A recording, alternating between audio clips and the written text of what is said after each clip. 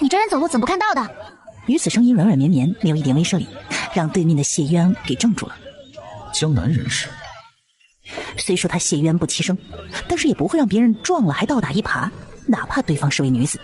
于是谢渊薄唇轻启，正想开口，可对面的女子却突然抬起了头。以前谢渊经常听好友说起，人呐会偏向长相好看的人，他总是对此嗤之以鼻。在他看来，再好看的容貌那都是一副皮囊而已。可是今日他才知道，以前的他是没遇到那个让自己能够偏向的人。更何况看着面前的少女，反驳的话已经到了嘴边，谢渊还是咽了下去。你都撞疼我了，即便你长得好看，撞到了人也要道歉的，不能魑美心羞。魑美心羞，这次可是新鲜。抱歉，我原谅你了，以后走路注意些，下次你可就不一定能遇到我这般好脾气的人了。多谢姑娘提醒，以后我一定注意。这男人笑起来真好看。江明月都看呆了。可需去医馆？不用了。连连摆手的江明月重新赶起路来，他可再也不敢低头走路了。小黄，吃饭了，身体可舒服些了？江明月静静地看着眼前的姐姐，直到现在还有一种近乡情更怯的感觉。他很怕这是一场梦，他怕这是一场美丽的梦，梦醒了姐姐就会消失不见。还是很不舒服吗？话音刚落，弟弟突然扑进了他怀里，紧紧地抱住了他。其实早在弟弟生病之初，江明月就发现了弟弟的不对劲儿。他们虽是亲姐弟，可性格却是南辕北辙。其实无论前世今生，江明月都是被家人们娇养长大的，只要他开心，怎么样都行。凡事家人们都是替他安排的妥妥当当，轮不到他去操心。所以过往那么多年，江明月过得都是极其安逸的，也就造成了他性格单纯、偏软、活泼，吃不得苦，又有一些小小的娇气。可是弟弟江明宏和他则是完全不同。3岁启蒙，6岁开始就随着爹爹一起待人接物。弟弟虽小，却比他还要稳重独立懂事。江明月垂着眼帘看着怀中小小的少年，想到弟弟反复高烧那几日断断续续说的那些胡话，他灵动的眼眸微微的闪了一闪。阿姐，对不起，这段时间让你担心了。傻瓜，生病是不可控的，只要你好了就好了。我喂你喝药。好。江明宏低头看着姐姐拇指上的水泡。被烫伤的时候一定很疼吧？姐姐以前哪里做过粗活呀？背井离乡之后，为了照顾她，姐姐被迫成长了许多，她要快些好起来才行。咱们现在在哪儿？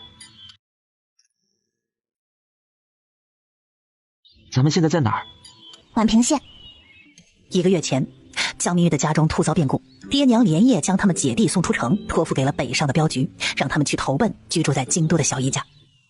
姐弟2人即将抵达京都之时，这11岁的江明宏突然生了病，反复高烧，偶有清醒的时候，一再叮嘱姐姐不要进京，不要投奔小姨。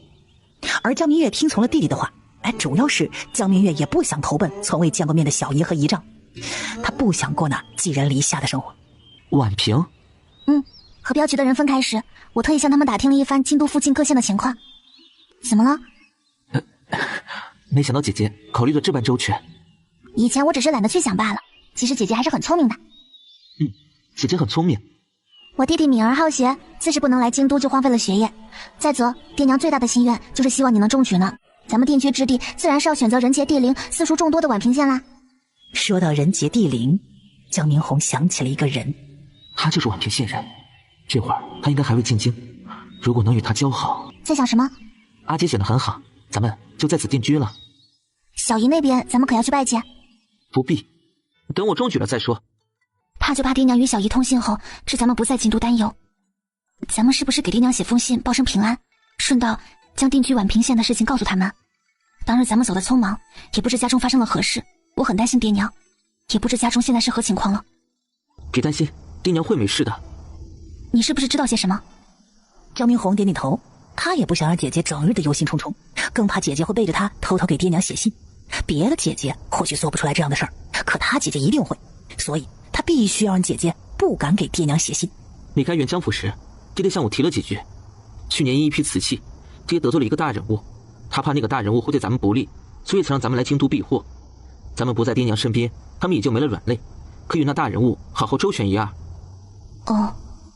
江明月知道事情绝不像弟弟说的这么简单，要不然爹娘不会那么慌慌张张的送他们出城，更不会将半数家产都给了他们。不过爹娘都好好的，他倒是放心了不少。为了咱们的安全，爹娘短时间内不会和小姨他们通信的。为了爹娘，咱们暂时也不能和他们写信。我知道了，没有你的同意，我绝不给爹娘写信。等过个1-2年，那些大人物不再盯着爹娘，咱们就可以和他们联系了。少顷，姐姐江明红看着睡着的弟弟，神色有些复杂。如果说之前他还只是猜测，那现在他已经可以肯定，弟弟重生了。前世都发生了什么？为什么弟弟突然这般的依赖自己呢？为何弟弟那般的厌恶小姨呢？栾大夫，劳你再给我弟弟看看吧，他的病是不是好了？可需继续吃药。旁边那个被几位姑娘围在中间正在写方子的男人突然听到了陌生又有些熟悉的吴侬软语，他下意识地抬起了头，而这一抬头就对上了一张痴迷的脸。谢渊定了定神，低下头写下最后一个药名。可否排好队一个个来？我今天会在这里待上1天，大家不用着急。他为病人诊脉的时候把脸侧向了右边，自然而然的就看到了那个一帘之隔的少女，哪怕只看到的是背影，他也已经确定就是她。如何？我弟弟病可好了？基本已无碍，只是先前大病伤了些元气，好在令弟底子不错，只需调养半月即可。只是补元气的药有些贵，姑娘要开吗？你开吧，我受得起。我给开了7天的药，回去煎了喝，7天后再来复诊。好，谢谢栾大夫。江明红有姐姐牵着往外走时，扫视了一眼左边的看诊点，当目光落到看诊的大夫身上时，瞳孔猛地一缩，他站在了原地。江明月察觉到弟弟停了下来，回头，是他是大夫。江明月这会儿总算明白为何会有这么多少女来看病了，他们哪里是看病啊，明明是来看人的。谢大夫，我病得很严重吗？这声问话让谢渊被迫地收回了视线，他抬头淡淡看了一眼面前这个有些紧张的病人，然后才后知后觉发现自己已经诊了许久的脉。别怕，只是有些上火，我给你开点去火的药，2天就会好了。另一边的江明月垂下了眼帘，看了看出神的弟弟。你认识那位大夫？不认识，咱们走吧。江明月哦了一声，可他并未相信弟弟说的话。而江明红呢，一边随着姐姐往药堂走，一边又忍不住的回头望了一眼谢渊。真没想到谢渊还会医术。姐，咱们去趟雅行吧。咱们既然选择在此定居，就不能再住客栈了。买个多大的宅院啊？咱们姐弟2人居住，一进的小院就可以了。宅院可以小些，但是房子要好。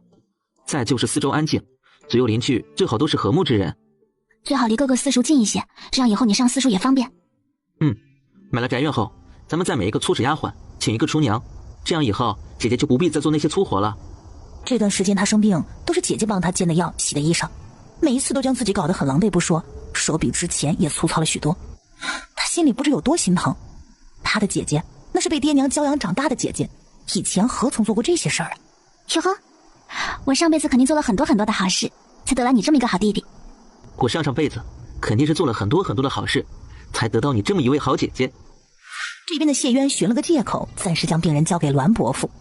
喝茶的时候打开了栾伯父的医案，就好像只是很随意的在翻看，又像是在寻找什么。咱们买哪一个好啊？弟弟江明红沉思了片刻，问向了伙计。我刚才听你说枣林胡同的宅院仅靠于氏私塾。对，从胡同里出来，穿过长寿路就是于氏私塾。咱们买枣林胡同的宅院吧。你打算进于氏私塾？江明红了一声。于氏私塾并不是县中最好的一家私塾。我知，但它一定是最适合我的。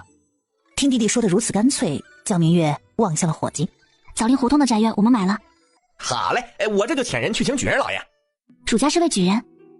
对，说起这位举人老爷，那可是我们县鼎鼎有名的存在。他出身寒门，爹娘在他很小的时候就死了，他是在叔叔婶婶家长大的。农家日子苦，他叔叔婶婶虽善于经营，但也供不起2个读书人，况且侄子哪有儿子亲呢？这一开始啊，他们供的乃是自己的亲子。咱们这位举人老爷呢，平日里就跟着这位堂弟学几个字，后来弄闲了，就悄悄跑到私塾里旁听。结果你们猜怎么着？怎么着了？那一年呢，他和堂弟一同下场考试，结果他考中了童生，他堂弟却落了榜。哇，这位举人老爷还真是个读书的好苗子。可不是嘛，当时结果出来，知道情况的人都吃了一惊呢。后来呢？这位举人老爷是位有志气的人，成了童生后，连叔叔婶婶不易就从他们家搬了出来，在县里一边求学一边抄书糊口。在这期间，他给我们当时的邱县令写了一本自传，很得邱县令的喜欢。后来他读书都是邱县令资助的，直到他中了举人。本来呢，邱县令还准备资助他考进士，可举人老爷却说自己的学识不够，要出去游学，一走就是3年，直到去年年底才回来。哎呀，对了，我突然想起了一事儿，这位举人老爷现在就在于氏私塾教书，一会儿买房时你们不妨和他聊一聊，如果能得到他的举荐，江少爷不用考试就能进于氏私塾了。多谢你提醒。哎，不客气。听江姑娘口音是外地人吗？我家中落了难，爹娘让我们姐弟来宛平投奔亲人，谁知3个人一边聊一边往枣林胡同里赶。栾氏医馆中，又累了。那倒不是，牙行伙计托人传来音信，说是有人瞧上了我的宅院，现在我得回去一趟，余下的病人就有劳您了。你的宅院要价那么高，竟也有人买啊？虽贵，但我的宅院好，总会遇到识货的人。总觉得他是在内涵我，可我没有证据。枣林胡同，等在门口的伙计看到谢渊，立刻朝谢渊挥了挥手。一进门就看到了背对他而站的少女，她的脚步一顿，停了下来。江姑娘，江小姐，举人老爷来了。江明月转过身来，这是什么奇妙的缘分呢？一天竟然碰到这个人2次，他不是大夫吗？怎么又变成举人老爷了？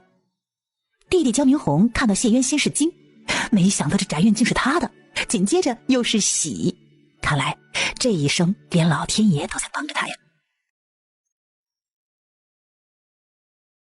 这宅院是你的？谢渊点点头，温和而又言简意赅地嗯了一声。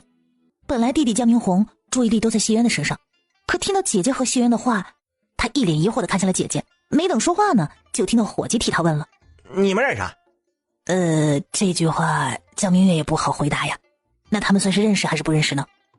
他并没有回答伙计，而是微微地歪斜脑袋望向了谢渊，将这个问题抛给了他。谢渊将视线从少女身上移开，看着伙计：“认识。”既然大家都认识，那就更好办了。这宅院谢举人的标价是450两。江姑娘，江少爷，可有异议？本来是有异议的，可是江明红看了看谢渊，现在没了。江明月看着弟弟迟迟没开口，只能亲自上阵。谢举人，你这宅院很好，我们姐弟2人十分喜欢，只一点，屋内太空了，我们想要入住要添置不少东西，能否便宜一些？谁不知道谢渊这个人就是一只吞金兽，只进不出，姐姐想让他降价恐怕不可能吧。可是弟弟江明红也没有阻止，任由姐姐发挥发挥。举人老爷，江姑娘家中落了难，带着弟弟来咱们这边投奔亲人，那亲人又不在了。前些日子他弟弟大病了一场，身上的银钱已剩不多，如果可以，你能否降降价呀？他说的都是真的。谢举人便宜一点可好？被少女可怜兮兮的大眼睛瞅着，谢渊的胸口起伏了一下。可看着少女的双眼瞬间明亮了几分。350两如何？看看他多么慷慨，他真的是一点都不贪财，真的。江明红和伙计都惊呆了，这直接就降了100两。眼前这个人还是那个谢渊吗？伙计看了看江明月，又看了看谢渊，突然间像是意识到了什么，咧开嘴笑了。而江明月的唇角更是勾出一个清晰的笑容，心里更是乐开了花。100两，我竟砍下来100两。江明月，你可真了不起。举人老爷是个好人，谢谢您。谢渊克制地将视线从他脸上挪开。不客气，可还有其他问题？没有了。谢渊视线下垂，第一次认认真真地看了一眼小小的少年。既没别的问题，咱们现在就可去衙门过房契。好。我来带路。3个人先后跟着他走出了胡同。你们买宅院可是打算定居于此？谢渊仿佛只是在和他们随意闲聊，而江明月正愁怎么和他搭话，不曾想他竟主动开口：“我有这个打算，不过要先等弟弟入了私塾再做安排。”准备进哪家私塾？我或许可为你们参考一二。刚才人家姑娘也说了，他是个好人，那总得对得起好人这2个字吧。于氏私塾。真巧，我正是于氏私塾的先生。可启蒙了。江明红听到谢渊打算考教他，精神大振，认识谢渊的机会来了。他压下脑中各种的念头说：3岁家父就为我启了蒙，平日里都读了哪些书？中庸、论语、大学，孟子。君人莫不仁，君义莫不义，何义也？为人臣者，当以正君为极。君子怀德，小人怀土；君子怀刑，小人怀惠，何义也？江明月在旁边听了一会儿，才发现谢渊考教的这些问题开始由易逐渐变难，并且包含了四书。弟弟面对谢渊，虽然表面上看上去和平日没什么两样，但态度极其的恭敬。想来前世谢渊应该成就不凡，是弟弟需要仰望的存在。不错，基础扎实，对问题有自己独到的见解。你若进于氏私塾，我可帮忙引荐。多谢先生。不客气。我弟弟可真棒。本来还算淡定的江明红听到姐姐的夸奖，耳朵慢慢的红了。少女脸上挂着一抹浅笑，整个人是灵动鲜活而又明艳。谢渊费力的收回视线，看向前面已经是衙门，他提醒了一句：咱们到了。一行四人走进县衙，向谢渊打招呼的人是络绎不绝，他们一个个目光温和又和善，有些说要请谢渊吃饭，还有些说谢渊许久没来了。江明月有些诧异的看了眼男人，他怎么会和衙门里的人这般熟悉呢？四个人来到户房。谢老弟，你怎有空过来了？我名下有个宅院卖了出去，过来变更一下房契。哦，我来给你们办。有牙行伙计和谢渊在，小李很快的给他们办完了所有的手续。谢渊接过崭新的房契，不着痕迹的扫了一眼房契上的名字：明月，皎皎如月，灼灼其华，这名字当真贴切。江明月接过房契，将350两银票递给谢渊。我以前曾做过县令大人的幕僚。原来如此啊。我表现的有那么明显吗？很明显。谢渊又这么轻声一说，让江明月瞬间瞪大了眼睛，很震惊地看着谢渊。这个人是魔鬼吧？这么知道自己想说什么？少女丰富的面部表情愉悦到了谢渊，她唇角微微的向上勾了一勾。麻烦你了，中午我请大家吃饭。大伙要是听到这个消息，肯定会非常高兴。我们早就想跟你聚一聚了。看着谢渊一时半会儿不离开，江明月三人先行一步离开衙门，送走了一脸高兴的伙计。谢渊出来就望向了树下的二人。许久未回衙门，和大家多聊了几句，等着急了吧？没有，先生太客气了。今日多谢先生了，也不知先生喜欢什么，所以我和阿姐买了我们都很喜欢的一支笔送与先生，还望先生能够收下。那我就却之不恭了。想到这是二人一起挑的，他轻轻地摸了一摸。谢谢，我很喜欢。那我们就不打扰举人老爷了。我就住你们隔壁，你如要进于氏私塾，可随时来找我。谢先生好，您这是刚从私塾回来？谢渊点点头。你们准备搬过来了？还得2天，被褥之类的家姐还未做好。二人正说着话，谢渊就见江明月提着裙摆跑了出来。她活了21年，这还是头一次见一位急了鸡的大姑娘还这般的活蹦乱跳。少女看到谢渊，很明显的吓了一跳，来了个急刹车，停下之后又默默的返了回去，而且越走越快。望着江明月瞬间变红的双耳，谢渊想，这会儿她应该很窘迫吧，短时间内应该不会再出现在自己面前了，毕竟姑娘家的脸皮很薄。只不过让谢渊没想到的是，一会儿江明月重新从家里走了出来。她莲步轻移，姿态万方，脸上挂着一丝得体的笑。她由远及近走于他们的面前，然后俯身向他施了一礼。举人老爷，下午好。说完眨了眨灵动的大眼睛，仿佛在说，你刚才什么也没看到，对不对？谢渊的心情瞬间就好了。你好。我一点也不好，真是丢死人了。只要他脸皮够厚，他不尴尬，那尴尬的就是别人。他礼貌地朝男人笑了一笑，然后转头看着弟弟。家里又没有水了。前世今生他还是头一次为了吃水的事情发愁。他们这个小宅院什么都好，就是没有水井。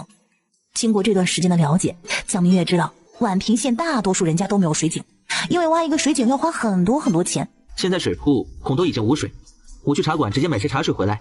阿姐意下如何？你在这看着，我去吧。倒也不用再特意去买茶水，我家有水井，你们只管来取就行。会不会太打扰了？不会，左邻右舍的理应互相帮助。那就多谢举人老爷了，我回去取桶。谢渊就看江明月噔噔噔的又跑回了家。这是不装了还是忘记装了？家姐性格比较欢脱，让先生见笑了。她这性格挺好的，灵动又活泼，喜怒都写在了脸上，一眼就能看透，倒是省心不用费心去猜了。灵动又活泼，这是形容小孩的吧？原来在谢渊的心里，阿姐还是个孩子。江明月取了木桶出来。进来吧。谢渊家的院子比江明月家要大一些。举人老爷，这些菜都是你种的吗？谢渊嗯了一声，没想到举人老爷还会种菜呢，关键是还种得这般好，真了不起。不觉得有点本末倒置？这有什么本末倒置的？在座，你本末倒置了吗？谢渊轻轻地摇了摇头。那不就行了？管别人怎么说，只要自己开心快乐就行了。咱们又不是为别人而活的。谢渊唇角微微勾起，平日里有些冷淡的脸上竟浮现了一丝笑。原来这女孩这般的通透啊！这是江明月第2次见谢渊笑了，直接看得有些吃住。发什么呆？啊！天哪天哪，我今又看呆了。哎呀，江明月，你可真没出息，花痴，犯花痴还被人给逮着了，你就不能收敛一点？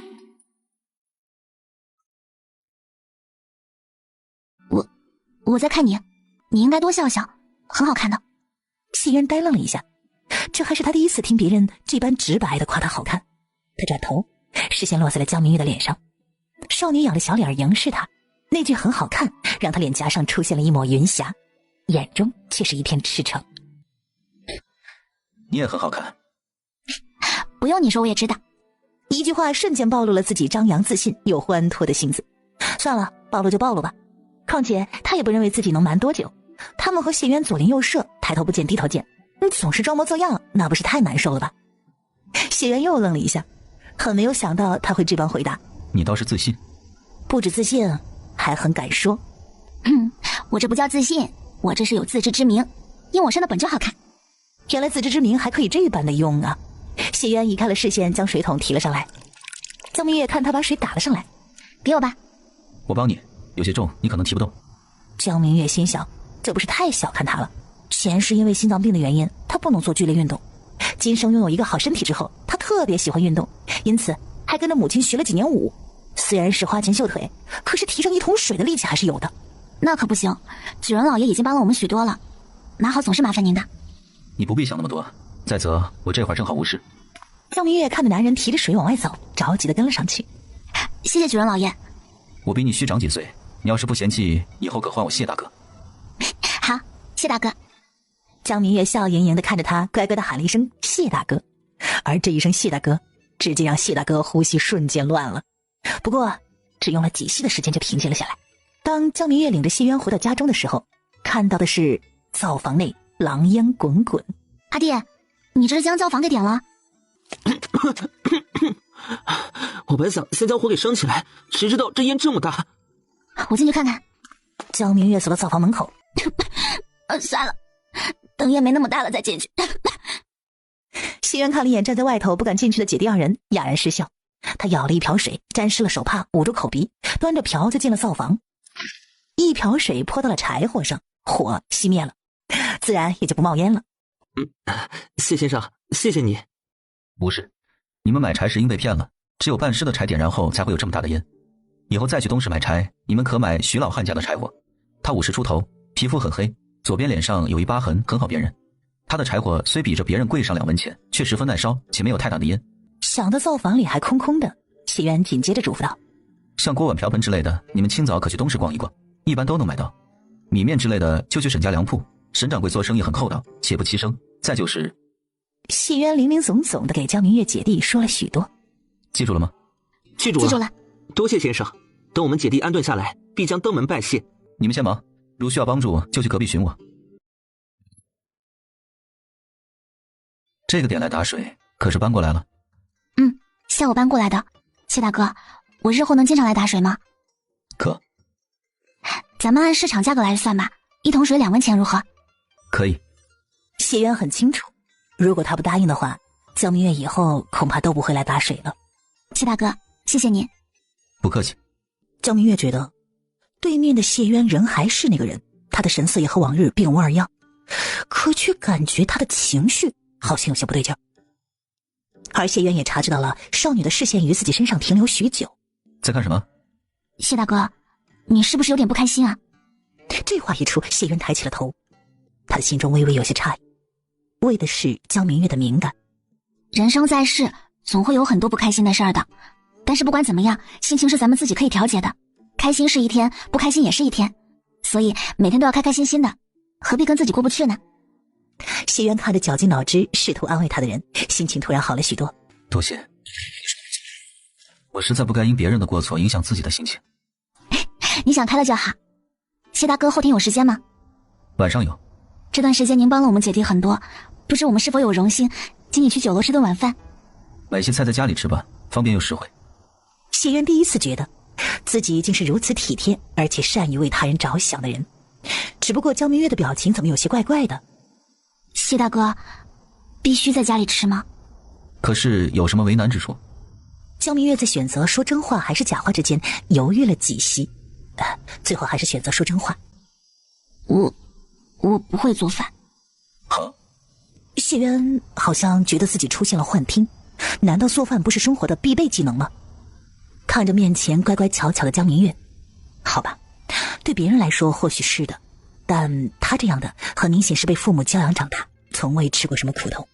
你们平日吃饭怎么办？初离开家那会儿，跟着镖局的人吃大锅饭，你都不知大锅饭有多难吃，也不知是不是水的原因，土腥味很重，且少盐又少油的。谢渊在外游历之时，也曾经跟着镖局的人结伴而行过一段时间，整个镖队的人在一起吃饭，饭菜自然是好吃不到哪里去。我和我弟都吃不习惯，且吃了2顿就开始闹肚子了。后来我们就忍着，即便是饿也不吃菜的。谢渊闻言看了一眼江明月，这姐弟2人竟然没有被饿死，还真是奇迹呀。好在除了菜，镖局里头日常啊还有窝头、馒头、饼子之类的，饿得撑不住了我们就吃这些。有些镖师可坏了，会故意往窝头馒头上吐口水呢。谢渊挑挑眉，看着貌美如花的江明月，同为男人，他立刻就明白了那些镖师这样做的原因，可真够瞎做的。你们吃了吗？没有。后来每到一处码头，我们都会下船买一些糕点、果脯和当地的小吃。现在回想起来，还是有点心有余悸的，也不知这一路我们是怎么撑过来的。好在你们熬过来了，很棒。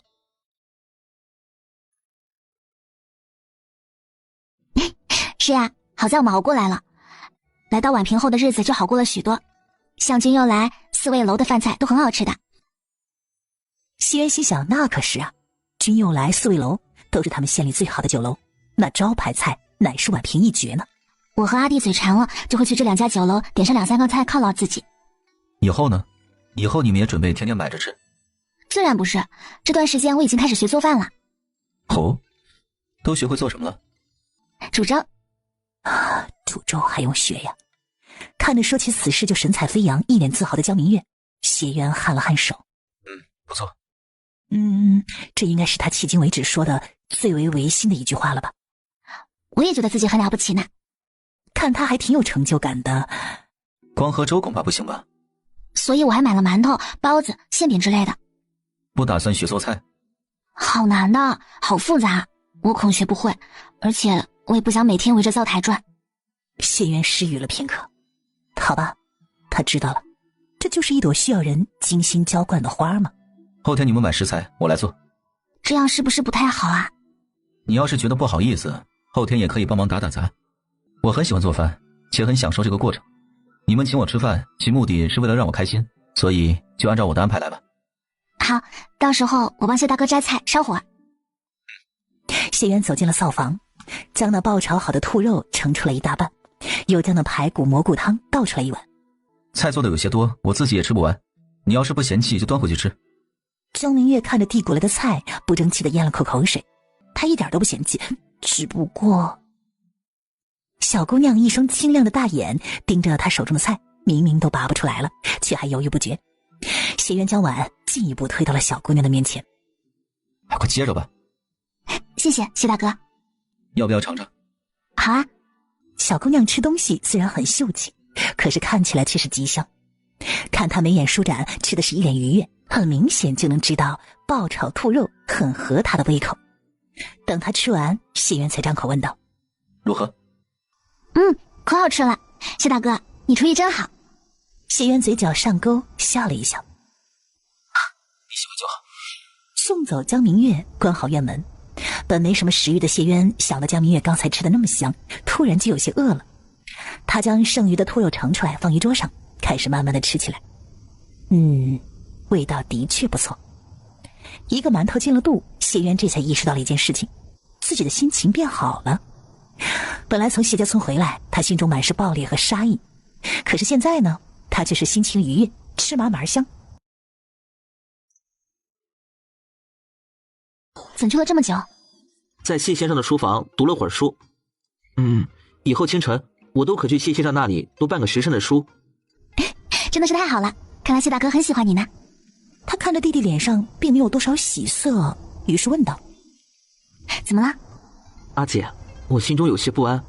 咱们和谢先生非亲非故的，他为何要处处照拂咱们？你是怕他别有所图？你觉得你身上有什么是他可图谋的？江明红闻言沉默了。没有，对不对？你可还记得杨大哥？江明红知道姐姐说的杨大哥是镖局里的杨镖师。记得。从咱们进入镖局，他就处处关照我们。我可以说，如果没有他，咱们走不到宛平。阿爹，这世上有坏人，但好人总比坏人多。况且我弟弟聪慧又好学的，也许谢大哥只是起了爱才之心呢。姐姐的一番话暂时打消了江明红心中的疑虑。今生也和前世不一样了，他不应该用前世的目光来看今生的谢渊。况且前世他所了解的是35岁的谢渊，而现在的谢渊才21岁。多谢姐姐，弟弟明白了。你先自己看，有不懂的再问我。是。江明红恭敬地接过书，打开来，发现竟是前10年各县同生试的考题，顿时一惊，也不知谢渊是如何收集到的。静心。江明红当即收敛心神，专心致志地看了起来。谢渊看了一眼专心致志看书的江明红，已经起身轻手轻脚地走了出去。灶房里，谢渊看着面已经发酵好，着手开始做馅饼。肉馅儿是江明红来之前他剁好的，腌制了这么久已经入味了。平日里他的早饭大多是1碗粥1个馒头，外加上1个煎蛋，很少像今日这般麻烦又费时。但是谢渊今天却是乐在其中。我已吃好早饭，吃了再回去。多谢先生，不过阿姐还在等我回去，改日再陪先生一起吃早饭可好？谢渊点点头，端起了早就装好的馅饼递给了江明红。多做了些，你拿回去吃吧。江明红本想拒绝，可是这馅饼实在是太香了。多谢先生。江家灶房里面，阿姐在煮什么？牛乳，刚才去东市逛了逛，看有卖牛乳的就买了回来。江明月看着盘子里的馅饼，谢先生给的。这么多牛肉，阿姐打算怎么吃？买的时候光想着牛肉水饺、红烧牛肉好吃了，离开东市我这才想起来我不会做。你将这些加牛肉、牛骨一并送去给谢大哥吧。成。谢渊送走了江明红，提着篮子来到灶房，先将牛乳取了出来。他吹了吹上面的热气，喝了一口，还不错。看来那丫头除了煮粥，现在又学会了煮牛乳哦，还有鸡蛋呢。谢渊坐下来，一口牛乳一口鸡蛋，辛辛苦苦自己做出来的馅饼反倒是一口都没动，好像那鸡蛋牛乳比他做的馅饼还要好吃。姐，谢先生会留下来和咱们一起吃晚饭。好，快去陪谢先生吧，我在灶房吃。谢先生这里不用刻意避嫌，在谢先生的心里，姐姐和我并无太大的差别。什么意思呀？虽说不用刻意避嫌，但是自己已经及笄，到底没有入正堂。再就是吃饭的时候，为了江明月的名声着想，二人特意的敞开了大门。我和阿姐之前去金佑来吃饭，她每每都会点上一盘红烧牛肉。大厨做出来的虽然好吃，但远比不上先生做的。先生这厨艺这般好，可是跟师傅学过。看着丫头果然很喜欢吃红烧牛肉。倒不曾特意去学过，只是做法不复杂，吃个2、3回也就会了。灶房里，江明月听着正堂里说话声音不断，也知道气氛不错，收回视线专心吃饭。这红烧牛肉做得太合他的胃口了。1刻钟之后，江明月看着二人吃完，他走出了灶房。家里也没备什么菜，如有招待不周之处，还请谢大哥见谅。我不挑，且粥很好喝。谢渊觉得他煮的粥很好喝，江明月瞬间成就感满满。那我明日清晨多煮一些，让阿弟给你送去，谢大哥就不用特意煮粥了。好，明日清晨我用牛肉包子和你们换。不用，那怎么好意思？该不好意思的是我，毕竟牛肉是你们买的，就这样说定了。江明月二人送走谢渊。你之前说在谢大哥心里，我和你并无多大区别，是什么意思啊？江明红沉默了。他觉得答案并不是姐姐想要听到的。有日我和谢先生闲聊时谈起姐姐，他说你灵动又活泼。他还挺会夸人。阿姐觉得灵动又活泼这两个词汇像是在夸一个积极的姑娘。姐姐才16岁，的确还是个小姑娘嘛。阿娘像你这么大的时候已和爹成了亲了，还能不能好好聊天了？江明月撅着嘴不高兴了。江明红右手捂着嘴回了屋子。闺房里面，江明月站在镜子前照了又照，镜中的少女玲珑有致，脸上虽然还有点婴儿肥，但她身体发育的已经很好了，怎么看都不像是个小姑娘。她埋汰谁呢？哼！谢渊可不知道，因为这一句话，他将江明月给得罪了。将板车上的这些东西一并送去谢先生那儿。好吧，连谢大哥都不叫了，姐姐果然是故意的。阿姐，是不是有些多了？谢先生说让咱们准备食材，又没有说都准备哪些食材，那我自然是多多益善啦。可是……别可是了，快送过去吧，阿姐等你回来吃早饭呢。江明红只好望着走开的姐姐哦了一声，哎，惹不起呀，惹不起。佳姐也不知该准备些什么，就都买了一些，先生看着安排即可。谢渊觉得自己应该早就想到，看来采买的事情日后还得他来呀。阿姐，你换身衣裳如何？我这样穿不好看吗？好看，但是……好看就行，快走吧，不要让谢先生等久了。哎，如果知道那句话对姐姐刺激会这么大，他江明红绝不会说，可惜现在后悔也晚了。二人来到谢家灶房内，谢渊听到敲门声，知道是姐弟二人来了，走出灶房。他一眼就看到了江明红身后的那个少女。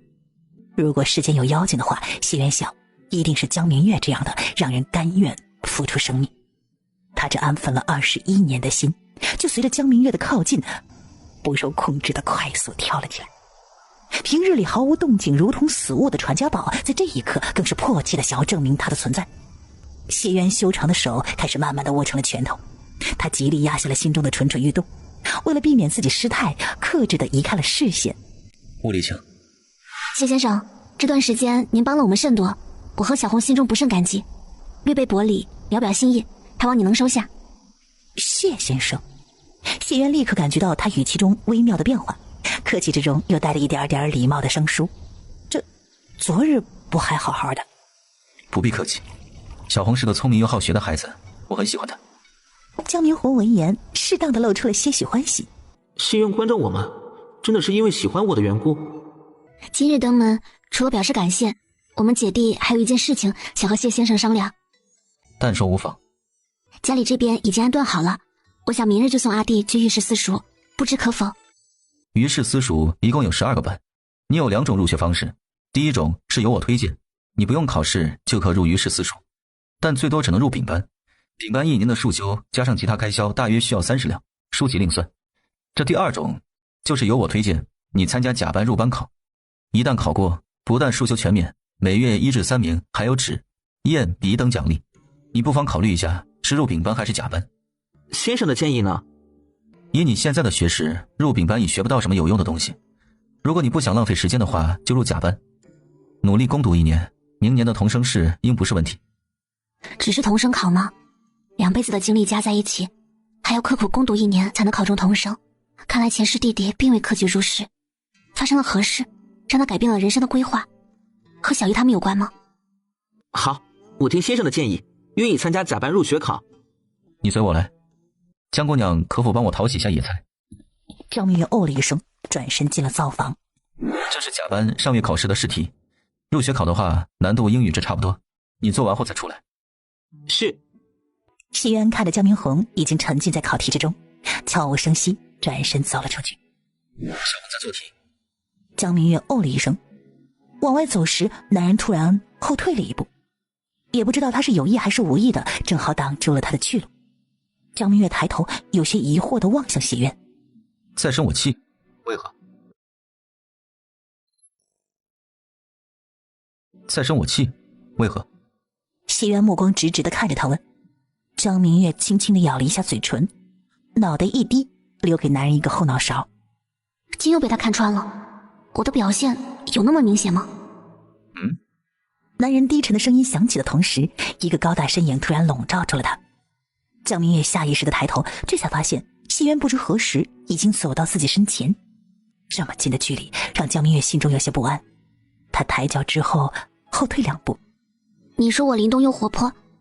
那软绵绵的声音里带着纸腔，大大的桃花眼看着他时透出了些许的委屈，好像他欺负了他似的。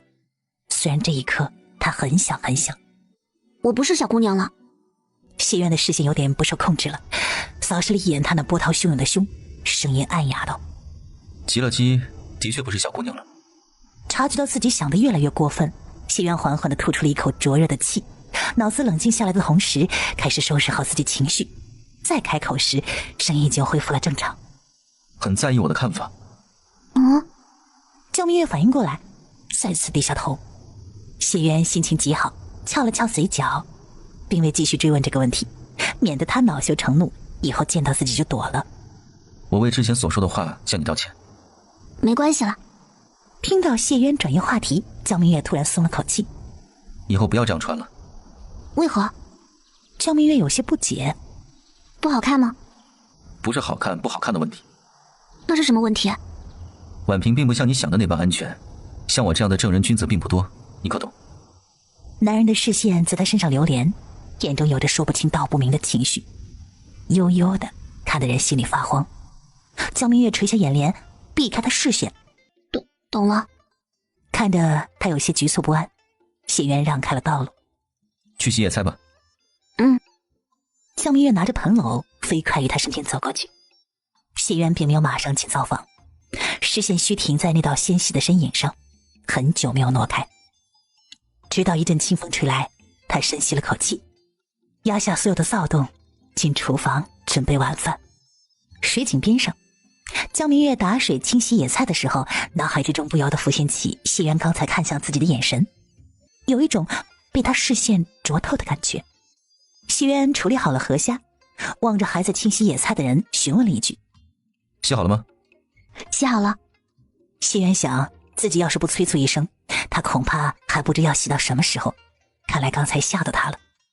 帮我烧火吧。哦。这些河虾你想怎么吃？啊？买虾的时候光想着要为难他，并未想着要怎么吃。这虾挺大，清蒸如何？谢渊看少女没什么主意，就商量道：好。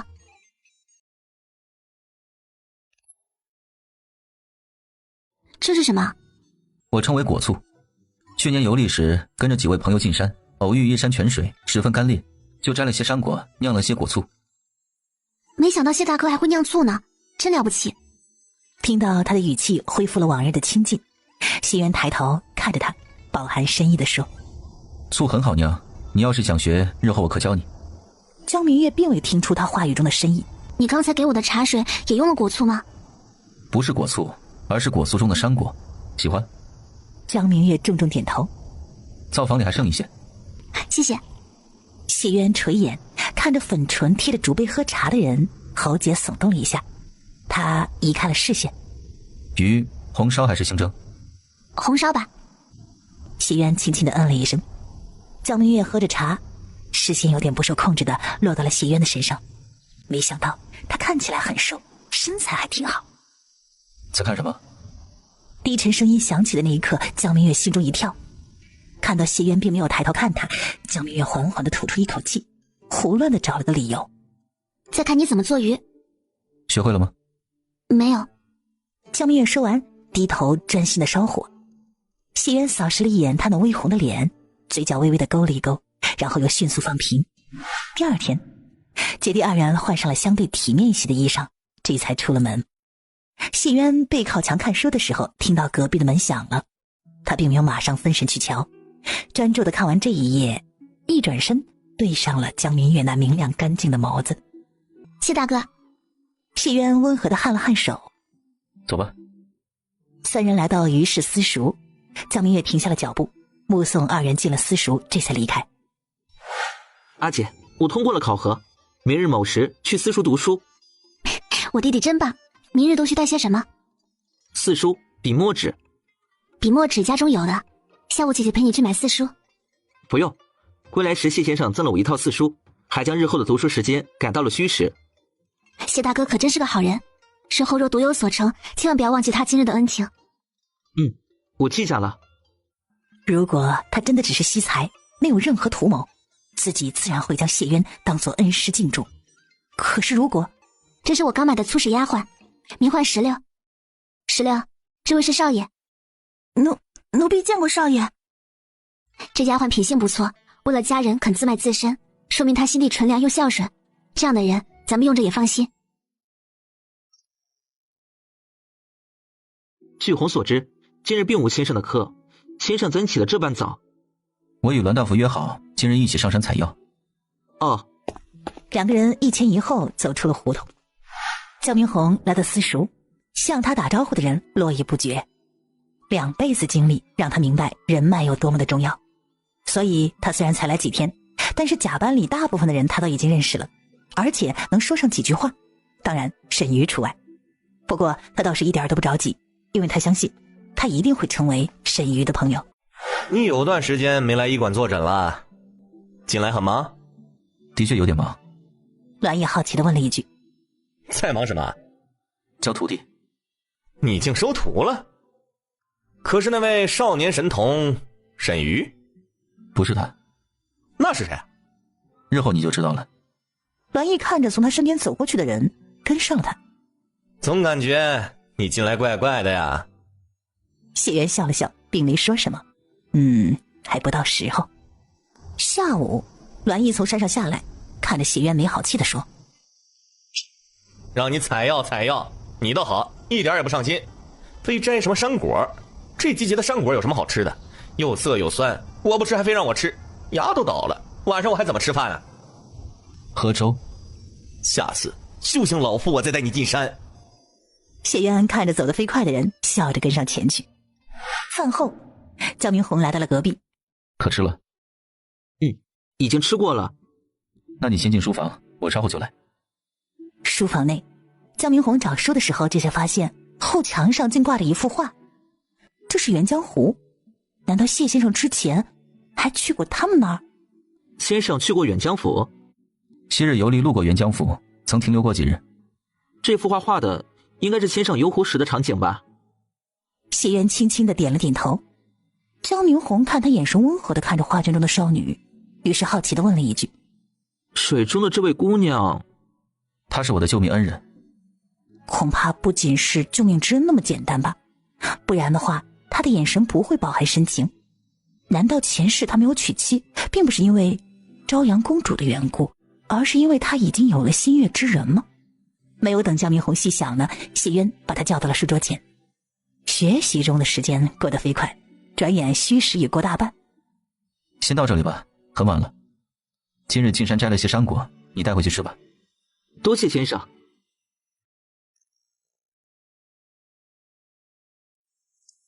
谢大哥，你总在这儿？随着少女开口，那股淡淡的清香扑鼻而来。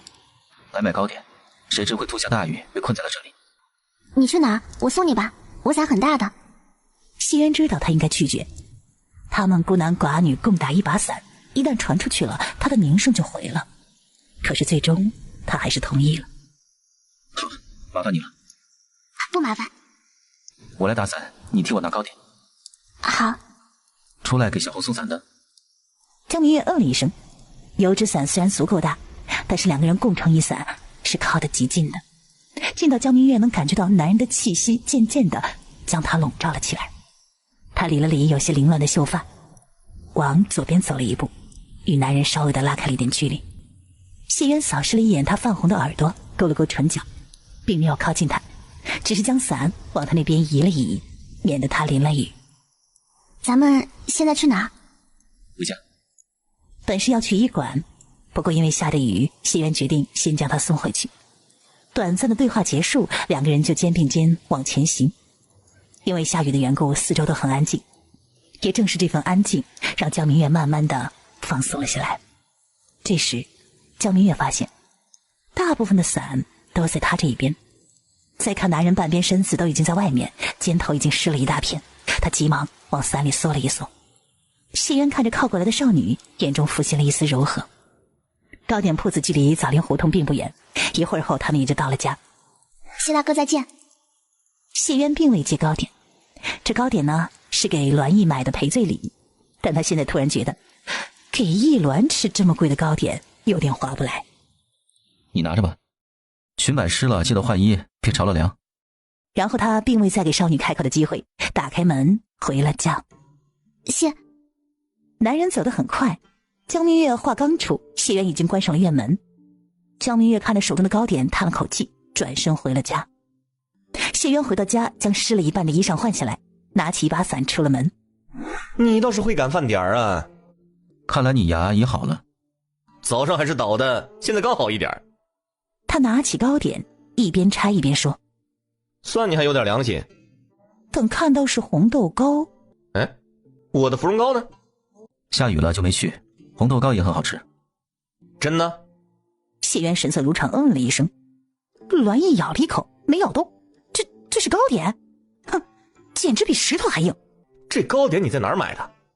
几文钱啊？没花钱，对面糕点铺的老板送的。他就知道是这样。这糕点不知放了多久，肯定是卖不出去了，才送给谢渊的。栾毅气呼呼的，随手抄起身边的鸡毛掸子就要赶人，真是气死他了。掌柜的您好，店里招人吗？我懂刺绣，熟悉各种的布料，且会简单的心算，应能适应这一活计。姑娘不是我们本地人吧？我来自沅江府。江明月将之前那套说辞给掌柜又重复了一遍，只不过这一次他又加了一些，告诉掌柜的他已经定了亲，他的未婚夫功名在身，在书院求学等等。你会刺绣？会。江明月拿出了自己的绣帕，递给了掌柜。好绣工。关键是他的绣品很有灵性，看起来栩栩如生。你有这么好的绣工，怎么不想着做绣娘？怕伤着眼睛，也怕累着手。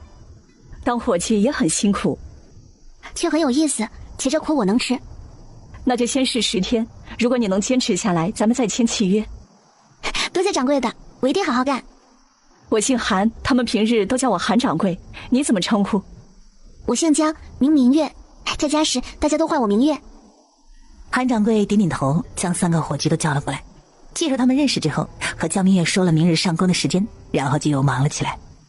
离开锦绣坊前，听掌柜说道：“尽快学会我们这边的方言。”哎，语言不通的确是一大障碍。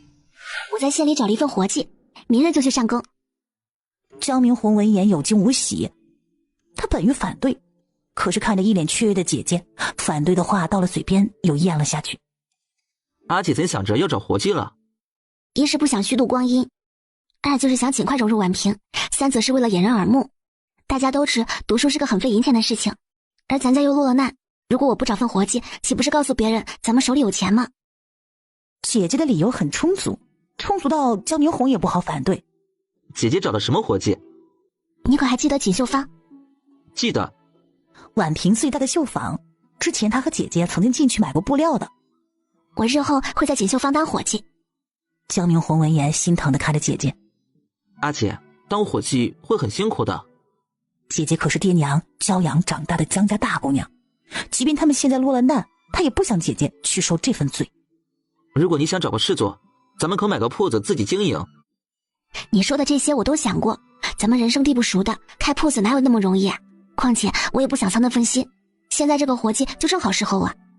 阿姐，你已经积极，这样整日抛头露面不好。之前在家的时候，爹娘就不打算让我嫁出去呢，现在家里出了事儿，你又小，我就更加不能嫁出去了。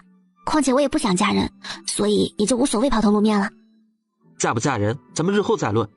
阿姐长得虽然不是倾国倾城，但也称得上是国色天香。锦绣坊生意好，每日进出的人不知有多少。如果这些人中有人起了贪念，从了强取豪夺之心，咱们该怎么办？你说的这些我也考虑过了，日后出门我都会化妆，遮一下自己的容颜。再就是我已经告诉掌柜的，我定了亲，未婚夫有功名在身，且在书院求学，这一消息慢慢就会传开的。有这么一位未婚夫在这儿，一般人想来是不敢打我主意的。谢大哥，我来给你们送牛乳。少女乖乖地站在那儿，右手端着一个小托盘，里面放着2杯还冒着热气的牛乳，还有着一小碟摆放的很好看的点心。这些东西被他举着的时候，显得是那样的温馨和美好。你们晚上还要学习，辛苦了，要多补补。谢谢，进来吧。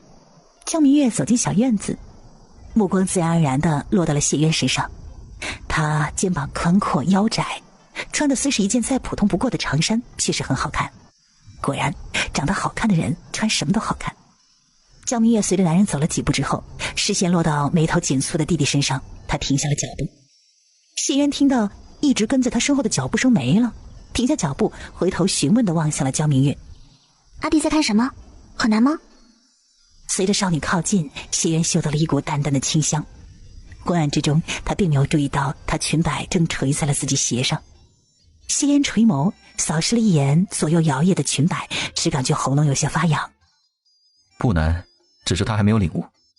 哦。江明月并没有听出来谢渊的声音带着一丝暗哑，他只是随着男人走了几步，发现是正堂的方向，不解地望了一眼。不应该是书房吗？小恒正在认真看书，咱们还是别打扰他了。谢渊语气极为自然，一副我为小红好的样子。好。天黑注意脚下，我去点灯。喝水吗？江明月轻轻地摇了摇头。谢渊转身打开抽屉，拿出里面的油纸包，递给了江明月。江明月看着鲜红欲滴的樱桃，忍不住地吃了一个。很好吃呢，谢谢谢大哥。红色的汁液仿佛染上了他粉唇，分外的水润诱人。谢渊只觉得自己口干舌燥，他移开了视线，端起竹杯喝了一口。街上有卖的了吗？我怎么没瞧见？这是私塾里一位夫子给的，他家樱桃成熟比较早，街上樱还没有开始卖。江明月闻言，觉得手里的樱桃有些烫手，第一时间就杵到了谢渊面前。谢大哥也吃。你吃吧，我不爱吃。哦。江明月瞬间淡定，这樱桃真的很好吃呢。谢渊喝的牛乳，视线直直地落于少女身上。她真的很好懂，而且极其单纯，就这么相信自己的话。不知对别人，她是否也是这样的，没有一点警惕之心。谢大哥，是不是有话要说？你能教我说婉平话吗？一再麻烦谢渊，让江明月挺不好意思的，所以他的声音此时非常小。声音虽小，可谢渊还是听清楚了。他并未立刻就答应下来，虽然他很想。怎突然想起要学婉平话了？我找了一伙计，需要和人打交道，客人们大多数都是说本地方言，我听不懂，和他们沟通起来有障碍，所以要尽快学会说婉平话。谢渊闻言皱起了眉头，第一反应就是反对，太不安全了。可是反对的话到了嘴边，他又咽了下去，因为没有立场。他现在终于知道江明红刚才为何心不在焉了。我知我有些冒昧了，谢大哥就当我没有提过此事。很晚了。我并未觉得冒昧。啊？手里没钱了？江明月摇摇头。那为何要找伙计？江明月再次低下头。我想成为弟弟的依靠，想要尽快成长起来，也想尽快的融入婉平。这句话触动了谢渊，他想到了自己的姐姐，那个努力的要为他撑起一片天的姐姐。你们都是个好姐姐。你们？我可以教你。谢谢谢大哥。找的什么伙计？到锦绣坊当伙计。锦绣坊他是知道的，在那里当伙计要保护好自己。谢渊最终是没忍住提醒了他一句，也不怪他这般的不放心，主要是他长得太招人，而且已经及笄。别的姑娘像他这般大都是大门不出二门不迈，就等着出嫁了。想到这儿，谢渊才后知后觉地意识到，这么久以来他竟忽视了一件很重要的事情。之前家中可有为你说亲？谢渊好像只是随口一问，但他紧握竹杯的手却是出卖了他。他的心并无表面上那般的风轻云淡。江明月不明白话题怎么突然就转到了自己人生大事上。没有。谢渊突然就松开了竹杯。我性子软，这些年从未吃过什么苦，一直无忧无虑的。爹娘担心我嫁出去后会被夫家欺负，就想着为我招个夫婿，所以一直没有给我议亲。谢渊心情颇好，勾了勾唇角，又迅速放平。甚好。谢大哥呢？怎么是孤身一人？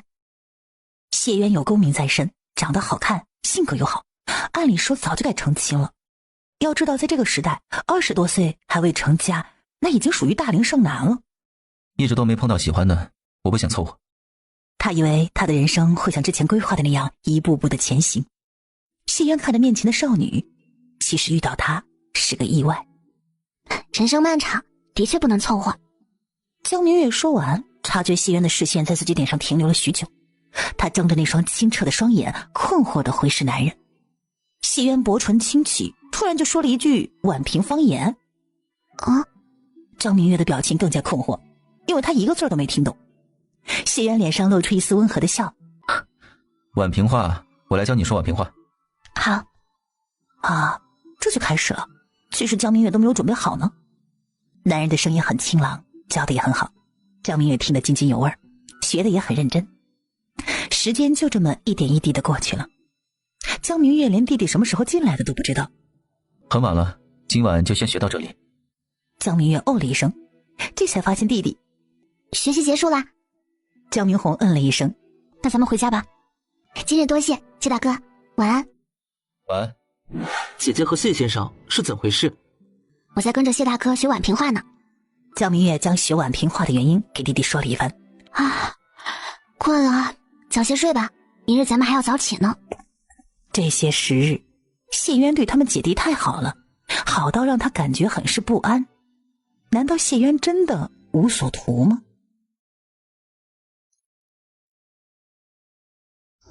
卯时1刻，天边虽然刚出现一丝亮光，但是锦绣坊已经开门了。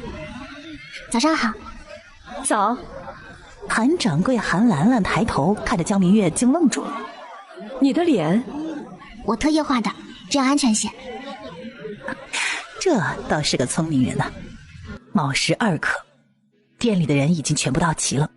这时已经陆续有客人上门。江明月并没有去争抢客人，而是跟在他们身后，一边听一边学。等到店内的客人多了起来，他这才去招待客人。当日头缓缓地移到头顶，弟弟江明红和小伙伴们分开，第一时间赶往了锦绣坊。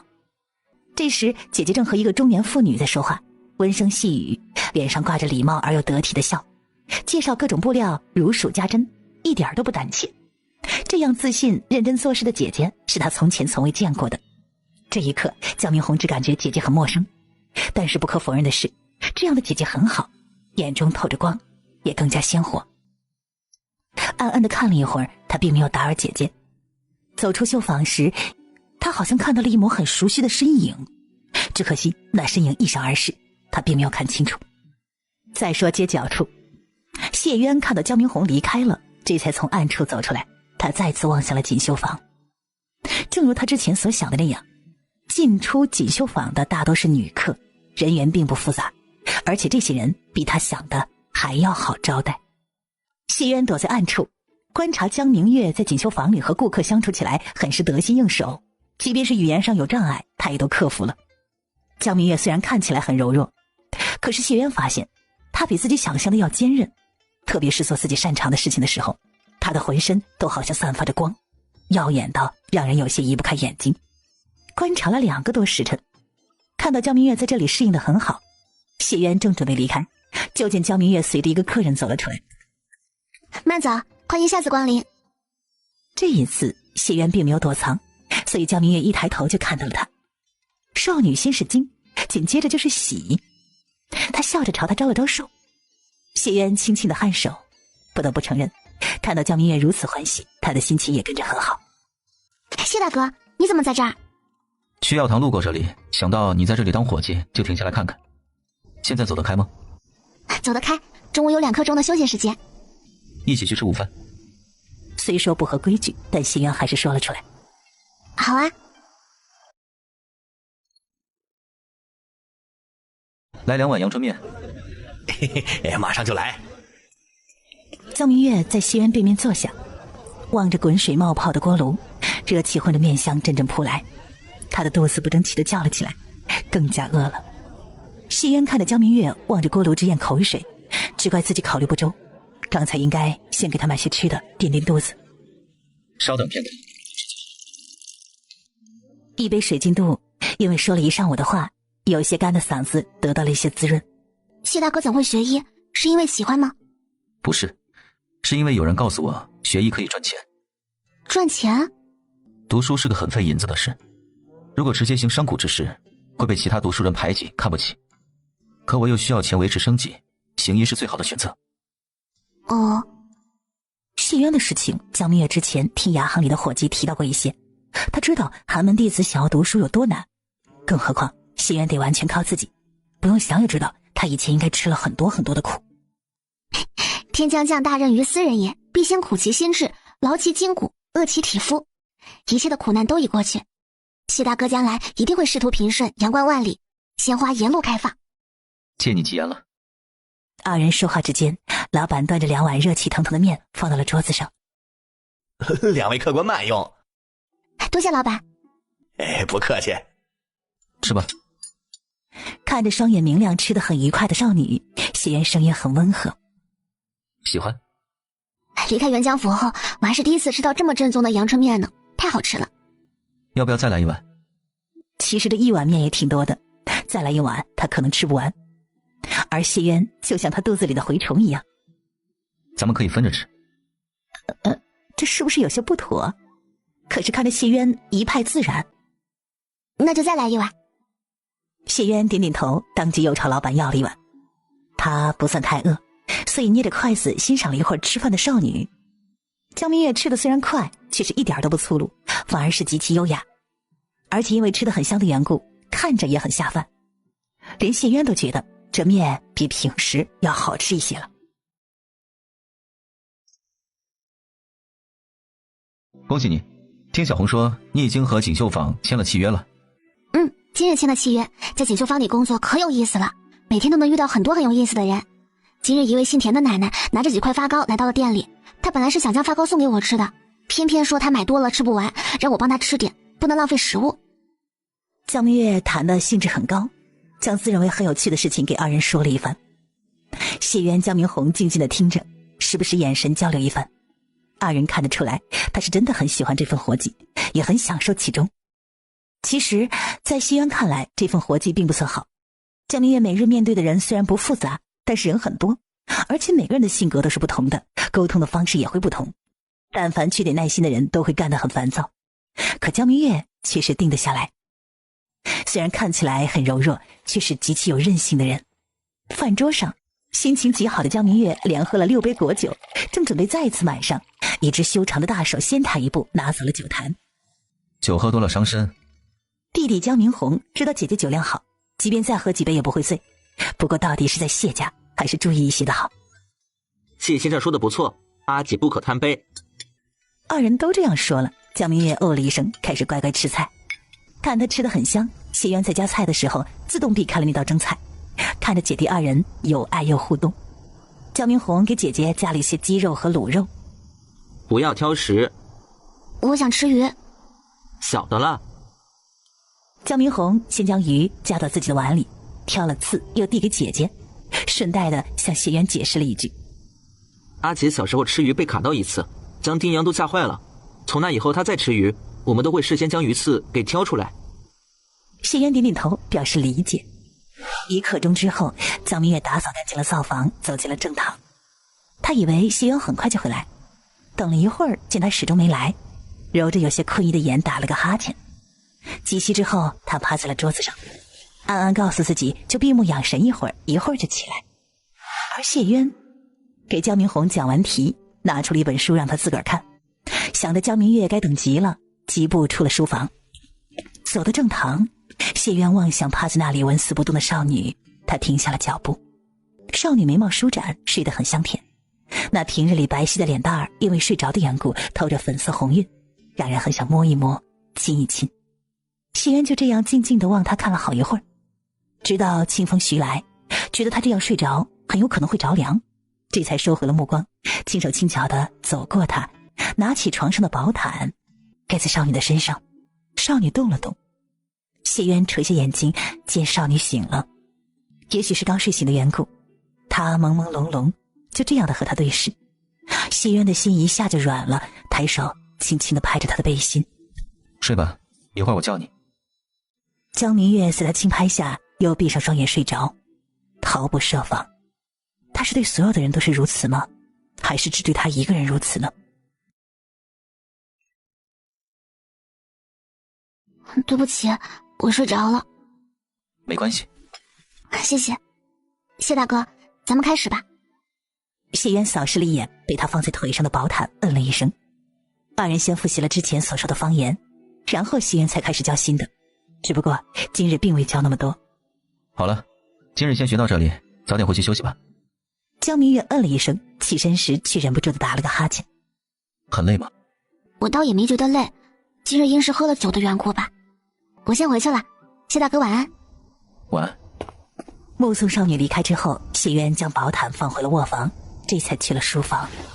晚间，躺在床上的谢渊闻着身上宝毯散发出来的幽香，他缓缓地闭上了双眼。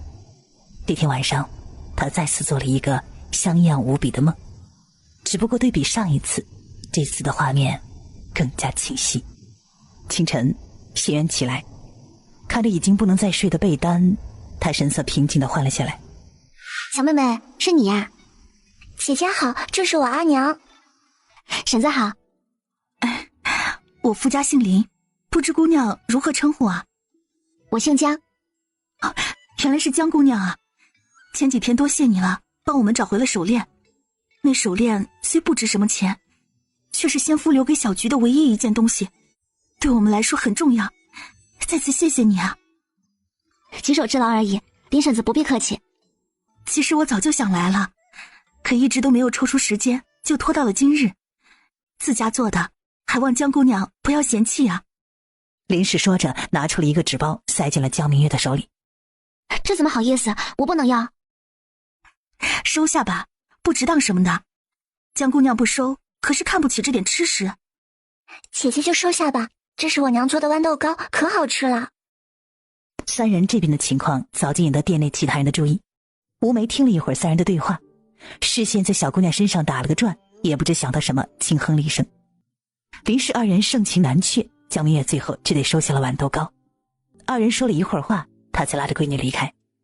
而林氏母女离开之后，吴梅立马来到江明月的面前。有些人呐，仗着自己长得好看，天天像只鸡似的到处搞关系，难怪那么瘦，脑袋都钻尖了。明月，过来。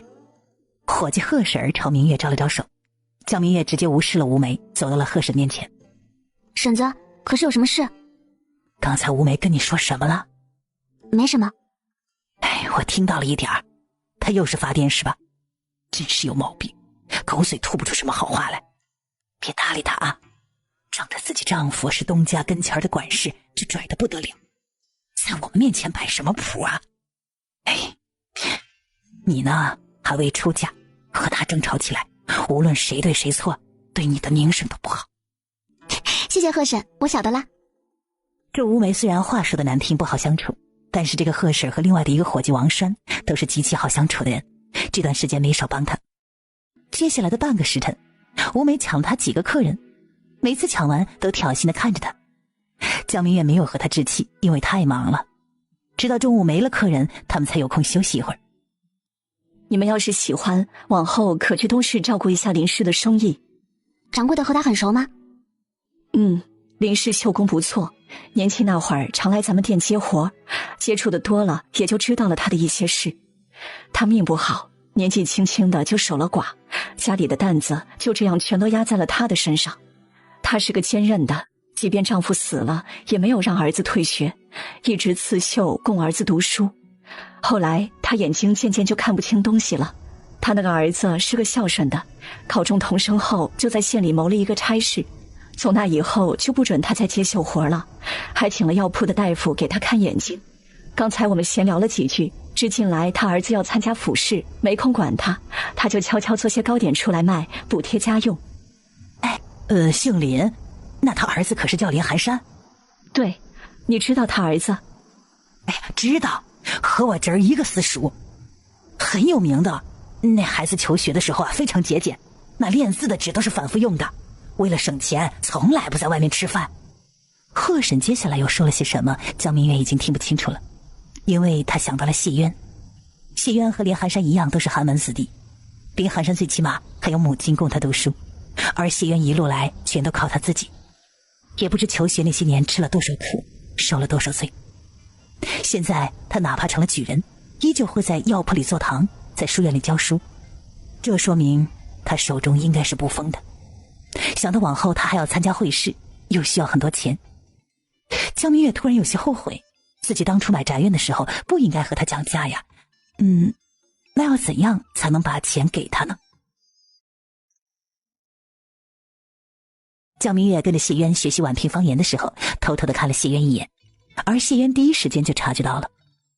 想看就大大方方看，我不介意。男人揶揄地看着他，眼底隐隐带着笑，成功的让江明月红了脸。可是有什么事？江明月摇了摇头。谢大哥，你真好。突然被夸的谢渊笑了，深邃的眸子里温和地看着他。哪里好？哪都好。谢大哥让我阿弟在这读书，现在又教我宛平方言，我都不知道该怎么感谢您了。如果您不嫌俗的话，我给您些钱吧。如果是束修的话，我的束修可不低。500两够吗？谢渊看着少女巴掌大的脸上写满了认真，不像是开玩笑的样子。怎么，觉得我缺钱？你不缺钱吗？你是怎么得出我缺钱的结论的？谢渊颇为好奇。今日我们店里来了一位姓林的客人。他有一儿子。江明月小嘴说了很多。谢大哥现在都是举人了，还在药铺里给人看病，又在私塾里当先生，所以……说到最后，他抬头飞快地看了一眼对面的男人。那宅院你标的价并不高，可我却还下去那么多，挺不应该的。看着自责愧疚的江明月，谢渊确实很高兴，他在为自己着想呢。谢渊抬起手来，犹豫了片刻，还是没忍住的放到了江明月的小脑袋上，轻轻的揉了一下。和他想象的一样，手感极好。他就像是做贼似的，在他没有反应过来之前，又把手缩了回来。没有考中举人之前，我手里的确不丰，但考中举人后，我就不缺钱了。看着少女一脸的懵懂，你可听过10年寒窗无人问，一举成名天下知这句话？江明月轻轻的点了点头。我中举后，宛平的富户、码头那边的地主、有脸的商户全都来了，他们送来了很多金银珠宝，还有很多房契地契。江明月闻言恍然大悟。我虽没有全收，但有些是推脱不掉的，所以我并不缺钱。况且在外游历的这3年，我赚了不少。回到宛平后，之所以到于氏私塾教书，更多的乃是还人情。当初我在于氏私塾读书时，私塾里的于老先生帮了我很多。至于到药堂坐诊……谢渊顿了顿，看着认真倾听的江明月，并没有隐瞒他。药堂是我和栾伯父合开的，作为另一个东家，我自然要常去看看。江明月的眼睛睁大，看着谢渊，他惊呆了。这是江明月怎么都没想到的事情。我现在或许没有富商富，但绝对不缺钱，所以不要胡思乱想了，知道吗？谢渊微微低头看着他，深邃的眼底闪过了一丝柔情。我晓得了。谢大哥相识以后，为何没有参加会试，而是出去游历呢？我这游历不但辛苦，且是件很危险的事情。毕竟游历的过程中，什么都可能遇到，迷路、碰到山匪、黑店、坐的船翻了等等。之前在家的时候，江明月就听到了几起这样的事情。因为那时我没有把握考中进士，若是天佑于我，说不定可以再榜。当然，最大的可能是落榜。如果仅落榜倒也罢了，怕我极有可能落到后面，再榜却为同进士。江明月知同进士，俗话说得好，同进士如夫人。真要是当了同进士，以后就没有科考的机会了，并且只能做小官，仕途上几乎没有上升的空间。像谢大哥这样的人，中了同进士又岂会甘心呢？那时我的老师与我说，我的文章实策都没问题，但身上还欠缺一些东西。江明月想了想，有些不确定地问他：阅历？聪明，我欠缺的就是阅历。老师说我的文字太过空洞，缺乏灵性。他告诉我这个世界很大，趁着年轻不妨出去走走。这应就是读万卷书，不如行万里路。老师让我边走边看边想，这样我的文章诗才会有所突破。谢渊和江明月说了一番出去游历的原因，这时江明红走了过来。回去休息吧，明日再来学习方言。谢大哥，晚安。 4月19日清晨，江明月早早的就出了门，他并没有第一时间去锦绣坊，而是像往常一样来到了东市。自从知道了林氏的情况，他就经常来这里照顾他生意。你是林公子？林寒山只是看他一眼，就很守礼地收回了视线。姑娘可是姓江？江明月点点头。林寒山将早就包好的豌豆糕递给他。多谢江姑娘帮我阿妹找回了手链，也多谢你照顾我家生意。林公子不必客气。婶子今日怎么没来？阿娘有些咳嗽，我就没让她过来。严不严重？可请大夫瞧过了。多谢江姑娘关心，请过大夫了，也抓了药。江明月点点头，想到他前几天刚考的府试。祝你榜上有名。谢姑娘吉言了。江明月离开之后，林寒山这才抬起头来，他又看了一眼阿娘时常夸奖的姑娘，然后才收回视线，专心的卖糕点。随着天越来越暖和，锦绣坊内是一天比一天忙。夏天马上就要来了，手里有余钱的都想买上几尺布，坐上一身下山船。每日招待的人品多，天气又有些热，难免会有些心浮气躁。江明月还好，他性子一直都很好，招待起客人来耐心十足，即便有时候客人有些难缠，他也不会表现出丝毫的不悦。但吴梅就做不到这一点。当吴梅再次和一客人争执起来之后，明月，你来招待吴梅的客人。吴梅，你随我来。江明月看到吴梅走之前，恶狠狠地瞪了他一眼。得，这梁子又结下了。不过他也不怕，他花了一炷香的时间将客人安抚好，又根据客人所需要裁布时多裁了一些，将笑容满面的客人送出锦绣坊回来之后，这人有不足的地方，还是要多跟人学习，谦虚一点。吴梅把脸一侧，并不当回事儿，只是看向江明月的目光越发的不善了。哟，不捡坏了，那你可真是够不小心的，连这点事儿都做不好。吴梅挑衅的看他说了几句风凉话，哼着小曲儿就离开了。江姑娘，这不，我再给你重新剪。哎呀，我刚才看得很清楚，那吴伙计是故意的，往后啊，你防着他点儿。多谢您提醒，我晓得了。江明月将客人送出了锦绣坊，揉了揉疼得有些麻木的胳膊，缓缓地吐出了一口气。有时锦绣坊下工之前，江明月将布料的事情告诉了韩掌柜，只字未提吴婶。他赔了16文钱之后离开了锦绣坊。贺婶看着江明月走了，他来到柜台前。哎呀，兰兰呐，这样长期下去也不是个事儿，这吴梅近来太过分了。我知，容我想想办法。听你声音有些哑，喝口水润润嗓子。谢谢。胳膊受伤了？男人虽是在询问，却是肯定的语气。江明月心想，他还真是心细如发呀。不小心撞了一下。可抹药了？还未来得及。谢渊闻言进了卧室，一会儿过后，拿了一小瓶活血化瘀的药酒递给了江明月。抹药。睡前再抹。阿弟要是闻到药酒的味道，该担心了。说到这儿，他又补充了一句：我不想他担心。谢渊闻言换了一盒药膏给他，药气很淡。谢谢，谢大哥。不客气。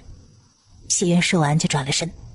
江明月看了一眼背对他而站的男人，大胆地将衣袖捋起来，低头开始涂抹。很疼？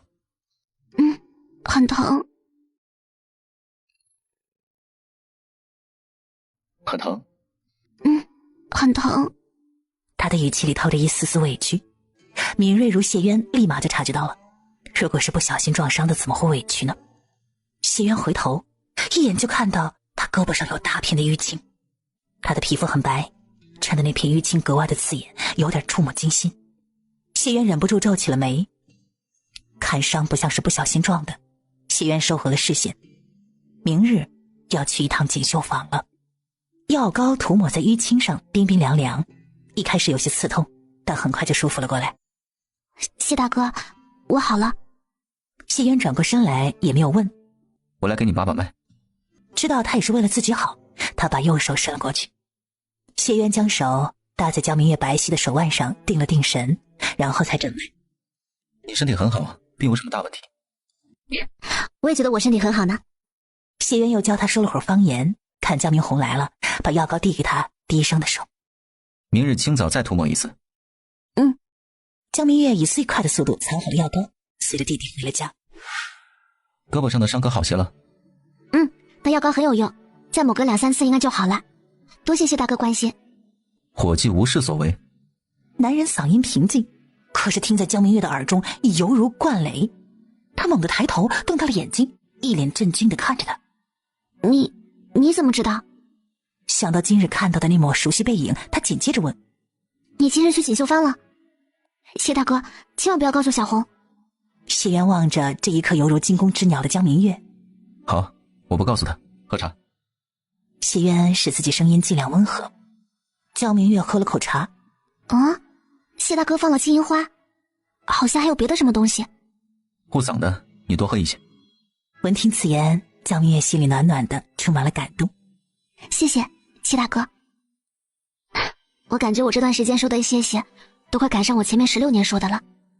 那我应该感到荣幸。你和吴氏是怎么回事？江明月往外面看了一眼，确定弟弟不会来，然后低头将他和吴梅之间的事情说了一番。你打算怎么办？这样一直忍着受他欺负？江明月看着谢渊笑了，只不过这一次他笑得蔫儿坏蔫儿坏。谢大哥，我这样一直忍着其实就是一种反击。谢大哥可知捧杀，近来掌柜的对吴梅已越来越不满了。谢渊靠在椅背上，看着面前的小人儿，忍不住地牵起了唇角。不错，看起来好欺负的一个人，却是实打实的有点脾气。光是这样还不够。江明月坐直了身体，双手放在膝盖上，一脸求教地看着谢渊。这副模样让谢渊心情又好了一些。温水煮青蛙，虽能将青蛙煮死，但太慢了。现在已是4月下旬，这月底锦绣坊的东家会来巡查铺子，这对你来说是个机会。江明月闻言陷入了沉思。记住，一旦出手就要一击毙命，绝不能给敌人翻盘的机会，懂吗？江明月点点头。能否做到？江明月又点了点头。那我就静候佳音了。江明月嗯了一声，低头喝茶时，却听谢渊说：你只有10天的时间。我知道了。这10天保护好自己，别再受伤了。不然他恐怕会忍不住直接出手的。忙忙碌碌中，时间过得飞快，转眼已经到了月底。这日下午，一个20出头、身着青衫、长相英俊的客人进了锦绣坊。这位客人要买什么布啊？张子健看了一眼一脸不高兴的吴梅。下等棉布。吴梅撇撇嘴，转身道：许我来吧，自个儿看，瞧上哪匹布了再换我。你能否给我讲讲哪种布料相对好一些？江明月距离二人并不远，听男人问得很细，好像很了解布的样子。江明月扫视他一眼，这一次他看得很仔细。江姑娘，将这种纱布给我来上8尺。好的。江明月收回视线，飞快地裁剪完布，然后递给了客人。你慢走，欢迎下次光临。张子健问完下等棉布，又询问中等棉布的时候，吴梅表现得已经很不耐烦。你到底买不买布啊？不买就不要妨碍我做生意。买，不过你能否告诉我，为何要将有瑕疵的布放在这里售卖？我想卖就卖，关你何事啊？这人问题还真是多，你不买就赶紧走，别耽误我做生意。这布虽有瑕疵，但几乎可以忽略。农家人穿衣是不讲究这些的，他们在意的人是价格。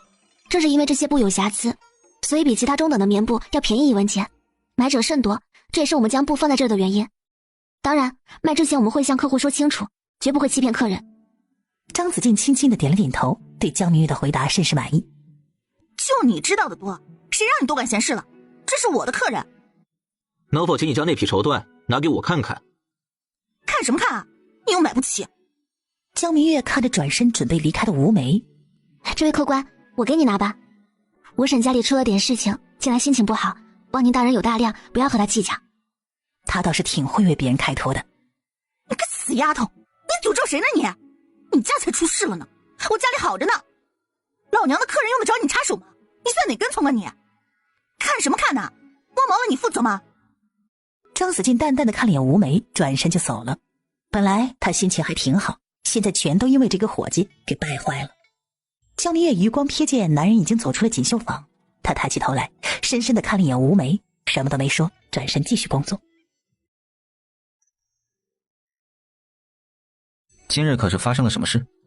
焦明月缓缓地吐出了一口气，现在一切都只是自己的猜测，等到事情有了结果再告诉谢大哥也不迟。这几句方言好难啊，我发音总是发不准。谢大哥，明日再学好不好？他的声音又甜又糯，听起来就像冲他撒娇。谢渊心头一软，很没有颜色就答应了。只不过明日他恐怕是无法教他。明日我要去京都，后日才能回，后天晚上你再过来学习。京都啊，我们那边有句俗话，想长见识就去京都。说来我和阿弟来宛平这么久，还未去过京都嘞，改天一定要过去玩玩。谢大哥经常去京都吧？可是京都有哪些好玩的地方？很多。谢渊挑拣着和江明月说了一些，然后很随意地问：如果让你在京都买处宅院的话，你想买一处什么样的宅院？2进2出吧，这样家里要是来个客人什么的，也不用担心没地方住。再有就是一定要有一个水井，前院最好有一棵枝繁茂盛的大树，夏天可以在树下乘凉，还要做一个秋千。同一时间，人家兰姨，我是张子骥，3年前你去府里，咱们还曾见过一面。韩兰兰看着面前的男人恍然大悟，怪不得今儿个瞧见他只是觉得有些眼熟呢。原来是少东家，少东家快请坐。兰姨，你们这一辈的老人也算是看着我长大的，叫我子敬就好。少东家这般的平易近人，韩兰兰更是不敢托大。东家近来可好？他一直都以为今年和往年一样，巡视各店的都是东家，没想到来的竟是少东家。多谢兰姨关心，阿娘身体极好，只不过作为小辈，我们都希望她能放下担子，多休息休息。所以从今年开始，我会慢慢接手家里的铺子。二人聊了一会儿家常，张子敬问起了铺里的情况，韩兰兰是言无不尽。聊到最后，二人自然就聊到了4个伙计身上。韩兰兰将他们的情况分别给张子敬说了一番，提起江明月时又多说了几句，赞不绝口。听他口音，倒不像是宛平人。他是江南人士，家中落了难，带着弟弟来咱们这儿投奔亲戚，谁知那亲戚早几年前就搬走了，好在这边还有一未婚夫。张子敬点点头。吴伙计，一直都是如此。关于吴梅，韩兰兰一句坏话也没有说，但她又好像什么都说了，什么年纪大脾气暴，总是得罪客人，不好沟通。简简单单几个词儿，已经明明白白地告诉了张子敬，吴梅已经不适合当伙计。毕竟是店里老人，在锦绣坊做了这么多年，没有功劳也有苦劳，让他自己请辞，多付他2月月钱。少东家仁义，我晓得了。今日怎下学这么晚？于夫子邀请了新晋秀才林先生给我们讲课，故迟了些。哦，听到新晋秀才姓林，江明月想到林婶儿，所以多问了一句：这秀才叫什么？林寒山。竟是他？姐姐认识林秀才？有过一面之缘，谈不上认识。不过我和他娘妹妹很熟悉，这些时日我带回来的豌豆干就是在他娘那里买的。他娘可知咱家的情况？林婶知我有一弟弟在于氏私塾的甲班读书。怪不得林寒山今日对他那般的和善，怪不得临走之时还特意的赠送他一本书，原来是因为阿姐的缘故。在想什么？没什么。姐，明日我们会随着于夫子前往于家庄参与夏收，3天后回。我去帮你收拾几件衣裳。不用，一会儿我来收拾即可。我不在的这3天，阿姐要保护好自己，暂先不要去谢先生那里学习方言了，传出去对你名声不好。江明月闻言突然想到，昨天晚上谢大哥说的是你来学习方言，而不是你们。那谢大哥是不是早就知道弟弟他们会去于家庄呢？我知道了，你也是。现在天气热，到于家庄收麦时戴上草帽，多带点大盐水，小心别中暑了。我知道了，今日可是有什么喜事？我发月钱了，这算不算喜事？吴梅的事情呢，他并不打算告诉弟弟。的确是个喜事，我也有个好消息要告诉姐姐。这月月考的成绩已出，我是第2名。我弟弟真棒呢，私塾里讲的什么？300张纸。就在姐弟2人分享喜悦的时候，周家，别哭了，事已发生，哭有什么用啊？当家的，那现在该怎么办呢？我不甘心，回来这么久，我算是想明白了，我绝对是被那个贱蹄子给算计了。就这样放过他，我实在是咽不下这口气。周大山眼中寒光一闪，正欲开口，门突然被推开，紧接着浑身痞气、吊儿郎当的周兴走了进来。娘，这口气我帮你出。去，你怎么帮我出气啊？别瞎捣乱！周大山看着小儿子，双眼闪了一闪，别说，没有比他更合适的人了。行，那这件事就交给你了，无论你怎么做都可以，只一点，不准闹出人命。等东家走了再行动。爹娘，你们就瞧好吧。不过，他笑嘻嘻地搓了搓手。周大山掏出1两银子丢给了儿子。还是爹大方。吴梅看着儿子拿着钱乐呵呵走了，眉头紧蹙。小新能行吗？别的事他或许不行，但这件事他绝对能做好，咱们等着瞧就是了。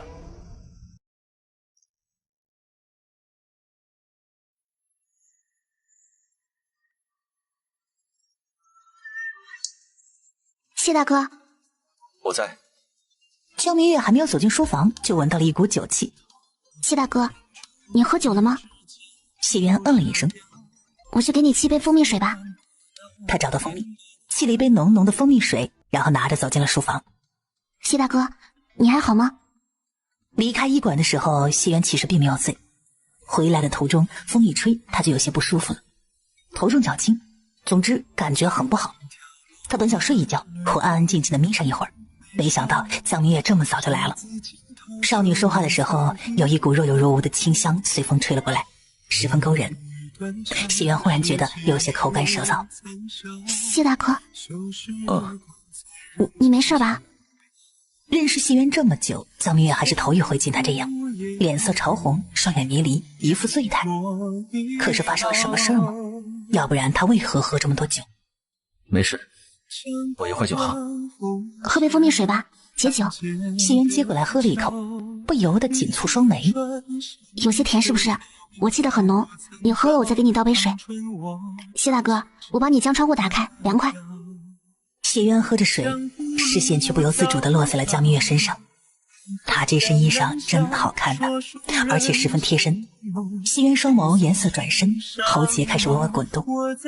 谢大哥，你眯会吧，等舒服些了就早点回屋休息。谢渊嗯了一声，江明月见他听见了，转身正要走。明月。他叫他明月。江明月还没有回过神来，一只手突然搭于自己腰上，紧接着他整个人不受控制的跌坐在了谢渊的怀里。这一切发生的太快了，快到江明月没有反应过来，男人的薄唇已经印到他粉唇上，异样的气息带着温热铺天盖地而来。江明月的眼睛瞬间睁大，整个人僵在了谢渊的怀中。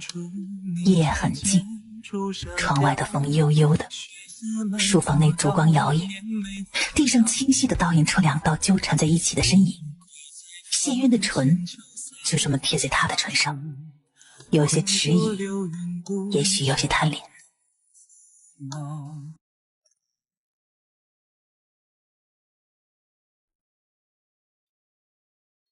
夜很静，窗外的风悠悠的，书房内烛光摇曳，地上清晰地倒映出2道纠缠在一起的身影。谢渊的唇就这么贴在他的唇上。当他开始试探地扣开他齿背深入的时候，江明月瞬间清醒过来。江明月双脚触地，迅速离开他怀抱，慌慌张张地就站了起来。可谢渊的身体比脑子反应还要快，伸手就握住了少女的手。挣脱不开的江明月又慌又怕，失措之下抬起另外的一只手，啪的一下就扇了下去。男人握住他的手松了开来，江明月得到自由，连往后退几步，与谢渊拉开了距离。脸上的刺痛感让谢渊瞬间恢复了理智。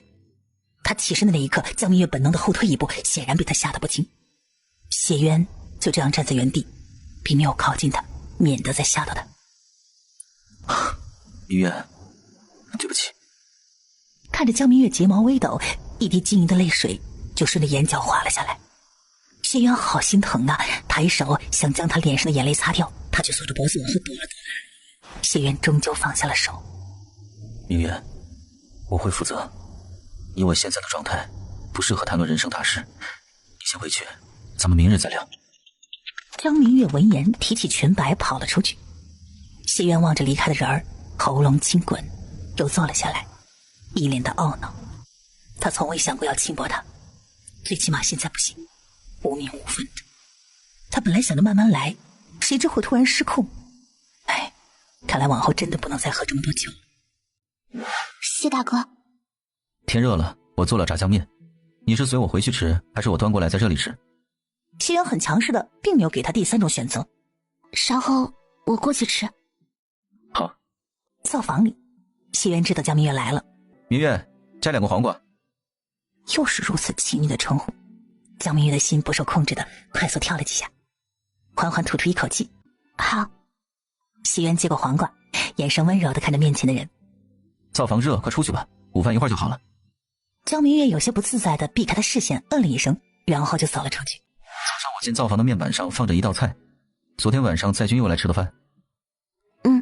前天东家来了。江明月将认出东家故意挑衅吴梅，又引发吴梅发怒的事情给谢元仔细讲述了一番。你做的不错，不过略有不足之处。江明月闻言求教的看向了谢元。你不该直面吴梅，应将自己摘出去，事后他恐怕会将辞职之事怪到你的头上，难免不会报复你。他倒是没有想到这一点。再就是你的伎俩恐瞒不住你的东家。江明月一副这你都知道的表情，这倒是让谢元取悦到了。你太好懂了。再就是这伎俩并不算高深，只要你们东家不蠢，事后必然能猜到。吴梅那边别太担心，只是我的猜测罢了。不过日后在锦绣坊要多长一个心眼。江明月轻轻的点点头。谢元看着江明月逐渐放松下来，他说起了正事儿。这2天我会请官媒到你家提亲，咱们先定亲，年后成亲如何？啊？这2天我会请官媒到你家提亲，咱们先定亲，年后成亲如何？啊？江明月都惊了，现在定亲，年底就成亲？不行。谢元了一声，静静的看着他，好像在问理由呢。如果你只是想负责的话，大可不必。一辈子那么长，总要找一个喜欢的人过日子。我可以当这件事情从未……明月，看着我的眼睛。二人对视，有些情绪不打算藏的时候，就这样从眼中透了出来。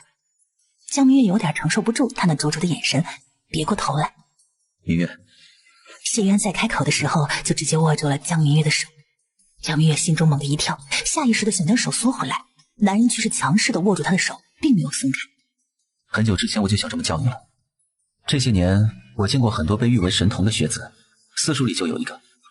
江明皇和他们相比，并不是最出众的那一个。我不是闲着没事干，喜欢教人。我最喜欢做饭，但以前也鲜少下厨。我做这些事，皆是因为我对你存了那份心思。明月，我心悦你，知道了吗？男人表情严肃，目光无比的认真，这让他的心忍不住的砰砰乱跳起来。知道了。明月，你可愿嫁我为妻？我知道，我父母双亡，资产不丰，只是一举人，在做父母的眼中，实在不是什么良配。哪有这样贬低自己的？你很好。谢元眼底闪过了一丝笑。我会一辈子待你好的，也会好好的去努力，做一个能保护你的人。江明月低着头，半晌才小小声地说：“我考虑考虑，还要和阿弟商量一下。”他抬头看了一眼谢渊，我父母健在的。好，我知道了，考虑好了就早点告诉我，知道吗？江明月嗯了一声，然后抽了一下自己手，可他没有抽出来。你是不是可以松开我了？谢渊哪里舍得放手啊，另外一只手也盖在了二人手上。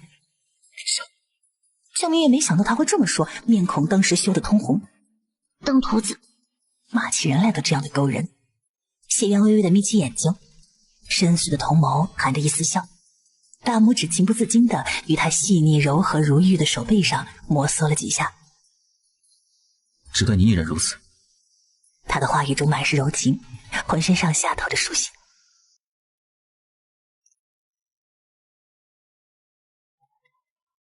我出去看看。我随你一起吧，该回家了。谢渊在少女羞羞答答的脸上扫视一眼，虽不想她回去，但最终还是点了点头，不能逼得太紧了。好，家里有排骨有虾，晚上做红烧排骨红焖大虾如何？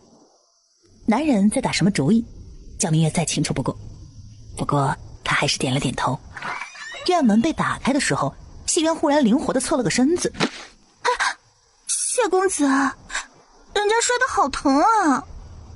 原来是林姑娘，不知林姑娘今日登门所为何事？谢公子，能不能扶我一下？男女授受不亲，所以抱歉。谢公子，不请我进去坐坐吗？有什么话，林姑娘还是在这里说吧。家里近来正在给我议亲，我不想嫁，我心悦的是谢公子。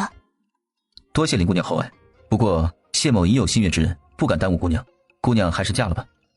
谢渊身后再次听到他表白的江明月还是有些不自在，他好想回家，也不知道现在是不是时候。林秀秀闻言脸色一白，人家可以和他共侍一夫。我不愿他受委屈，此生有他一人足矣。此生只他一个人足矣，这是他给自己的承诺吗？林秀秀抹着眼泪跑着离开了。这样的事时有发生吗？谢渊摇了摇头，像林姑娘这般大胆的姑娘少有。哦，我回去了。稍等。谢渊先出去看了一眼，然后才说道：回去吧。江明月坐在正堂，他活了2辈子，虽然单纯却并不傻。谢渊喜欢他这一点他早就察觉到了，当然了，一开始他并不确定，但是穿黑裙子的那一天，谢渊眼底的炽热早已出卖了他，恨不得将他生吞活剥。他不说，自己只当是不知道，一切顺其自然。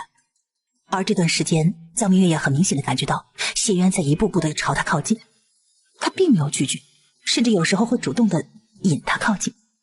今生有一件事情自己是无法改变的，那就是自己是商户女的身份，而且还是个漂亮的商户女。如果不是家中突遭横祸，他会按照爹娘安排的人生一步步的往前走。可现在一切都变了，他爹娘虽然还健在，却是已经庇佑不了他，反而还等待着他的救命。江明月并不知道上辈子他们的结局是怎么样，但从小红偶尔流露出来的恨、不甘还有只言片语，他猜上辈子他们的结局恐怕并不好。将来会发生什么他也不知道，他能做的就是抓住目前所能抓住的一切。他想救爹娘，想保护弟弟，只能寻找一个靠山，而谢渊就是目前他能抓住的最大的靠山。况且不否定自己确实对谢渊也动了心，如此自然就更要抓牢他。本来一切都是有条不紊，但昨天晚上却失了控。好在结局还算是让他满意，谢渊准备明媒正娶，而且还许了一世一双人。他知道男人的话不可信，但他愿意去试着相信谢渊。这一日，江明月在正堂里想了很多很多，他对未来有了一个明确的规划。吃饭吧。谢渊夹了一块排骨放到了他的碗里。江明月看了一眼正在剥虾的男人，光是他这一手好厨艺就让自己多喜欢他几分。就见谢渊将剥好的虾放进了碗里，一并推到了他面前。谢谢。小红可是明日回。江明月点点头。往年也是如此吗？夏收秋收都是如此。哦，阿弟在私塾里可还好？江明月担心弟弟像他一样的报喜不报忧。他适应得很好，周夫子、于夫子都很喜欢他。经过这段时间的相处，他对江明红也算是有了一些小了解。谢渊只能说，他这位未来的小舅子可不简单。我能选本书看吗？你想看什么书？介绍各地风土面貌的游记。谢渊闻言走向了书架，江明月的视线越过替他找书的男人，落到了一幅画卷上，诧异的一立住。他走到画卷跟前，细细观察起来。你去过元江府？你瞧出来了。其实谢渊更想问的是，他可有想起什么？这是元江湖，我自是瞧出来了，以前还常和小伙伴们去游玩呢。江明月说这话时再次望向了画卷，这一次他在画卷中的少女身上多停留了几息。这位姑娘是？是你。江明月微微一怔。是我？你到元江府游历时曾见过我？不只见过那么简单，你可还记得去年5月份你曾救过一位落水之人？是你？谢渊笑着点头。你前后的变化可真大。那时我从边城游历到幻江府，整天风吹日晒，再加上吃不好睡不好，人十分憔悴，自然好看不到哪里去。哦，没想到咱们还有这样的缘分。咱们这是天定的姻缘。俗话说得好，救命之恩当以身相许。江明月脸红了红，压下了羞涩。你早就认出我来了。咱们第一次见面我就认出了你。怪不得这男人一开始就对他处处不同，怪不得他会处处照顾他们，怪不得他的好感来得如此之快。原来你是蓄谋已久。谢渊并未反驳，他扬了扬手中的书，转移了话题。这是我游学归来，根据各地的习俗、风土面貌整理出来的，你看喜不喜欢？可有副本？有，你只管拿回去看。江明月嗯了一声，暂时放下了游记，跟着他学习方言。至始至终，谢渊虽然很守礼，不过或许是捅破了那层窗户纸的缘故，他每次望向江明月的时候，目光都会异常的专注，从青丝到眉眼，从眉眼到红唇，那么的仔细，那么的认真，好像它是一件他最爱的宝物，怎么看都看不够似的。你怎么在这儿？今日无事，我就来了。说着，把手中竹筒递给他。谢谢。江明月喝了一口，眸子骤然亮了亮。酸梅汤，里面加了薄荷、橘皮和乌梅，好像还有甘草、山楂。除了这些，我还加了桑葚、洛神花，好喝吗？好喝，如果再加些冰的话，就更好喝了。冰伤肠胃，不行哦。家中还有许多，一会儿我带你回去晚间喝。好。小红他们回来了，晚间在我那儿吃如何？我想先和阿弟聊聊。也成，和小红好好说，有事就来隔壁寻我。二人一边说，一边很快地离开了锦绣坊。他们兄妹怎么回事啊？焦明红倒了一杯茶递给姐姐，将出狱鱼根的事情给姐姐说了一番。你的意思是鱼根力大无穷？他应还会一些粗浅的武功。当时我虽起了将他带回来的心思，却并未下定决心。他不是正常人，一个不好就会伤到我们。那是什么原因促使你下了决定呢？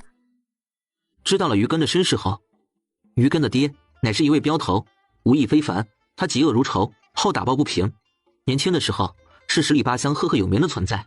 于根8岁那年，他爹押送一批镖到了边城，谁知中途竟遇到了山匪，几个镖头力战山匪，最后虽打退山匪保住了镖，但是他爹在那一战中受了重伤，还未回到宛平就死了。因他是护镖而死，又是镖头，镖局的人给了于恨他娘500两的抚恤金。500两？镖局里的人还算仁义了。有些人仁义，有些人却是包藏祸心。镖局的人离开后，500两抚恤金的事突然就泄露了出去。怎么会有这么巧的事？于根爹年轻的时候因好打抱不平，得罪了不少地痞恶霸，又因这500两银子的事，一些人联合在一起，铤而走险，在一个电闪雷鸣的夜晚潜入于根家中。他们先是用迷药迷晕了于根3人，等找到那笔抚恤金后，他们将罪恶的手伸向了于根的娘。江明月的心瞬间提了起来。让他们没有想到的是，轮奸途中，于根娘竟然醒了过来，在她拼死挣扎下唤醒了于根。于根看母亲遭恶人欺凌，拿着大刀就砍了过去。他虽然力大无穷，但又哪里是那些人的对手？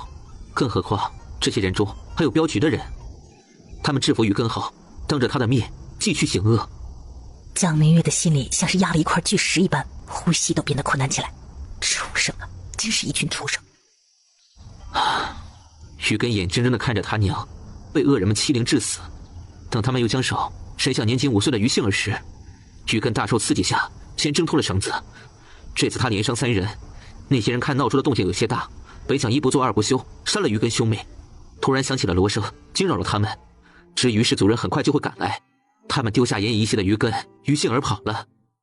于氏族人可有抓住他们？只抓住了3人，逃了4人。可有查出那4人是什么人？江明红摇了摇头。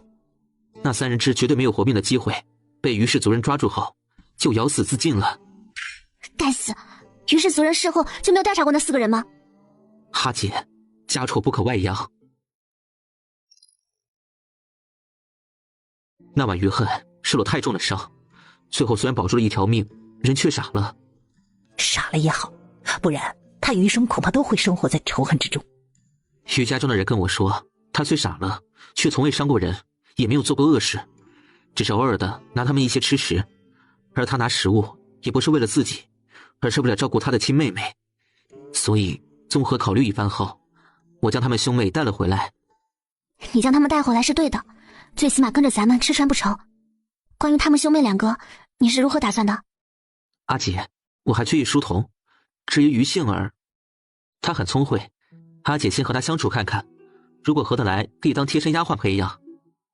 成，我晓得了。明日阿姐能不能休一天？可是有什么事？咱们的户籍也该落下来了。成，明日我去锦绣坊给掌柜的说一声，调休一天。姐弟二人正说着话，四味楼的伙计来了。江明月这才知道弟弟订了5道菜。江明红吃了一口红烧牛肉，评价道：还是谢先生做的最合胃口。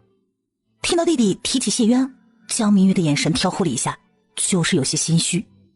他原本是想将他和谢渊的事情告诉弟弟，可他现在实在是没那个心情，再加上弟弟满身的疲惫，明日清早再说吧。怎么了？我怪你也累了，一会儿吃了饭就休息吧，今日就不去谢大哥那儿了。好。卯时一刻，二人坐在一起吃早饭的时候，江明红察觉到姐姐看了他3回。可是有了什么事？你昨晚睡得好吗？睡好了。江明红对上阿姐亮晶晶的双眼，心中咯噔一下，突然有种不好的预感。因为以前姐姐每次做惊世骇俗的事情之前，都是这副眼神。江明红放下了筷子，伸手给自己倒了杯茶，先是压了压惊。江明月看着高度戒备的弟弟，温声软语：阿弟，让谢大哥做你姐夫好不好？江明红喝茶的动作一顿，他就像是被火烧到了屁股，倏地蹦了起来。爹娘啊，这个劲他压不下去呀。知道你高兴，但反应也不必这么大的，快坐下。他这是高兴吗？他这是惊吓好不好？阿姐，你刚才说什么？幻听，他刚才一定是幻听。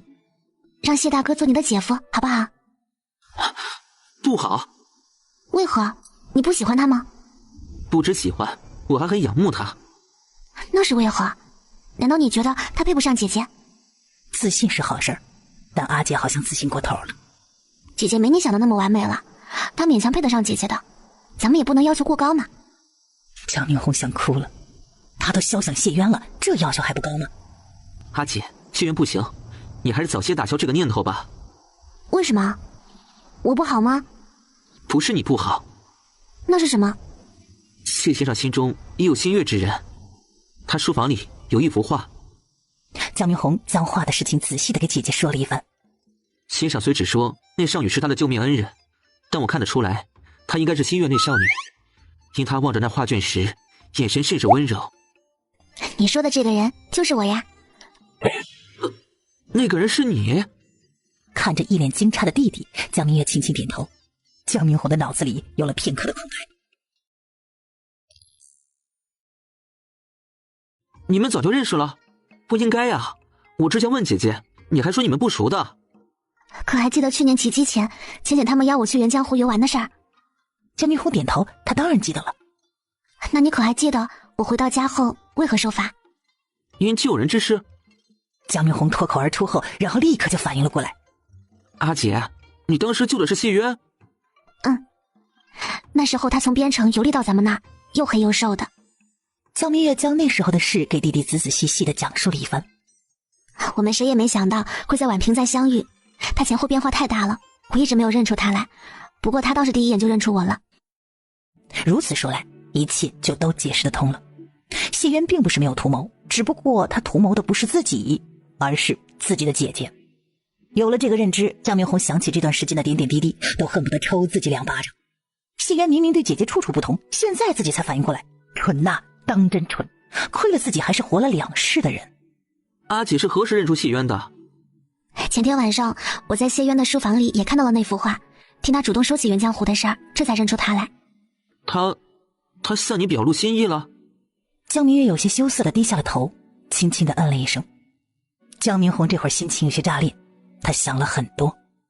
前世姐姐应该也救了谢渊，他们有没有在京都见过？谢渊前世帮了我好几次，可是因为姐姐的缘故，他一直未娶，除了朝阳公主，难道还有姐姐的缘故？让他做你姐夫，如何？姐，你喜欢他吗？当然喜欢啊！谢大哥长得好看，才华横溢，性格又好，做饭又好吃，还特别的体贴。像他这样的好男人，恐怕没有人会不喜欢呢。再者，他是我目前最好的选择。如果有朝一日他能踏入官场，说不定就能帮到爹娘。你觉得呢？阿姐，喜欢谢先生的人有很多很多，这其中不乏有很多贵女。将来你如果对上他们怎么办？你也说是将来，将来的事谁又说得准呢？这句话瞬间点醒了江明红。姐姐说的不错，今世和前生已经有了很大的不同，命运是可以改变的。我要和谢先生聊一聊。吃完饭再去。我已吃饱了。我和你一起。不行，阿姐乖乖在家等我。成吧。可吃过早饭了？多谢先生关心，我也吃过。这3日去余家庄可有收获？江明红定了定心神，这才开口。二人闲聊了几句之后，谢渊察觉到江明红心态还算平和，于是开门见山地问：我和你姐的事你可知道了？江明红点点头。听你阿姐说未来岳父岳母健在，你能否告诉我家里发生了何事？听到未来岳父岳母二字，江明红的眼皮子跳了一跳。他从谢渊的话中听出了他对阿姐的志在必得，就是不知道知道了他家的情况之后，他还会不会像现在这般的坚定。我阿爹名唤姜文，是远江府有名的富商，他乐善好施，与人为善，喜结交好友。前些年国库空虚，他带头向朝廷捐了10万两，被朝廷特封为7品乡郡。现任远江知府，昔年曾受过阿爹恩惠。即便如此，我和姐姐依旧要连夜出逃。爹娘现在虽然性命无忧，却被困在了远江府，随时都有可能丧命。知道了这些，你还想知道我家发生了何事吗？江明红好像什么也没有说，却又什么都说了。他只是告诉他，未来岳父岳母犯的事儿激他，一旦和他们牵扯上，即便他恐怕也自身难保。二老可有罪？哼，欲加之罪，何患无辞？谢渊闻言指了指天。和他有关？江明红摇了摇头。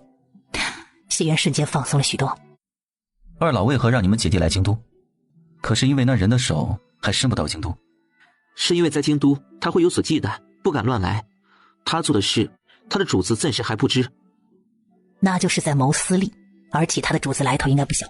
心中有了一个大致的推测之后，谢渊看着面前的人，这个江明红果然不简单呐，最起码不能将他当成普通的11岁的少年看待。现在你还想知道我爹娘的事吗？我愿洗耳恭听。你真决定了，不再想想？我也想得很清楚。哪怕因为我们，你也会深陷泥潭，也不悔。不踩一踩，怎知是泥潭？我这个人前21年除了钱几乎无所求。如果没有遇到你阿姐，我的人生会像我和老师事先规划好的那样，一步步前行。虽一马平川，却也一眼就望到了头，未免太无趣了些。再次遇到你姐姐后，我发现相比她来说，以前我所在乎的钱都变得索然无味的，它关乎着我的后半生。江明红有些诧异地看着谢渊，他突然就想起了阿娘以前说过的一句话：无欲无求的人动了情最为可怕，要么是和喜欢的人长相厮守，要么就是山崩地裂。所以道路曲折一些也无妨，说不定会遇到不同的风景，生活也会变得有趣很多，总比现在索然无味要强。江明红闻言深吸了口气，等到心绪重新恢复了平静，他慢慢的将爹娘的事情告诉了谢渊。谢渊听了江明红的讲述，有些吃惊，但仅此而已。毕竟他已经猜出了个大概，心里已经有准备了。没有得到自己想要的东西之前，岳父岳母应是安全的。所以他绝不会放过我和阿姐。我们是爹娘的软肋，只要抓住我们，他就可以逼爹娘乖乖就范。今日我得到消息，他的人也来到了京都，正在秘密寻找我们。你打算怎么办？先落户宛平，在他的人没有找到我们姐弟之前，考取功名。只要我有了功名，又身处京都，那些人就不敢乱来。你想法不错，但忽略了一点。阿姐，他们或许不好对你出手，但要对付一个无所依靠、漂亮却云英未嫁的女子太简单了。拿捏住你的姐姐，还对付不了你，还怕岳父岳母不乖乖就范？江明红知道谢渊说的是事实，这也是他一直以来最为担心的事情。毕竟前世那些人就是这么做的，只不过嫁给我，问题自然而然也就解决了。嫁给我，问题自然而然也就解决了。先生有趁火打劫之嫌，再则先生只是举人。你说的不错，我只是一举人，但我不是一普通的举人，我师承沈墨。江明红猛地睁大了双眼，似乎不敢置信一般。怪不得前世谢渊即便得罪了那么多人，依旧在朝堂之中混的是如鱼得水，也怪不得他敢公然的拒绝公主，怪不得呀。这沈墨是一位很传奇的人物，只要是读书人就没有不知道他的。两朝老臣，当世大儒，有经纬之才，善策论，通古今等等。谢渊看着一脸震惊的小舅子，温和一笑：这个身份可够了。够了。我会尽快找好媒婆，先定亲，然后选一个好日子，今年就成亲。今年就成亲？我只有些赶，但你放心，3媒6聘一样都不会少，我会将事情安排得妥妥当当。岳父岳母那边我暂不好插手，等明年中了进士，我会谋一个原江府的官职，将岳父岳母救出来。这是谢渊对江明红的承诺。会很危险。对于别人来说，或许是龙潭虎穴，但我不同。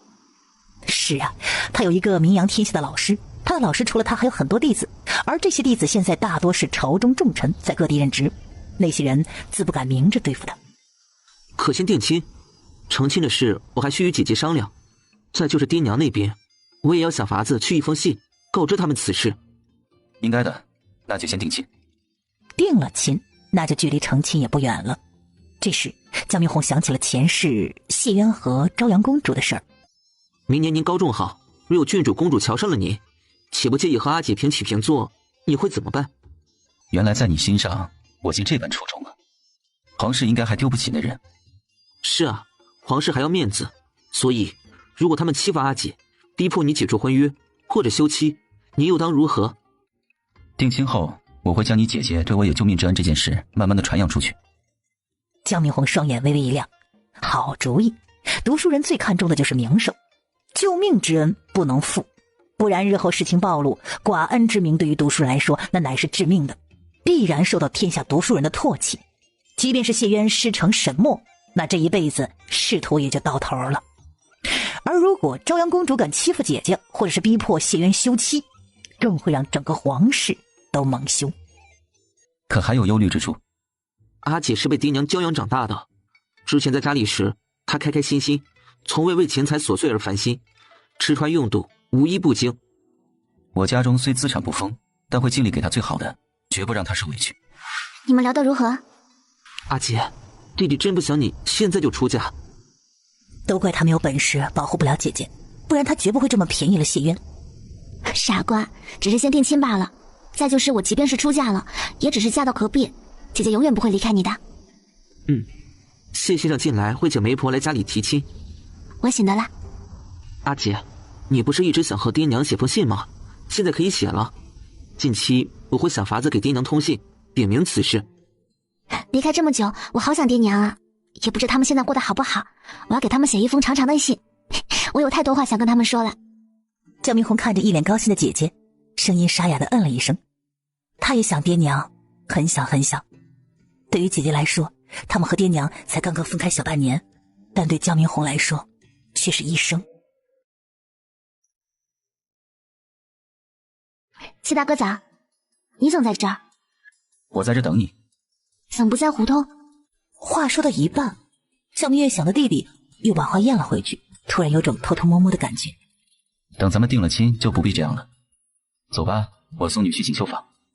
哦。谢渊看这会儿街上行人不多，在宽大袖子遮掩下拉住了江明月的小手。江明月有片刻的紧绷，抽了几次也没有抽脱，不禁脸色绯红。想到现在是在街上，也不好与他计较，也就由着他了。谢渊握住江明月的小手，心情颇好，嘴角往上勾了一勾。谢渊认为自己还算是沉稳，而且一向的严于律己，可是他小瞧了江明月对自己的影响力。没有亲吻过，没有牵过手，是不知道滋味的。他勉强还能克制住自己的冲动。现在喜欢的女人就站在他的面前，他总是想碰碰她，亲亲她的小手。如果可以，视线从她水润粉嫩的唇上掠过，谢渊喉结微动，急忙收回视线，现在还不行。今日他方知何为20出头血气方刚，他呼出2口有些灼热的气，压下了心中的蠢蠢欲动。这段时间政治下收，大家都很忙，媒婆要初9才能登门。我不急。我知，但我急。江明月扑哧一声笑了出来，那笑容因为发自内心深处，竟如百花齐放，艳光四射。戏员都看呆了，半晌才回过神来，看着笑得如此灿烂的人，只觉得心中是莫名的喜欢。岳父岳母都不在你们的身边，你们在宛平又没有亲人，媒婆上门那日，我请族里的人过来帮忙如何？我也有了人选。如需要我帮忙，就来隔壁寻我。江明月轻轻地嗯了一声，就送到这儿吧。谢渊头一次觉得这段路程是如此之短，他虽然有些不愿意，但还是主动地松开了他的手。下午我来接你。我晓得了。谢渊看着他越过了锦绣坊，走到了对面的包子铺前，买了4个包子。看他拿起包子走到一个乞丐面前蹲了下来，他应该是经常做这个事情，二人看起来很熟。那位公子是你的未婚夫？还不是，不过我们正在议亲。他是个读书人。江明月点点头。已考取了功名。他也是举人。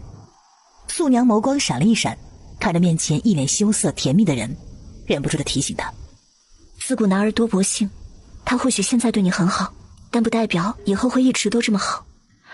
这过日子呀，谁也说不准。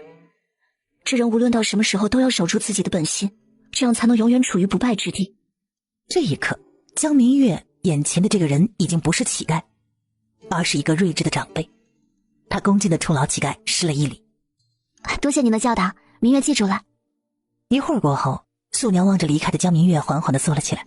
她低头看着手中刚刚出笼的大肉包子，咬了一口。之前她是一心求死，可到了现在，她突然不想死了，她要活着。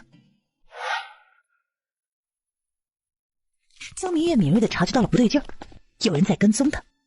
她极力地控制住想往后瞧一瞧的冲动。跑什么？怎么了？谢大哥。娘子，别跑了，和我置气也不能离家出走啊！相公知道错了。前方的江明月听到周兴的高喊，恶心坏了，他什么都没说，只是再次加快了速度。因为于夫子，谢渊在私塾里耽搁了一会儿，离开私塾，他是一路抄近道，刚拐到溪水街上，迎面就着江明月跑了过来。跑什么？怎么了？谢大哥。谢渊见他双眼雾蒙蒙，一副吓坏的样子，眸光微暗，面色沉了一沉，可再开口的时候，语气还是一如既往的温和。我在，怎么了？有人跟踪我。谢渊抬头，一眼就看到了追过来的周兴，二人对视，他的眼中寒意凛然。兴哥，你得停下来了，快追啊！绝对不能放过那个臭娘们儿。追什么追？咱们走。周兴转身就走，他常年在街上混，自认为还是有几分眼力劲儿。那小白脸一看就是个读书人，而且恐怕是个有个功名在身的读书人。虽不愿承认，但事实就是这样，他招惹不起这种人。谢渊记下了二人的相貌，抬手轻轻地理了理江明月因为奔跑而凌乱的乌发。别怕，他们已经走了。刚才真的是吓死我了。前世今生，他还是第一次经历这种事儿，直到这会儿手还有些抖呢。对不起，我来晚了。这跟你没有关系啦，你不要把什么事情都往自己身上来嘛。再说，我这不是好好的。你可认识那男人？认识，前天他曾经来过锦绣坊。江明月缓声把那天的事情给谢渊讲述了一遍。听江明月说完，谢渊心中有了打算。不过事情没有成定局之前，他并不打算给江明月说。别怕，以后我绝不会再知道的。这件事万不可告诉小红，我怕她担心。好。江明月看谢渊答应了，安下了心来。走吧。擦擦汗。江明月擦擦汗，又扬了扬手中的帕子。洗干净了再还给你。这帕子我已经用了大半年了。啊？听小红说她的背包是你做的，绣工真好。江明月眨着眼睛，总算明白了男人的意思。回头我给谢大哥绣个帕子，再给你绣一荷包。他们马上就要定亲，到时候他以未婚妻的身份送给他一点东西，那是再寻常不过的事儿。谢渊唇角上勾，双眼温和地看着他。好，我自个儿写。那多不好意思。对我不用不好意思。离开私塾后，于夫子找了过来，和我聊了几句。这是他来迟的原因吗？哦，你们聊了些什么？他说小红悟性好，且一点就通，敏而好学，又十分的刻苦，乃是难得的好苗子。于夫子起了收徒的心思啦。谢渊点点头。谢大哥是怎么说的？我顺着他的话将小红夸了一番。他只是夸了夸弟弟，却并没有告诉于夫子在私下里已经教导弟弟，这是为何呢？谢渊好像知道他在想什么似的。比起我来，于夫子更适合当小红的老师。可我觉得你是最好的呀。一句话让谢渊的心情好了很多，眼中也染上了几分笑。原来他在江明月的心中是这么优秀的一个人呐。小红是个很有主意、很有想法的人。通过这段时间的相处，我察觉出他对自己的未来已有规划。如果我没猜错的话，他将来应是想进吏部。吏部掌管天下百官的任免、考察、升调、调动等事务，是6部中最为重要的一部。不得不说，他的好弟弟的野心还真是不小。好，真是好得很呐。于在宛平是个大姓，族人甚多，在朝为官的也甚多，而这些人大多在吏部当差。于夫子虽只是个举人，但他却是于家嫡系，他的亲哥哥现任吏部侍郎，颇为圣上看重。这事你和阿弟说了吗？没有，我暂时并不打算告诉他。于夫子只是动了心思，恐还要再观察小红一段时间，等他确定了，我再给他说。你呢？你未来的规划是什么？有了他的规划自就不同了。明年我中了进士后，谋一个元江府的官职，到时候带着你去元江府如何？可以吗？自然。等咱们安定下来了，你就带着我去拜见岳父岳母如何？他这会儿总算反应过来，他被男人套路了。他双手通红，抽合了自己的手。你长得美，就不要想得太美了。这话并不是谢元晓听到的。他正欲和江明月好好的商讨商讨，江明红突然推开门走了出来。这时他才后知后觉地发现二人已经回到了扫林胡同。江明红视线于二人身上打了个转，看看谢渊还算守礼，先给谢渊打了声招呼，紧接着插到二人中间，牵起了姐姐的手。回家了。江明月嗯了一声。谢渊看着姐弟二人握在一起的手，挑挑眉，看向江明红。不合规矩了。这是我亲姐，我很乐意和姐姐这样亲近。突然就觉得这位未来的小舅子有些碍眼。江明月看看男人，又看看弟弟，低头偷偷的笑了笑。我有事要出去一下，家里的门我给你开着，你一会儿直接过来，自己点油灯。谢渊看着江明红说。江明月闻言抬头看了男人。我要去一趟医馆。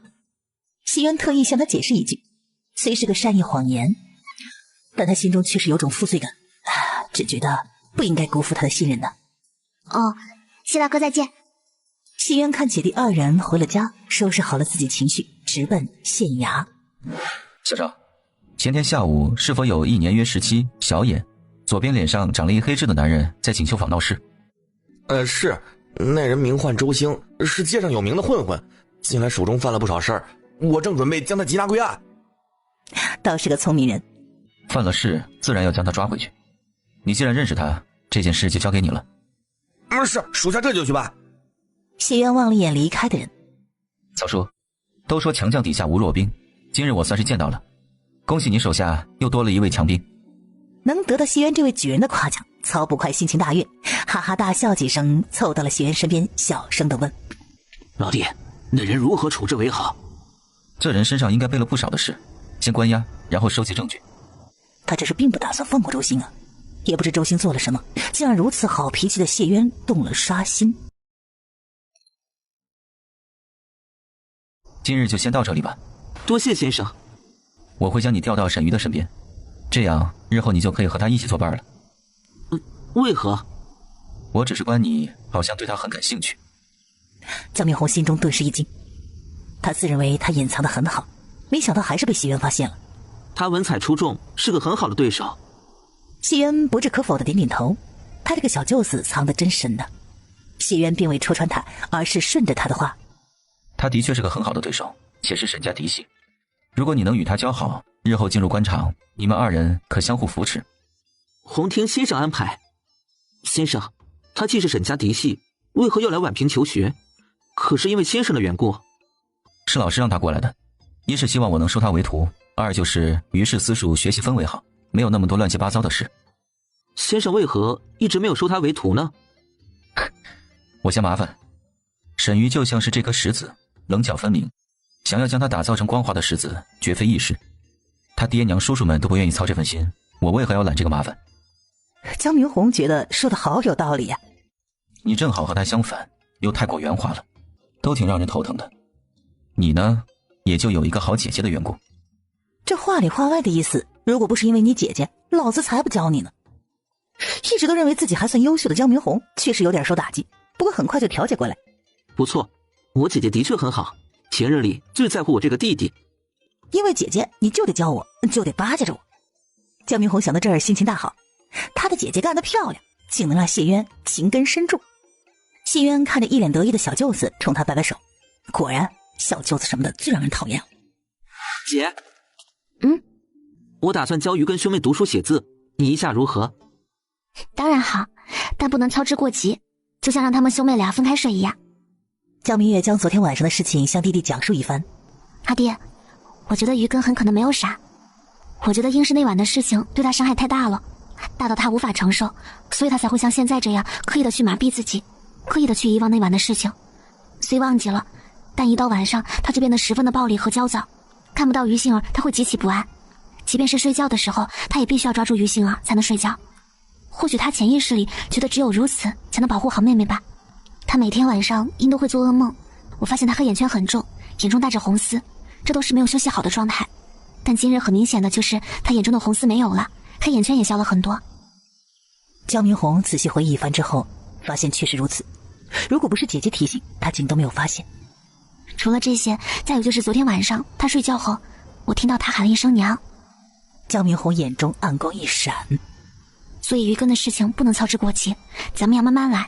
首先要先让他们熟悉咱们，熟悉这个家，等他信任咱们，适应这里的生活后，你再教他们读书写字吧。我听阿姐的。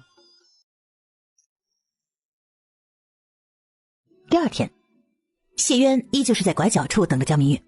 不得不说，昨日发生了那样的事情，他直到现在还是心有余悸。不过有谢渊作伴，江明月倒是一点都不怕了。和昨日一样，谢渊将他送到锦绣坊才离开。江明月在附近的早餐摊子上买了一个肉饼，2个鸡蛋，来到乞丐面前蹲下来。天气热，食物不好存放，我只买了一个肉饼，不过我还给你买了鸡蛋，这个你可收着慢慢吃。素娘看着起身准备离开的人，她开了口：江姑娘，你可是还有什么事？我不想像现在这样活着了，我想找一个活计。这才对嘛，人生虽苦，但人间值得，你想开了就好。素娘看着面前的人，脸上慢慢露出了一丝笑，是江明月让她觉得人间值得。你都会些什么？想找个什么样的活计？我会的东西不多，只厨艺拿得出手，也不知县里有没有人招厨娘。还真巧，我家就在招厨娘呢，不知您愿不愿意来我家？愿意，素娘多谢姑娘收留。不必如此的，我家住小林胡同左边第4户，家中除了弟弟还有2粗使丫鬟，大些的名唤石榴，小一些的名唤于杏儿，再就是一书童名唤于根。您是现在过去呢，还是晚间我带你回去？我现在就过去吧。那行，到了家中你就给石榴说你是我请的厨娘，让他将南厢房收拾出来，以后你住南厢房，月钱的事情咱们晚上再谈如何？姑娘愿意收留我，给我一栖身之所，管我1日3餐，以生同再造，切莫再提月钱之事。成吧，你在这里稍等我片刻。二人认识这么久，江明月知道他并没什么家当，直接来到锦绣坊，选了2身衣裳，付了钱，疾步来到素娘面前，将衣裳递给她。拿回去穿，晚间我再扯些布带回去，咱们自个儿再做2身，暂时也就够穿了。多谢姑娘，我身为你的主顾，这是我应该做的。回家去吧。家吗？素娘心中微微的一暖。素娘，你会伤害我吗？素娘身体微微一僵。姑娘，素娘，你会伤害我吗？我绝对不会伤害姑娘少爷。我信你，回家去吧。林婶家中可是有什么喜事？我儿子要定亲了，就想着给他置办2身体面一些的衣裳，回头去姑娘家下聘，可不能穿得太寒酸。呀，这可是件大喜事呢，恭喜您啦！谢谢哈。将2人送出锦绣坊回来，贺婶走于他跟前，一脸八卦。哎，他儿子要定亲啦？你可知是哪家姑娘啊？江明月摇了摇头，他虽然好奇的不得了，但没好意思问。哎，掌柜的，你知不知道啊？那姑娘是京都人士。哟，京都人士啊！就连江明月也有些惊讶。那姑娘的爹还是礼部一官吏呢。乖，这样的人家怎么会看上林秀才呀？前2年，林秀才跟着同窗到京都游玩，救下了因追赶小偷崴着脚的他岳父。出于好心，林秀才亲自将人送回了家。听说他岳父一眼就瞧上了林秀才，这才有了今日这桩好姻缘。可见好人有好报。下工了。谢渊伸手从他手中接过瓜，然后牵住他的小手，动作一气呵成，并没有给江明月拒绝的机会。江明月就乖乖的任由他牵着，并没有拒绝。今日带的什么？要茶喝吗？喝，喉咙正好有点不舒服呢。辛苦了。不辛苦。谢渊牵着江明月的手，一边走一边问：喜欢吃丑瓜？丑瓜？一个客人送的，我也不知好不好吃呢。今日的药茶冰冰凉凉，但江明月可以肯定，男人并未往里面放冰，也不知道他是怎么办到的。不得不说，被他用心投喂的感觉真的是太幸福了。江明月又喝了一口。家里还有很多，回去了我再给你盛一碗。江明月轻轻地嗯了一声。喉咙可舒服些了？舒服了很多。今日说了很多话？那倒没有，这段时间大家都忙着下收，铺内很清闲的，只不过今日天有些闷热，特别是申时前后，一点风都没有的，出了很多汗。唉，现在的我呀，就像是暴晒过后的花，奇效雨水的浇灌。本是再正常不过的一句话，却让谢渊浮想联翩。他的面上虽然没有任何的变化，喉结却是滚动了一下。现在都这般热了，往后可怎么办呢？谢渊停下了脚步，扭头看向身边的人，很认真地说：觉得累的话就不做了，我家底虽不丰，但养活你们姐弟2人还是没问题的。晓得啦，谢大哥，你咋这么好呢？我真的是越来越喜欢你了。一句话让谢渊瞬间停在了原地，此时的他只觉得如踏云端，满心全是欢喜。平日里深邃清冷的一双眼睛，现在变得浓稠灰暗。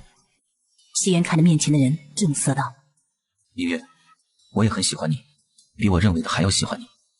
本是随口而出的一句话，却得到男人极其认真的回应。江明月开心的同时，又有着一点心虚。知道了，快走吧。定亲后9月成亲如何？那时候天高气爽，硕果累累，正是一年美好的季节。不要。为何？我对你还不够了解，我要再考察你一段时间。俗话说，这女人嫁人就像是第2次投胎似的，我总得看仔细了再投胎嘛。那你就好好看看。温和的语气此时全是包容和宠溺。江明月嗯了2声，看到前面已经是枣林胡同，将自己的手缩了回来。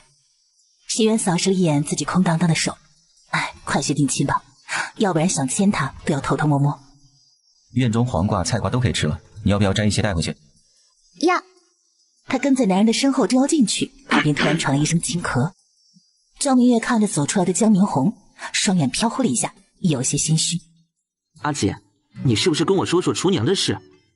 谢大哥，我改天再去摘黄瓜。谢渊看着手牵着手回家的姐弟2人，视线在江明红的身上多停留了几息，故意的，真幼稚。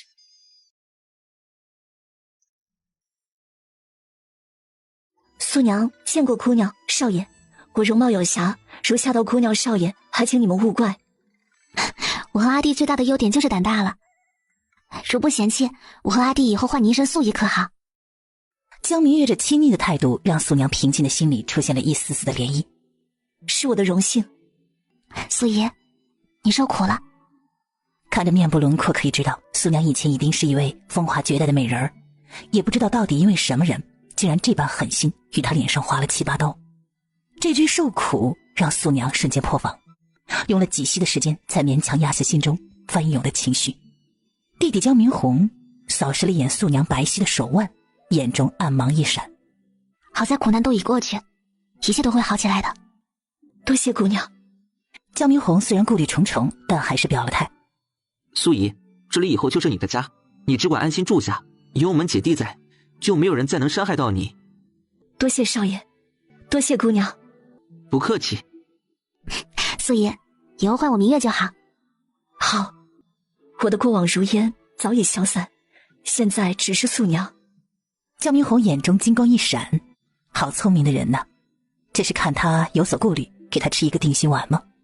姐弟二人目送着素娘离开之后，江明月扭过头来看向弟弟。这下你该放心了吧？江明红点点头，他的确是安心了不少。我之前一直都在头疼，初九媒婆登门了该怎么办？现在问题倒是迎刃而解了。素姨的确是个很好的人选。那明日我和素姨说说。江明红点点头。如何呀？周大山摇了摇头，乌梅脸一白坐了下来，开始呜呜地哭起来。我的小心啊，这2日他不知会在衙门里吃多少苦呢。他爹呀，现在该怎么办呢？明日里你去锦绣坊，姚兴之所以会有今日之祸，是因为江明月的缘故。他害我没了活计，害得小新进了大牢，现在你竟然让我去锦绣坊低声下气的去求他，我不甘心。娘，他的未婚夫名唤谢渊，你对这个名字应该不陌生吧？咱们周惹不起。有话就说，眼睛都在我脸上烧出来2窟窿了。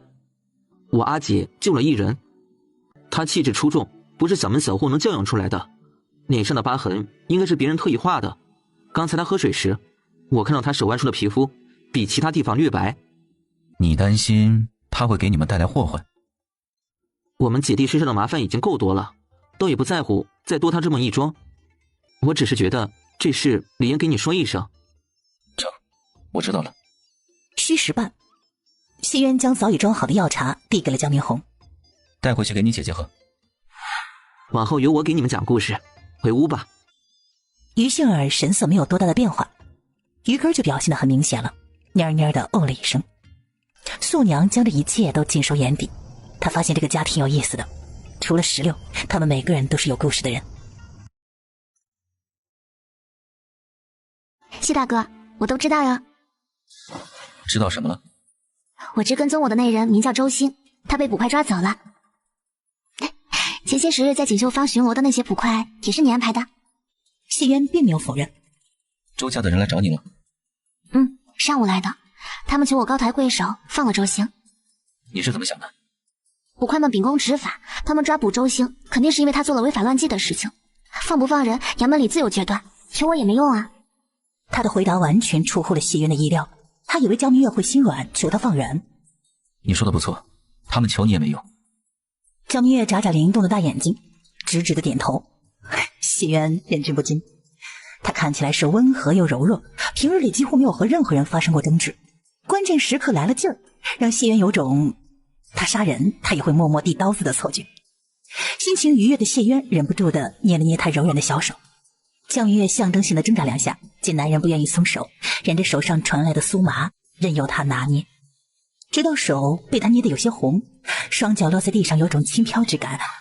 你欺负我，好疼。谢渊只觉得仿佛有一根羽毛从他心头划过，有些痒又有些胀。他抬头看着双颊泛红一脸娇羞的人，瞬间呼吸乱了。平日里深邃清冷的眼睛彼此逐渐变得幽深起来。谢渊喉结滚动，克制住心里蠢蠢欲动，松开了他的手。几息之后，平息下来的谢渊追上了江明月。明日我要去京都一趟，可需要我帮你捎带什么东西？烤鸭，听人说京都的烤鸭才是一绝呢，我也想尝尝。我晓得了，明日我恐不能接送你了。你只管放心，我现在一点也不怕了。谢大哥去京都可是有什么事情？二人马上就要定亲，姐姐的事情也该告诉他了。去见姐姐，将咱们的事告诉她，也让她欢喜欢喜。姐姐？谢渊的事情他听说了不少，竟还不知道他还有一个姐姐。姐姐，亲姐姐，姐姐的事我日后再跟你说可好？张明月点点头，掏出昨日里绣好的方帕，递到了男人面前。送你。没想到他这么快就绣好了。谢渊接过帕子，看着上面的小人儿，轻轻地摸了一摸。绣帕子时在想我？一句话瞬间让江明月红了脸。谢渊看着满脸羞红的人，无声地勾了勾嘴唇，嗓音变得异常温和。谢谢，我很喜欢。可是有什么心事？我今日方知谢大哥竟还有一位亲姐姐。亲姐姐？焦明红瞬间想到了一些前世的传闻，难道那些传闻是真的？焦明月看着弟弟一脸惊讶，微微的眯了一下眼睛。本以为还能从弟弟这里打探一点消息，可看弟弟的样子，他并不知道谢渊还有一姐姐。关于这位姐姐，谢先生可还有说别的？他说日后再告诉我。焦明红眉头微挑，看来要抽空问一问谢渊的事情了，不能因为前世的那些听闻就什么都不问。今日余根可还听话？比我想的还要听话，他在丁班外旁听了许久。余根的种种行为让焦明红清楚地认知到姐姐的猜测是对的，余根可能没傻。他比我想的适应的还要快呢。东方刚出现一缕亮光，谢渊就出了门。半个时辰之后，谢渊既放好了马，买了些姐姐儿时喜欢吃的糕点驴肉火烧，又买了一个不倒翁，然后就来到了五皇子府后的门处。一路相过后，谢渊望着抱着孩子疾步走过来的姐姐，冷淡的目光中慢慢的露出了一抹暖意。他抬脚往后门处走了5步，直到被守门的婆子拦下，他这才停下来。谢柔等着贴身丫鬟领着守门的婆子去了假山那边之后，他才对女儿说：兰兰，叫舅舅。舅舅。哎，外甥女儿长这么大，谢渊还是第一次见到她，心中既欢喜又有些酸楚。他急忙掏出了不倒翁，递到了小郡主的面前。谢渊看得出来小郡主很喜欢，但他并未马上伸手，而是先看向了母亲。舅舅给的，拿着吧。谢谢舅舅。不客气。他看着姐姐，虽然知道有些不合规矩，但还是说了出来。阿姐，我能抱一抱兰兰吗？谢柔轻轻点点头。谢渊小心翼翼地接过孩子的那一刻，只觉得心中胀胀的。姐，兰兰鼻子很像你呢。姐姐谢柔看着此生她最在乎的2个人，别过头去擦干脸上的泪水。我观你比着上次瘦了一些，近来是不是很忙啊？姐姐一定看错了，弟弟明明比之前胖了，倒是姐姐比上次清瘦了很多。皇子妃可好些了。谢柔轻轻地摇了摇头。姐姐市集时也要照顾好自己，你现在有兰兰了。你放心，我会保护好她的。谢渊看姐姐已经明白了他意思，不再多言，从怀中刚掏出荷包，姐姐却是将一荷包递到他的面前。姐弟2人看着彼此手中的荷包都笑了。谢渊将荷包塞进了小郡主的口袋里。这是我给兰兰的，现在已不是从前了。姐，弟弟已长大了，我会照顾好自己，你别担心。反而是你这边，日后用钱的地方会比较多，不可再像之前那样处处节俭，该花的时候就要花，特别是小郡主这里。谢柔听着弟弟事无巨细的叮嘱，唇角含笑，心中温暖如春。他等弟弟说完，然后问道：咱们村今年收成如何？每亩平均增产20多斤。太好了，你有大好的前程，千万不要因为2个不值当的人断送了自己的前程，知道吗？姐姐，我要定亲了。真的？弟弟有了想要与之共度一生之人，那快给我说说他的情况。他姓江，名明月，是江南沅江府人士。去年夏天，阿弟游历到沅江。你们这也算是千里姻缘一线牵了。既然心悦他，就好好的对待他，知道吗？弟弟晓得了。那你们什么时候定亲呢？初9，官媒会到江家提亲。定亲礼你都准备了些什么？按咱们这边的习俗，我准备了簪、手链、耳环和布。谢柔终于开口，看到贴身丫鬟和守门的嬷嬷走过来，知道她该回去了。你在这里等上片刻，我给你备着东西，稍后让绿娥给送过来。阿姐不用了，我已经准备好了。你会准备什么呀？再说你准备的东西能有我准备的好吗？在这里等着。应该是谢大哥，我出去看看。焦明红看姐姐放下筷子就要冲出去，心中突然有些不舒服。果然，姐夫之类的人最让人讨厌了。想虽然还是这样想，但他还是跟了出去。谢大哥刚回来。趁热吃，凉了口感会差很多。焦明月摸着还有些温热的油纸包，看着胸前的衣裳上染了一些油渍，知道他应该是揣了一路，心中是既甜蜜又有些担忧，也不知道他有没有被烫着。咱们一起吃。阿姐说的不错， C 先生进来吧，咱们一起吃晚饭。饿了吧？快吃。谢渊温和地看着面前的人，应了声好。被二人自动忽视的江明红突然不知该说些什么，突然觉得自己好像有点多余，于是默默低头解开了油纸包。吃呀，尝尝，看是不是你想吃的那个味道。如果不是，改天我给你做。还有什么是你不会的吗？有，以后你就知道了。谢渊看他吃的眉眼弯弯，只感觉胸膛仿佛都没那么疼了。他又将另外的一个鸭腿夹给他后，顺道夹了一块鸭肉放到了江明红的碗里。今日私塾里没有发生什么事吧？我听说于夫子打算再招2位夫子。明天我和周夫子都要参加会试，从下半年开始就要为会试做准备了。到时私塾这边，我们恐就不能像现在这样天天给你们上课了，所以于夫子要提前招人，方便到时顶替我们。谢大哥可知于夫子招的都是谁？一位小红已经认识，可是之前给我们上过课的林秀才。谢渊点点头。谢大哥，你们月俸多少啊10两。哦，秀才也是如此吗？秀才是5两。还真不少，足够林水他们日常开销了。谢渊想，如果是他一个人花，确实是不少，但是不久的将来，他可能就是个拖家带口、养家糊口的人了。夫人的月钱就那么多，小舅子还要读书，况且成亲之后，他并不打算再让江明月去锦绣坊做工。综上所述，谢渊还是觉得肩膀上的负担还是很重的，好在他还是负担得起的。不必想着为我节俭，别人有的你也会有，别人没有的我会努力让你拥有。正在啃着鸭脖的江明红抬头佩服地看向了谢渊，看看人家多会说话呀，怪不得姐姐会动心。如果换作是他，江明红觉得他恐怕也抵挡不住。哎，学到了学到了。江明月反应过来之后，知道男人想岔了。那谢大哥可要好好努力了，养我还是很花钱的。江明红咳嗽了2声，这种话能这么搬上台面说吗？况且2人还未定亲呢，他都替姐姐臊得慌。好。谢大哥真好，好想抱抱呀。谢渊听了这个愣了一下，而素来波澜不惊的眸中有一抹炽热闪过。他的唇角翘起，正欲开口，可是一阵咳嗽声传入耳中。旁边的江明红大声的咳嗽，睁大眼睛望向了语出惊人的姐姐，好像在说：“你羞不羞呀？别再说了。”啊，好吧，说的时候真没什么感觉，现在被弟弟这么一警告，江明也突然觉得挺不好意思的。你要是喉咙不舒服，待会儿我可以帮你看看，想再咳时尽量忍着，别吓着了你姐姐。江明红毫无语呀，他是喉咙不舒服吗？我知道了，且再忍忍，明日前媒婆登门后，咱们定了亲就可以了。那低沉的嗓音里还带着哄。江明红又想咳嗽了。这时候，谢渊姐姐突然齐齐扭头，警告地望向他。要疯了，还能不能好好吃饭了？吃饭。我之前听阿爹常常念叨，要科举入仕，首先要有一个好身体。夏天过后，谢大哥是不是要锻炼起来啦？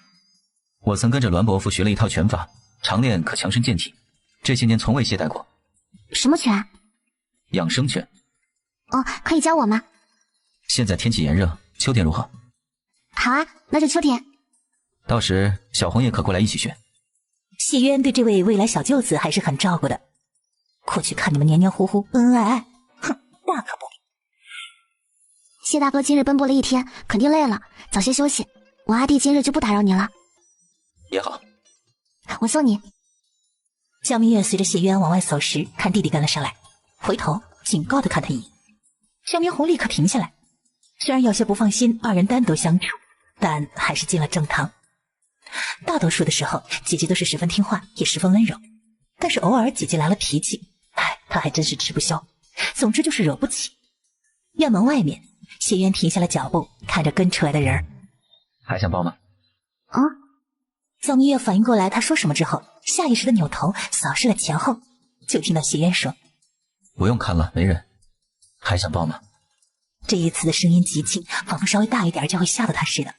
本来江明月已经没那个心思了，但感觉到男人好像很小的样子，他朝着谢渊走近2步，还未靠近他怀里，他已经先他一步，伸手将他揽入怀中，身体跌进一个滚烫的怀抱，陌生又熟悉的气息瞬间就让他包围。不同于江明月的柔软，谢渊的胸膛十分的坚硬，手臂在这一刻就像铜墙铁壁似的，使他动弹不得，抱得有点紧。别乱动。少女的身子柔软到不可思议，浑身都散发着一股淡淡的清香，那样的熟悉又那样的让她着迷。谢渊没想到，只是简简单单的一个拥抱，就让她到了失控的边缘。江明月感觉到他的气息就在自己面前，异常的灼热，他当即不敢乱动。夜很深，近到他能清楚地听到他那强劲有力的心跳声，一下又一下，很快。知道谢渊和自己一样的紧张激动，江明月反而平静了下来。一会儿过后，浑身往外冒汗的江明月声音软软：“你能不能别抱那么紧啊？我有点不舒服。”等多久啦？刚到，家里可都安排好了。有素姨呢。提起素娘，江明月想到昨日谢渊给他们看诊的事儿。谢大哥，素姨病得很重吗？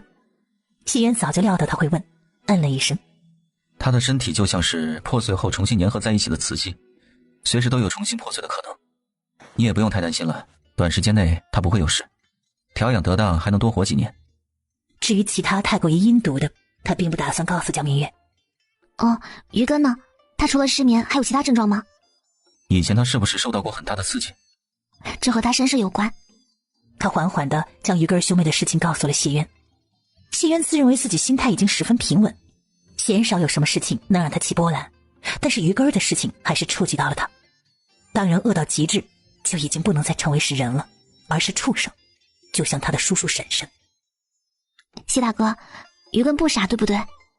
等到谢渊心情平复下来之后，他才开口：“不错，他不傻，只是当初那件事让他大受刺激，自我封闭了一些记忆，所以才会像现在这样。他这种情况很好治，只是……谢大哥，不治。我觉得于根现在这样也挺好的，记起一切对他来说太过残忍了。那就不治。谢谢谢大哥。不知婶子怎么称呼啊？哟，这说的还是官话，看来江家不简单呢。哈哈啊，我姓钱，县里的人都尊称一声钱媒婆。啊，不知钱媒婆今日登门是有何事吗？哎呦，是喜事儿啊！钱媒婆请进。哈哈，不知夫人贵姓啊？我姓程。哦，原来是程夫人，老婆子今日给你道喜了。不知喜从何来？哦，我今日是特意来向你家姑娘提亲的。时间一点一滴的过去了，4时末，谢渊提着定礼糕点来到了钱媒婆的住所。钱媒婆知道谢渊来了，亲自迎了出来。二人说了几句话之后，谢渊收下他递过来的羹帖，小心的放入怀中，然后将糕点定礼递给了他。劳烦你明日再跑一趟。说着又掏出2两银子递给他。哎呀，谢举人客气了，日后你成亲千万不要忘记请老婆子喝一杯喜酒啊。一定。一会儿过后，谢渊从钱媒婆的住所出来，摸着怀中的羹帖，他笑了。他定亲了，从今天开始，江明月就是他的未婚妻子，不久的将来还会成为自己的妻子。21年了，他头一次像今日这般的雀跃。谢渊回到家中，小心翼翼地掏出了怀中的羹帖，像是抚摸稀世珍宝似的。谢渊盯着羹帖看了一会儿之后，放进了柜子里。他觉得有些不安全，想了想，打开了抽屉，拿出了一把锁。一会儿，他看着柜上挂着2把锁，垂下眼，遮去了眼中的一言难尽。他觉得自己大概脑子被驴踢了。家里要是进了贼，看着柜上挂着2把锁，不用找就知道这里面有好东西。谢渊拿出钥匙，打开了一把锁。就这样吧。哎，你定亲这么值得庆祝的日子，你就给我1坛酒啊？太小气了吧？怎么着也得给个5、6坛呢？我给你5、6坛，你敢要？栾毅认真的想了想，他还真不敢。你定亲之事，可告诉你姐了？告诉了，她很开心。锦绣坊，如何？媒婆可来了？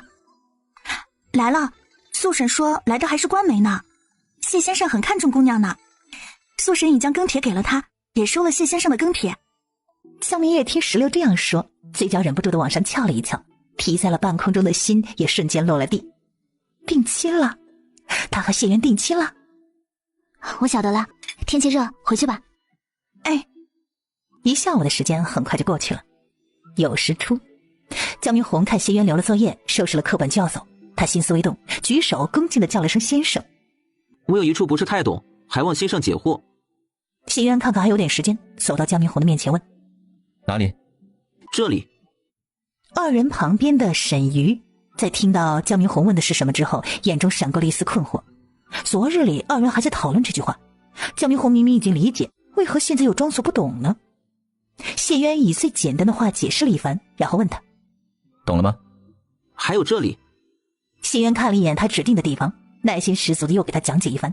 等到江明红再问，他眯眯眼睛，压低声音：故意的。我在很认真的向先生讨教，怎么能说是故意的？晚上再问也不迟。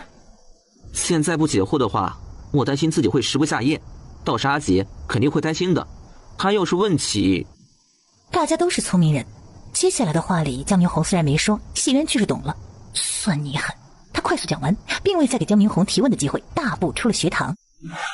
先生，我跟你一起回家。我知你和你阿姐感情深厚，现在她突然变成了我的未婚妻，你可能会有些不适应。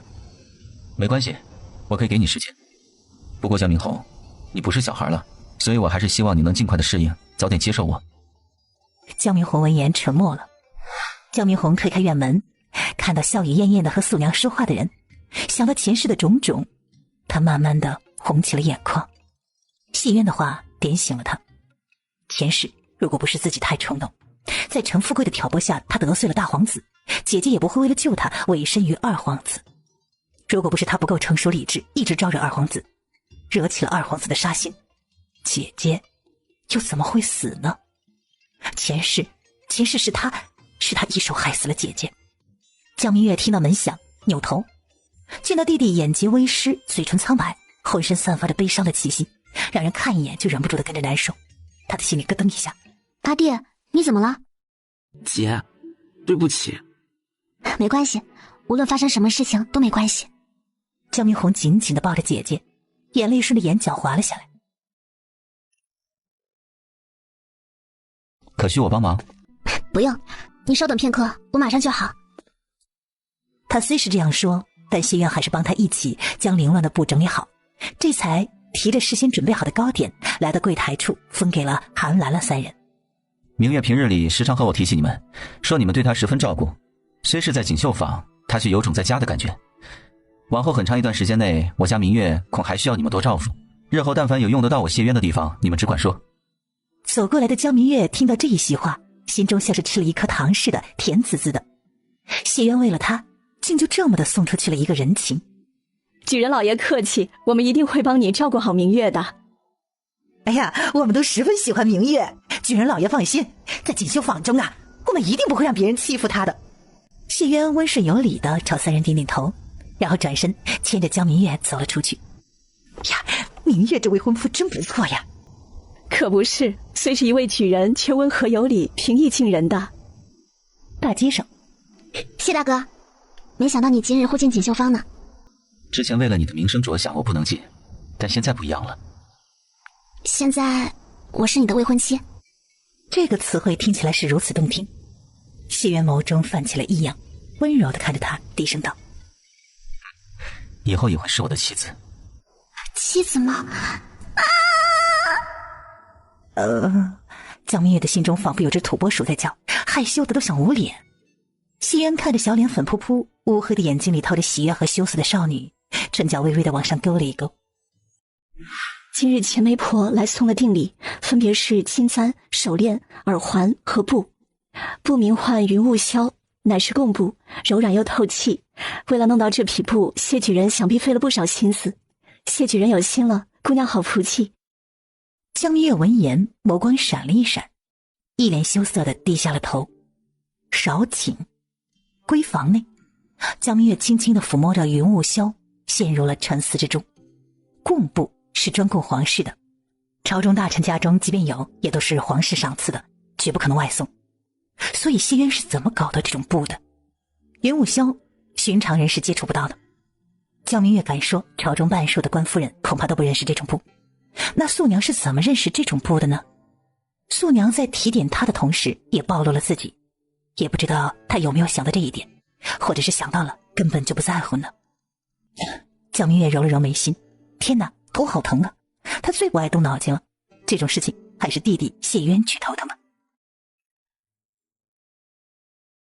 既然这种布这么好，姐姐不妨给自己做2身衣裳，夏日穿着也凉快些。我回赠什么礼比较好呢？玉簪和玉佩都可。那就玉簪吧，明日我抽空去银楼逛逛。你要不要？江明红摇了摇头。我现在还用不到。那成，以后我再给你买。晚上你自个儿看书，我有应酬，应会回去的很晚。我晓得了。回去告诉我未婚妻，我恐要过个2、3天才能去接她了。江明红哦了一声。江明月回到家中，听了弟弟的话，知道谢渊晚上应该有应酬，他问道：什么应酬？没问。下次要问知道吗？江明月叮嘱了弟弟一句，进了灶房。素爷，晚饭过后煮点醒酒汤。是。戌时初，江明月叫住了准备去隔壁的弟弟说：家里煮了醒酒汤，谢大哥要是回来了，你别忘端碗过去。好。江明月看着弟弟好像不认识他似的。怎么了？只是突然觉得阿姐有贤妻良母的风范了。连阿姐也敢打趣呢，快去吧。谢渊回到枣林胡同已是戌时末，今日虽然没有人劝酒，但是知道他定了亲，架不住大家都来向他敬酒，一杯一杯的敬了肚，谢渊还是有些醉了。好在他早有准备，不至于醉到人事不省。还未回。江明红扶着一身酒气的谢渊坐下来，端起桌上还有些温热的醒酒汤递给谢渊。阿姐让我等你回来了再回去，她的话我不敢不听。谢渊闻言将醒酒汤一口饮尽，这种被人放在心里记挂的感觉真的很好呀。告诉我未婚妻我很好，让她别担心。我知我姐是你未婚妻，你不用反复强调，这样说话你不觉得别扭？我乐意。看着那醉醺醺的男人，江明红很大度的并未和他计较。灶房里有烧的水，可能自个洗漱。这也是你姐叮嘱的。没想到被爹娘捧在手心里，一直都需要别人呵护的姐姐，有一天竟然也懂得关心别人了。我不是别人，而是你姐夫，是我的荣幸。你知道就好，日后如果敢辜负阿姐，我饶不了你。这句话是威胁，也是警告。谢渊笑了笑，闭上了双眼，什么都没说。他会用自己的行动去证明江明月没有选错人。江明红看着仿佛要睡着的人，随手拿起了椅子上的衣裳搭在他身上，刚往外走了2步，就听谢渊说：你姐救我这事我已经宣扬出去了，相信用不了多久，这件事就会在宛平传开。我知道了。不得不说，谢渊态度让他很满意，没想到他这么快就开始行动了，毕竟他和姐姐这才刚刚定亲。祖叔你在吗？在。他打开院门，看着一脸着急的虎子问道：可是村里出了什么事儿？村里好好的，出事的是吴奶奶，傻帽叔划了吴奶奶的脸，然后又哭又叫，还风言风语的说你害他。族长说您要是有空了就回去一趟。谢渊微微的眯了些眼，回屋打开抽屉，拿金疮药的时候，看着最里面的药瓶，沉思片刻，一并揣进了怀里。稍顷，他带着胡子骑马回到了谢家村锦绣坊。江明月送走一客人，看看已是辰时2刻。石榴想必已经将早饭送给了谢大哥，也不知道他醒酒没，难不难受。江姑娘想什么呢？这般入神。林婶好，好久没有见到您了。林秀才的亲事可定下来了？定下来了，这不18下聘，我特意来买2匹布。恭喜林婶双喜临门。我听阿弟说啊，于父子已经正式聘请了林秀才，你和小菊的好日子还在后头呢。借你吉言了。傻帽好像比以前疯得更厉害了，伤了你婶婶后拿着刀从家里跑了出来，说什么你害他们。我们怕他再伤着人，就将他捆绑在了屋内。又让三爷爷和大家费心了。一家人应该的，不过总是这样，也不是那么回事儿。我之前曾向叔叔婶婶提议将堂哥关进屋里，每日只需给他送饭送水即可，可叔叔婶婶都不愿意，还说我没安好心。谢渊一脸委屈又无可奈何地叹了一口气。谢老族长安抚地拍了拍他肩膀：这几年难为你了。我倒无所谓，我爹和叔叔虽早就分了家，但他毕竟是我亲叔，我自然希望他们好。一会儿我回去了再劝劝他们，如果他们愿意，我再带着堂哥去医馆再看看。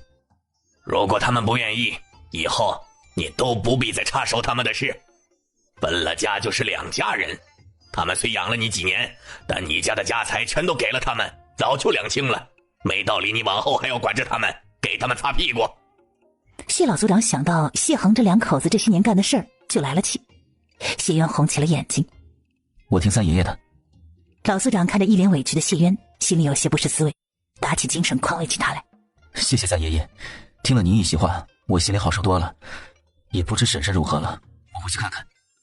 哎，回去吧，有什么事儿就来找我，我给你做主。好。你回来了？听说茂哥划花了婶婶的脸，我就回来看看。婶婶可还好？又让你担心了，我已经为她包扎过了，无事。婶婶被划花了脸，怎么能叫无事呢？我去看看她。不用了，你婶婶刚睡着，咱们就不要吵了。看着有些浑身紧张、上下戒备十足的叔叔，谢渊双眼微微的一眯。成，我听叔叔的，那我去看看茂哥。谢恒立马拦着他。不行。啊？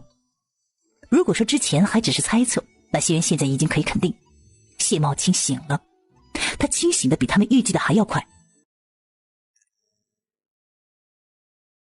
谢恒看谢渊走远，第一时间冲到了东屋。他晚上会在这里住上一夜，咱们现在该怎么办？咱们儿子可还好啊？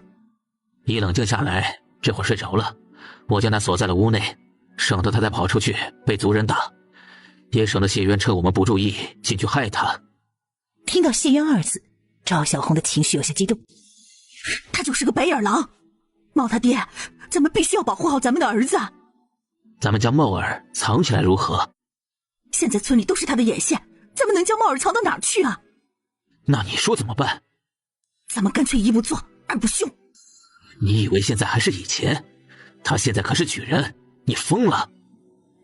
我是疯了，如果不这样做，咱们都得疯。他是绝对不会放过咱们的，他那么聪明，肯定知道了以前的一些事儿，你觉得他会放过咱们吗？你让我再想想，再让我想想。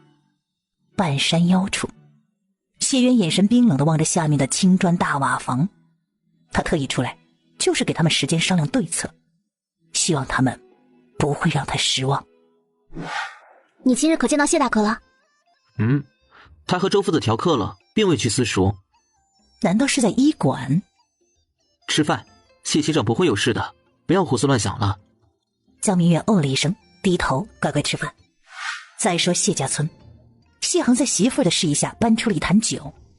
你许久没在家里过夜了，叔今日高兴，咱们喝一杯如何？只要婶婶没意见，我就喝。你们喝，不必在意我。好，那今日侄儿陪叔叔好好喝几杯。谢恒和侄儿碰了一个，看他将酒喝了下去，顿时松了口气。几杯酒进肚，谢渊摇摇头，看着二人说：我好像醉了，叔婶接着吃，我先回去了。哎，你慢点。二人看谢渊回了屋子，无声地交流了一番。夜明星稀之时，赵小红和谢恒悄悄从屋里走出来，他们轻手轻脚地抱起干柴，放在了屋子四周。谢谢，好累呀，我只觉得浑身无力的。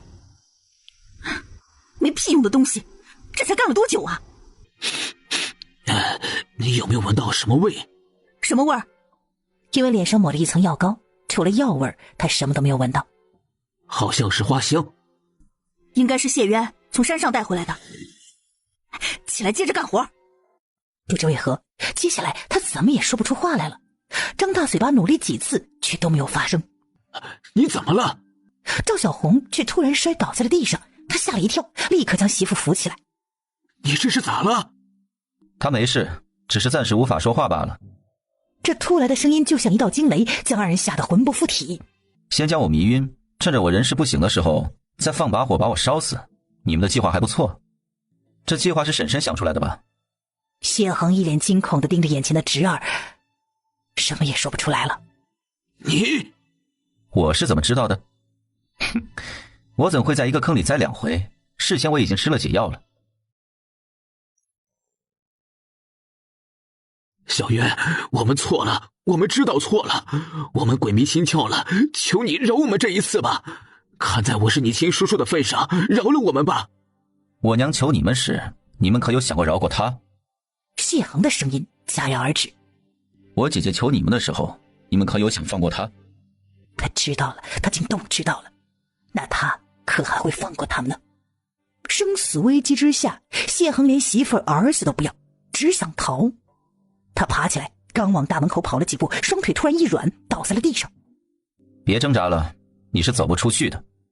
谢恒身体微微一僵，张嘴想要呼救，可他努力了几次，却是一点声音都发不出来。下药了，谢渊给他们下药了。茂哥，我回来了。谢茂望着走过来的人，呜呜的剧烈挣扎起来。嘘，茂哥要乖，不然弟弟会不高兴的。谢茂立刻安静下来，就这样直直的盯着谢渊，眼神深处流露出了一抹惊恐。想起自己是谁了？谢茂身体一抖，看着谢渊从怀中掏出了一个药瓶，再次挣扎起来。别怕，吃了药就好了。地上的谢恒、赵小红望到这一幕，啊啊的叫了起来。他们拼命的想站起来，想要去阻止，可身体却使不出一丝力气，只能眼睁睁的看着谢渊将药丸塞进自己儿子的嘴里。这一刻的赵小红恨不得喝他的血，吃他的肉。果然是谢渊害了他们儿子，茂儿根本就不傻，一切都是谢渊的缘故，是他做的。该死，他们都该死！他们杀了我娘，抢了我的家产，卖了我姐姐！我要杀了他们，杀了他们！看着谢茂再次将自己带入成了他，谢渊露出了今晚第一个笑容。你说的不错，他们都该死，杀了他们就可以为母亲姐姐报仇了。杀！昨晚是怎么回事？昨日晚间，我整治了几个菜，小叔兴致极好，闹着非要喝酒，我劝说无果。陪他喝酒时，茂哥醒了，在屋里大喊大闹叫的。我本欲去照顾他，叔婶都不愿意，说有他们呢，让我回屋休息。我家里的事你们也都知，因姐姐失踪，因我考中功名，茂哥落榜，叔婶对我有了芥蒂，我不愿惹他们不高兴，就回了屋。因喝了酒的缘故，我睡得有些沉，迷迷糊糊的，只听西屋起了争执。一开始我并没有在意，毕竟这样的事以前天天发生的。就在我快要睡着时，一声惨叫声将我唤了起来。我冲到西屋，婶子已被茂哥砍倒在地，叔和茂哥正在争执。我上前帮忙，不慎被茂哥砍了一刀。叔看着我受了伤，就让我出去喊人帮忙。我跑到宝叔家中，唤醒宝叔、四爷爷，再回家，西屋已着了火。之后的事大家就都知道了。我和爹来到傻猫家里，先我们一步回到家的小渊冲进了火海中。他背着谢恒刚往外跑了几步，傻猫就追了上来，死死地抓住了谢恒，又将他给拽了回去。我和爹看火势越来越大，就先将小渊给救了出来。等我们再想进火海救人，也来不及了。几位族人知道事情的始末，纷纷安慰了谢渊一番之后，这才离开。三爷爷，我叔这里还请您帮我暂看一二，我得回县里一趟，安排好那边的事就回。好，你只管去，有我们呢。多谢三爷爷。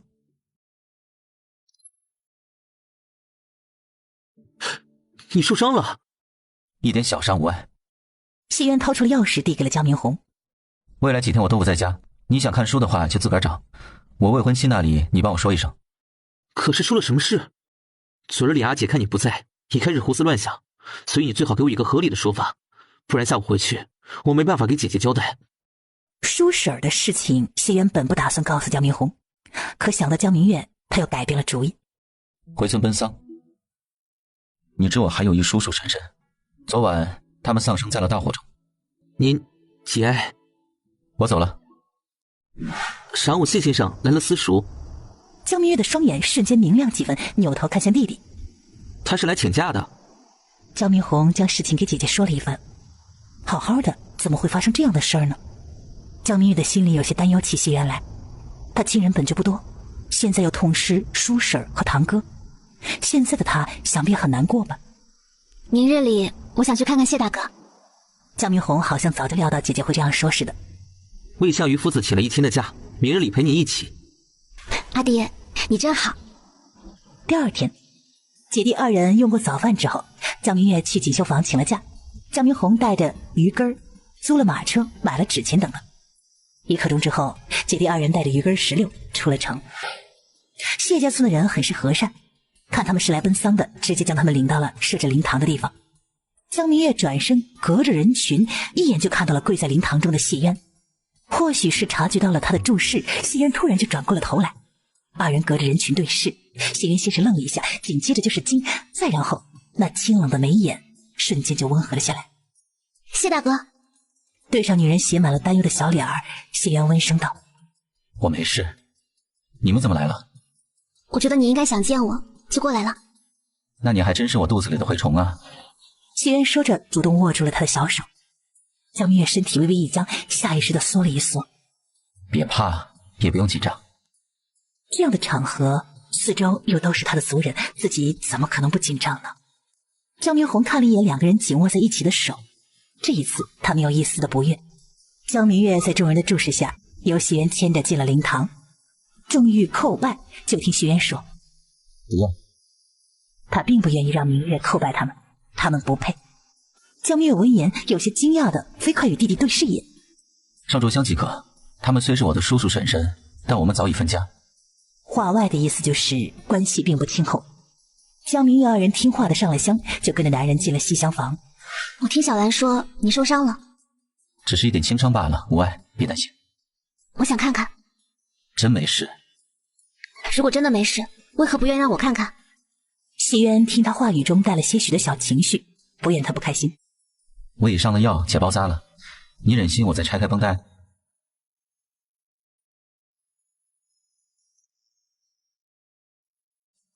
除了胳膊，可还有其他地方受伤？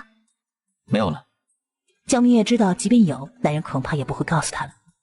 弟弟在这儿，自己又不好强行查看，只能作罢。谢大哥，你要照顾好自己，人死不能复生，你别难过。谢渊闻言轻笑了一声，面对着江明月，他一点都不想隐藏真实的自己。他不管别人如何，但江明月是会和他携手走一生的人，彼此应该坦诚相待。虽然极其的有可能会吓到他，但他还是说了出来。我不难过，反而还很开心。这些年从未像今日这般开心过。我现在这个样子，都是做给外人看的罢了。正往桌子上摆饭的江明红扭头看向了谢渊。江明月看着面前的男人，有片刻的呆愣。是幻听了吗？谢渊好像知道他在想什么似的。你并没有出现幻听，我的确很高兴。人是我杀的，我又怎会难过呢？江明月的瞳孔猛地收缩，一脸震惊地看向了男人。谢渊的声音虽低，但在没有刻意隐瞒的前提下，江明红听得是一清二楚。他虽和姐姐一样的震惊，但第一反应则是快步走到窗边，看向了外面，确定无人，微微地松了口气。现在知道了吗？我并没有你想的那么好，甚至不算是个好人。为了达到自己的目的，我可以不择手段。谢渊眼神专注地看着面前的人，没错过他脸上任何一丝表情的变化。明明男人做的那般笔直，可江明月却感觉他的脊背好像弯下来似的，心疼压过震惊，正想开口。就算你觉得我可怕，今生也只能与我在一起。你知道了我最大的秘密，我是绝对不会允许你离开我的。张明红微微的挑眉，望向了姐姐。在姐姐眼中，谢渊是谦谦君子，是完美的。现在知道了他的另外一面，姐姐会如何选择呢？他不知道姐姐会怎么选，但他知道他的选择，那就是毫无保留的支持姐姐，哪怕是与谢渊为敌。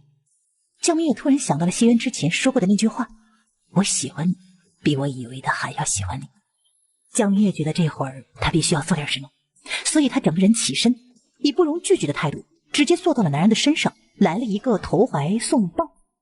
谢渊身体僵硬了一下，他刚才已经想了很多种可能，唯独没有想到这一种。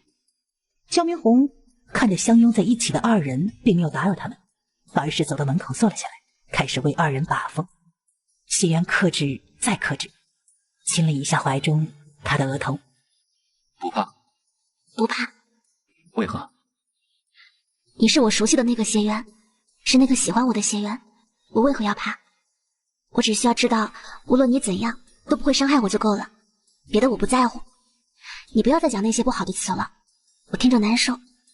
今生只要你不负我，我一定不会离开你。谢渊心中慢慢的起了阵阵涟漪，而这涟漪很快的就变成了滔天巨浪。江明月的这番话好像抚平了他心中所有的伤痕，这回他心里胀胀的，有欢喜也有惬意，更是从未像现在这样满足过。不会，此生我绝不负你。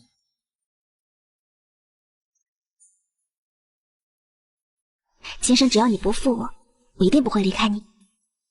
不会，此生我绝不负你。我信你。她漂亮的小脸蛋儿近在咫尺，小巧挺翘的鼻子，淡粉的唇，淡淡的清香。此时此刻，对于谢渊来说，这是一种无法抗拒的诱惑。虽知不合时宜，但他还是控制不住的，缓缓的低下了头。焦明红太无语了，真当他是个死人吗？就在焦明月羞涩的闭上眼睛，就在男人的气息距离他越来越近，一声咳嗽打断了二人。焦明月的脸瞬间像是熟透的苹果，重新埋在了男人的怀中，他就忘了弟弟还在。突然被打扰，谢渊多少有些不悦，他淡淡抬头瞥了一眼焦明红，低头把吻落在了少女的乌发上，安抚地拍了拍怀中江明月的后背心。先生，为何？焦明红看到气氛刚刚好，把握住机会。这是一次探知谢渊过往的绝好机会，如果再错过这一次，他觉得往后恐怕再也不会有这样的机会了。我阿爹是村里第一个读书人，可惜他生来体弱，考中秀才，熬去了他半数的精神气。为了我们这个小家，为了我和我姐，他放弃了继续参加科举，而是将他的梦想寄托到了我的身上。读书是个很费钱的事，为了供我读书，为了给姐姐攒一份体面的嫁妆，他做起了生意。我阿爹很聪明，再加上气运好，短短3年的时间就积累了一份不丰的家业。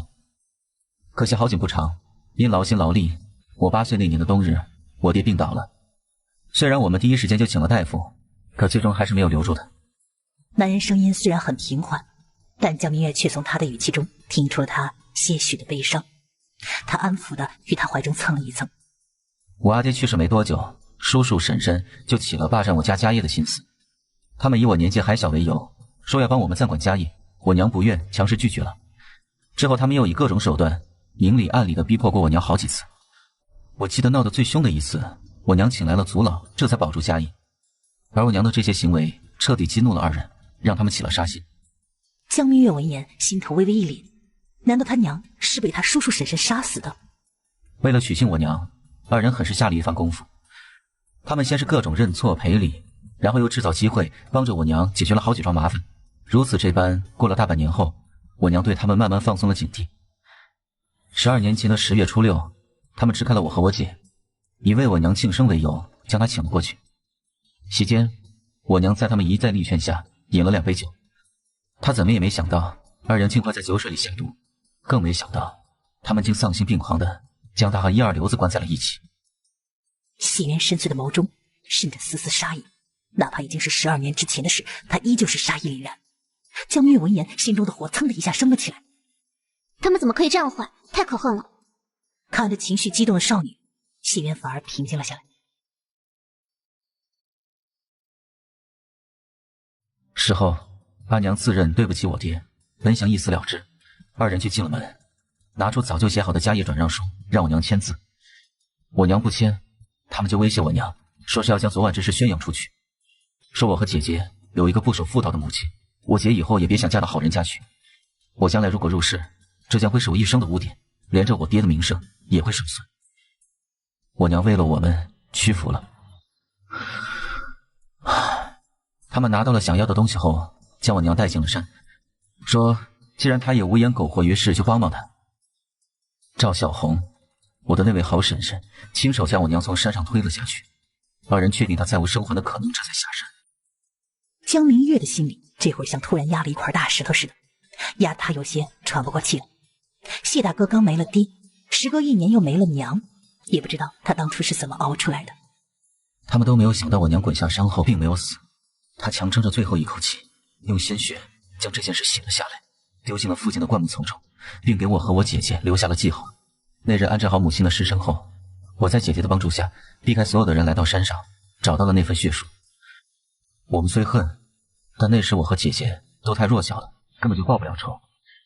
再加上叔叔婶婶平日里面子功夫做得极好，在村里的威望很高，我们谁都不敢告诉，只能和他们虚与委蛇。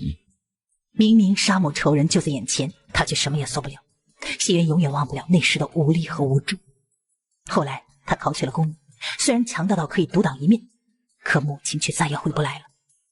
这些年他一直都没有杀他们，不是他仁慈，是因为他要他们生不如死。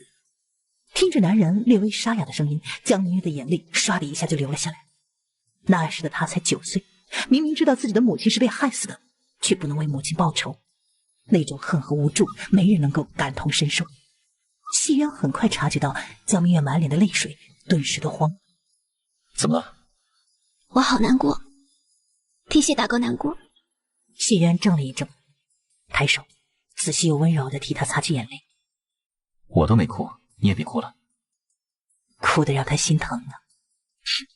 我替你哭一哭，替你难过，你就不要难过了。谢渊沉默半晌之后，轻轻一笑，重新的将江明月拥入怀中。我不难过了。一会儿过后，弟弟江明宏见二人情绪已经稳定下来，他问道：“然后呢？”江明月抬起头看向弟弟，他撅着嘴巴，一脸不满。他不想谢大哥再提起那些伤心的往事。弟弟江明宏也知道，一再让谢渊自揭伤疤，显得自己有些铁石心肠。但他很清楚的知道，如果今日不问，往后恐怕都没有机会了。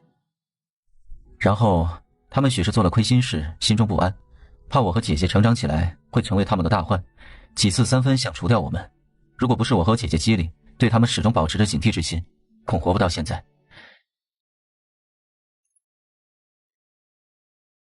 如此1年后，他们看非但没能杀死我们，一系列的行为还引起了族人的怀疑。再加上那二流子以我娘的事要挟他们，时不时就会来向他们索要一笔钱。二人暂且罢手，一门心思对付那位二流子，我和姐姐这才得以喘息。他们和那二流子斗了2年，这期间谢恒跟着那二流子学会了赌，学会了逛青楼。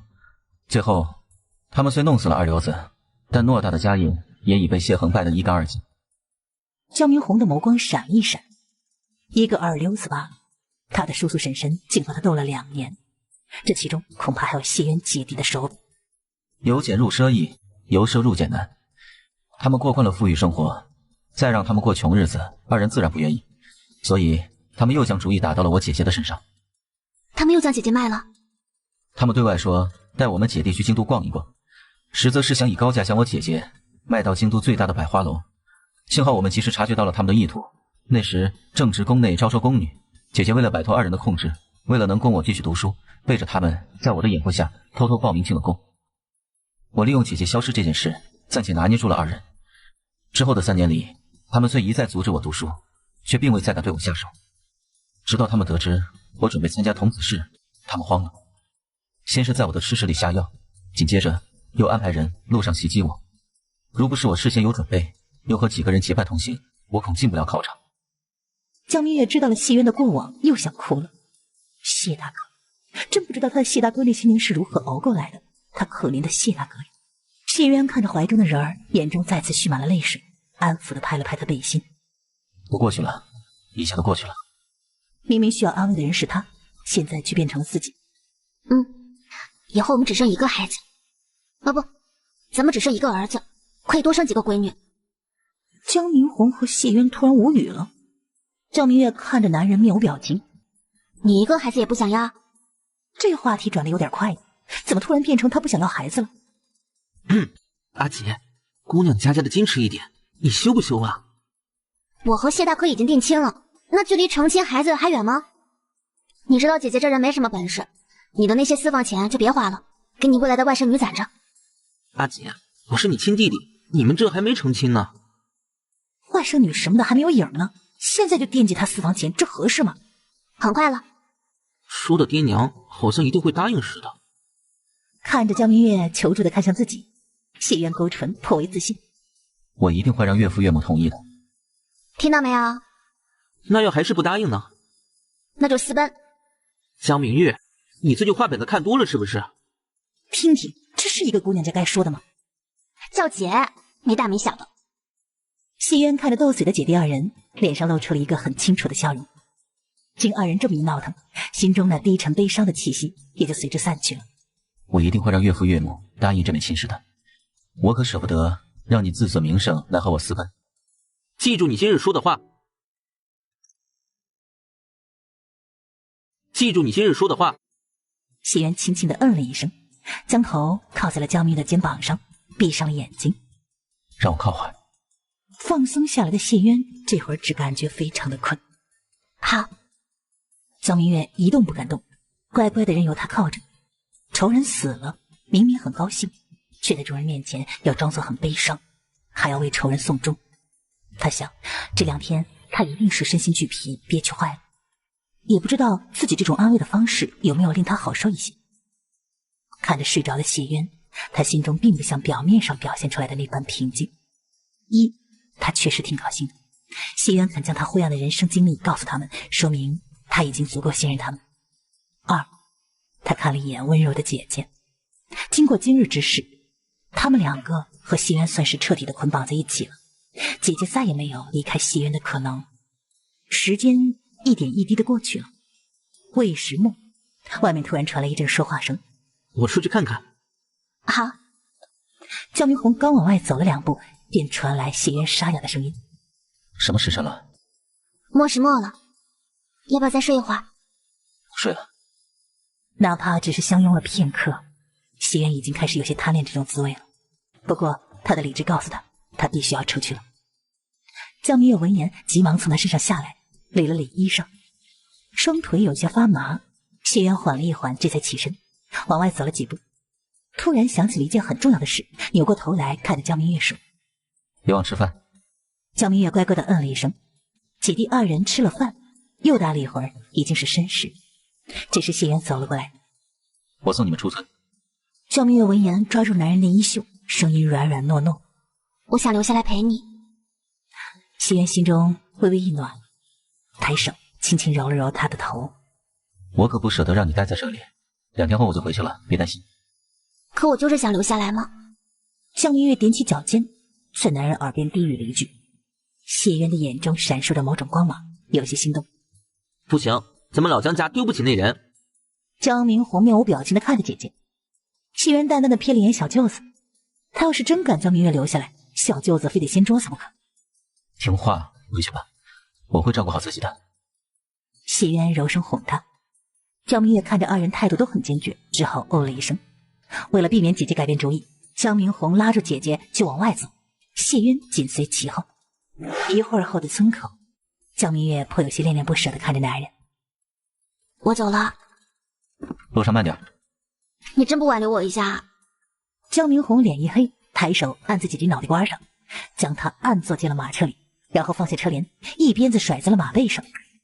谢渊还隐隐地听到江明月在抱怨：哎呀，你慢点，我后背都硌到车厢了。谢渊嘴角微微向上勾了一勾。江明月这次到来让他彻底的放下了过去，宛如重获新生。我想谢大哥了，我想喝冰冰凉凉的酸梅汤，想喝果茶，也想喝药茶。他什么时候才能回来啊？江明红看着颇有些望眼欲穿的姐姐，安慰道：别急，我想这2天谢先生也该回来了。我管你这几天心情好似很好，可是有什么喜事？喜事没有，只是交到了一个好朋友。哦，回头有空了可以请他来咱家做客。江明红轻轻地嗯了一声。就在姐弟2人一前一后往正堂走的时候，他们口中的谢渊此时正受邀来到老族长家。人死不能复生，你要尽快振作起来才行。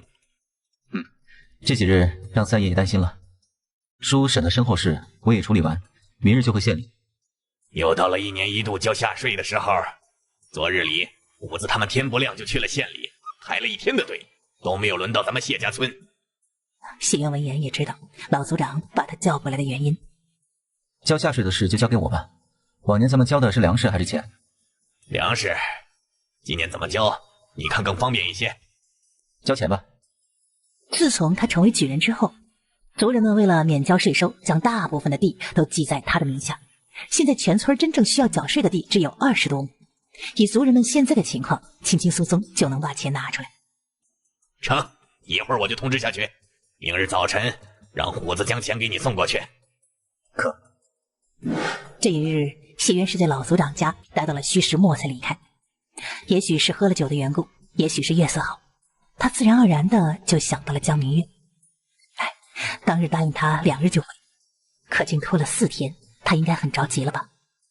想到明日就能见到他，谢渊顿时有些归心似箭。你可有7、8天没来了，在忙什么？在处理谢恒3人的丧事。栾毅闻言顿时一惊，看向了谢渊。他不明白他怎么就突然动手了。谢茂提前清醒了。栾毅蹙眉，怎么这么快？那迷幻药是他和谢渊一起研制出来的，所以二人都十分了解那药的药性。当时他们推断的是4、5年，没想到才3年半，那谢茂就清醒了。谢恒二人想要杀我，以绝后患。没露出什么马脚吧？谢渊摇了摇头。人死如灯灭，这么多年了，你也该放下了。我有了想要守护、保护的人，自不会再让过去的事影响到我。走。成，改天咱们聚聚。好。栾毅望着离开的人，不由得就想到了昔日那个身体单薄的小小少年。好在他并未被仇恨蒙住双眼，现在的谢渊让他突然就想起了破茧而出的蝴蝶。明月。江明月身体微微一僵，倏地转身。谢渊走到少女面前站定，看着双唇微张、美眸惊愕的女子，他俯身，近距离地看着她，温声地问：“不认得我了？”谢大哥。欢快的声音响起的那一刻，江明月热情地给他一个大大的拥抱，怀里突然撞见了一副温柔。谢渊愣了愣，然后伸手立刻环住那纤细的腰身，恨不得将人嵌入怀中。他心软得一塌糊涂。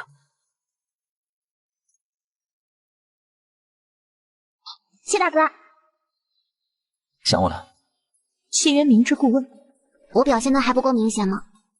少女的诚恳愉悦到了谢渊，他敲了敲唇角，抬手时揉了一下他头发。我也想你了。你什么时候回来的？清晨，那时看你正忙，就没有打扰你。原来他那时就来锦绣坊了。哦，家里的事情都处理完了吗？咱们回去吧。谢渊扫了一眼少女通红的耳朵，温声道了一声好。我给你带了药茶，可要喝？张明月接连点头。这几天不仅想他，还想他煮的这些茶，和之前喝的好像有点不太一样。夏天天气炎热，所以我加了些夏枯草、野菊花和桑叶，有去火、疏风散热、清肝明目的功效。还挺好喝的。有一个会医的未婚夫就是好。谢大哥，晚间咱们一起吃饭吧。我看你这几天清瘦了许多，要好好补补才行。谢渊握着他小手，应了声好。这几日可有发生什么事？你过得可好？江明月闻言，立刻想到了周兴的事。还真的发生了一件事。江明月当即将周兴的事给男人说了一番，看他一脸平静，并没有半丝惊讶。江明月已经确定这件事情的确和他有关。吴梅可有为难你？江明月急忙摇头。谢大哥，谢谢你，谢谢你为我做的这一切。我怎么可能让别人随意欺负我的未婚妻？江明月听此，像是吃了一颗糖似的，嘴角忍不住的上扬，心里甜滋滋的。谢渊直接将江明月送到家中。彼时的江明红正准备写文章，望着一同走进来的二人，他先是扫视一眼他们紧紧握在一起的双手，然后看着姐姐笑颜如花的脸，垂下了眼帘。爸，只是牵牵手，也不算太过分。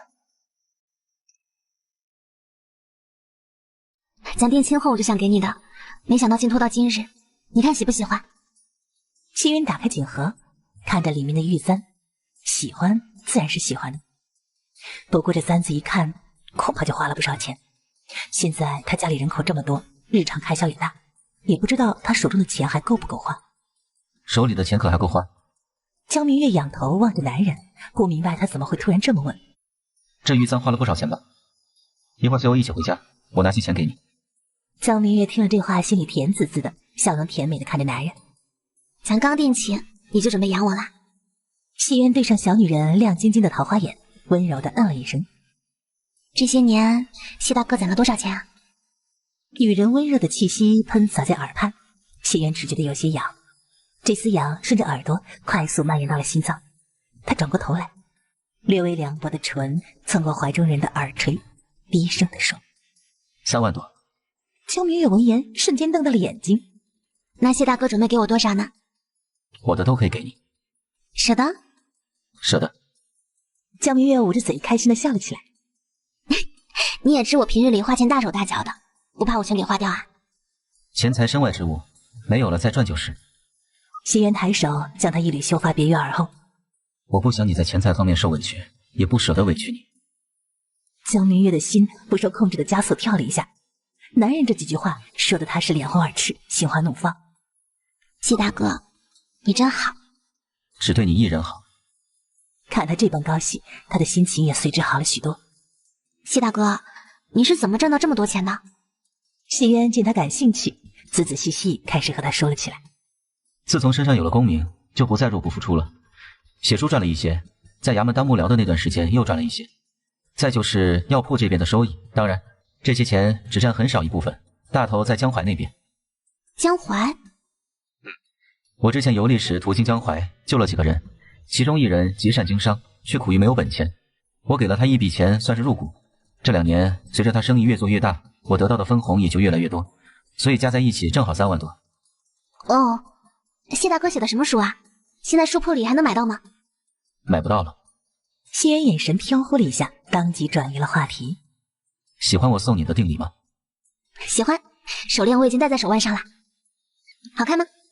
好看，和你很配。谢渊还记得，这手链是如嫔娘娘赏给姐姐的。那时候的她还是一个白丁，姐姐为了供她读书，但凡手中有点什么好东西，都会第一时间送出宫，让她变卖，以供她日常所需。这手链是她留下来的为数不多的东西之一。当时想的是，日后姐姐出宫了再还给姐姐，没想到。那金簪也好看，但我不敢戴，怕弄丢或者弄坏了。金簪和那匹布是不是都是姐姐给的？你看出来了？是素姨告诉我的，她说那布是贡布。谢渊闻言，眸光闪烁了一下。所以姐姐现在还在宫内。4年前，她随着五皇子离开了皇宫，现在是五皇子的如夫人。咱们还有一外甥女，叫宋兰，今年1岁半。4年前，她随着五皇子离开了皇宫，现在是五皇子的如夫人。咱们还有一外甥女，叫宋兰，今年1岁半。江明月有些惊，但更多的是对这位未曾蒙面的姐姐的佩服。在宫内那个吃人不吐骨头的地方，她能保住性命，而且五皇子开府时能随着她出宫，还为她生了一闺女，足以说明姐姐是个聪明人。我记下了。既然已经提到了姐姐，谢渊就多给她说了几句。你去过谢家村，虽整个村的人都是我的族人，但咱们的至亲现在只有姐姐、外甥女。不过族人们的事，我也不能完全就不管。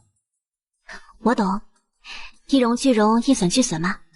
昔年咱爹没有发达之前，出人出力最多的就是江氏族人。后来咱爹发达后，又是为族人们建私塾，又是修路、修桥，那些年所赚的银子，有一半都花在了族人身上。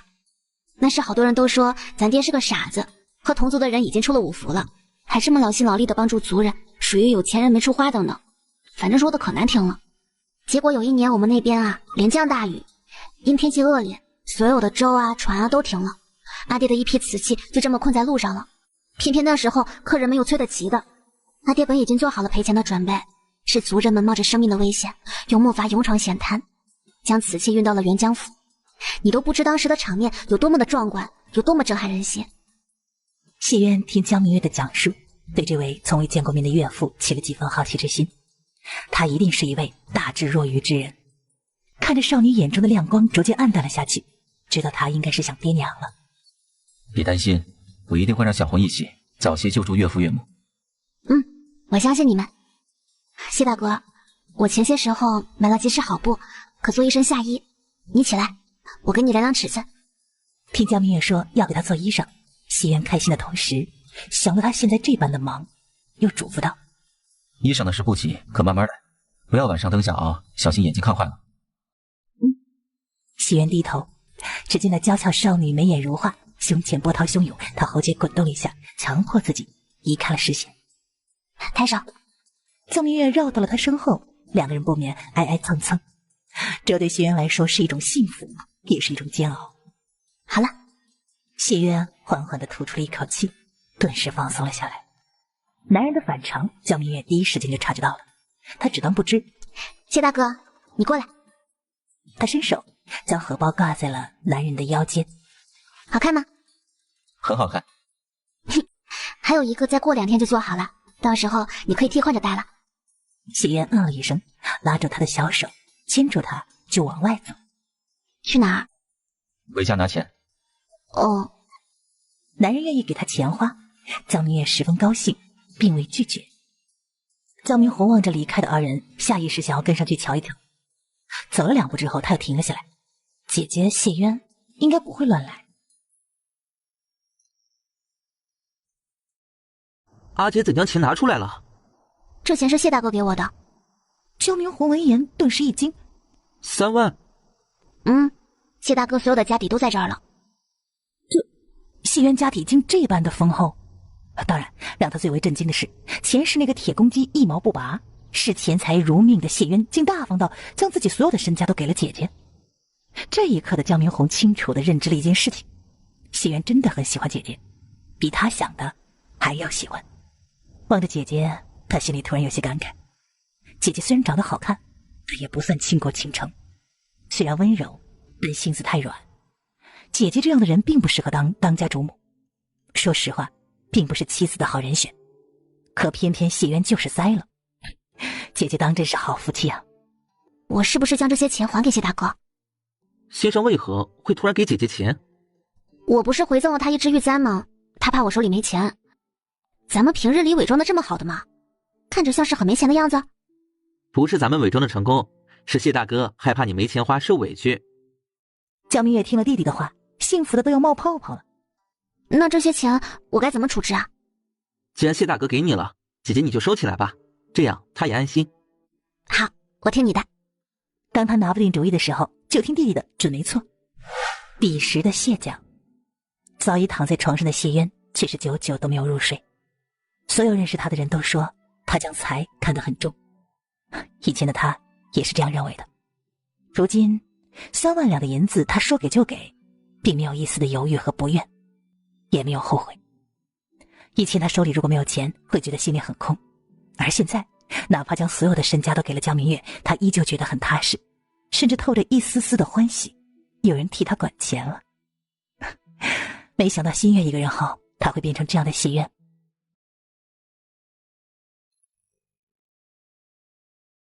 今日带的药茶不够喝的。谢大哥煮的药茶太受欢迎了，贺婶、王叔他们各讨一杯，就有些不够喝了。那日后多带些。江明月嗯了一声。我方才杀了只鸡，晚上你和小红过来吃饭，咱们都补补。好呀。二人往家走时，锦绣房内，韩兰兰看贺氏、王山都走了，对张珊珊道：走吧，晚间在姨家吃饭。好。可了解锦绣坊了？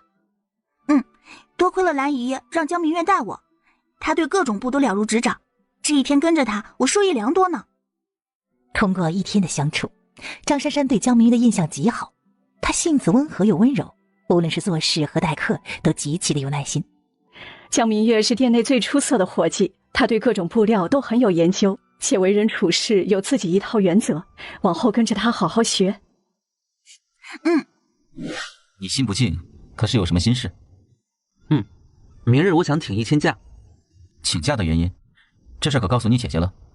没有，我并不打算告诉姐姐。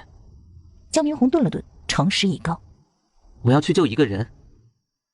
什么人？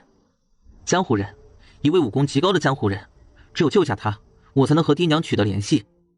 他可以避开监视岳父岳母的耳目。江明红点点头。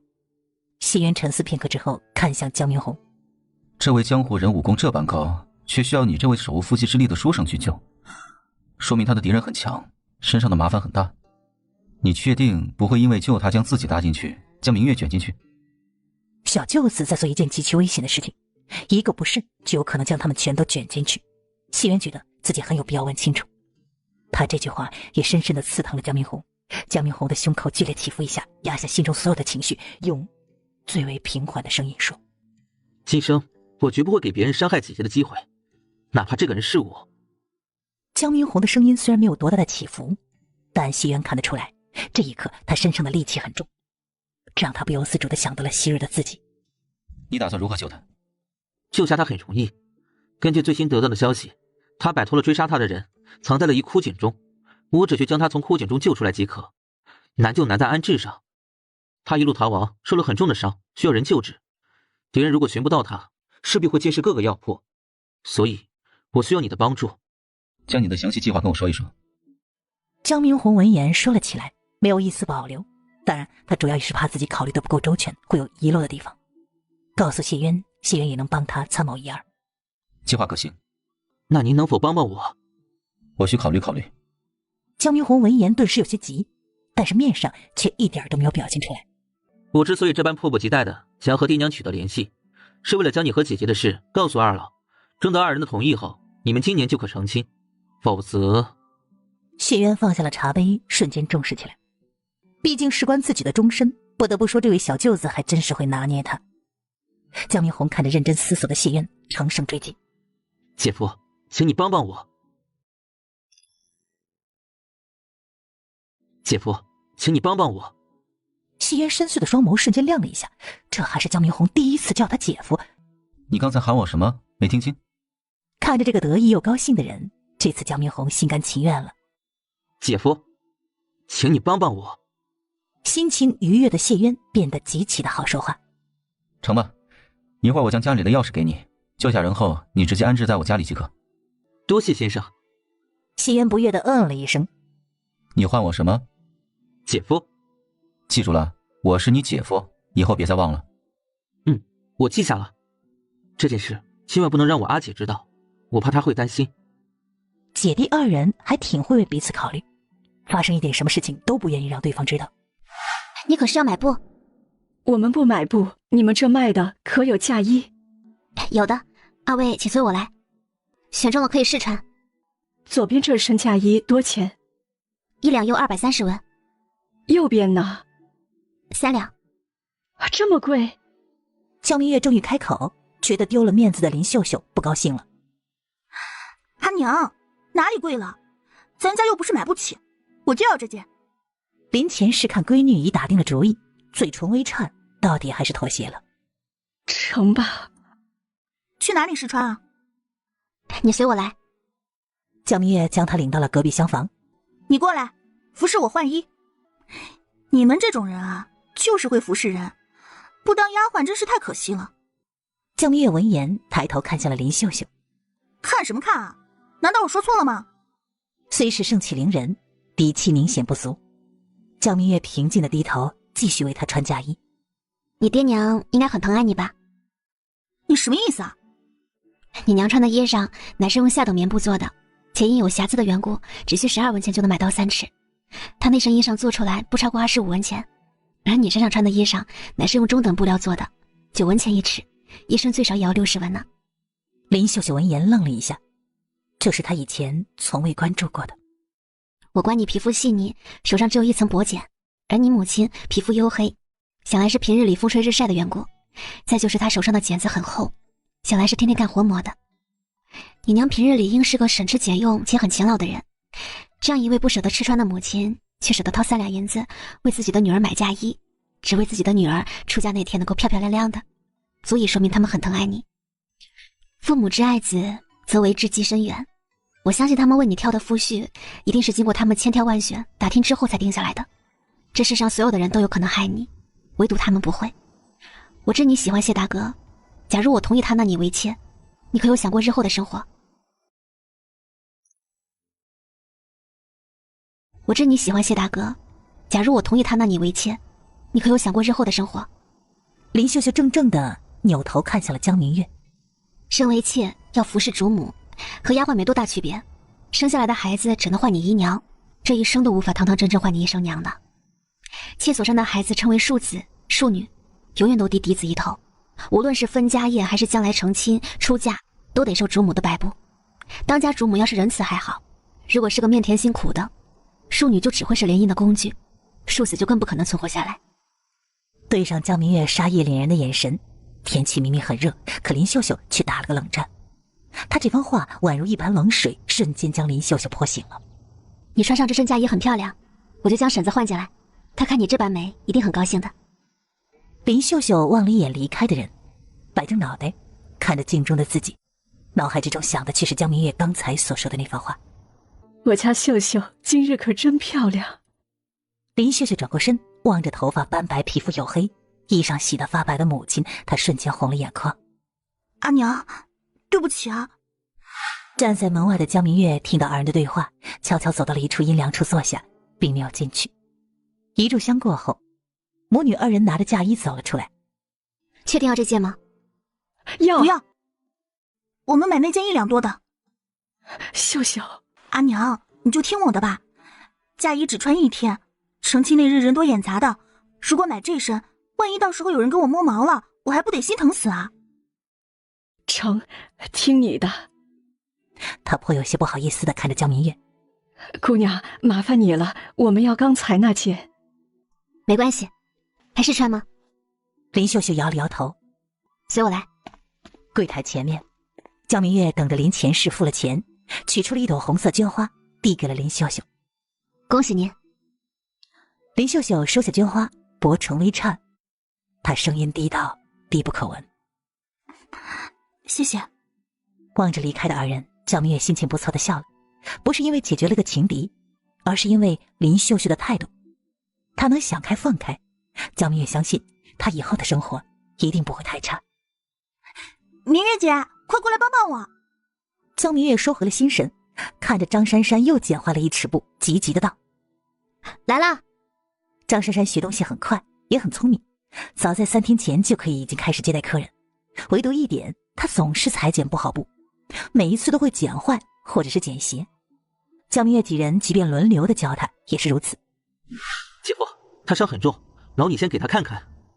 跟我来。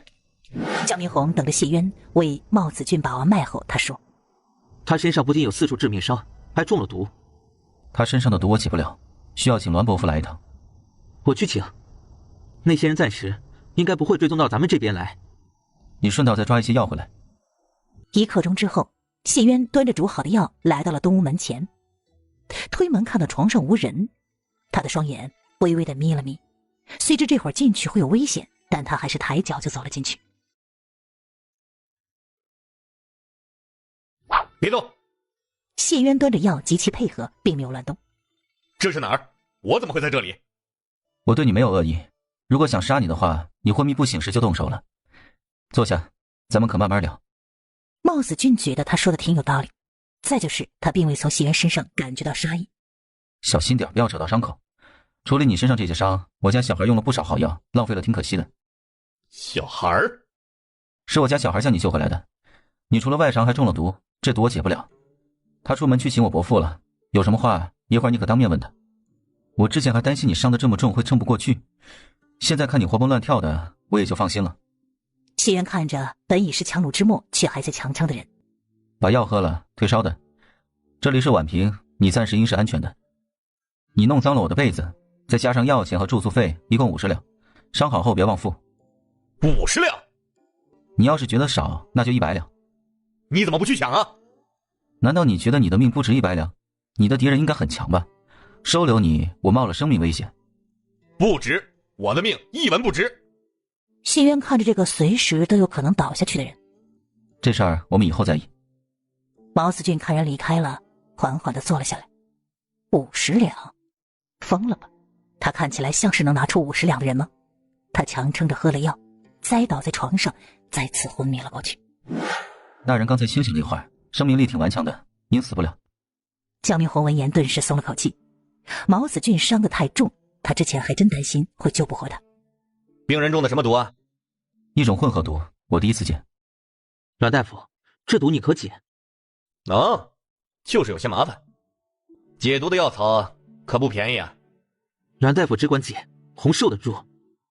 你准备去哪儿啊？去接我未婚妻。先别去了，我需要一人打下手。谢渊闻言挑挑眉，正欲开口，就听江明红道：姐夫留在这里打下手，我去接姐姐。这是谁去接的问题吗？他主要想和江明月多单独待一会儿。成吧。他最终还是妥协了。你怎么来了？今日怎下学这么早啊？周夫子家里有事，就让我们提前下学了。哦，你受伤了吗？没有啊，怎么了？江明红不动声色。江明月上下扫视眼弟弟，看他不像受伤的样子，这才说：我闻到了一股淡淡的血腥味。江明红微微一惊：没有啊，姐姐闻错了吧？也许吧。这会儿的确闻不到了。姐弟二人边走边聊，走进了胡同。一眼就看到了站在家门口的谢渊。江明红先挤的一步走到谢渊面前，低声问：“如何了？”多一些。江明红闻言彻底放心。你们在说什么？栾伯父来了，一会儿你们都过来，咱们一起吃晚饭。好。1刻钟之后，姐弟2人提着4道菜来到了谢家。江明月看到了栾大夫，弯腰向他行了个晚辈礼。栾毅笑呵呵地看着这个温暖的柔柔弱弱的小姑娘，正欲开口：“一家人不用讲究这些虚礼，快起来吧。”说着就将江明月扶了起来。栾毅有些意外地挑挑眉，护得还挺紧呢。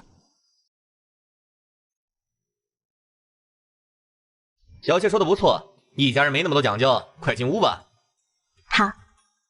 暗中打量江明月几眼之后，栾毅温声道：“以后谢渊要是欺负了你啊，你就来找我，我给你撑腰。”主要是这小姑娘看起来太过单纯又柔柔弱弱，这会儿哪是老狐狸谢渊的对手吗？好，我醒得了。他顿了顿，扭头看着身旁的男人，打趣道：“我也是有人撑腰的人啦。”我好怕呀。谢渊一边配合，一边将包好的虾放进了江明月的碗中。江明月咯咯笑了2声，将虾吃了，然后软软糯糯地说：“谢大哥尝尝这宫爆鸡丁，可好吃了。”栾毅看着恩恩爱爱的2人，突然觉得自己好像有点多余。看了一眼飞快吃饭的江明红，他突然有点同情起他来。一顿饭下来，栾毅第一次知道谢渊原来这般体贴，这般会照顾人。之前他还担心小姑娘会完全被他拿捏住，现在他突然觉得谁拿捏谁还真说不准呢。送走了栾毅，江明红看在谢渊今日帮了他大忙的份上，转身进了书房，并没有再打扰2人。我刚才听阿弟唤你姐夫。谢渊轻轻点头。你们之间是不是发生什么事了？谢渊顺势握住他的手。没有，他只是认可了我。哦，啊，今日那位林秀秀姑娘随着她的母亲一起来了锦绣坊。他可有欺负你？我又不是面团，谁想捏就捏一下的。他刚说完，男人突然轻轻地捏了一下他的脸。不是吗？自然不是，他是随着他母亲一起来买嫁衣的。没有欺负他就好，对于其他的他并不感兴趣。不过江明月只要说，他就会认真的去聆听。在我的规劝下，他已经彻底放下，我相信他以后的日子肯定不会差的。你做得很好。我也觉得我做得很好呢。您可好些了？多谢你救了我。不用客气，我救你是因为我希望你能帮我一个忙。你认识我？不认识，但我知你应该是毛家人。你是怎么猜出来的？这少年身处京都，怎么知道他们毛家呢？我名唤江明红，远江人士，我爹名叫姜文。姜文？原来你是他的儿子。毛子俊是知道姜文的，准确来说，江南人很少有人不知道姜文。我娘名唤沈冰心，你或许没有听过这个名字，但你一定听说过沈家枪。原来你娘是沈家枪后人，怪不得你能猜出我是毛家人。还不知毛大哥怎么称呼？我名唤毛子俊。原来是子俊大哥，你怎会来京都？毛子俊当然不会告诉他，他是偷跑出来的。他本想来京都游玩一段时间，谁知那些人那么过分，他刚进京都地界就被他们发现了。接下来他是一路跑，一路躲避追杀，差点命丧黄泉，想想都郁闷。来京都游玩的，谁知会碰到这种事。子俊大哥可知敌人的身份？知道，我爹娘昔日的一些仇敌，等我伤好了，我非得杀了他们不可。现在不是逞匹夫之勇的时候，仅凭借你一人之力恐打不过他们。病好后还是回远江府吧，进入远江地界，你才算真正的安全。说话要不要这么直接？很得罪人的，知不知道？而最让他郁闷的是，他偏偏还无法反驳，因为江明红说的是实话，现在自己小命要紧。好，等我伤势好的差不多了，就回元江府。你刚才说需要我帮你一个忙？我想让你帮我送一封家书。毛子俊不解地望向了江明红，什么家书这般重要，需要他亲自来送？我爹娘被人变相软禁了。同一时间，江明月蔫蔫地走出了锦绣坊，没想到他的鬼水会提前一天造访。或许是站了一下午，也或许是天太热，他的小腹有些疼，还有些头晕。不过看到谢渊之后，他还是强打精神。谢大哥。谢渊眉梢之间露出了一丝愉悦，拎着西瓜走到他面前，这才发现他脸色有些不对劲。不舒服吗？脸怎么这么白？没事，应该是太热的缘故。是吗？谢渊心中有些存疑，焦明月嗯了2声，主动地牵住他那个空闲的手。咱快回家吧，我好累啊。软糯的声音里透着几分虚弱。好。谢渊大手穿过他指缝，和他来了一个十指相扣。什么时候可以休息？近来都比较忙，恐休不了了。齐大哥有事吗？等你休息了，我带你去京都玩，顺道去看看咱们未来的院子。如有不满意的地方，我也好及时请人改。好呀。不过到底去不去京都，他还要回去问一问弟弟。直到如今，弟弟对自己入京的事情都十分的排斥。二人说着话，谢渊很快就察觉到江明月的不对劲。往常他总是充满活力，走得很快，今日他走路的时候小心翼翼，时不时的蹙下眉，好像很不舒服的样子。到底怎么了？到底怎么了？他低沉的声音里透着一丝严肃，开口的同时已经握住了他的脉搏。癸水来了。江明月小脸红了一红，声音细小无比的嗯了一声。之前我为你把脉，你的身体很好，按理说应该不会出现现在这种情况。近段时间累着了，或饮食不规律，还是吃了凉的。看着面前的人，眼神飘忽了一下，谢渊问他：贪凉了？男人虽是询问，用的却是肯定的语气。有一个会医而且聪明的未婚夫，就是这点不好。江明月冲他讨好的笑了一笑，比划道：天气炎热嘛，就喝了几次冷饮，只是稍微有一丢丢不舒服，明日就好了，你别担心。往年夏季的时候也多是如此，只要熬过第1天就好了。上来，我送你回去。不用了。听话。他声音虽然依旧沉稳平和，却带着一股不容置疑的强势。心思一直很软的江明月哦了一声，乖乖地趴在了他背上。谢渊稳稳地背着他站了起来。江明月将那滚烫的小脸儿埋于他脖颈处，小小声地问：我是不是很重啊？不重，比我想的还要清闲。买的冷饮？不是的，我们买的冰，冷饮没有你煮的药茶果茶好喝，我们通常都是……江明月很没有心机的都说了出来。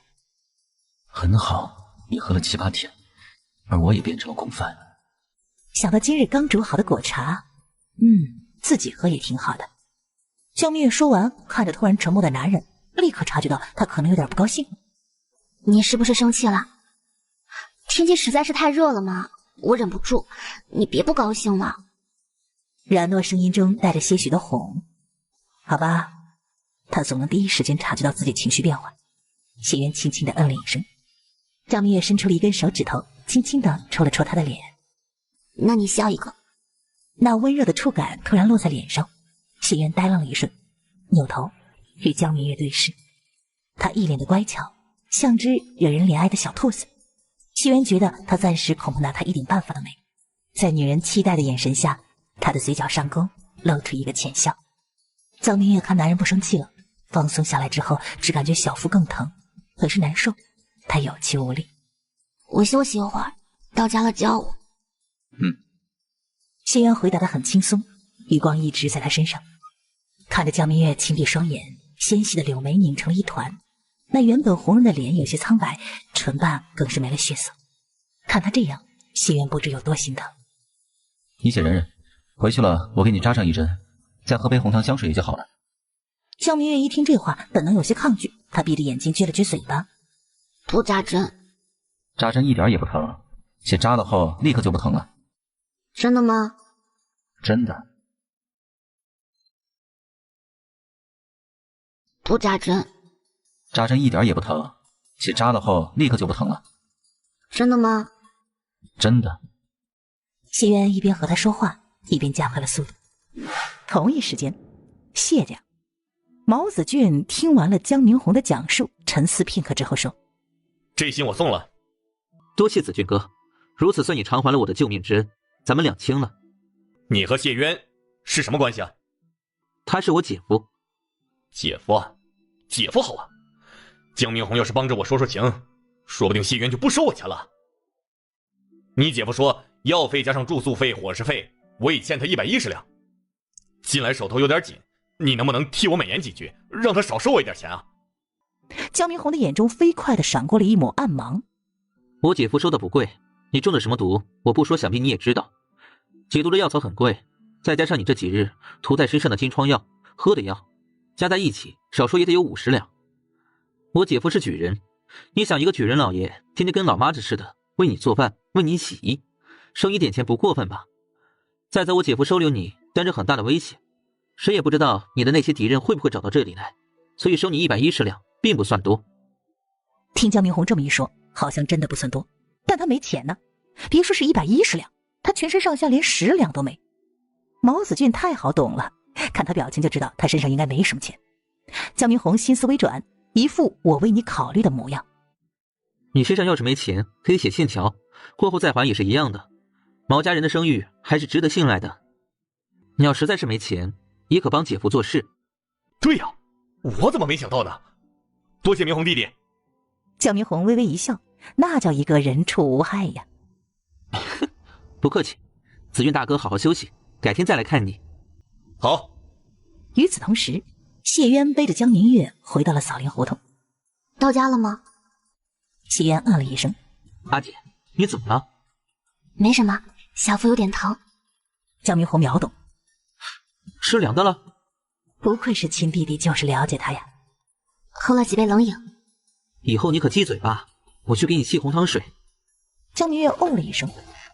谢渊小心地把江明月放在床榻上，温声地说：“你先躺会儿。”此时的江明月就像只受伤的小兽，乖乖巧巧，更加让人心生怜惜。谢渊收回视线，疾步进了卧室。几息之后，他拿着银针走了出来。江明月看着他手中的长针，下意识地缩了缩脖子。真要扎呀？谢渊嗯了一声，于他脚边蹲了下来。我都这么疼了，你还扎我？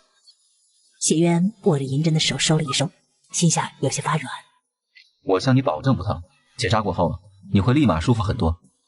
哦，扎哪？三阴交。哪个位置？脚踝的上方。你能不能先让我回去洗个澡，你再扎呀？我今日出了很多汗，身上黏糊糊的，很难受。扎完再洗。扎完再洗。我现在就想洗。江明红端着红糖水进来，看到姐姐双眼泛红，一脸委屈地问下来：“怎么了？”谢大哥要扎我，还不让我洗澡呢。谢渊突然感觉自己好像成了恶人。先将水喝了。江明月乖乖地喝了水，求助地看向弟弟。弟弟到底没有让他失望。咱们回家。说到这儿，他扶着姐姐起来，转头看向了谢渊。给阿姐一点时间，她怕针，也怕疼。谢渊点点头，他要是再不同意，小女人恐怕真的会哭。而江明月有了弟弟牵着往外走了几步，然后回头：“谢大哥，你别生气。”他的声音软绵绵，又带着一点点鼻音的娇气，这么可怜兮兮地望着他，即便心中有再大的气也消了。更何况他根本就没有生气，轻轻地嗯了一声。姐弟二人回到家中，江明月在石榴的帮助下洗了个温水澡，换了身干爽的衣裳。他似乎回神了一些，虽然还是难受，但脑子清醒了许多。以前虽然也会疼，但我观你没有像现在这般难受过。一会儿姐夫来了，让他帮你诊诊脉。回来的路上他已经诊过了，我没事，你别担心。姐弟二人正说着话，谢渊敲了敲院门走了进来。别怕，我和你一起扎如何？江明月缓缓吐出一口气，尽量让自己放松。不用，我不怕了。扎什么穴位？三阴交。江明红点点头，让开了位子。谢渊走到小女人脚边坐下，温声地问她：“害怕吗？”“不怕，你扎吧。”谢渊伸手就握住了她小脚丫。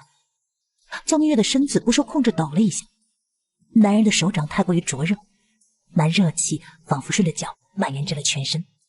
她突然觉得好热，突然三阴交处微微一疼，就像被蚂蚁咬了一口似的，有些疼，又有些痒。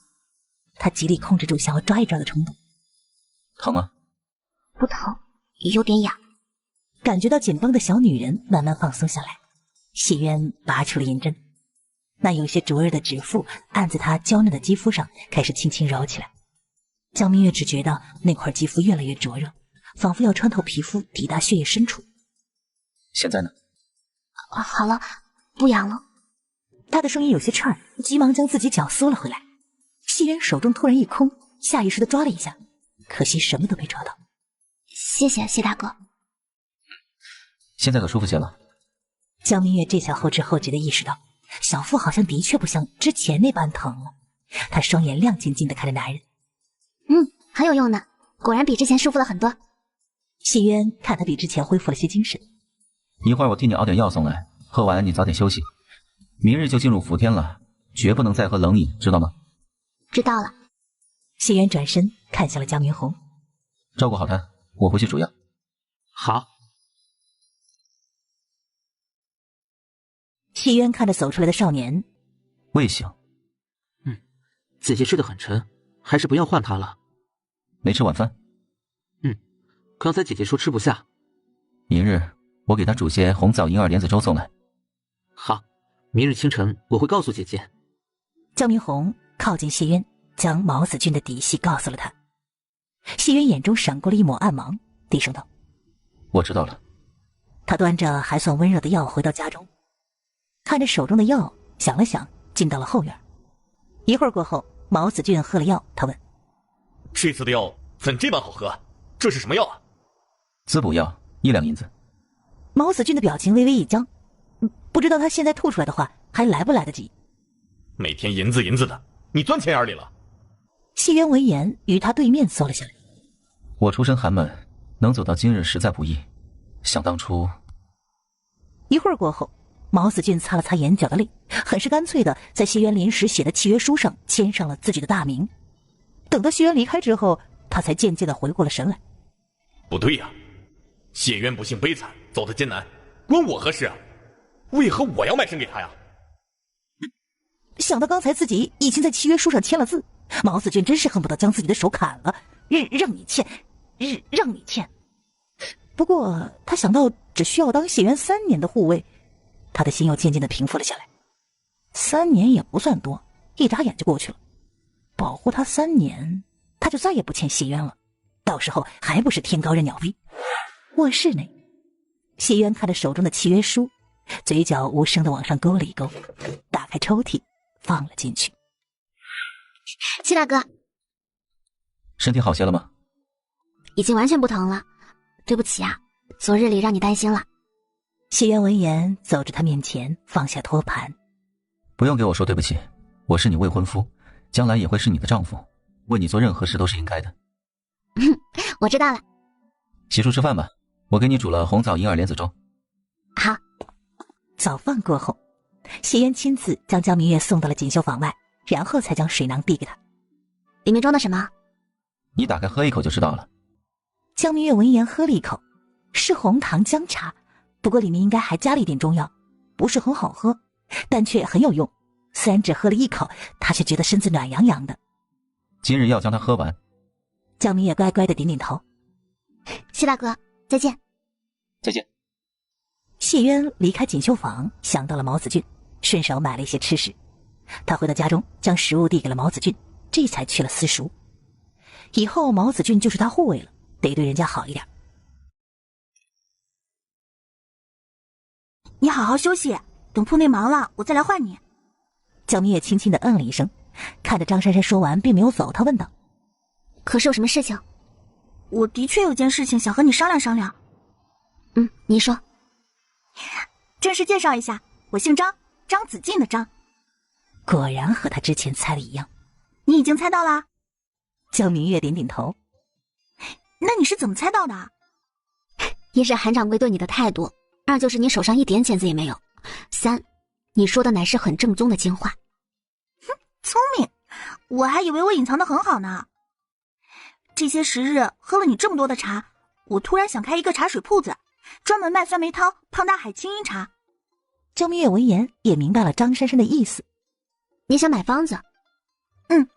明月姐姐也可以方子入股我的茶水铺。哦，你知道这些方子并不在我手上呢。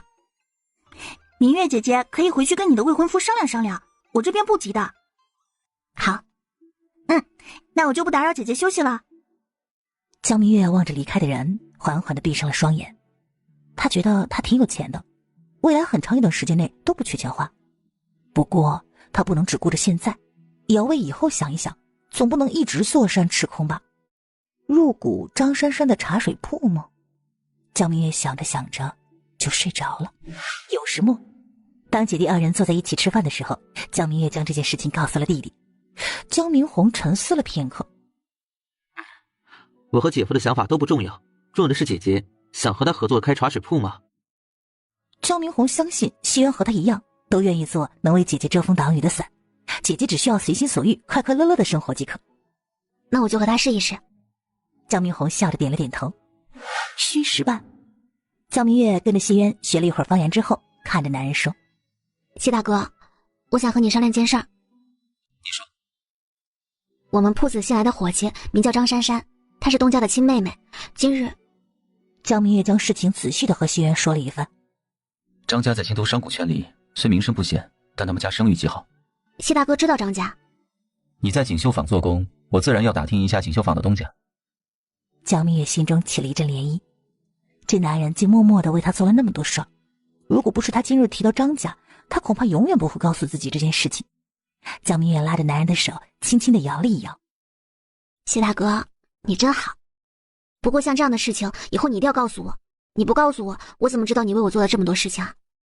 西渊温声地应了声好。茶水铺的事，如果你有兴趣的话，可以和他试一试。有了其他的收入，到时候自己更好说服他辞去锦绣坊的活计。西渊并不是要将他困在家里，实在是锦绣坊的活计太过于辛苦，他不想他这般的累。再者，张家会是一个很好的合作伙伴。下午不用去锦绣坊了。明天后天都不用去，掌柜的给我们放了2天假。那明日咱们去京都如何？不行。张明红后知后觉，察觉自己反应过激，衣袖下的手紧紧地握成了拳头。他极力地压下了恐惧。不安全，还是别去了。看来小舅子隐瞒他不少事情，晚上要和他好好的聊一聊了。江明月看弟弟情绪有些不对，知道他应该是想起了前世的事情，于是温声安抚道：好，姐姐不去。看来明月也知道一些事儿。谢大哥，你吃午饭了吗？还没有。那咱们去吃午饭吧，我好饿。难得听他说饿，谢渊伸手牵起他的手。好。我们吃完饭就先回家了，下午好好听课，不要胡思乱想。江明红嗯了一声，他望着离开的二人，陷入了沉思之中。他刚才的反常，谢渊都看在了眼里，晚间他必须要给他一个合理的解释才行。至于姐姐这边倒是好说。另一边，我这附近有家凉面馆，他家凉面不仅好吃，铺内放的还有冰盆，很凉爽。我带你去尝尝如何？好呀。江明月由谢渊牵着来到了凉面馆，这才知道这里还能点菜。除了凉面，谢渊还为他点了一道鸽子汤。鸽子汤被男人推至面前的时候，江明月的耳朵瞬间起了一抹粉色。我已经好了。我知，所以才要补，毕竟流失了那么多气血。好吧。江明月的脸也跟着红了，他不再说话，低头默默地喝汤。西渊看着小脸红扑扑乖乖喝汤的人，勾了勾唇角，见他把鸽肉都挑选出来。不喜欢吃鸽子？我娘喜欢吃鸽子嘛，我爹就专门买了一庄子，为我娘养了很多很多鸽子。每到冬天，家里的饭桌上就会有一道鸽子汤。我从8岁喝到了15岁，整整7年。软糯的话语中怨气满满。西渊忍着笑，将鸽肉连着汤一并端于自己面前，温声哄道：以后咱们都不吃了，尝尝他们家的凉面。江明月吃了一口，双眼微微的睁大了几分。这酱里面放了芝麻酱。喜欢。喜欢。我们那边不适合种芝麻，芝麻都是从别处运过来的，老贵了。每年爹虽然都会想法子给我买一些，但磨出来的芝麻酱根本就不够我吃的。芝麻产量不高，朝廷虽许多年前就开始推广，但种者甚少，流到你们那边的就更少了。不过我知京都有一芝麻磨坊，明日咱们去京都，我带你去买些。我不想让阿碧担心。西渊看他唇角沾了一点酱，拿出手帕温柔地帮他擦掉。我会说服小红，你不用担心。江明月哦了一声。细渊捏着筷子，看着吃得很欢的人儿，只觉得比自己吃的还要香。就这样静静地欣赏了一会儿之后，他低头把鸽子汤喝了。下午有什么安排？回去后我要先休息会儿，然后继续做衣服。快的话，谢大哥今日就可以穿上新衣了。我不急，仔细眼睛。谢渊顿了顿，一副我为你着想的样子。你那屋应会很热，前几天我订了一些冰，每日的午时末，冰铺里的人就会给我送4块，你可到我家休息。江明月闻言有些犹豫了。那谢大哥呢？我到书房读书，到时会放几盆冰水，你不用为我担心。看着江明月犹豫不决，谢渊退了一步。我将冰送至你那里。这句话让江明月做了决定，他们已经定了亲，他相信谢大哥不会乱来，即便是他想做点什么，他也可以。想到这儿，江明月的脸不受控制的红了。谢渊看着突然一脸羞涩的人，我想什么？没什么。这边江明月一边摇头否定，一边透着几分欲盖弥彰的意味。我一会儿到你那边休息。谢渊瞬间若有所悟，只是休息。你想要做点什么的话也不是不可以。江明月说完，看着瞬间呆愣的男人，恨不得找个地缝将自己埋进去，怎么就将心里话说出来了？疯了，真是疯了。谢渊回过神来，望着脸红的像是煮熟的虾子，恨不得将自己埋起来的小女人，他笑了。我知道了。你知道什么了？你什么也不知道。刚才你是出现幻听了。谢渊轻轻的点头配合他。幻听。要不然呢，他还真怕这小女人羞愤几天都不搭理他。吃饱了吗？听到转移话题，江明月缓缓地松了口气。吃好了。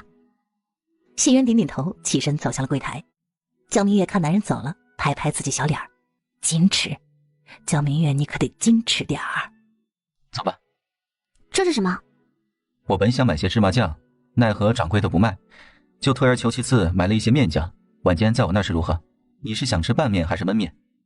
我想吃凉皮。凉皮？又是一个新鲜的名词。你可知这凉皮是怎么做的？先和一个面团，然后用水反复的冲洗。谢渊听得很认真，将每一步都记在了心里。等小女人说完，一会儿回家了我试试。少顷，枣林胡同。我要先回家拿些东西。好。二人分开之后，谢渊回到家中，他放下了瓦罐，舀面和面。等他和好面之后，才后知后觉地意识到他忘记给毛子俊做饭了。不过一顿不吃饿不死，他将面团盖好，走进了卧室。虽然每日都会打扫卧室，但想到小女人一会儿在这里休息，他又开始重新收拾起来。隔壁的江明月舒舒服服洗了个澡，换了身布料极其舒服的睡裙，拿着针线篓子，他就来到了隔壁。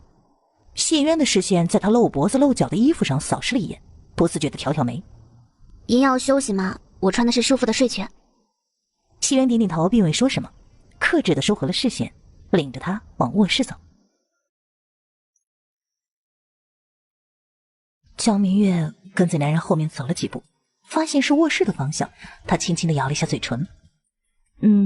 睡在他的卧室是不是有些不太好呀？哎呀，但来也来了，现在又反悔，是不是显得自己有些矫情？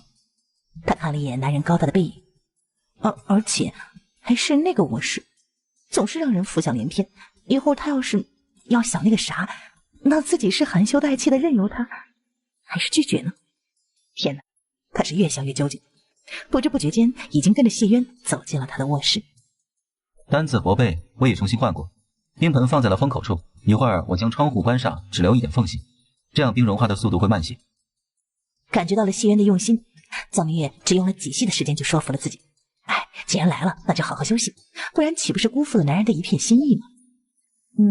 他要是真的想亲亲抱抱，也不是不可以，毕竟他是他的未婚妻。休息吧。江明月轻轻地了一声，看着转身往外走的男人，他就这么走了。本来有些紧张的他，这会儿心里反而有些不得劲儿了。谢渊对他竟没有任何想法吗？天啊，难道自己对他已经没有吸引力了？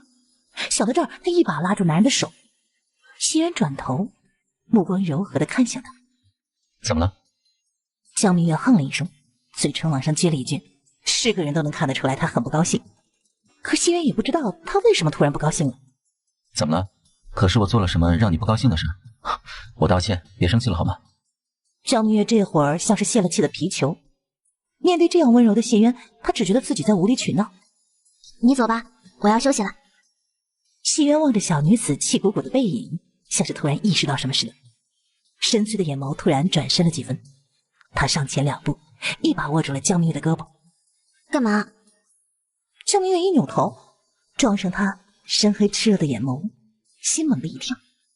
男人慢慢地俯下了身子，视线直勾勾地看着他，眼里带着他从未见过的汹涌情绪，像是要将他吸进去似的。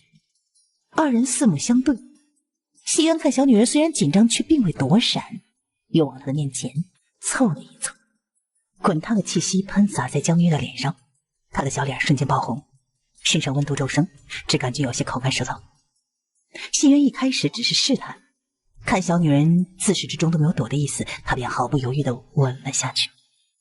唇碰到唇的那一刻，谢渊整个人都是颤抖的。他的理智告诉自己要温柔一些，不要吓到她，可是感情却是不受控制。大手罩住她后脑勺，手指穿过她发缝，他姿态霸道凶猛地碾压着她的唇。他顺势而入，舌尖卷着她不断的索取，吻到深入缠绵。江明月只觉得浑身战栗，双腿更是软绵绵。为了站稳，他双臂环住了男人的脖颈，迎接他给予的一切。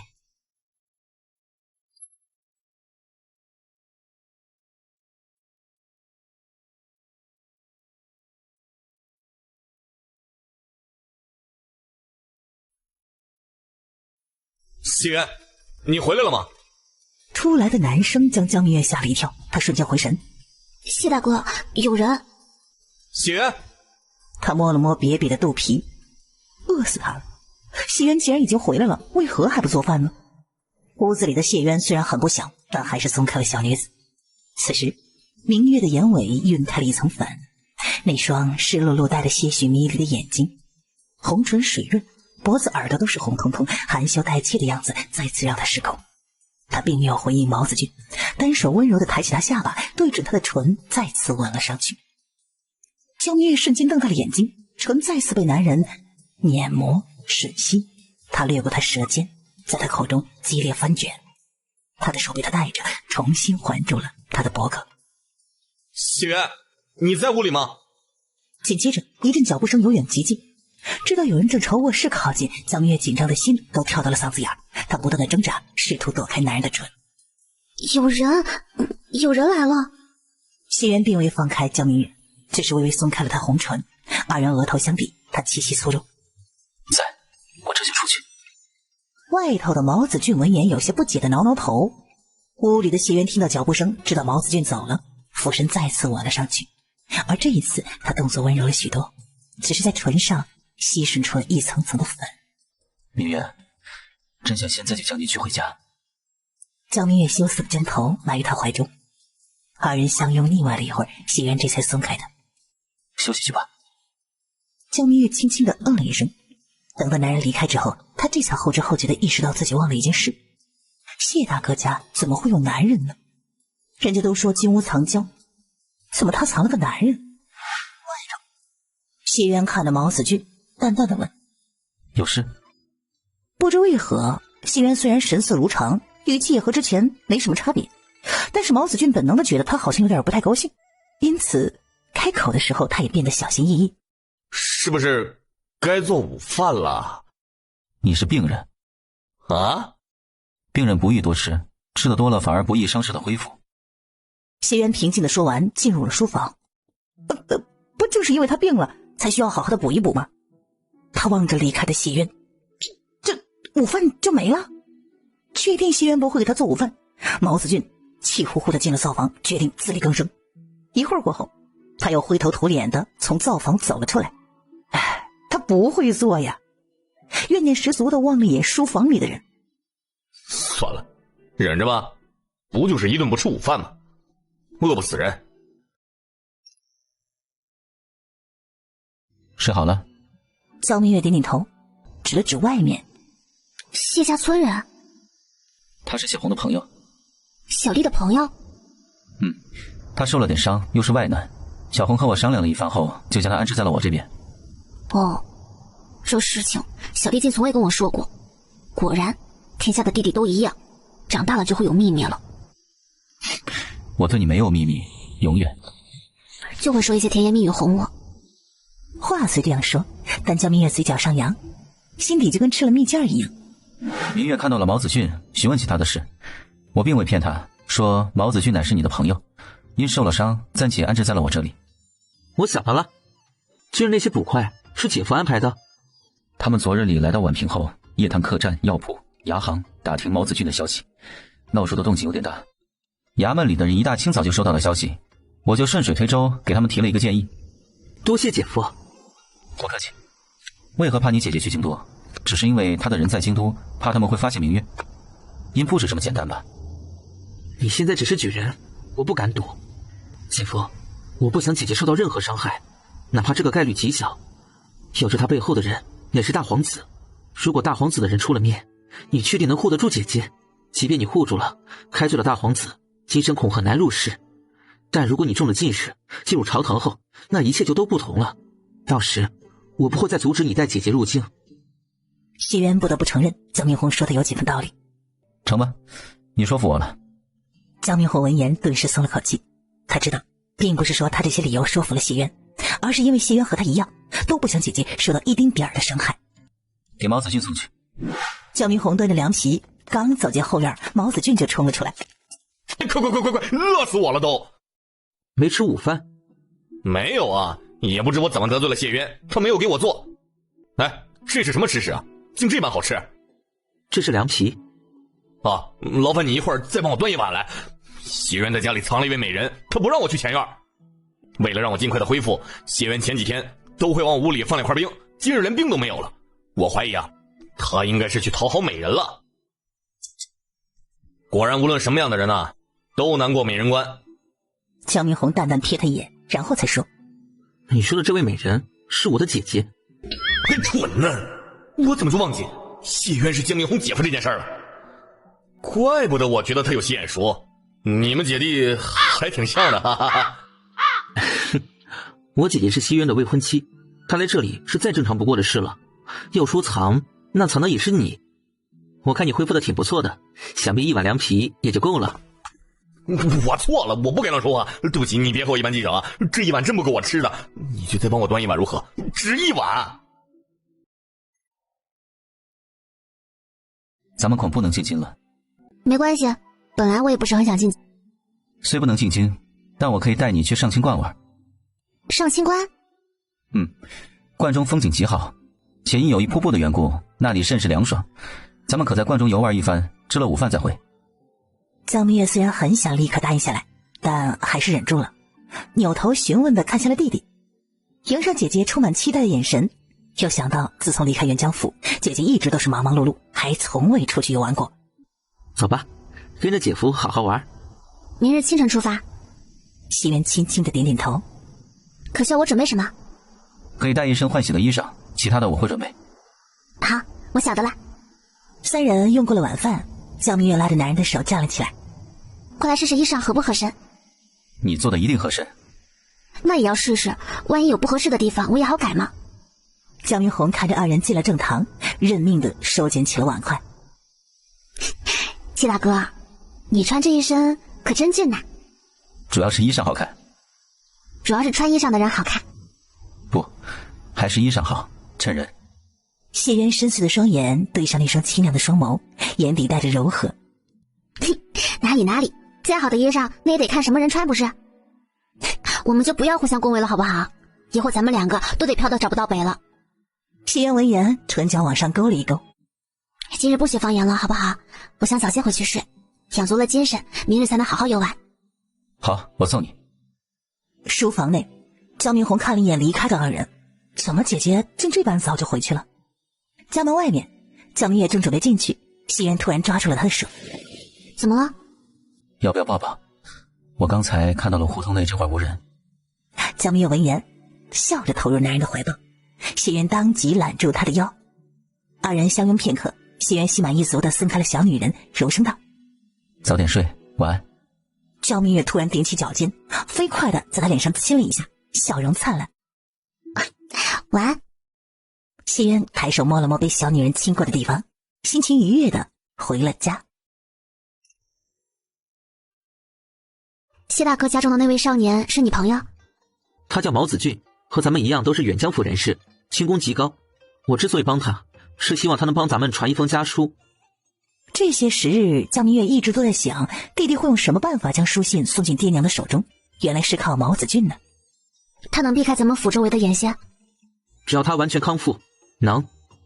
这毛子俊不仅是毛家这一代最为出色的传承人，他的轻功更是传承了江湖第一轻功高手。如果他能成长起来，日后的成就肯定不低。只可惜前世他却死在了一个女人的手里，今生是他救了他，而并不是那个女人。希望毛子俊能避开那个女人，躲过死劫。他的伤多久才能好啊？大半个月应可痊愈。那也就是说7月底爹娘就能收到他们的信了。也不知爹娘现在好不好。别担心，爹娘很安全，并无性命之忧。江明月嗯了一声。时候不早了，阿姐快些出发吧，我让于根跟你们一起去。你这边怎么办？还有16呢，中午我会让16给我送饭。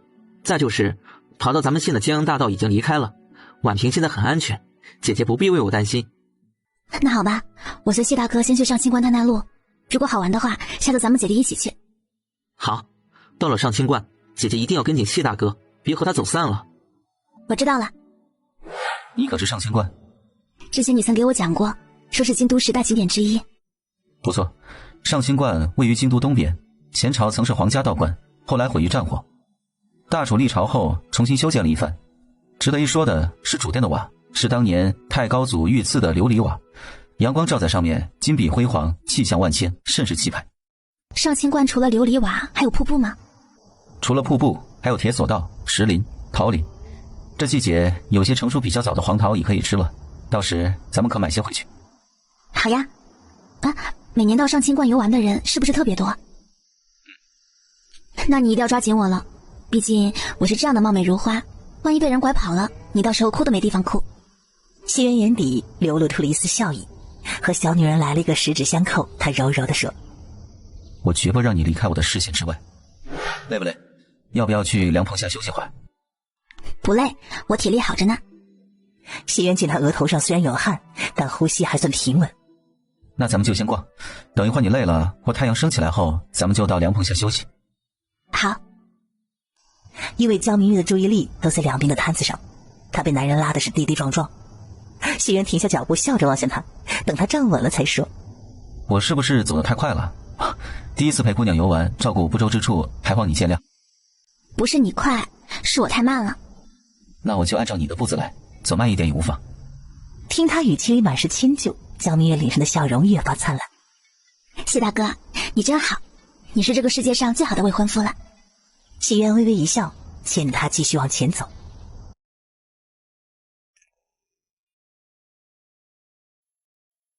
这地方真不错。你喜欢就好。谢渊说着，从他怀中取走了帕子，细心而又仔细地替他擦干了脸上的汗。江明月红着脸，柔顺地等男人擦完，朝旁边挪了一挪，示意他也坐下来休息。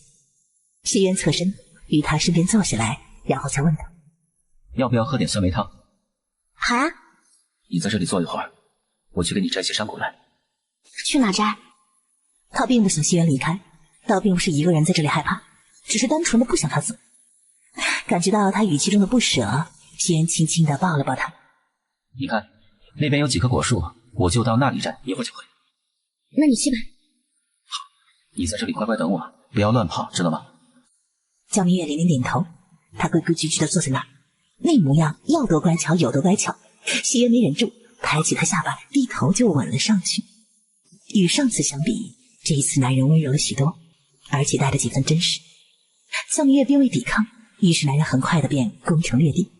过了很久，他才松开了他。江明月睁着大大的桃花眼，眼神迷离的看着他。谢渊抬手捂住了他的眼，抱住了他的腰，然后低头与他耳边柔声道：雨月，不要这样看我。要不然他怕自己会忍不住不管不顾的要了他。江明月的脑子有些懵。谢渊说完，看着他像贝壳一样小巧玲珑，那圆润的耳垂真是忍不住轻轻咬一口。而这一口，江明月只觉得一股酥麻之感通过耳垂瞬间传到四肢，他整个人瞬间如一滩烂泥，就靠在了男人的怀里。感知到怀中人的变化，谢渊深邃的眼中涌现了一抹暗光，又轻轻地咬了一口，而这一下让江明月浑身轻轻一抖。别！谢渊剧烈喘息了一下，用了极大的毅力，这才压下了心中的蠢蠢欲动。之前面对那些少女，他怎么就能那么清心寡欲呢？可见什么事儿都得分人。江明月被男人轻轻地咬了2口，就像是喝醉了酒，脑子昏昏沉沉。要赶快将毛子君医好才行，他病好后就可回元江府将咱们的事禀明岳父岳母，征得了二老的同意，咱们就可以成亲了。到时候什么？到时候咱们就可以成亲了。到时他想做什么就做什么，不必像现在这样，明明很想，却要拼着命的忍着。再这样的忍下去，他非得忍出病来不可。江明月只觉得脸皮有些发烫，虽然很想吃肉，但他还是虚伪了一下，小小声地说：“我又不着急。”我急？你急那是你急，快去摘山果吧，我有些饿了呢。这会儿的谢渊倒是不急了，他抬起手来，拇指轻轻地擦去他唇上的水渍。羞死个人了。谢渊安抚的又抱了抱他。以后我小心点，我去摘山果了，马上就回。你乖乖等我。在看什么？在看谢大哥。我发现怎么都看不够呢，这个怎么办？谢渊笑了，凑到小女人面前，轻轻地亲了一下她的额头。等咱们成亲了，你想怎么观看都行。要成亲后才能观看呢。成亲后看着方便，且外人不会说什么。尝尝好不好吃？好吃，谢大哥也吃。两个人简单的垫了垫肚子，谢渊温声道：“我带你逛逛上清观如何？”好。二人手牵着走原路返回。可是发生了什么事？殿内上香之人很多，我排在众人的后面等待时，听他们议论今日观内会来一位大人物。谢渊听到江明月的讲述，不由得想起刚才进入殿中的几名男子。为首之人他虽不认识，但是站在那人左侧之人，谢渊曾经有过一面之缘，那是武安侯之子。出门有侯府之子陪同，那个人的身份也就呼之欲出了，就是不知道是哪位皇子。想到这儿，他扭头看向了身旁的少女。明月，咱们下山吧。江明月虽然有些诧异，但是温顺的好脾气让他乖乖地应了声好。二人挑选着买了一些黄桃，在一个小道童的带领下穿过桃林，来到山下时已经是午时了。饿了吧？咱们吃完午饭再会如何？好。在谢渊的带领下，他们来到了一个生意极好的酒楼。掌柜的虽然认识谢渊，看到他们笑容满面的就迎了上来。二人说了几句，掌柜好奇的看向了江明月。这位姑娘是？她是我的未婚妻。恭喜谢举人，二位当真是郎才女貌。大喜之日，别忘请我喝杯喜酒。一定。一会儿过后，二人由伙计领着进了2楼的一个雅间。等伙计离开之后，江明月很好奇的问他：“你和掌柜的很熟？”掌柜的姓郑，乃是咱们宛平县人。今年我在衙门当幕僚时，他招人算计，背上了一桩人命官司，是我叔叔救了他。哦，怪不得他刚才面对你时那般恭敬友善。二人说话之间，小二端着饭菜走了进来。尝尝，这3道都是酒楼的招牌菜。江明月嗯了一声。你也吃。半个时辰过后，二人结了账，正准备离开酒楼，郑掌柜叫住了他们，送给他们一坛酒，说是用山上的泉水和山果子酿的，请他们不要嫌弃等等。二人谢过郑掌柜，登上了马车。想喝？江明月郑重点头，拉着谢渊的衣袖撒起了娇来。谢大哥，咱们尝尝如何？谢渊只觉得自己的一颗心都要化了，别说他只是想喝酒，江明月即便想要天上的星星，他恐怕也会踩着梯子想办法给他摘。谢渊在小女人的注视下倒了一小杯酒，递给了他。好酒，谢大哥快尝尝。谢渊看着小女人那水润的粉唇，一个用力把江明月拉进怀里，低头轻柔的在她娇嫩欲滴的粉唇上吮吸了2下。的确是好酒，的确是好酒。他的额头抵住他的额头，漆黑的眸子沉迷的看着他，仿佛碎了似的。江明月脸如火烧，害羞地埋于他怀中，再也不肯出来。知道小女人脸皮薄，谢渊并未强迫她，只是抱紧了她，防止颠簸之中滑下去。也许是男人的怀抱太过于舒服安逸，也许是累了，江明月竟慢慢地睡着了。听着小女人呼吸逐渐平稳下来，谢渊低头看她睡着了，拿起了一边的蒲扇，开始轻轻地扇了起来。江明月是被吆喝声吵醒的，他打着哈欠，睁开了双眼。到哪儿了？咱们已进入宛平。江明月闻言瞬间清醒过来，他竟睡了一路。他急忙从男人的怀中下来，看他手中拿着一个蒲扇，怪不得睡着之后只感觉清风徐徐而来，竟没感觉到热。这男人对他真好。江明月轻声过去，奖励地亲了一下谢渊的脸颊。你们什么时候回来的？申时初。江明红闻言挑了下眉，这么快吗？难道他们在上清观发生了什么事情？阿姐从上清观下来，可还开心？于根认真地回忆了一番，开心，笑容满面的。难道是他想多了？从明天晚上开始，你陪我一起去隔壁。咱们救的那人武艺极好，如果你能有幸得到了他的指点，肯定能青出于蓝而胜于蓝，成为1等1的好手。我从上清观带回来一些黄桃，可甜了，你快来尝尝。好，今日玩的可开心？开心，上清观可热闹了。江明红听姐姐的讲述，知道他们并未在上清观发生什么事情，彻底的安下了心。你今日在私塾里可还好？挺好的，我的同窗沈瑜明日会来咱家吃饭。我知道了，会叮嘱素怡明晚多准备几个菜的。缸里的水不多了，明日哥哥早起一会儿，打着水回来。于根嗡声嗡气的应了声好，然后说：我和少爷救的那人武功极高，少爷准备让我跟着他学武。哥哥想学吗？想。保护妹妹，保护少爷，姑娘。于杏儿愣了愣，原来不知不觉间，少爷姑娘已经扫进了哥哥的心里。那哥哥一定要好好学。于根嗡声嗡气的嗯了一声。准备去哪儿？驿站。谢大哥呢？你怎么这时候回来了？谢渊说着，从怀中掏出了一个油纸包。这是什么？油麻子，私塾的周父子给我的，他家是以这个起家的，做的油麻子乃是一绝，你尝尝看喜不喜欢？他看到油麻子，第一个想到的就是江明月，想着他应该会喜欢，给学生们布置了作业，就急匆匆的离开了私塾。这种时时刻刻被人惦记的感觉真好呀。江明月低头就着他的手就咬了一口，油麻子有点甜呢。很甜吗？应该不会放那么多糖才是啊。江明月嗯了一声，握着男人的大手，把油麻子递到了男人的嘴边。你尝尝。谢渊低头尝了一小口，和以前一个味道，他并没有感觉到很甜呢。很甜。谢渊询问的同时，开始给他把脉。江明月任由他握着自己命脉，歪头看着他。不甜吗？可我吃着很甜呢，都甜到心里去了。很甜。既然觉得甜，那就再吃一口。我得回去了，中午我回来接你，咱们一起吃午饭。好，中午见。中午见。江明月吃着油麻子，心情愉悦地带着16二人去了驿站。下午下学之后，江明红、沈瑜整理了一番，结伴离开了学堂。正堂内，江明月听到谢渊的讲述，感慨一声：天哪，没想到沈瑜还是位少年天才。听着小女人话中满是惊叹，谢渊挑挑眉，语气很平淡：他也就比一般人聪明些许罢了。这还叫聪明些许啊？和他比起来。江明月感觉到谢渊语气中带着几分傲娇，突然觉得男人应该是吃味了。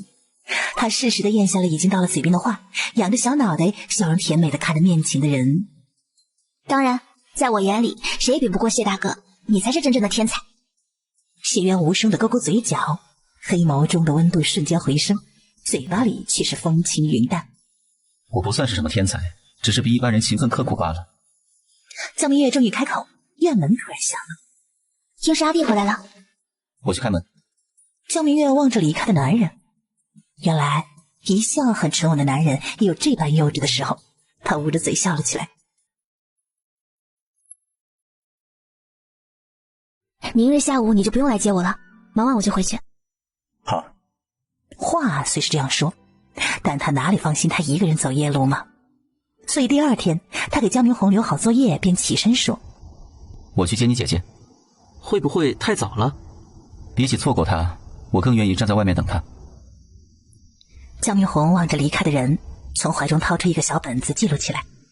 他不会告诉爹娘谢云有多么的适合姐姐，那样的描述太苍白无力。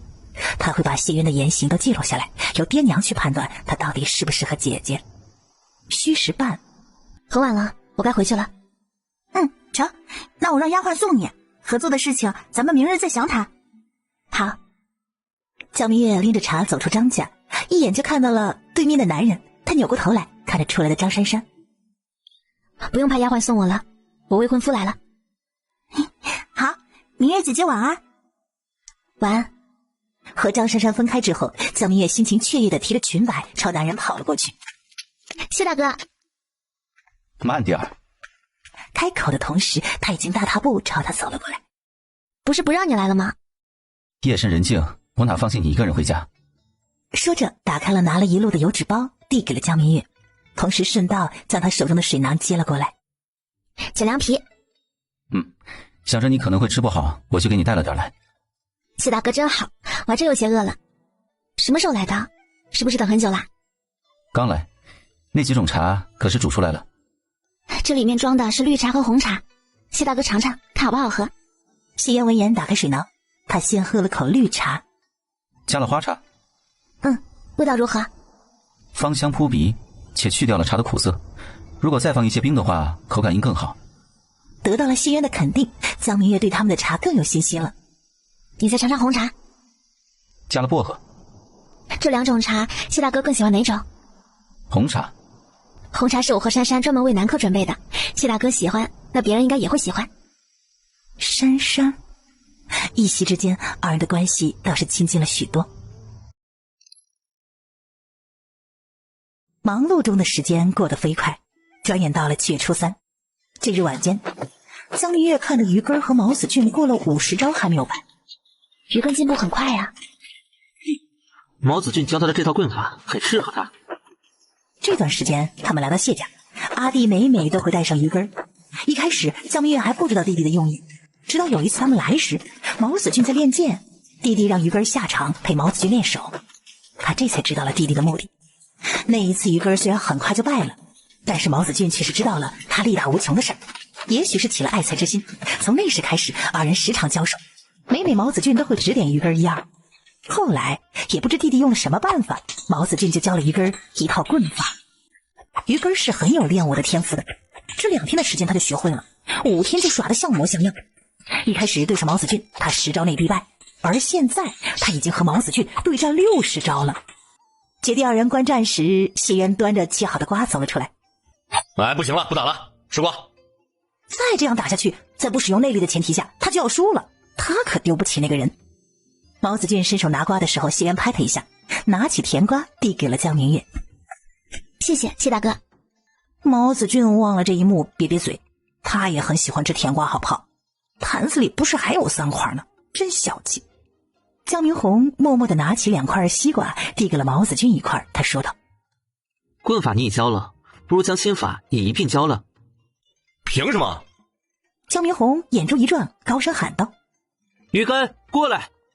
于根收起了棍子，大踏步地走了过来，跪下叩拜师傅。于根闻言，砰的一下跪了下来，砰砰砰就是3个响头。他的速度太快了，快到毛子俊根本来不及反应。等他回过神来想躲已经晚了，因为于根早已磕下了2个头。对上双眼炯炯有神的于根，毛子俊好无语呀。他就吃个西瓜的功夫，怎么就突然多了个徒弟呢？看着江明红，又看看谢渊，毛子俊突然想哭，不能因为他读书少就老是欺负他呀。对上这2个人，他感觉自己就跟2傻子似的，稀里糊涂的签了卖身契，又稀里糊涂的答应了江明红传授于根的棍法。现在好了，连心法也保不住了。江明月看着一脸悲愤的毛子俊，扭头埋在男人的怀中笑了起来。而谢渊看着小女人肩膀一抖一抖的，轻轻的揉揉她小脑袋，拿起了一块甜瓜塞给了毛子俊。毛子俊发泄似的接过来咬了一口，看着于根：“你起来吧。”于根却并未听他的，而是望向了江明红：“还不快谢谢你师傅。”多谢师傅。他动作极其而又汹涌，不断的深入构缠。我毛家的规矩你应该知道一些，我可以将齐眉棍的心法传授给他，但不能收于根为徒。毛家的规矩？什么规矩？行。毛子俊走到了于根面前，你随我来。这一次于根并未请示江明红，屁颠屁颠的跟着毛子俊走了。江明红看着二人进了后院，拿起一块甜瓜递给姐姐，然后解释道：毛家祖训，毛家剑法和心法只传给毛家人。哦，少请。书房内，江明月手托着下巴，看着二人绘制的宛平到沅江府的地图。他第一次知道竟有8条路线可以供选择，而现在他们要在这8条路线之中替毛子俊规划出最为安全的一条。谢渊和江明红探讨路线的时候，左手突然就朝着江明月这边伸了过来。他低头疑惑地看着他的手，谢渊张开了修长的手，余光看向他，又瞥了瞥自己的手。男人虽然一句话都没说，可江明月却是已经明白他的意思。他唇角上翘，将自己小手伸了过去，放在了他大手上。男人第一时间就握住了他的手，拇指指腹摩挲他手背，时不时地回上1-2句江明红的话。他抽了2次手都没有抽回来，只能倾斜身体朝着谢渊靠了过去。察觉到他动作，男人身子微微地朝他这边侧了一侧。江明月小脑袋搭在了谢渊肩膀上，小小声地对男人说：好痒啊。虽然姐姐声音很小，可是江明红还是听到了。他说话的声音顿了一顿，扫视了一眼二人紧紧握在一起的手，警告地看了眼谢渊。谢渊神色自若，进入沅江府的这一段路最是危险，毛子俊的敌人一定会在这里设下埋伏。他沉声和江明红说话的时候，徐徐地松开了小女人的手。感觉到男人不再摩挲他的手背，江明月缓缓地吐出一口气，抬头看了一脸认真的谢渊，眼底闪过了一丝狡黠，低头把玩起他的手来。男人的手骨节分明，手指修长，也许是经常练字的缘故，掌心里有一层茧子。江明月轻轻地将它们捏在一起，松开，然后再捏。如此玩了一会儿之后，男人突然握了一下他小手，示意他乖一些。江明月终于放过他手中的薄茧，注意力转到了他手背上。江明月轻轻地摸摸他指甲，又摸摸他手指，抬头看他喉结耸动一下。江明月的眼中带了些许笑，低头飞快地轻轻咬了一下他手指。谢渊的呼吸瞬间就乱了。先这样，你可以想想我的计划可不可行。他说完，拉起小女人就走了出去。江明红望着离开的二人，挑挑眉，到底没说什么，低头看着他们挑选出来的路线，陷入了沉思之中。而这边，谢渊将小女人拉到外面，俯身就吻了上去。他动作极其而又汹涌，不断的深入构缠。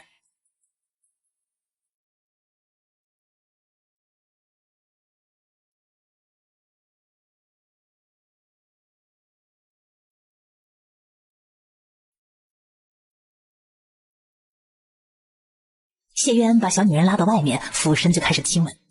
江明月只感觉双腿发软，后退一步，可男人好像不满，伸手就搂住了她的腰，薄唇在她粉唇上来回的温柔的吸吮。直到后院传来一阵说话声，他这才气喘吁吁的松开了怀中的人儿。而此时的江明月鼻尖身上都出了一层薄汗，双眼迷离，面泛春色。谢渊捧住她的脸，又轻轻啄了2下，声音沙哑：乖一点。再这样下去，他恐怕等不到成亲就会吃了他。男人眼中的深情、渴望和情欲就这样赤裸裸地展露在江明月的面前。江明月害羞地低下头，脸在他胸口上蹭了一蹭。谢渊爱怜地摸摸他小脑袋，看着毛子俊和于根走了过来，他松开小女人，上前2步遮住了她。我的伤已恢复了7、8、8，决定后天就回沅江府。再不走，他恐怕会被二人吃的骨头都不剩。后天就回。他很怕自己刚才是出现幻听了。毛子俊点点头，以你的速度多久能到沅江府？半月。那也就是说半个月后爹娘就能收到他们的信了。江明月高兴激动的都想跳起来了。我回去收拾东西写信。江明红听到二人的对话，从书房里出来，看了一眼一脸欢喜跑回家的姐姐，和谢渊对视一眼之后，领着毛子俊走进了书房，将刚刚规划好的路线递给了毛子俊。在看什么？谢大哥，咱们以后也会很幸福的，对不对？也不知什么事让小女人有感而发，谢渊很坚定地说：对，咱们以后一定会非常幸福。江明月笑容灿烂，握住了男人的大手。咱们回家。中午我从凉面馆特意带回来一些面酱，给你做了些凉皮。快走快走，我正饿着呢。夕阳下，路上行人少了很多，这给江明月勇气。他直接抱住男人的一条胳膊，亲昵地靠在了他肩膀上。地上的两个人的影子交缠在了一起，变成了一道。谢渊看着格外黏他的小女人，低头亲了一下她光洁的额头。二人依偎往前走，直到回到枣林胡同，这才分开。姐夫，回来时我路过军友来，我订了6道菜，晚间咱们一起吃饭，就算是给子俊大哥进行了。你们意下如何？可我回家换衣裳拿信，一会儿再来。好。2刻钟之后，素姨做了3道菜，我一并提了过来。我来。等到饭菜都摆到桌上，毛子俊深深地吸了口气，好丰盛啊！来，咱们碰一个。谢渊、江明红3人纷纷地举起酒杯。谢渊喝酒之前，看着小女人，特意地叮嘱了一句：我们一口干，你随意。4人喝了酒，毛子俊和江明红闲聊时，余光观察起了一番坐在一起的2人。谢渊会很体贴地给江明月加一些菜，而江明月呢，会将不喜欢的都挑出来又加给谢渊。例如牛肉和猪肉，江明月只吃瘦肉，青菜呢也只吃最嫩的那一点点。这些在毛子俊看起来就有些作了，也得亏谢渊能忍，还愿意宠着他。那句话这么说来，还真是什么锅配什么盖。江明月吃了个6成饱，终于放下筷子，谢渊盛了一小碗的凉皮放于他面前。怎么不放辣椒？你最近要吃清淡点。江明月这才后知后觉地意识到，他的鬼水就要来了，怪不得男人今日给他准备的是红糖姜水。不曾想，他竟然默默地记住了自己来鬼水的日期。这男人当真是细致体贴呀！被感动的江明月趁着弟弟毛子俊不注意，将左手伸到了桌子下，放到了男人大腿上。他很明显地感觉到男人肌肉瞬间紧绷一下，然后又放松了下来。江明月抬头看了一眼神色自若的男人，在他大腿上轻轻地画了个圈，然后在圈里画了眉毛、鼻子。一个笑脸还没有画完，一只温热的大手突然就握住了他的小手。江明月抬眸对上男人深邃而有些炽热的双眸，那是一点都不怕，反而是笑盈盈地看着他，声音又低又软：谢大哥，我好想亲亲你啊。这话一出，谢渊眸色瞬间转身，不过面上却仍旧是一本正经。他轻轻地捏了捏江明月的手，正欲开口，却听到旁边噗的一声。我什么也没有听到啊！江明红看了一眼慌里慌张的毛子俊，又扭头微眯眼睛望向了姐姐和谢渊。失策了，倒是忘记桌上还有一个武功高手。脸皮发烫的江明月默默地收回手来，低头开始吃凉皮。谢渊神色并没有任何的变化。唉，毛子俊都恨不得将自己耳朵堵上，他真怕2人会杀人灭口。而弟弟江明红呢，从谢渊的脸上没看出什么，夹了个虾包好了，放进了姐姐碗里，提醒道：好好吃饭。江明月什么都没说，只是默默地将虾吃了，接下来都异常的老实。吃过晚饭，江明红将小包袱递给了毛子俊，郑重地向他行了一礼：子俊大哥，拜托你了。毛子俊急忙扶起他：你放心，我一定会亲手将这个小包袱交到你爹娘的手里的。谢渊打开抽屉，将早就准备好的银两递给他：一旦遇到敌人，如果不敌，该跑的时候就跑，不要逞匹夫之勇。我知道了。毛子俊感觉钱袋子沉甸甸的，他乐呵呵地笑了：保重。你也保重。姐弟2人向毛子俊告了别。江明红看着姐姐说：回家吧。江明月扭头求助地望向男人，他还想亲亲呢。谢渊喉结耸动，对江明红说：你先回，我和你姐还有话要说。这一次江明红可没有退让。已经很晚了，有什么话明日再说也不迟。江明月看看弟弟，又看看男人，最终低下了头。我们回去了，谢大哥晚安。晚安。 2人的声音里都带着些许的遗憾。毛子俊在寅时2刻就背着包袱悄悄地离开了谢家。走出胡同的时候，他又回头望下胡同中紧挨着的2户人家，他心中有些不舍。这次从家里偷偷跑出来，虽然险些丢了性命，可是意外的让他结交了2个朋友，哪怕回去会因此受罚，他也觉得很值了。就包子而言，余杏已经出师了。江明月知道，这些时日素娘做饭的时候，余杏和石榴都跟于他身边一起打下手。素娘虽然没有特意的去教导2人，确实也没有藏私。余杏学得很快，石榴就不行了。他在厨艺上并没什么天赋，反而是绢花越做越好看。余杏虽有点小心思，但可以信任。以后厨房上的事情可完全交给他。江明月点点头，又将茶水铺的事情给他说了一番。以后每一季我最少也可分240两，总算不再是入不敷出了。离开元江府时，爹娘虽然给了咱们不少钱，可看着手里的钱在一点点变少，我还挺慌的。江明红闻言这才知道，姐姐这些时日竟一直都在担心入不敷出的事儿。他这个弟弟做得太不称职了，竟一直都没有察觉到。姐姐不必为钱的事情担忧，弟弟有赚钱的法子。我知道，我弟弟这般聪明，赚钱对你来说就像是壁上抓针抹，手到擒来。不过你将来要入仕，就不能再行商贾之事，会被别人诟病，会被读书人排挤的。阿姐放心，我心里有数。开分店的事，阿姐是怎么想的？可以开，但不是现在，最好是明年。看来姐姐看得很透彻嘛，倒不用她再多说什么了。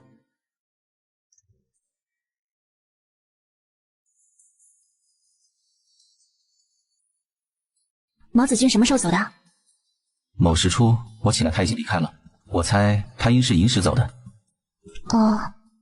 今日给小红他们上了课，我要去一趟京都，恐明日下午才能回。我晓得了。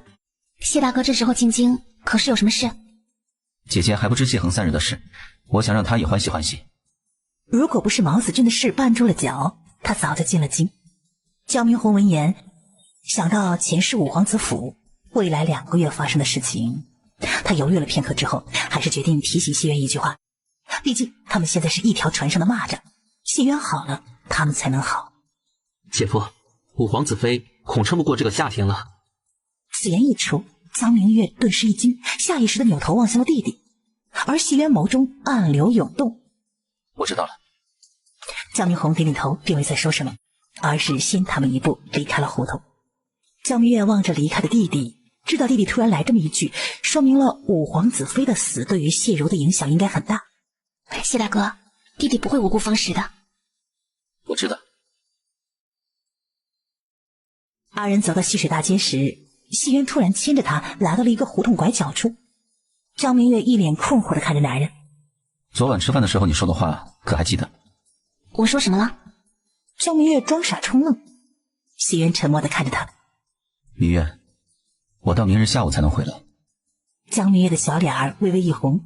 会不会被人看到啊？不会，我观察过这条胡同，这个点儿胡同里的人都已出去，再就是咱们站的地方很隐蔽，即便是有几个过路人，即便不走近也看不出来。感情这人蓄谋已久呢。江明月抬眼扫向四周，确定无人，才小小声地说：“行吧。”谢渊望着他，眸光明亮，却是没动。江明月也没动。谢渊的眸子逐渐变得深，变得烫，声音却是依旧很平稳。不是你想亲我？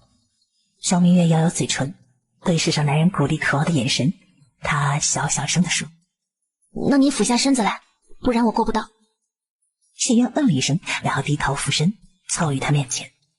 江明月踮起脚尖，快速地与他唇上亲了一下，转身就走，男人却一把抓住他的手。明月，这样敷衍可不行。话音未落，已经封住他的唇。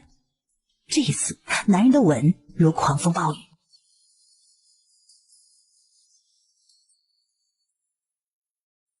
谢大哥，我有点疼。谢渊闻言这才松开他，不过依旧紧紧地搂住他的腰，以鼻尖挨着鼻尖的距离看着他。男人清俊的眼眸中此时已经完全失去了往日的冷静，开始变得滚烫灼热，像是要将他生吞活剥。江明月红着脸，软趴趴地趴于他怀中。谢大哥，你还好吧？谢渊控制着呼吸，低头抱着他。不好，他现在一点都不好。不是。时间过得飞快，转眼已经是7月20。暗暗的在江府外面盯了2天的毛子俊看着二哥说：“你在外头接应我。”毛老二点点头，神色凝重的提醒道：“小心点，那几道气息可不弱。”毛子俊嗯了一声，瞅准机会进了江家。这江家并不算大，毛子俊却是用了1个时辰，这才来到了姜文2人的卧室。实在是盯梢的人太多，他不得不谨慎行事。我是你们儿女派来的，怎么称名？你见过明月明红？他们在哪儿啊？可还好？我包袱里有他们写给你们的书信。毛子俊说着，将怀中的包袱递给了他们。是明月，是明红。姜文闻言接过了玉佩，正欲查看，忽听毛子俊说：“有人来了。”姜文、沈冰心第一时间上了床。毛子俊闪身躲在暗处，屏住了呼吸。他看到有人在床前悄无声息地站了一会儿，才离开。又过了1炷香，确定那人已经走远，毛子俊低声道：“人走了。”姜文知道外面都是眼线，时间很是紧迫。不知少侠怎么称呼啊？你是在哪儿遇见我那一双儿女的？我是毛家人，名唤毛子俊。前些时候我到京都游玩，被人暗算受了重伤，逃到宛平。是你们儿子江明红救的我。知道我的身份后，他特意托我给你们送一封信。原来他们在宛平。他们可还好啊？他们很好。毛子俊快速地将2人的情况给他们说了一番。毛少侠，明晚可否请你再来一趟，帮我们寄封信？没问题，你们休息，我明晚再来。目送毛子俊跳窗离开之后，夫妻2人默不作声，重新躺在了床上。毛少侠应已平安离开。姜文嗯了一声。夫君，他刚才说咱们的女儿定亲了。小红明月信中应会交代此事，你先看信。你先看信吧。行。姜文打开了密道的入口，床板翻转，他进入到密室之中。沈冰心以最快的速度准备好了床，重新躺上去。密室之中，姜文点燃油灯，掏出怀中厚厚的2封信，小心地把女儿的信放于一侧，拆开儿子的1个巴掌大的小册子掉了出来。姜文捡起册子，先放于一边，拿起信看了起来。1封信看完，姜文缓缓地吐出了一口气，一直压在身上的石头突然就落了地。他们有救了。姜文又把儿子的信看了一遍，这才小心地收起来，拿起册子翻看起来。册子上密密麻麻记录了很多谢渊的日常行为，通过这本册子，他对谢渊算是有了一些了解。少顷，姜文放下了册子，他拆开了明月的信。相比儿子，女儿的信就详细很多，信中不但详细讲述了他们一路北上的经历，还很详细地说了一番进入宛平后的事情。看过儿子的手册和女儿的信，这谢渊倒是个良人。冰心，明日你和毛少侠一起离开，我来为你们掩护。出了府后，你带着江安他们去宛平。不行，我不能留你一个人在这儿。你先听我将话说完。我不听。一旦听了，她一定会被丈夫说服，毕竟这些年都是如此。可这次不一样，她怎么可以留着丈夫一个人面对威胁呢？冰心，女儿出嫁，如果没有爹娘操持，会被夫家的人看不起。况且，我不想咱们和女儿都留有遗憾。沈冰心闻言沉默了。明年，也可明年再成亲。如果明年和今年一样，咱们还是脱不了困难。再就是，这门亲事不能拖到明年。为何呀？谢渊并不是普通的寒门之子，他有一个名扬天下的老师，他的师兄们个个都是朝中重臣或者封疆大吏。明年他一旦高中，那就是一块炙手可热的香馍馍。到时会有大批的权贵清流想方设法的和他联姻，那时还轮得到咱们的女儿吗？再就是儿子说，他和谢渊已达成共识，明年。也就是说，咱们能不能脱困，还要倚仗这个女婿了。咱们之所以深受其困，正是因为朝中无人，所以他才敢这样的随意拿捏咱们。可有了这个女婿，那就不一样了。儿子的信看则只是将谢渊的情况和他们说了一番，其实他隐晦地告诉了他很多很多信息。女儿和谢渊的亲事一旦成了，他们两方可以相互助力，谢渊可以帮他们脱困，他们可利用手中的东西帮谢渊开路。去宛平吧，替我好好的看看谢渊，只有亲眼看一看，咱们才能放心的将明月托付给他。再就是咱们的儿子也需要咱们的帮助。可你这里我实在是放心不下呀。你放心，东西没到手之前他不会杀我，你走后我会让崔兰易容成你，应可以欺瞒那些人一段时间。沈地心闻言沉思了片刻2月之内我一定赶回来。好，夫妻二人达成共识。宛平，江家。天刚破晓，江明月就醒了。本来今日调休，他可以多睡一会儿，可没想到帐子里飞进来几只蚊子，嗡嗡嗡的吵得他不得安生。他洗漱完，看着16提着食盒走出来，知道16要去给谢渊送饭。给我吧。哎，怎样样的？江明月颇为委屈的撅撅嘴，没有睡好，昨晚帐子里面飞来几只蚊子，飞来飞去的，它们还咬了我好几口呢，都痒死了。咬到哪儿了？手、腿和脖梗。谢渊低头看女人脖梗上有一个小红包，伸手轻轻的摸了摸，嗓音温润。我给你擦点药，一会儿就不痒了，没事。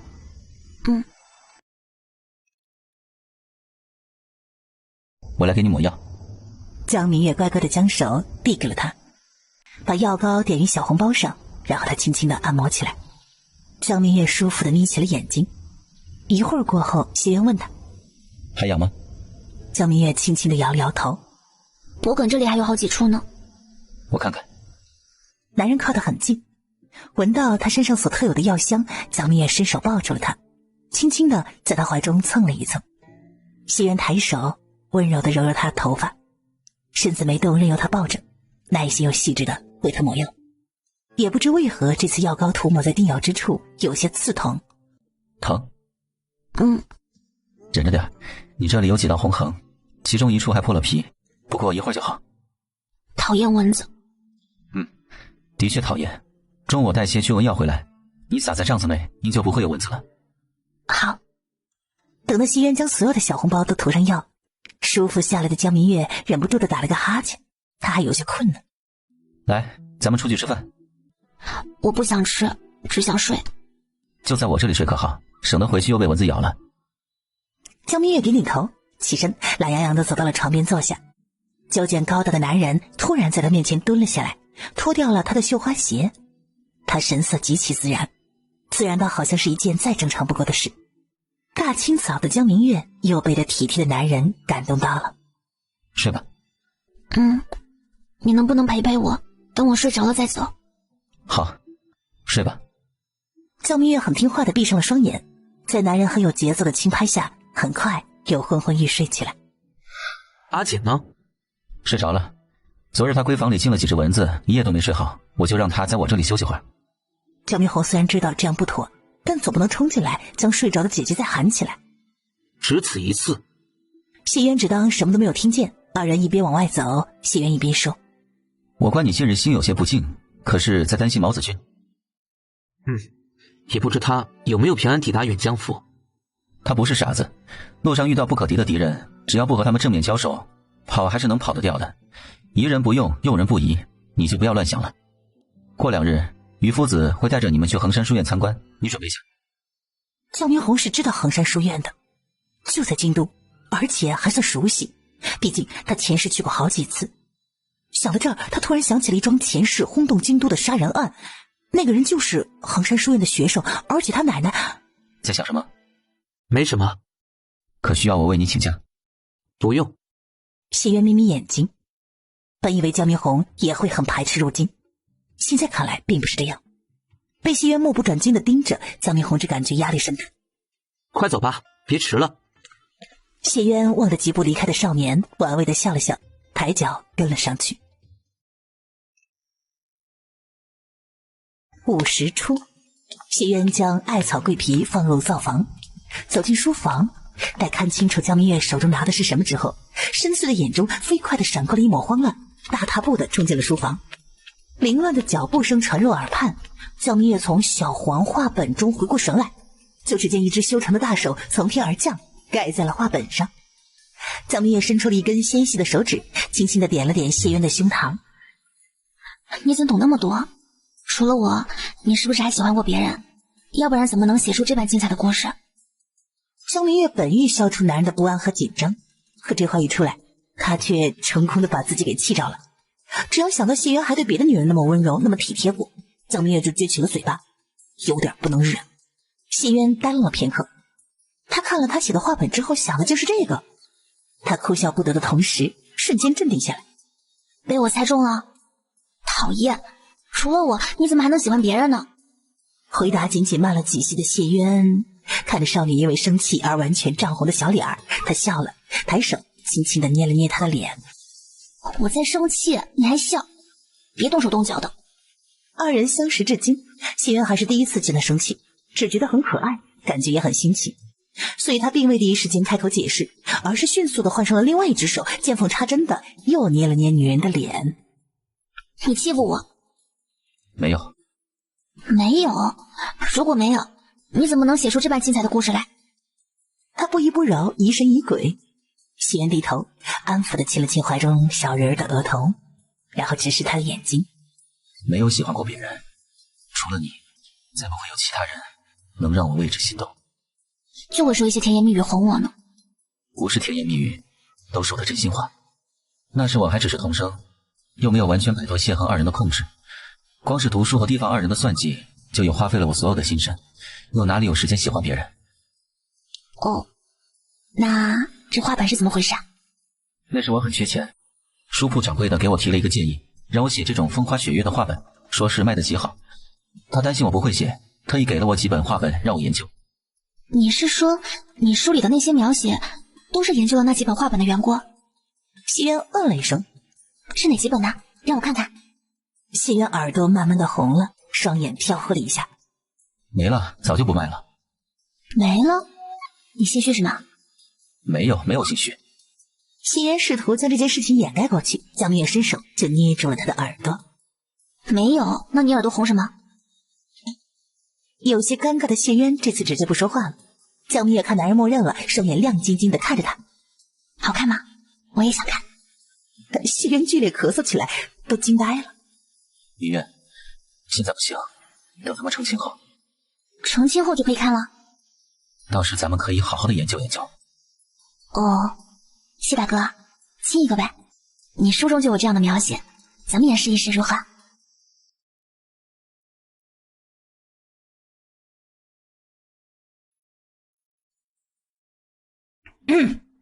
掌柜的，你们这里收不收绢花呀？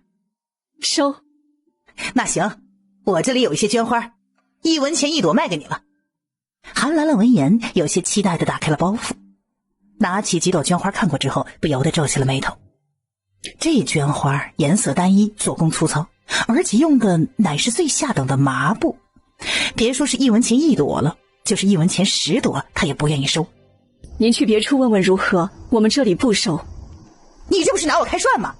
刚才还说收呢，现在又说不收，你什么意思啊？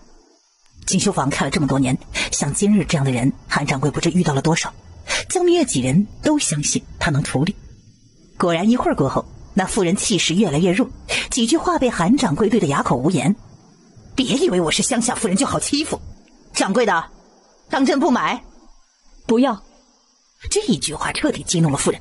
江明月看他将手伸向了篓子，高声喊了一声小心。韩掌柜，小心！韩兰兰只感觉脖子上一凉。啊！说！救命啊！哈哈哈哈哈！呸！让你欺负我！我这绢花你买还是不买？买！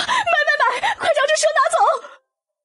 江明月赶到了柜台前，一看是一条无毒的蛇，顿时松了口气。瞥了一眼那个嚣张至极的中年妇人，他疾步绕到了柜台后面，伸手将韩兰兰身上的蛇给抓了起来。掌柜的别怕，没事了。此时张珊珊几人已经来到了柜台前，看着被吓坏的韩兰兰，几个人都气得不行。贺婶，将铺门关了。王叔，你去请捕，快过来。你们想干什么？开口的同时，他手脚麻利，就开始往外冲。眼疾手快的张珊珊一把抓住他，贺氏趁机关上了铺门。这么一会儿的功夫，江明月就杀了蛇，扶着韩掌柜坐下来，温声的安抚：“你看蛇已经被我杀了，别怕，没事了。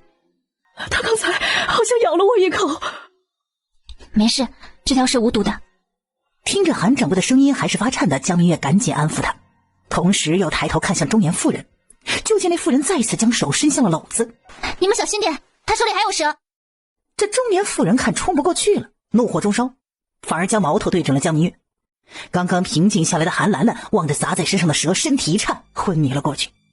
张珊珊看中年妇人在这种情况下还敢行凶，真是气得火冒三丈，拿起尺子不管不顾就朝他打了过去。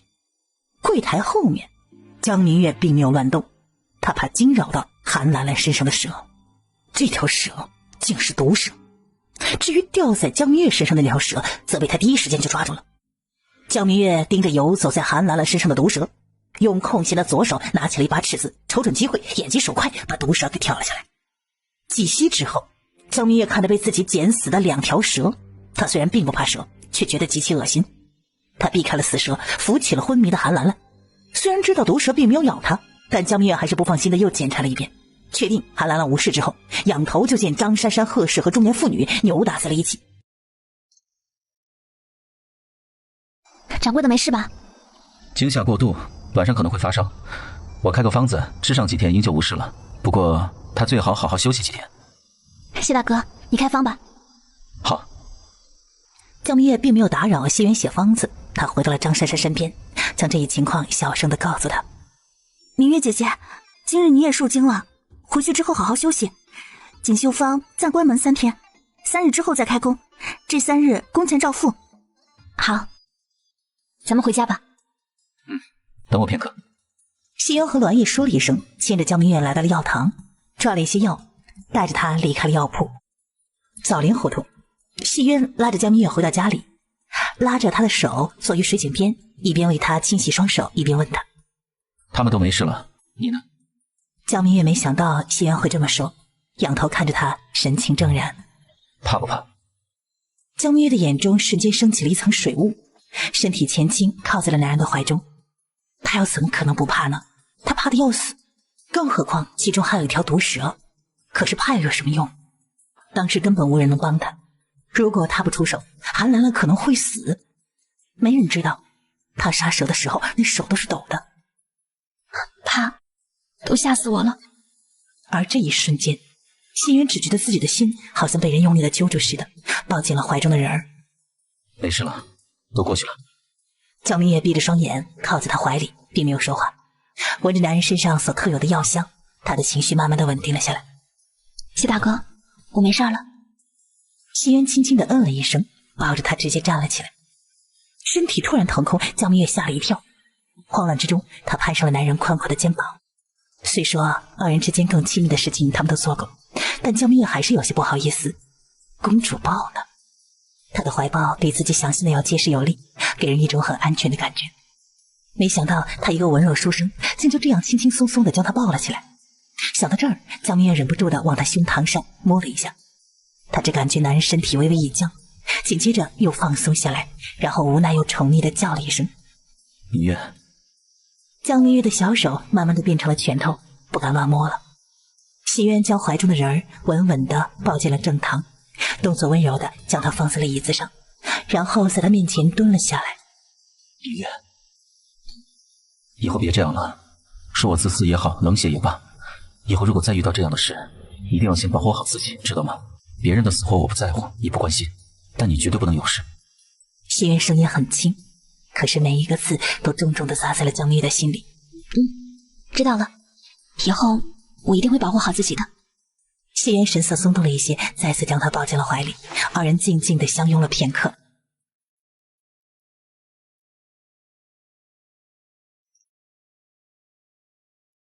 阿姐，怎么了？正如你所看到的那样，睡着了。咱们先吃吧，让他再睡一会儿。现在睡，晚间恐怕该睡不着了，还是将他唤起来吧。不急，他刚睡着，再等等。今日之行可有收获？收获极大。结交了赵静，还知道他那位好姨父现在过得并不好，可不就是收获极大吗？不过想到陈娟的婚事，姐夫，你觉得林夫子3年后可能中举？林寒山刻苦又好学，努力3年有望中举。想办法毁了这门亲事。江明虎想了一下，随即打消了这一想法。代价太大，这就是来不及了。还真是便宜他了。你这表情实在不像是高兴的样子，怎么，他得罪你了？他并未得罪我。谢渊点点头。这话就很有意思了，得罪他的难道是林寒山的亲人或朋友？男人要心胸宽广一些，大气一些。你将来是要进官场的人，凡事不要太过计较。红知道了。你觉得衡山书院如何？挺好的，沈鱼希望我明年能同他一起考进衡山书院。觉得有压力了？我自己的情况我自己清楚，努力个1年考中秀才并不难，但是考进衡山书院我还真没有把握。你倒还挺有自知之明，不过不试一试又怎么知道能不能考进去？时间不等人，如果你不能努力追上沈鱼的脚步，你们终将会渐行渐远。我知道了。也不要给自己太大的压力，尽力而为即可。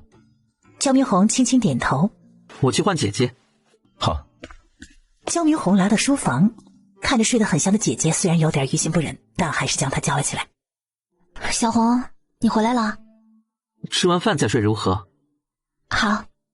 焦明月起来时只感觉浑身软绵绵的，差点摔倒，幸好弟弟及时扶住了他。姐夫，阿姐越发热了。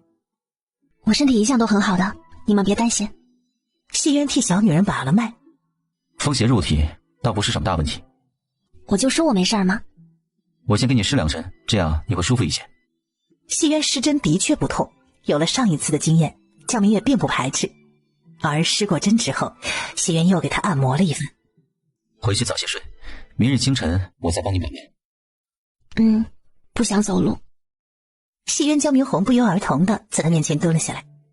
焦明月看了看谢渊，又看了看弟弟，他笑了，最终趴在了谢渊的背上，主要是怕弟弟背不动他。焦明红看着姐姐病恹恹的，心中虽然有些不高兴，但却并未说什么，紧跟在二人身后就出了门。谢谢谢大哥，我回屋睡了。好，去吧。二人目送他进了屋子，谢渊扭头看向了焦明红，叮嘱了一句：让石榴或鱼性守夜，夜里他只要不烧起来就没事了。好好的，姐姐怎么会突然生病呢？锦绣芳那边可是出了什么事？明日里你问问明月就知道了。累了一天，早些睡吧。哈姐，将锦绣芳的活计辞了吧。小红，我知你是为我好，但我不能在这时离开锦绣芳。那我就再给姐姐一些时间，年前你一定要离开锦绣芳。你即便不为自己着想，也要为姐夫想一想。他是举人，你是他的未婚妻，现在你们还未成亲倒还好，别人即便议论也不会说得太难听。可你们一旦成了亲，这会是政敌攻击姐夫的最好理由。焦明月闻言望向了灶房内忙碌的人影。阿爹，我知道了。姐姐如果觉得待在家里无聊，咱们可自己开铺子。之前咱们手里是无人可用，但过段时间爹娘也会派一些人过来帮助我们。爹娘能派人过来，不会被敌人察觉吗？他小小声地问向弟弟。爹娘虽不异动，但是毛子俊可以，有他帮忙传递消息，问题应该不大。你觉得爹娘会派谁过来啊？安叔肯定会来，再就是姐姐的贴身丫鬟苹果应该也会来。焦明月的双眼倏地亮了，这对于他来说是个再好不过的消息。其他的还有谁，我就不确定了。你这次去京都可有什么收获？咱们那位大表姐马上就要成亲了。你去拜访姨父和小姨了？我只是偷偷去看了看。没有被人发现吧？我很谨慎，没有。我记得大表姐名唤陈娟，比我大半年呢，这时出嫁倒也正常，就是不知表姐的夫家是何人了。她的夫家姐姐也认识，她的夫家正是林家。林家？他认识的林家只有一位？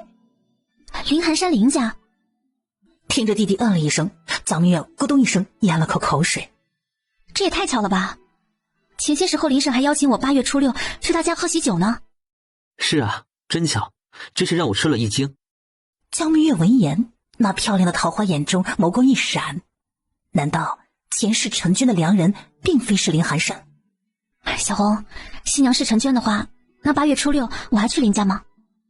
姐为何这么问？你想去的话就去，不想去的话就待在家里，弟无任何意见。因为我感觉得出来，你很排斥厌恶小姨一家。姐，你什么也不用说，我相信你这么厌恶他们呀，一定有你的原因。阿姐，谢谢你。谢谢你这么理解我，这么愿意相信我。傻瓜，咱们姐弟之间说这些做甚呢？厌恶归厌恶，但姐姐不希望这种情绪影响到你。你现在的当务之急就是好好的读书，尽快的考取功名。江明月说到这儿，望了一眼灶房里的男人，和谢大哥一起早些将父母救出来，其他对现在的我们来说都不重要。我知道了，阿姐，你放心，我不会乱来的。我信你。8月初6，你可以去林家，但千万不要告诉陈娟你的身份。我晓得了。谢大哥，8月初6是林公子的大喜之日，他可邀请你去喝喜酒了。谢渊点点头。那你去吗？去，林寒山此人可以结交。他母亲也邀请我了，到时咱们一起去可哈？这就是他们刚才提起林寒山的原因吗？谢渊的心里瞬间舒畅了。韩掌柜、贺氏他们可还好？看韩掌柜的情况，恐要休息很久，也不知东家会不会派一个新掌柜来。不会，最大的可能应是张珊珊暂管锦绣坊。倒也有可能。明日巧候他们月考，监考人是于夫子，我正好空闲了下，咱们去郊游如何？好啊，咱们去哪郊游？我知道一处地方，那里风景极好，且还有一条河，咱们带上鱼竿，到时候还可垂钓。江明月很爽快就答应了下来。翌日，谢大哥，咱们走吧。好。说起来，我都有1年没有骑马了。几街后，爹娘说我要养养性子，说我再这般跳脱，以后不好招婿，就再也不许我骑马了。江明月转过头来，望向那张让人十分惊艳的脸。我现在才知，真正喜欢我的人，不论我是怎样的，他都会喜欢。在他的面前，我只需要做真正的自己即可。谢大哥，遇到你，我3生有幸。遇到你也是我3生有幸，希望咱们余生执手共度，星月朝暮，深情不负。江明月笑了笑，看看吧，这读书人就是会说话。谢大哥，咱们比比如何？可。二人一甩马鞭，马儿嘶鸣一声，冲了出去。1个时辰过后，江明月随着谢渊总算到达了目的地。我去河边玩玩。慢点儿。我晓得啦。谢渊拴好马，将背篓从马背上提下来，转身望向在河边踩水的少女，下意识地紧蹙眉头。但当他的视线落在江明月笑得如同阳光一般灿烂的脸上时，眉头又缓缓地舒展开来，心想他难得带他出来一趟，之前去上清观就没有让他玩尽兴，今日先让他好好的玩一玩吧。他今天有带姜，一会儿给他煮上一些姜水，应该不会受寒。谢大哥，快来玩！快上来，我帮你拧。江明月看着面前的手，漂亮的桃花眼中飞快地闪过了一抹狡黠，小手放在他手掌心的那一刻，用力地拉他一下。快下来吧。好玩吗？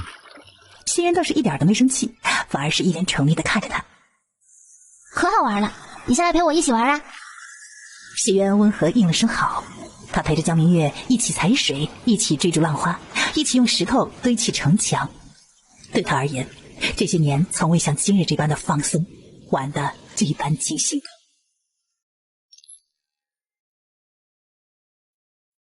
明月。江明月看到谢渊，双眼倏地亮了。万幸，可是出了什么事儿？是好事，我见到你师傅了。你在哪儿见到的师傅？锦绣坊。江明月当即将上午的事情和谢渊说了一番。谢渊闻言，很心疼地握住了他的手。累不累？老师应该是接到他信后，心中多少有不满，这才会刁难明月。当然，应该也是想趁机看看明月的品性。累，不过一切都是值得的。你老师说他日咱们成亲，他给咱们主婚呢。看来老师对明月还算满意，当然也很有可能是因为觉得欺负了明月，心里过意不去。不过不管是什么原因，老师愿意为他们主婚，这是好事儿。我晓得了，下午还去锦绣坊吗？去，我只请了半个时辰的假呢。我怎么回去？我要先回家换身衣裳。好，咱们先回家，然后再送你去锦绣坊。也不知沈先生有没有离开宛平，一会儿你要不要去寻寻他？师傅既然回来了，短时间内不会离开宛平。这里有一位他的知己，师傅应会在他那里待上一段时间。哦。将你送到锦绣坊，我就会去拜见师傅。15之前我会赶回来，到时咱们一起过中秋节。江明月笑容灿烂，点点头。谢渊亲自将未婚妻送到锦绣坊，这才离开。他先是回于氏私塾请了假之后，径直去了马市。少顷，他牵着马就来到了东市，大肆采买一番之后，就骑马出了城。谢公子请进，我家主子已经等候多时。谢渊点点头，迈步走进阁楼，走进正堂，冲坐于上方的老妇人恭敬地行了个晚辈礼。子敬见过婉仪。起来吧。一段时间不见，婉仪风华依旧不减当年呢。宋婉闻言脸上露出一丝笑，抬手摸了摸自己秀发。你的那个方子很有用的，我吃了一段时间，头发已经渐渐转黑。我现在这个样子，他可会喜欢？无论婉仪什么样，老师都喜欢。不过看到现在的你，老师回头恐又要用一段时间的面汁了。你这张嘴啊，就会哄我开心。子敬说的都是事实。还记得上次师傅从你这里离开，被打击得不得了，用了大半年的面纸，赖老还嘲笑他一身胭脂水粉味儿。那老东西还活着呢。我观赖老身体挺好的，再过个10年8年，应是不成问题。那不成老王八了，他可真够能活的。这话谢渊可不敢接，所以转移了话题。看来看去，还是婉仪养的菊花最有灵性，不知能否送子敬2株。谢渊来他这儿这么多次，这还是头一次开口索要东西，宋婉只觉得甚是奇怪。你何时喜欢上了菊花呀？我未婚妻喜欢，子敬爱屋及乌，就也开始喜欢上了菊花。未婚妻？小子前些时候定了亲。哪家的闺秀啊？他乃是沅江府人士，婉仪因不认识。阮江府？游历的时候看上的？是游历时认识的，他对小子有救命之恩。谢渊缓声将他和江明月的事情给宋婉讲述了一番。宋婉看提起未婚妻，唇角含笑，眼中满是柔情的谢渊，暗道了一声可惜呀。婉仪，晚间尝尝我的手艺可好？甚好，我让子怡帮你。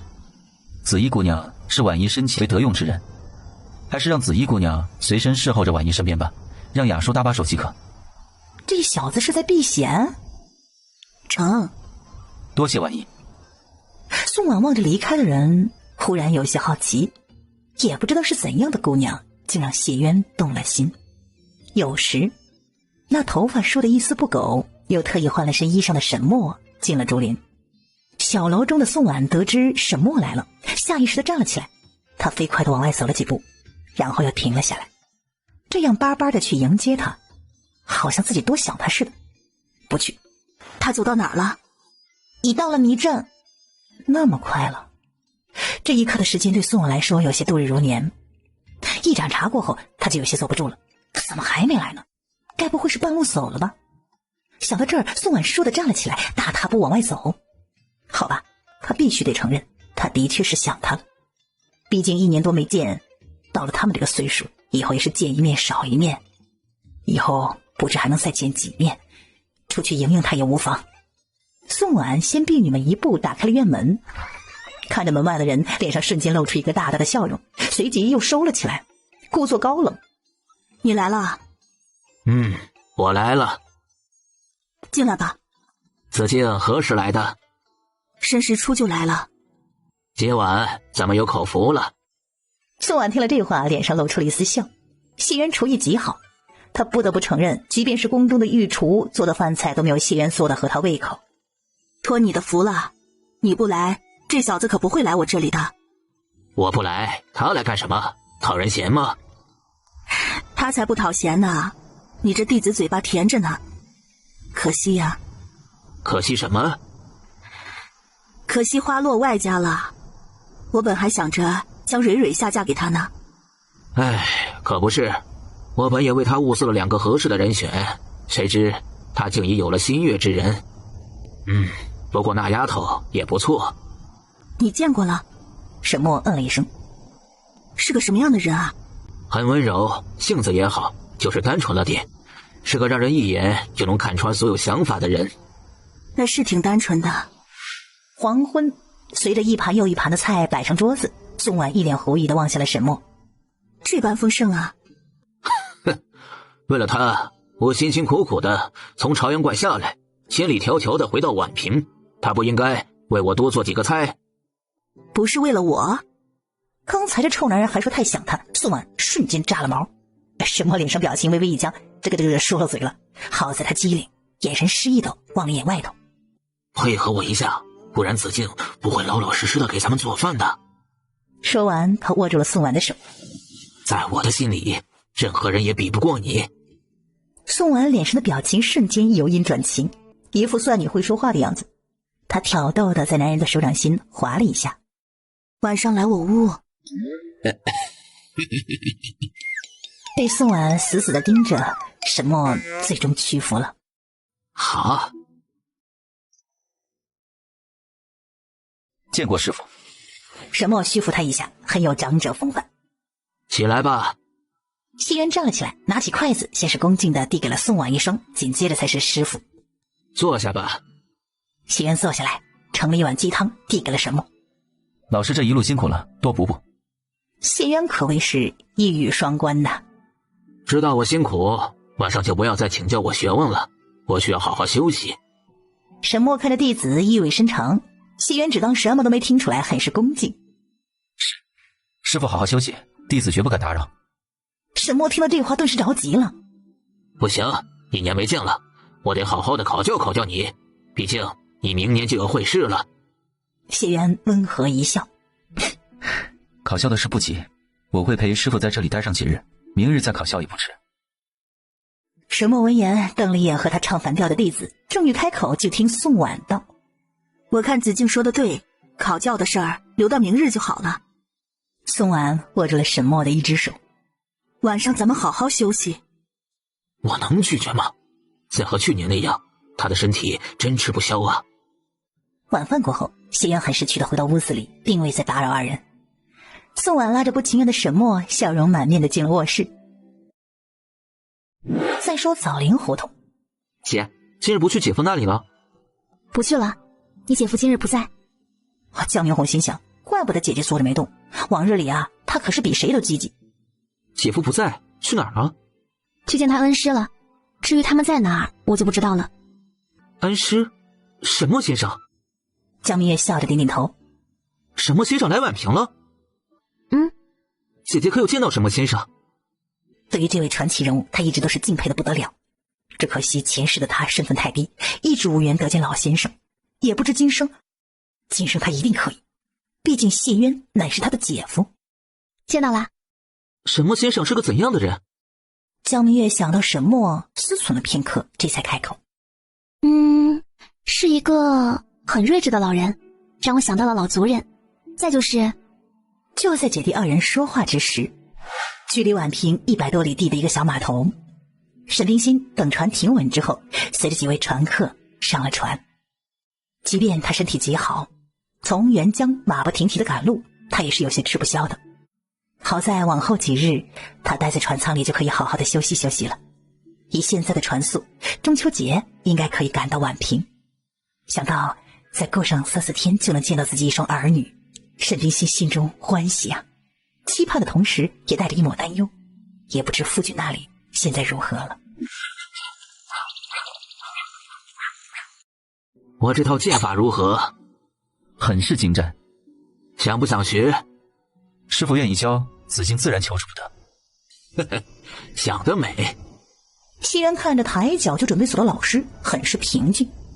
近来我也学了一套新的拳法，甚是不凡。练练。谢渊平复了一番呼吸，当着师傅的面就打起了太极拳。他刚打2式，沈墨就皱起了眉头，怎么慢吞吞的？可是很快的，他就舒展开了眉头。等到谢渊打完，他第一时间就开了口：教我。明月说了，这套拳法是祖传，不外传。明月？这拳是他教你的？谢渊点点头。真看不出来他还会如此精妙的拳法。明月是内秀，不像弟子，不懂得藏拙，学了点什么立刻就想显摆显摆的。内涵谁呢？他看着弟子笑了笑，转身就走。谢渊并没有动，因为他知道老师一定会回头的。果然几息过后，沈墨走于他面前。交换，我用刚学到的剑法和你交换。成交。阿姐今日怎下工这么早？可是放假了？少东家给我们放了3天假呢。私塾这边呢？也是3天。未来3天好好的休息休息。近来我观你都瘦了。不是瘦了，是我又长高了。之前我只到姐姐的耳朵，现在我很快就能超过姐姐了。这一点江明月早就发现了。这段时间他一直在为弟弟做新衣裳。这大半年你长得可真快。快一点好，这样才能保护好姐姐。近来学业很繁重吗？我观你现在的时间啊，安排的满满当当的。夫子们留的作业并不多，弟弟只是想逼自己一把罢了。明年我想和沈云一起考衡山书院。我记得考衡山学院的首要条件必须是秀才吧？江明红点点头。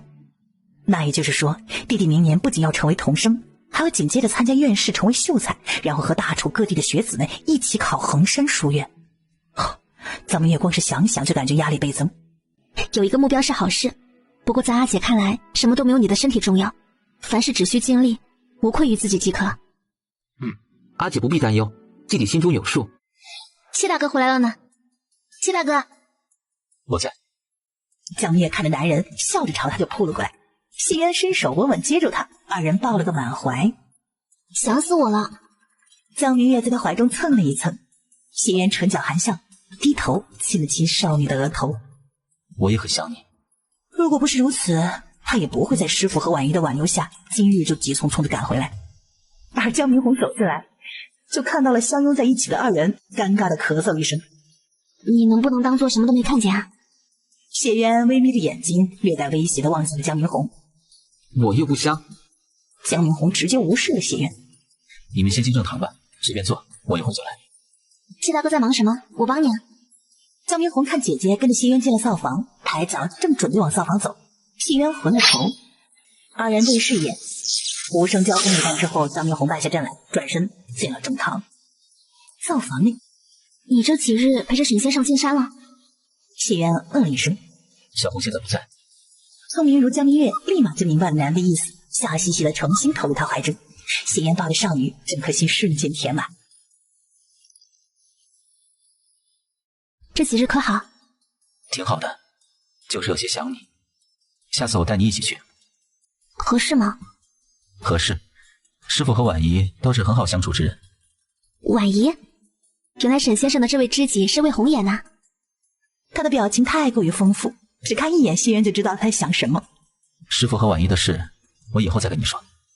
江明月虽然好奇的不得了，但男人不愿意说，他也没有纠缠，只是将话题转到了弟弟身上。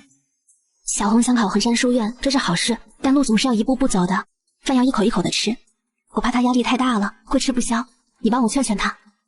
科举就像走独木桥，小红已优于大楚70%的考生，她现在要做的就是刻苦努力的去读书。我知你心疼小红，但我们应该相信她才是。她现在有这样的上进心很好，我们要做的就是站在背后默默的支持她。然后在他耳边低语了一句。江明也是又惊又喜。那也就是说，弟弟有2年的时间了。这2年他只需像现在这般刻苦，在我和于夫子的指导下，2年后和沈瑜一起考入衡山书院是不成问题的。这事儿你不要告诉小红，免得她有所松懈。知道了。哇，哪来的菊花呀？想着您喜欢，特意向婉仪讨的。我的确很喜欢呢，谢谢谢大哥。这都是婉仪给你的，你看喜不喜欢？江明月只认识其中的2种，这都是很名贵的布料，回头可以做几身新衣服穿。江明月嗯了一声，收起了匹布。看看里面的东西喜不喜欢？谢渊将锦盒递给他，这可是他舍着脸向宋婉讨的。江明月闻言，很好奇地打开了2个锦盒。我很喜欢，不过这份礼是不是太贵重了些？婉仪手里有很多好东西，给你的这些对她来说连9牛1毛都不算，你只管安心收下。再则长者赐不可辞。明日咱们一起过中秋节可好？好。听珊珊说明日京都会有灯会呢，也不知咱们县有没有。在我们江元府，每年的中秋节都是十分热闹的，不仅会举办大型的灯会，湖畔还会游湖，当日城中灯火通明，路边会有各种各样的摊位，卖什么的都有，也不知京都是怎么样的。江明红听姐姐软糯的声音里透着几分对京都的向往，心中有些不是滋味。他们晚上过去玩，应该没事吧？阿姐，明日咱们可去京都过中秋节，后日会，你意下如何？谢渊闻言诧异地看了眼江明红，一直以来他对明月入京的事都十分排斥，没想到今日他竟松了口。可以去吗？会不会有危险呢？咱们只是晚上出去游玩，后天就回来了，想来不会有什么危险。阿弟真好，明日咱们一起去京都好不好？好。明日去京都游玩的人一定非常多，咱们是不是提前过去，到客栈订3间房？不然我担心会没有地方住呢。不用，你忘了前些时候我在京城买了一宅院，明日过去我正好带着你们参观参观。谢渊看着姐弟二人说，以后那里就是咱们3人在京都的家了，如果需要改动的地方，你们就与我说，我请人改。不管谢渊是真希望他过去住还是假的，他能这样说，江明红已经很开心。住，他肯定是不会过去住的，不过他会在谢渊宅院附近再买上一个宅院。不就近看着姐姐，他实在是不放心。江明月听说是他们3个人的家，忍不住地抱住了谢渊的胳膊，于他肩膀的地方蹭了一蹭。谢大哥，你可真好。15这天，申时，江明月提着事先准备好的小包袱，随着弟弟出门前，他给了素娘16鱼杏10两银子。晚上你们可在家吃，也可以在外面吃。今日县里应是十分热闹的，好好玩。子时之前回来就行。多谢姑娘。江明月、江明红走出院门，和谢渊会合之后，径直去了马市。他们准备租马去京都。彼时的素娘将16鱼杏叫到了跟前。家里就交给你们了，我要出去办点私事，明早清晨回来。苏婶婶，可需要我们陪你一起吗？不用了，放心，我不会有什么事的。鱼杏看他走了，对16道：我有些不放心，跟上去瞧一瞧，一会儿就回。成，当心一点。我晓得啦。一会儿过后，一棵大树后面，他望着随着一群妇人坐车离开的素娘。素娘竟去了京都，她竟是京都人，或者说她有亲戚在京都。余杏双眼闪烁，沉思片刻，这才回到了枣莲胡同。再说同一时间，沈冰心走出了船舱。他本以为今日就能赶到宛平，陪着孩子们过中秋节，谁知前天河面上突然起了风，此时耽搁了1日，要到明天早上才能到。平日里京都也这般热闹吗？平日人虽不多，但远不像今日这般热闹。我觉得一双眼睛都不够看了，今晚我一定好好逛一逛这儿。谢渊宠溺地看着他，只要你不怕累，咱们可逛到子时。我先带你们去看看宅院，安置好马，咱们就出去逛，如何？好。谢渊领着2人一边往青石胡同走，一边和他俩大致说了一番沿路的繁华。等到了青石胡同，江明红环视了一圈四周。姐夫当初在这里买的宅院花了不少钱吧？谢渊笑了笑，并没有说话，只是牵着江明月的手进了胡同。买这所宅院的开销可是他迄今为止花的最多的一笔钱。咱们到家了。江明月望着庭院，突然想起谢渊之前曾经问过他，如果在京都买一所宅院的话，他想买个什么样的。原来你是蓄谋已久啊。可喜欢？江明月重重点头，当然喜欢了。这所宅院谢渊完全是按照他的喜好买的。江明月的心中是又欢喜又感动。蓄谋已久。江明红听在耳朵里，眯起眼睛看向了谢渊，这是什么意思啊？进屋看看。谢渊直接忽视了江明红，看着江明月问他：这些是谢大哥置办的，还是卖家送的？这些都是卖家送的。如此说来，这所宅院比他想的还要贵一些呢。你们对这所宅院可还满意？有没有需要改动的地方？正房连接灶台房这儿最好修一条长廊，这样无论是下雨还是下雪，进进出出的也不用担心打湿衣裳。好，我记下了。还有吗？江明月看向了弟弟，江明红摇了摇头。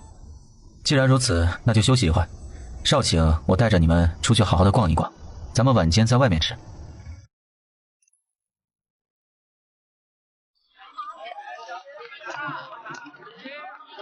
你刚才对着河灯悄悄许了什么愿？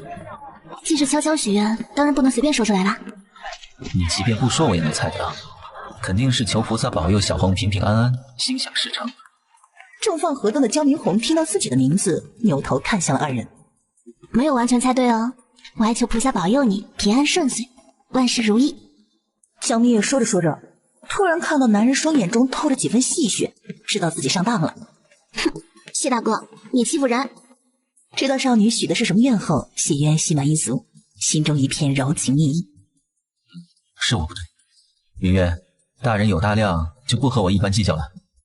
你有没有求菩萨保佑咱们能顺利成亲？一句话就把江明月瞬间脸红，他还真的这样求菩萨了。不仅如此，他还求……谢渊看着少女小脸瞬间红扑扑的，心中突然升起了一股君心似我心的欢喜，脸上露出一个明亮的笑容，正欲再问，远处的河面上隐隐约约传来了丝竹之声。看那边，舞娘们翩翩起舞，四周热闹起来，高喊声、喝彩声、口哨声不断。江明月看着，有些男人双眼热气的盯着舞娘，哈喇子都流了出来，然后扭头看向了身边的两个男人。弟弟的注意力并没有在舞娘身上，江明月心中甚是满意。再扭头，对视上的是谢渊一双明亮的双眸。知道男人的注意力一直都在自己身上，江明月心里柔软的厉害。就这样与男人静静的对视了片刻。一会儿过后，谢渊扶手凑于江明月的耳边：“怎么了？”江明月笑着摇了摇头，再次望向了舞娘们。梨水，卖梨水啦！谢大哥，我想喝梨水。照看好明月，我去买梨水，很快就会。好，我的姐姐，我自会照顾好她。谢渊从人群中穿过来，来到了卖水的小摊位前，发现不仅有梨水，还有山楂水，一并买了一杯。付款的时候，身后突然传来一阵催促声：“哥，你快点，我都渴死了！”宋蕊先众人一步冲到了摊位前：“老板，给我来2杯梨水。”嘿嘿嘿。谢渊从摊主的手中接过了竹杯，并不愿意在这里多浪费时间。不用找了。咦？宋蕊看了看男人，眼中飞快地闪过了一抹惊艳。再寻常不过的长衫穿在这个男人的身上，却是有种说不出的好看。公子，稍等！这里的人那么多，谁知道他喊的是谁呀？谢渊可并未停下脚步，已经快速在人群之中穿过，朝着江明月二人走了过去。宋蕊看男子并未停留，抬步往男子方向走了几步，可惜男子速度太快，眨眼的功夫就消失在了人群之中。宋蕊柳眉微挑，停下了脚步。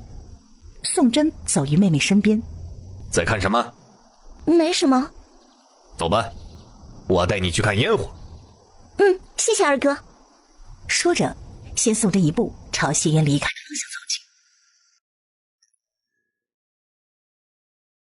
“谢谢谢大哥。”“好甜呐。”这时耳边突然响起了一声巨响，夜空中突然绽放出了一朵姹紫嫣红的烟花，五颜六色，绚丽夺目。四周的人纷纷被烟花所吸引，驻足仰望。谢渊转头看向了身旁的人，烟火映亮了明月的眼睛。这一刻，谢渊觉得他的眼睛比烟火还要美，美到让人移不开视线。对江明月来说，无论是前世还是今生，他都没有少看过烟花。他并没有觉得现在的烟花有多么的好看。发现越来越多的人朝河边走来，他轻轻地拉了拉男人的衣袖。“怎么了？”江明月本欲告诉男人他们可以回去了，免得一会儿拥挤，可是看着男人在烟花的照映下俊美无比的脸，心中有些蠢蠢欲动起来。这一瞬间的江明月十分大胆，飞快地亲了一下谢渊的薄唇，那柔软的触感落于唇上，谢渊顿时一惊，为江明月的胆大包天。他扭头飞快地扫视了一眼四周，见大家都在看烟火，这才放下了心来，望着面前捂着嘴笑的像只透了心的猫的少女：“咱们现在就回家。”听谢渊说要回去，江明月啊了一声，又没有反应过来，有一脸的迟钝，显得有些呆。可是看在谢渊的眼中，却是可爱的紧。“回去了，你想怎么亲都可以。”江明月只觉得心中仿佛有只土拨鼠在叫，好兴奋呐！他一把握住了男人的大手：“走，回家。”另一边的宋蕊在边走边看护城河河边的人群，可惜始终没有见到那个人。“在找什么？”“没有，我在看烟火呢。”宋真并没有戳穿妹妹的谎言，只是往人群中多看了几眼。“谢大哥，咱们以后都不要吵架了，好不好？”“那是不可能的。”江明月撅了撅嘴：“不过我会永远都让着你的。”一句话让江明月笑靥如花。江明红老老实实看着二人在旁边秀恩爱，往自己怀中摸了一摸。哎，小册子忘带了。距离青石胡同还有一段距离，咱们租辆马车回去。谢渊带着二人走到一个宽阔的十字路口，找了半天都没有找到马车。谢渊看焦明月又打了几个哈欠，见四周人已经少了很多。上来，我背你，你可在我的背上睡会儿。不用了，咱快些走吧，等会我累了再跟你说。三人就这样说着话，不知不觉到了青石胡同。焦明月望着近在咫尺的宅院，长长的松了口气，他是真的有些累了。我背你。这一次焦明月并未拒绝，乖乖地趴在了谢云的背上。亥时末，宋真把妹妹宋蕊送到了宫门口。快回去吧，别让贤妃娘娘担心。二哥，今日谢谢你了，我玩得很开心呢。宋真嗯了一声，目送宋蕊进了宫，这才离开。皇宫对面的一角，素娘望着离开的人，双眼微红地从暗处走了出来。她别过脸，擦掉眼角的泪水，重新戴上面纱，转身就走。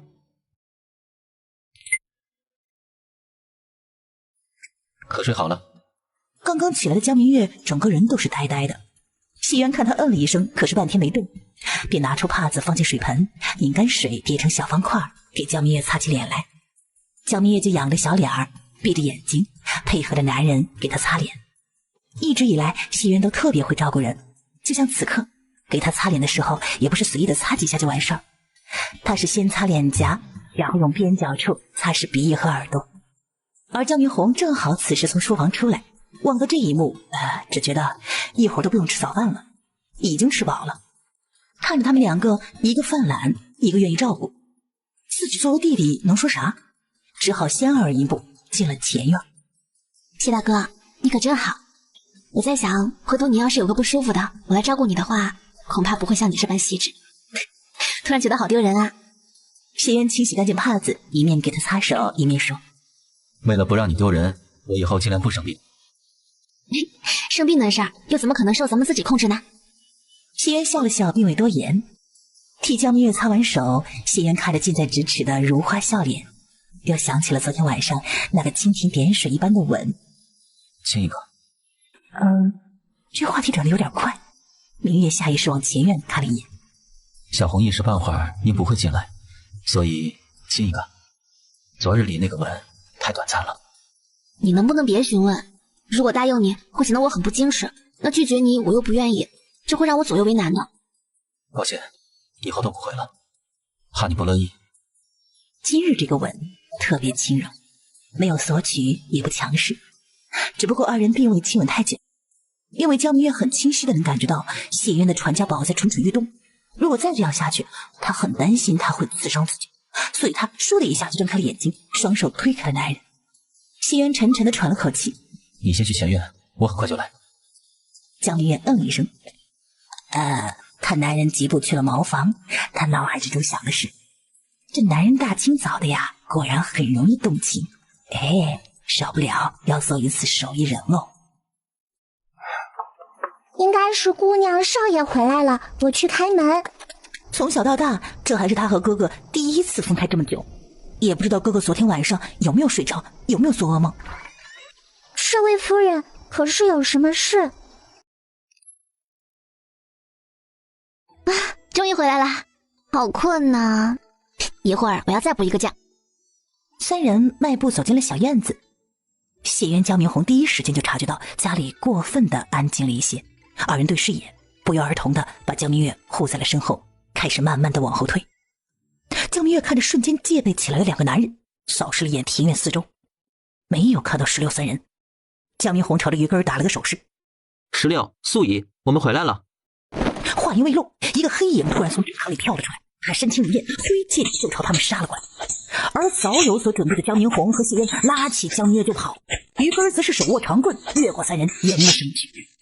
沈君心并未和他缠斗，轻盈一跃腾空而起，绕开了于根就朝谢渊三人杀了过去。听到身后的声音，谢渊扭头看向朝他们杀过来的人，身体动作太过大脑，一把将江明月姐弟推外面，随手抄起门栓朝黑衣人迎了上去。谢渊和黑衣人一个照面就被黑衣人甩了出去。江明月看着朝他们杀过来的黑衣人，本能的把弟弟护在了怀里。姐，你放开我！不可，姐姐前世就是为了保护他而死，今生绝不可能。哪怕是他死，也不要姐姐出事。沈冰心余光瞥见谢渊爬了起来，于是故意的放慢了速度。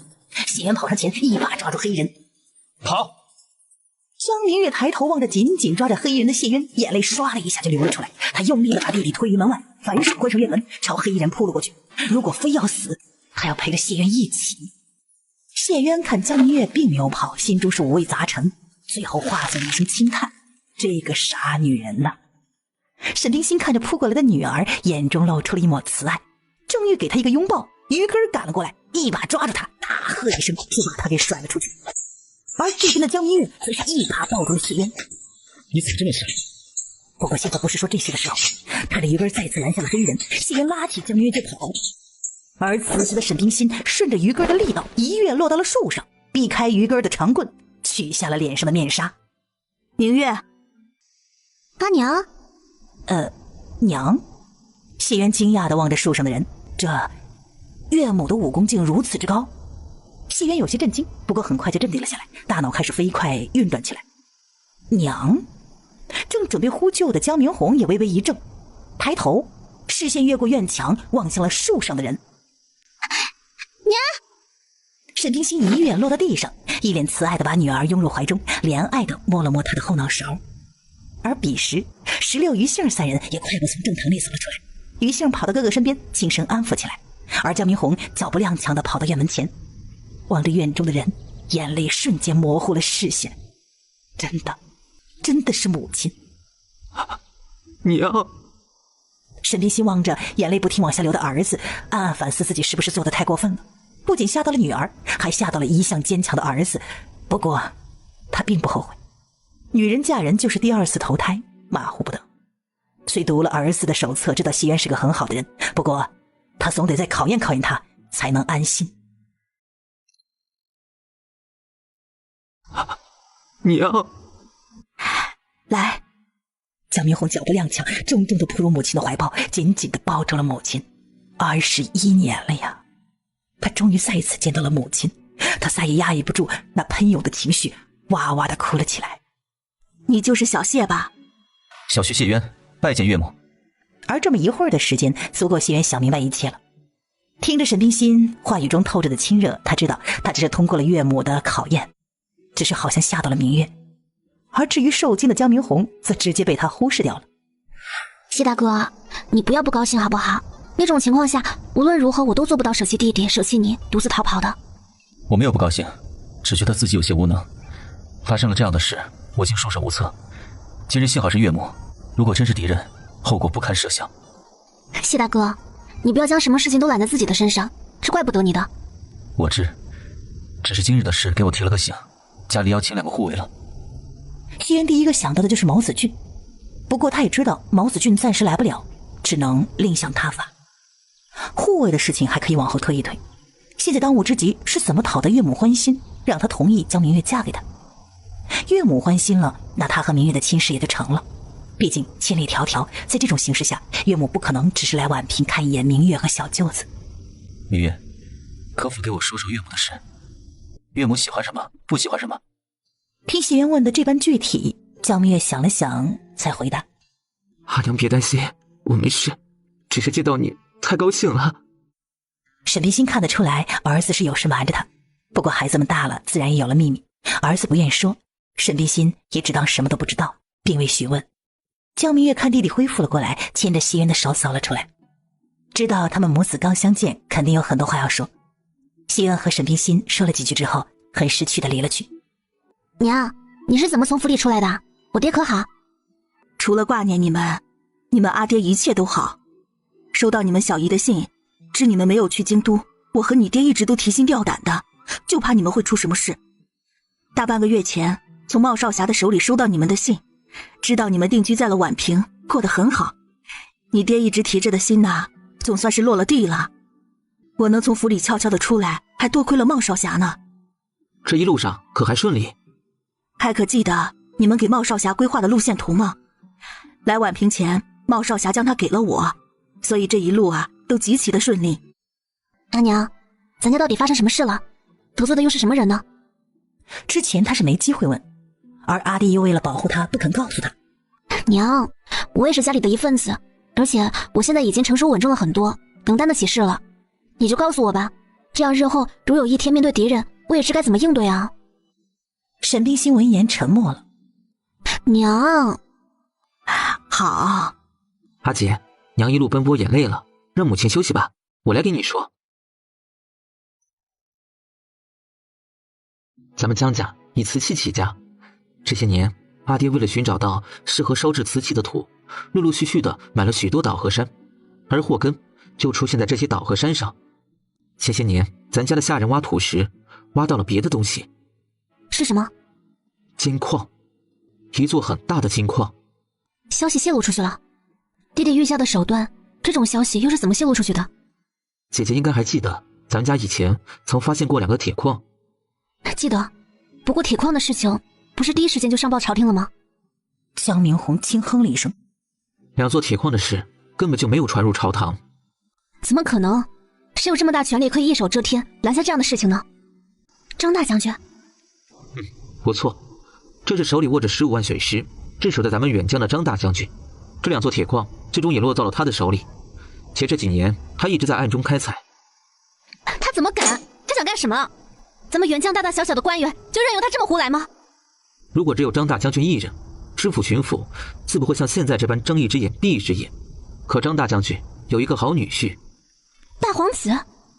不错，铁矿的事，大皇子向远江府的知府、巡抚打了招呼。他们为了自己的官位、前途、家人的平安，只能睁一只眼闭一只眼。就没有一个官员不畏强权将此事上报给朝廷吗？有，只不过这些人都死了，且他们的奏折半路就消失不见了。他怎敢藐视律法，滥杀官员？律法又怎能束缚住一个敢于争夺皇位的皇子？江明月心里不舒服起来。那些官员难道就这么白白死了吗？就没有人调查这件事情了？看着如此天真的姐姐，江明红很平静地说：姐，阳光也有照不到的地方。这句话让江明月彻底的沉默了。因为这2座铁矿山，张大将军注意到了咱爹。在他的眼里，咱阿爹不仅是一只肥羊，还是他的福将，有1有2，说不定还会有3，所以他一直都派人监视咱们，企图渗透到咱家。咱家突然消失了一批仆人的事，他很快就知道了，立马推断出咱家可能又发现了什么东西，第一时间就派人来到了咱们家，试探威胁咱爹，将发现的东西交给他。如果是别人，为了咱们，为了江氏族人，咱爹也就交了，但那是一座金矿，大到能让所有见到他的人都会生出占为己有的贪念，所以金矿山绝不能交，交出去的话，咱们一家甚至江氏族人都会被张仲岳灭口。而不交，张仲岳虽不会放过咱们，但咱爹却可以和他斡旋许久，而这一切的前提是咱爹不能受制于人。所以为了咱们的安全，丁阳这才在张仲岳动手之前，第一时间将咱们送出远江。张重岳还不知金矿的事？咱爹为了麻痹他，放出了消息，是寻到了一盐矿。盐矿虽会让他生出贪婪之心，但还不至于让他完全丧失理智杀人。再就是他霸占铁矿山的事，相当于是让咱们握住了他的把柄。这些年咱爹帮助了很多人，也资助了很多人，他并不确定咱们朝中是否还有人，所以不到万不得已，他不会和咱爹撕破脸皮。那接下来你们有什么打算？金矿的事，谢大哥可知？我原本的打算是考取功名，进入仕途后寻找面圣的机会，将金矿山的事情告诉圣上。但自从知道姐和谢大哥的事情后，我改变了主意。我自己的情况我自己知道，想要科举入仕，最起码也得4年。爹娘不一定能等4年。再就是张仲岳的人这些时日一直都在秘密调查咱们家的产业，他的人也一直都在寻找咱们。4年中的变数太多了。所以你将金矿的事情告诉谢大哥了？江明红点点头。江明月想到谢元之前给他说的那些话，这就是谢大哥准备去咱们那上任的原因。且夫上任期间，如治下发现了一座金矿，不光有了政绩，也可顺势救出爹娘，可谓是一举两得。至于再多的事儿，江明红并不打算再告诉姐姐。会不会有危险？如果是别人会，但姐夫不一样，他不是普通的寒门子弟。江明月闻言也就懂了，谢大哥有一个闻名天下的老师，如果谢元死了，沈墨绝对会调查此事。大皇子张仲岳只要不蠢，就不会去得罪沈墨。得罪了沈墨，大皇子即便再出众，也与皇位无缘了。读书人是绝不会支持他上位的。想通了这一点，江明月也就安心了不少。哈姐，家里的事有我和姐夫呢，你不必忧虑。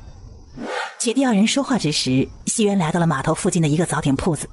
花奶奶，您近来可好？多谢你挂念，我身体好着呢。你今日怎有空过来了？来许你和赖爷爷帮个忙。不帮。语气有些冲啊，看来师傅来婉平后又将人给得罪了。赖花是瞪了老半一眼。好好说话。赖老汉立刻换了一副语气。老头，我都是半截身体埋黄土的人了，恐怕帮不上你什么忙。西园笑了笑，准备先攻下赖花氏。他很小心地把他和明月的庚帖从怀中掏出来，递给他。花奶奶，还劳您帮我算个最近的好日子，越近越好。你准备成亲了？如果可以的话，希望奶奶将梳头、上轿、拜堂的吉时一并算出来。没问题，全都交给我好了，我一定给你好好算。他拿着庚帖往屋里走的时候，扭头对老伴儿喊道：小谢是个有分寸的人，不会为难你。再说他又不是外人，能帮你就帮帮他。多谢花奶奶。而等赖花氏离开之后，西园又在赖老汉的身边坐了下来。他先是替师傅赔罪，紧接着又把赖老汉夸奖了一番，说的他是眉开眼笑。最后从怀中掏出了1两银子，偷偷的塞给他。并不是他不愿意多给他一点，他很清楚再多了这赖老汉就藏不住了。赖老汉偷偷的往屋里看了一眼，确定媳妇儿没发现，快速把银子藏了起来。他心情好了，也就变得极好说话。说吧，什么事儿啊？赖爷爷，我打算请2个护卫。人，我可以给你寻摸2个，我没别的要求，只一点，一定要善待他们。他们每一个都是有功于社稷的好汉，值得我尊敬和善待。如果他们没有后人，我谢家会为他们养老送终。回去等着消息吧。多谢赖爷爷。最近的好日子一共有2个，一个是9月初2，一个是11月初6。梳头、上轿、拜堂的吉时我也都写在上头了，你可看看。西园双手恭敬地接过来。多谢花奶奶。花奶奶，咱们县没有比您更有福气的人了。小子成亲那日也想沾一沾您的福气，后言想邀您当我未婚妻那边的全夫人。不知9月初2这天，奶奶能不能抽出来1天的时间？别人不知赖花氏底细，可是西园是知道的。赖花氏很爽快就答应了下来。不过你未婚妻这边你能全权做主，不需回去和他商量商量婚期的事儿。我有把握说服岳母。西园知道沈冰心这次之所以千里迢迢来到宛平，就是因为他和明月的婚事，所以他在宛平恐怕待不了多久。明月这丫头，我和他爹养的有点娇了，跟没长大的孩子一样，让你多费心了。没有，他率真善良，为人开朗又热忱，这样很好。这些都是他没有的，也是他终其一生想要去守护的东西。谢渊夹了一只虾包好了，放进了江明月的碗里。抬头看沈冰心的茶杯空了，谢渊主动给他续茶。沈冰心先是问了一番他会试的事情，谢渊侃侃而谈，把自己规划告诉了他。越聊沈冰心越觉得谢渊不错，如果丈夫看到了谢渊，肯定也会喜欢。而且他是真的很喜欢自己女儿，通过细节就能看得出来，谢渊对女儿的感情比他想的要深厚。饭后，岳母，我名谢渊，年21岁，出生宛平谢家村，爹娘早死，除了一个已经出嫁的姐姐，再无直系亲人。中举后，我陆陆续置办了一些产业，虽不丰，但还算有些资产。我爹从始至终只有我娘义气，2人伉俪情深，从小我就立誓，要像爹爹一样，弱水3千只许一瓢，绝不纳二色。我很喜欢明月，还请岳母答应将明月下嫁给我，余生我必将视她为珍宝，守护她，爱护她。快起来吧，这可使不得。沈冰心语气很真诚，但人却坐在那儿并未动。谢渊神色平静，并没有动，而是将刚才的话又重复了一遍，然后将揣了大半天的红纸给掏了出来，递给了沈冰心。等到沈冰心接过红纸，再次让他起身，他这才起身。沈冰心看着红纸上的2个日期，眼中飞快地闪过了一抹惊讶。你已经猜到了？明月和小红都曾跟我说过，岳父岳母感情极好，现在正值家中危难之际。我想岳母应不会常待宛平。我和他爹膝下就只有明月这么一个女儿，从小金尊玉贵的捧在手里长大的。成亲的日子虽然很赶，但是不能委屈了明月。3媒6聘一样都不会少，我会风风光光的将明月娶回家。等日后我和他爹脱困了，肯定会经常来看望女儿的，说不定还会常住呢。这点你可能接受？小婿求之不得，家中如有岳父岳母坐镇陪伴明月，我即便出去上差也能安心些。二人就这样聊了1刻钟之后，沈冰心说出了谢渊最想听的一句话：我看9月初2这个日子挺不错的。谢渊闻言大喜，起身再次叩拜。多谢岳母。而沈冰心这次并没有摆什么架子，笑着把他扶了起来。谢大哥，娘喝茶。沈冰心喝了口茶，看着谢渊说：根据习俗，未来半个月还是避一避的好。是，小婿知道了。避一避？避什么？时间不早，我就不打扰岳母了，岳母早些休息。你去送送小谢。哎，江明月并未多想，随着谢渊走了出去。谢渊拉着江明月回到家中，一把将她抱进了怀里。明月，再有半月，咱们就要成亲了，你可欢喜？半月成亲？你说什么啊？虽只有半月，但3媒6聘一样都不会少。我不会让你受任何的委屈，一定会风风光光的将你娶回家。这是受委屈不受委屈的事情吗？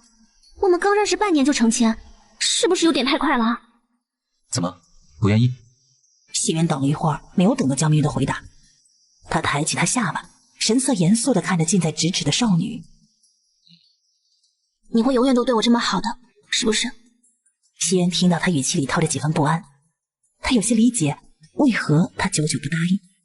我会一直会。明月，我希望将来等咱们都老了，你可以很自豪地和所有人说，嫁给我是你此生最不后悔的一件事。明月，你可愿与我闲时立黄昏，灶前笑问粥可温？天哪，原来男人说起情话竟这般的让人雀跃。我还想听。看着少女很喜欢，谢渊一双眼睛宠溺地看着她。愿有岁月可回首，且以深情共白头。继续一人一偏爱，愿尽余生之慷慨。谢渊俯手看着笑容灿烂的少女，轻轻地亲了一下她额头。还想听吗？江明月嗯了2声，谢渊嗓音低沉，充满了诱惑。嫁给我，以后我天天说给你听，如何？好呀好呀，我愿意嫁给谢大哥呢。终于听到了想听的，谢渊脸上也露出了一抹清晰的笑，不过他很快收敛起来，额头对着他的额头，低声地问他：你刚才说什么？我没有听清。我说我愿意嫁给谢大哥，愿意做谢大哥的妻。江明月的话没说完就被男人吻住，他的唇贴着他的，细密的甜吻，极具耐心，动作也是悄然无息，生出了柔情似水的意味。只一会儿，江明月就被男人亲得晕晕乎乎，直喘不上气来。他抗议的哼哼2声，可就哼了2声，那揽于腰间的手却是紧了又紧。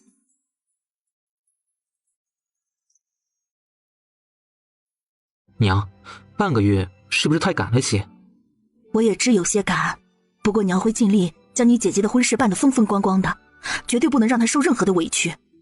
娘，你知道的，我并不是这个意思。我知，我自然知道，只是明红啊，我实在放心不下你爹爹，只有守在他的身边，我才能够安心呢。江明红听到这话，心中顿时一酸。前世，母亲是可以保住性命的，可最后他却选择和父亲一同赴死，说是怕父亲在黄泉路上会孤单。好在今生一切都改变了，前世的悲剧，今生他绝不会让他上演。想要在半个月内将你姐姐的事情办妥，我恐怕忙不过来，所以我准备写封信给你小姨，让她过来帮我，你意下如何啊？娘，咱们不能联系小姨和姨父吗？一是张中岳的人可能还在监视姨父，这二，娘，你可了解姨父？我对你姨父并不了解。姨父这个人极善经营，而且很有野心，这些年他一直都在努力的往上爬，只可惜手中无钱，又无人帮衬，只能原地挣扎。他苦苦挣扎了这么多年，所需的是什么？乃是机会。他不会在乎咱们的死活，他所能看到的乃是利用咱们可以和大皇子搭上线，这样他就能出人头地，步步高升。红儿，虽防人之心不可无，但毕竟咱们是姻亲，况且中间还夹着你小姨呢。娘，你和小姨有10几年没见了吧？人都是会变的，以前你们姊妹情深，感情极好，但是现在小姨有了自己的家庭，有她爱的丈夫，有女有儿。你说，如果让她做选择的话，她是会选择咱们，还是选择她的丈夫、儿女？前世他们初入京都时，小姨对他们的确很好，一开始还因为他们和程富贵吵了几架，可后来小姨就妥协了。先是默许程富贵算计他们，后来更是帮着他一起算计他们。如果不是如此，姐弟又怎么会惹上二皇子？如果不是如此，自己又怎么会断腿，彻底断了科举之路，只能被迫经商，为二皇子揽财呢？你们当初之所以没有入京，就是因为这个原因？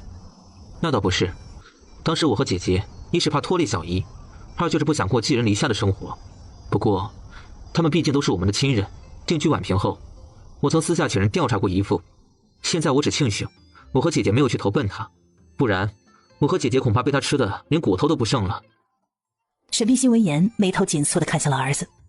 不过他总感觉儿子对妹妹他们好像有什么偏见，这是为何呢？沈冰心虽然有些不解，但是为了儿女的安全，他还是听从了儿子的话，打消了联系妹妹的打算。成亲的事儿，小谢可都跟你说了。江明月羞涩地嗯了一声，虽有些赶，但是你放心，娘一定会让你风风光光的出嫁。娘，我并不在意这些，我只希望你们都能好好的。放心吧，我和你爹不会有事的。将锦绣坊的活计辞了吧。好。江明月知道未来半个月都会非常的忙，他恐怕没有时间去锦绣坊上工了。再就是成亲之后，为了谢大哥的名声着想，他也不能再去上工。你是无事不登三宝殿，这时来可是有什么事？我是来请辞的。于夫子挑挑眉，谢渊又解释了一句：我要成亲了。恭喜啊，听说他对你有救命之恩。谢渊点点头，又是一段佳话。大喜之日是哪一天呢？下月初2。到时我一定会去讨杯喜酒喝，有需要我帮忙的，子敬只管开口。还真有一件事需您老帮忙。哦，我这是何事啊？我下聘还需2只大雁。嘿，原来是你看上了我家的大雁，难得你张一回口，回头我就将大雁送到你府上去。多谢。以前你们到女婿那里吃饭也是这样的吗？哪样了？你离灶房远远的，都是女婿在做饭。江明月点点头，颇有一些不好意思。我不是不会啦，再就是之前天太热了，谢大哥怕我热着，就一直不让我进灶房。难得他有这样的好厨艺。对啊，当初知他厨艺那么好，我都惊呆了。我就是知他厨艺那么好，才慢慢开始喜欢上他的。动不动就将喜欢挂在嘴边，羞不羞啊你？母亲又不是外人。了事。老师，弟子要成亲了，今日是特来邀请你和婉仪的，希望下月初2你们能来参加弟子的婚宴。成，我知道了，9月初2之前会赶到你那儿的。谢渊起身，恭敬地朝沈墨行了一礼，然后看向了宋婉。婉仪，小子想厚颜请你当我这边的全夫人，那日客人繁多，只有您才能镇得住场子。你未婚妻那边请的谁当的全夫人呢？花奶奶。哟，没想到你竟然连她都请动了。说来，我也有好几年都没有见过她了。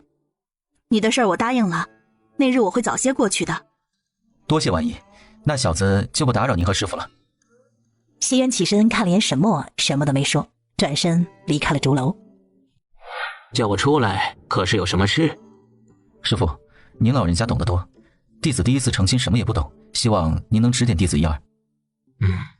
凡事可多与你的族人商量商量。多谢师傅。我岳父名唤姜文，原江府有名的富商。6年前我朝于外蛮大战，国库亏损，我岳父带着原江府的富商们主动捐款，这才让将士们不至于饿着肚子打仗。沈墨并不明白弟子为什么突然向他说这些，但他却听得很认真，因为他明白谢渊不会无缘无故地提起此事。我岳父是位深明大义之人，知朝廷艰难，这6年除了钱，他还主动向朝廷捐了2座铁矿山。沈墨闻言皱起了眉头。奇怪的是，这2座铁矿山却并未到朝廷的手中，朝中诸公甚至不知此事，而我岳父却被一群自称为朝廷的人监视了起来。沈墨双眼微微的一眯。现在这个宅院太小，等阿平他们来后根本就没有地方住。我打算呢，再买一座2进2出的。现在这个给你姐姐当做陪嫁，再就是在宛平这里买6间铺子，你姐姐4间，你2间。等阿平来之后，都交给他们打理。这样日后啊，你们在这里也就不用为赢钱的事情费心了。这些年我和你爹虽然陆陆续续的为你阿姐准备了不少的嫁妆，但那些嫁妆都在阮江府呢，所以我打算在这里给你姐姐买100亩地，打一全套的家具，该有的都要有。再就是料子、衣裳、被子、面帐子、首饰之类的，怎么着也得凑个32台，你意下如何啊？32台有些委屈姐姐了。我知啊，可是这也是没有办法的事儿。等我和你爹脱困了，日后再来补。焦明红点点头，打开了抽屉，拿出了4万两的银票递给了母亲。当初离开元江府的时候，爹娘一共给了他们10万两的银票，为了安全起见，姐弟2人一人拿了5万两。平叔他们来后，他有许多事情要做，手里不能没钱，多少他要留下一点。娘，这些你拿去给阿姐置办嫁妆。沈冰心并没有推辞，接了过来。来时我还带了2万呢，再加上你这4万，足够给你姐置办嫁妆了。8月19，江明月正式开始在家里备嫁。3天的时间，母亲陆陆续续给她准备了不少嫁妆，而这些东西里有些是需要自己动手的，比如说帐子、枕套、被面上的绣花、单子、被套等等。好在她只需要稍稍做几针，其余的交给16余杏儿就好。只有她自己穿的嫁衣和盖头需要她自己全力而为。就在江明月着手做嫁衣的时候，母亲突然说他们要搬家了，毕竟平叔他们就要来了，现在的小院子太小，嫁妆之类的根本就摆不下。好在母亲置办的宅院就在对面，和枣林胡同离得很近，是一所2进2出的宅院，他们只用了1天的时间就搬完了家。在他们搬到新家的第4天，也就是8月27，苹果、平叔、康叔6人终于来了。姑娘，我好想你啊。我也很想你，家里可好？来事可顺利？自从姑娘少爷离开之后，咱家就来了很多新人。这些人虽然都是奴仆，实则一直在暗中暗暗地监视我们，特别是我和江淮，我们这些贴身侍候姑娘和少爷的人。不过他们还算是守礼，府中的众人都很好，就是担心你和少爷。夫人的事情还未事发，为了掩护崔姐姐，夫人离开之后，老爷就带着钟叔他们离开了府。这些时日一直在外面查账，那些监视我们的人陆陆续续的离开了许多，他们都将监视的重心放在了老爷的身上。奴婢趁着府中宽松之际，在崔大娘江叔的帮助下避开了那些人，悄悄的离开了府。来的路上，我们发现张中岳的人正在向各大镖头码头打听姑娘少爷的消息，我和阿康都有些担心正阳镖局的人会将姑娘少爷的信息泄露出去。这点我早就想到了，我和姐姐在宛平的事，张中岳肯定会查到，只是或早或晚的区别罢了。针对此事，我和姐夫已有了应对的办法。不知少爷姑爷打算怎么做？阿娘，你联系正阳镖局的人，让他们尽力多为我们隐瞒一段时间。母亲对正阳镖局有恩，而且正阳镖局的人大部分都是沈家后人或者是沈家的姻亲，由母亲这个沈家人出面再合适不过。沈冰心点了点头。姐姐出嫁后，姐夫会把我们的户籍迁到谢家村，而且会和衙门管理户籍的官吏打声招呼，让他们隐藏住我的户籍，这样张中岳的人即便查，一时半会儿也查不到我们的下落。况且他围困爹爹的事情，大皇子并不知。我和姐夫料定，即便他的人到了京都，也不敢明目张胆的到衙门查户籍。大皇子不知这事儿？人都有贪心，况且事情没有调查出来之前，他又怎么会将此事告诉大皇子？等张中岳的人来到宛平后，我和姐夫会将此事想法透露给大皇子，来一个敲山震虎，打他一个措手不及。到时候应该可以再拖延一段时间，等明年我有了功名，姐夫高中，咱们也就没什么可怕的了。这个主意的确不错，不过你姐夫认识大皇子跟前的人？不认识，但他认识宫里的人。沈冰心飞快地与江平二人对视一眼，他这个女婿不简单呢。明月近来可好？挺好的，这段时间一直都在家中绣嫁衣。看谢渊一脸疲惫，江明红起身：姐夫，你早些休息吧。我就不送你了，回去告诉明月别累着了，无论做什么都要劳逸结合。好。江明红回到家中，看着姐姐和苹果还在绣嫁衣。阿姐，姐夫说让你劳逸结合，别累着了。你们见到谢大哥了？江明红坐到姐姐身边，将谢渊的情况和她说了一番。谢大哥看起来很疲惫。想想也是啊，谢大哥无亲人可以依靠，凡事都得亲力亲为，近来一定是累坏了，要给他补补才行。想到这儿，江明月凑到苹果耳边和他低语起来。第二天一大清早，天刚蒙蒙亮，苹果提着食盒来到了谢家。奴婢见过姑爷。起来吧。谢姑爷。姑娘知道姑爷近日来甚是辛苦，特命我送来一碗红枣山药乌鸡汤给姑爷补补身体。苹果说着将食盒中的早饭端了出来，然后又拿出了一封信递给了谢渊。姑娘让我转交给姑爷的。谢渊拆开信，眸光逐渐温和，唇角慢慢地勾起了一抹弧度。少顷，他回了一封信递给了苹果。替我转交给你家姑娘。是。从这天开始，谢渊每日都会给江明月写一封信，先是告诉他今日都做了什么，紧接着呢，则是向他讲述做这些事情时发生的一些趣事。这一封封的信成了江明月近日里的生活调剂。8月29，谢氏族人吹吹打打将准备好的聘礼送到了江家。女婿出身寒门，能一步步走到今日，十分的不易。况且沈冰心知道他这些年攒的私房钱都给了女儿，这聘礼只要过得去即可，他并不会太过于去计较。只不过出乎他预料的是，光是金银首饰就有8套，再就是一些古董字画摆件。这些年她跟着丈夫一同打理生意，眼力不凡，一看就知道是一些好东西，加起来恐怕值万两呢。更不用说这其中还有2张沈墨先生的墨宝，这可是能当传家宝传下去的好东西啊，即便是有钱都买不到的。光是这2幅字画已经胜过了所有的聘礼，况且女婿还十分贴心地准备了2只大雁、许多的料子等等。可以说沈冰心对这份聘礼极其的满意。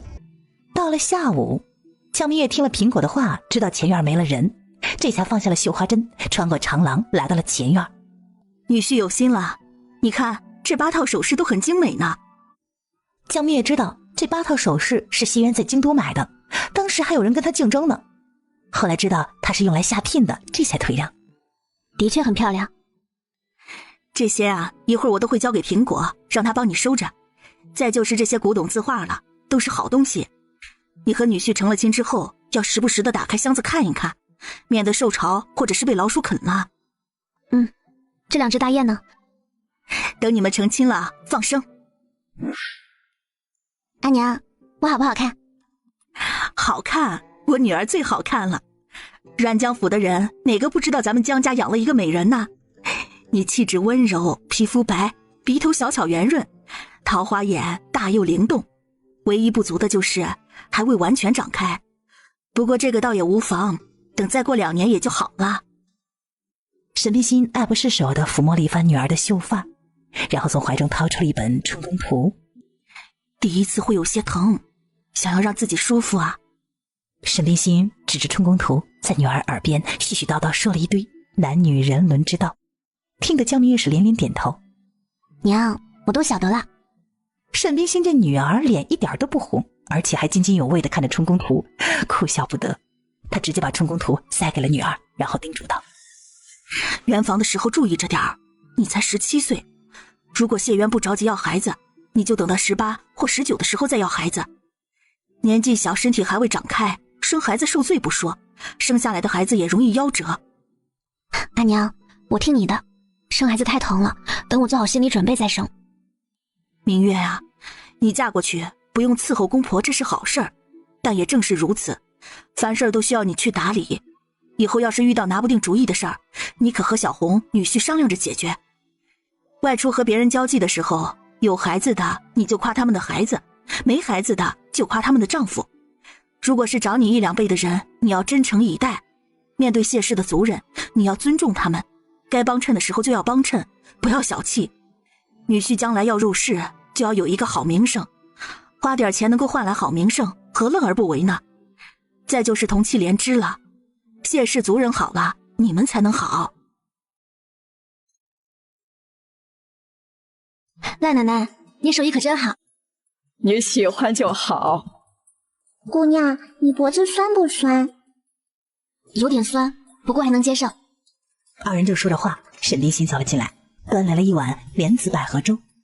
不喝点汤也不成，好在已经是申时了，咱们2家又离得近，想来不会有什么事儿的。江明月被母亲喂着喝了一碗粥，刚放下碗，外面突然传来噼里啪啦的鞭炮声。应该是接亲的来了，我去看看。这丫头啊，今日倒是活泼了许多。江明月嗯一声，沈冰心不慌不忙地拿起盖头盖在了女儿头上。我出去看看。好。一会儿过后，于杏跑了回来。公子和他的几位同窗将谢先生堵在了外面，说是让他们做催妆师。这会儿谢先生正在做催妆师呢。于杏说完又跑了出去，少顷他又跑了回来。公子的同窗叫谢先生隔着门对你说几句话，谢先生说既汝相知，定不负卿。夕颜走进后院，心情突然有些激动，马上他就能接明月回家了。闺房内，于杏守着门，按照沈冰心事先交代的，让谢渊说了一箩筐的好话，得了几个小红包，这才打开了房门。谢渊一眼就看到了端坐在床上身穿嫁衣的江明月，满怀欣喜地走过去。明月，我来了。江明月虽然羞涩，但是听到谢渊的话，还是回应了一声。于杏捂着嘴在一边偷笑。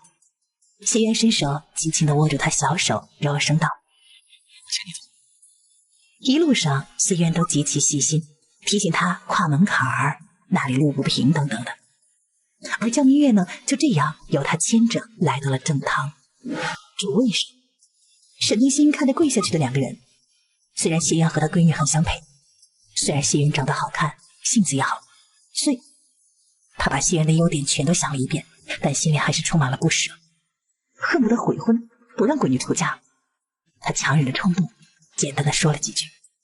江明月听母亲声音里透着几分不舍和沙哑，心里顿时有些不是滋味。娘，女儿会跟着谢大哥好好过日子的，你多保重。我有时间了就回来看你们。是吧？谢渊冲着双眼微红的岳母，心甘情愿地磕了个头。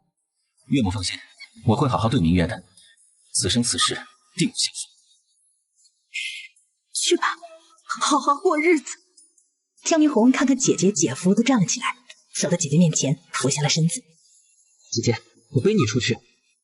谢渊看着江明红稳稳地将明月背了起来，缓缓地松了口气，不过还是忍不住地提醒了一句：“小心点，别摔着我娘子。”江明红没好气地白了谢渊一眼，这是他亲姐姐，亲的，即便是摔着他自个儿，也不可能摔着姐姐。更何况立秋之后他一直都有锻炼，瞧不起谁呢？江明红背着姐姐出门，一步一步走得极慢极稳，心中充斥着一股心酸和不舍。此时此刻他总算明白了情至真实，不信也信的含义。倘若这世间真的有神仙，请保佑他的姐姐一世平安顺遂。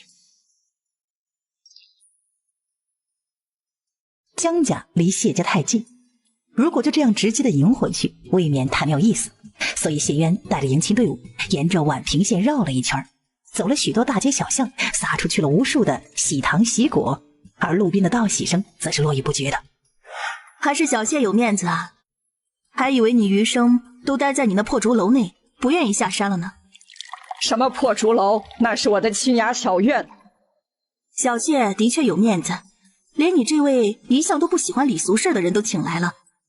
谁让他招人喜呢？还真是不是一家人不进一家门，他媳妇儿也很招人疼呢。他媳妇儿是个怎样的人呢？和素素一样，是个很温柔坚韧的人。素素二字一出，宋婉双眼中的光彩瞬间暗淡了下去，而自知说错话的赖花氏安抚地拍了拍他的手。已经7年了，你也该放下了。她是我唯一的女儿，我怎能说放下就放下呢？今日是大喜的日子，就不提这些悲伤的事儿了。她长得如何啊？新娘子到了，举人老爷提花轿，快提花轿啊！谢渊并未理会众人，抬手轻轻地敲了2下花轿。看热闹的人顿时疑了起来，说他以后会是个妻管严。谢渊并不在乎，心里反而很高兴。花轿里面，焦明月也随之敲了敲花轿的门框，这是本地的习俗。昨日里的韩兰兰贺氏特意提醒过他。夫妻相敬，大吉大利啊！喜婆扶着他走了出去，旁边立刻有人拿出一条红绸，新人一人拽一头，跨前盆、凉盆，进大门。拜天地了！余姓石榴护着素娘挤到了人群之中，低声道：“开始拜天地了呢。”素娘就像没有听到似的，怔怔地望向了沈墨。沈墨竟是谢渊的老师。看着谢渊二人拜完了天地，素娘看着石榴余姓道：“咱们走吧。”好。三人往外走的时候，素娘眼角余光突然瞥到了个人影，她猛地停下了脚步，眼泪唰的一下就流了下来，身体更是轻轻地颤抖起来。苏婶婶，你怎么了？素娘急忙别过脸，擦掉了眼角的泪。我没事，咱们再看看，一会儿再走。哦。余姓顺他刚才望过去的方向看了一眼，视线在宋婉的身上多停留了几息。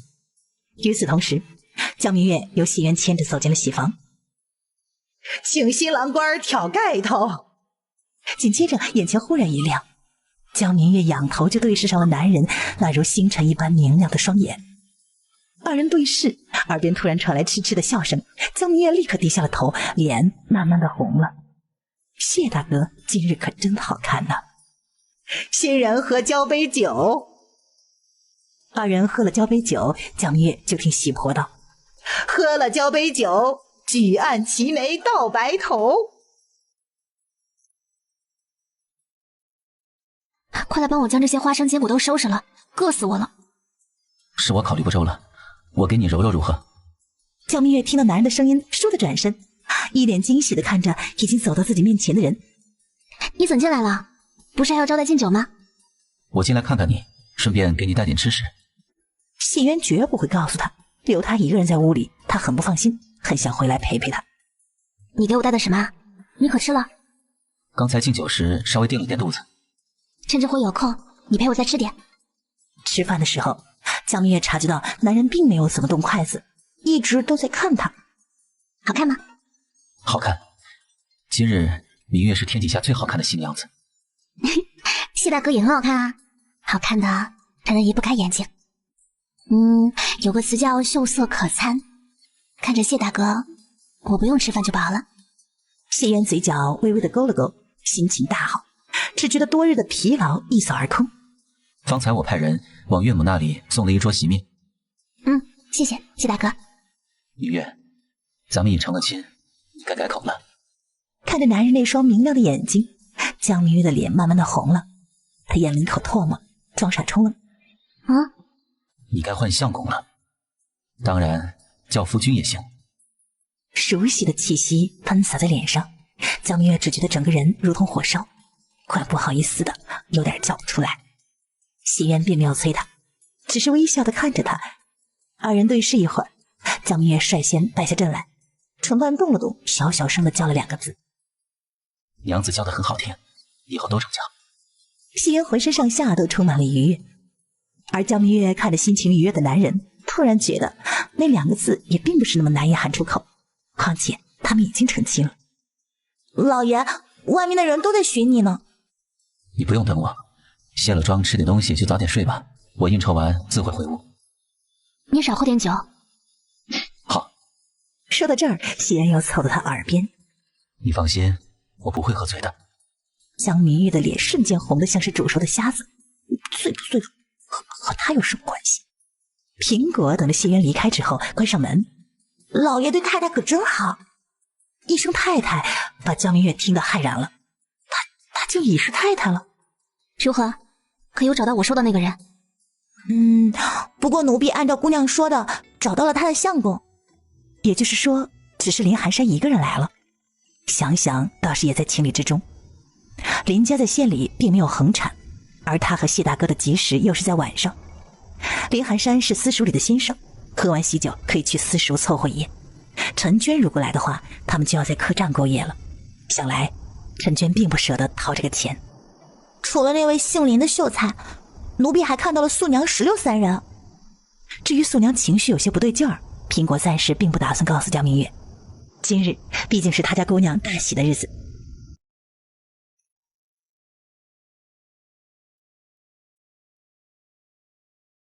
张明月迷迷糊糊地睁开双眼，看着近在咫尺的男人，迷迷糊糊地嗯了一声。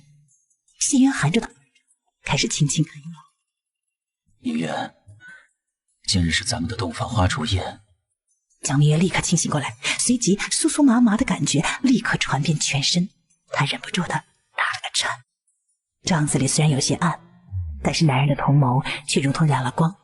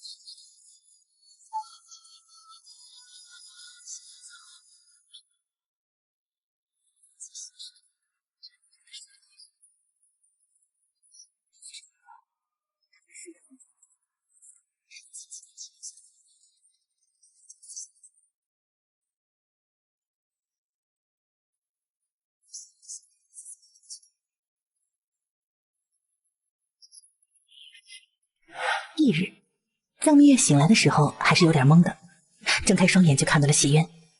彼时，他那深邃的眸子正在安静的、温柔的注视自己，也不知看了多久。四目相对，二人谁没有开口说话。这一刻的气氛分外的温馨。醒了。江明月看着近在咫尺的男人，眨了眨眼睛，脸上慢慢的露出了一个甜甜的笑，轻轻的嗯了一声。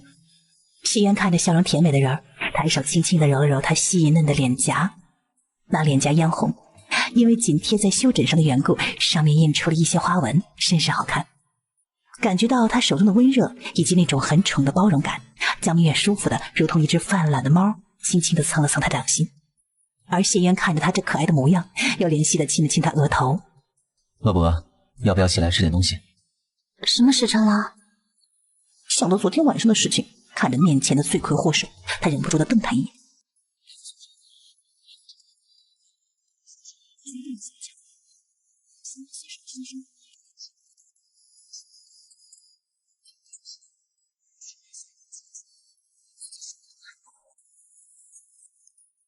谢渊看江明月的表情，就知道他在想什么。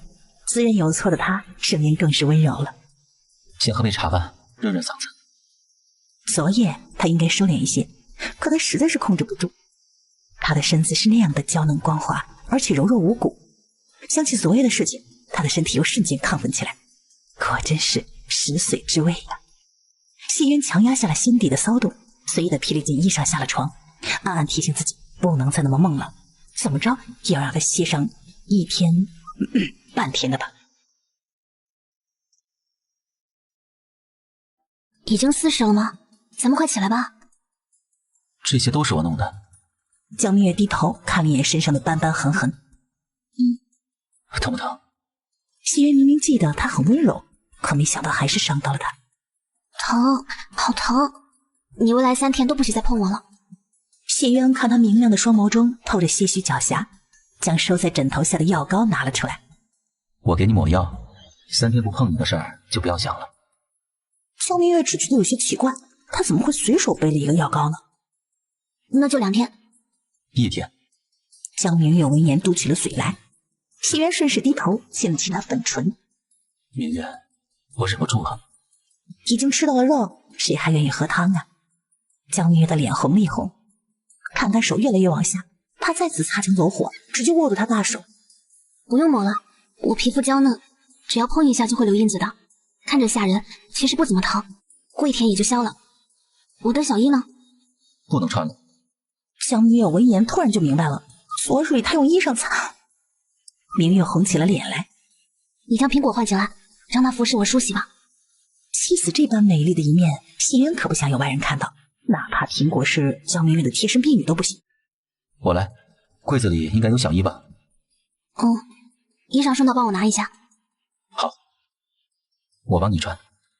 不用，我自个来就行。二人虽然坦诚相待过，但江明月还是有些不好意思在男人面前穿衣服。他夺过小衣，还有衣裳，躲在被子里悉悉嗦嗦地穿了起来。谢渊欣赏了一会儿他这含羞带娇的妩媚，这才转身穿衣。江明月穿好衣裳，爬到床边坐下来，正准备穿绣花鞋，男人走了过来，蹲在他面前为他穿鞋。咱们今日是不是要回村一趟？谢渊嗯一声，那要快些才行了。即便去晚一点，爹娘也会体谅咱们，不会怪罪咱们的。反正都是你的错，要是怪罪也是怪罪你，他们只会梦里找你，绝对不会找我的。下午我给爹娘说说，让他们都来找我，省得吓着你。江明月再也忍不住地笑起来，看男人为她穿好了绣花鞋，她扶着男人的胳膊，尝试着慢慢站起来。竟然不疼。她松开男人走了几步，除了有一点点的酸，再也没有其他不适。然后想到被他放在枕头下的药，江明月后知后觉。你帮我上药了？还疼吗？江明月摇了摇头。太太老爷，你们起了吗？起了。你快出去吧，我换苹果进来服侍我洗漱。好。谢渊说着伸开了手。什么？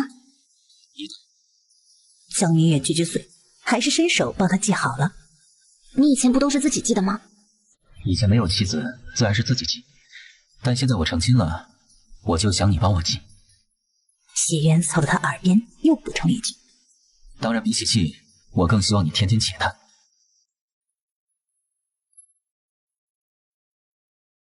娘和弟弟搬回来了？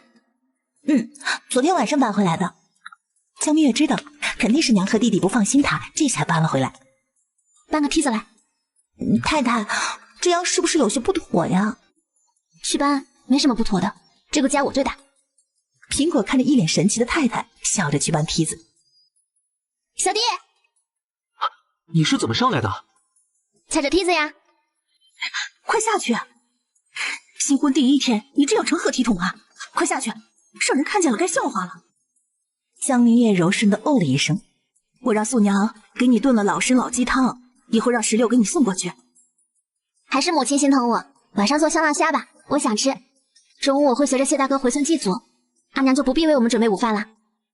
母女二人说话之时，谢渊来到了后院，望着扒在墙头上的妻子，他哭笑不得。苹果看到谢渊有些慌了，正准备提醒太太，谢渊冲他摇摇头，而是伸手扶住了梯子。知道了，你快下去吧，小心一点啊。江明月嗯了一声，一转身就看到了扶着梯子站在下面的男人，又扫视了一眼冲他挤眼睛的苹果。江明月神色如常的踩着梯子，看着男人理直气壮地说：连个门都没有，害得我爬梯子才能和娘弟弟说话，太不方便了。回头我就让人开个门。谢渊的话语中却充满了宠溺和无限的包容。谢谢相公。说着又笑嘻嘻的亲了亲他的薄唇。我相公真好。谢渊稳稳地抱住他，回亲他一下。现在这声相公叫的倒是挺顺口的呀。苹果望到这一幕，顿时松了口气。刚才谢渊过来的时候，他还真怕他会生气呢。咱们是不是被2份礼送到赖奶奶和婉姨那儿啊？昨日里他帮了咱们不少。再就是师傅那里，咱们是不是亲自磕头去啊？这些事我也安排陈荣去做了。他就是你外出游历时救的那个小厮？除了他，再就是周斌和赵山了。他们虽都有残缺，却是很好的人，你别怕。江明月嗯了一声。师傅那里，咱们明日再去拜见他老人家。好。相公呢？也在书房。江明月点点头，端着一盘山果来到了书房，看着谢渊手里的东西，不确定的问道：“族谱？”自从我考中举人后，老族长做主将咱们这一支单独分了出来，作为谢氏的嫡支。江明月走到男人的身旁，看着并排挨着的2个名字，伸手轻轻的摸了摸。以后她就是谢渊的妻子了，真的好呀。谢渊抱着媳妇坐下来，和岳母聊完了？没有，被阿娘赶了下来。听他声音里透着一丝委屈，谢渊安抚的亲了亲他额头。明日我就让陈荣请人过来开一个小门。你相公可真好。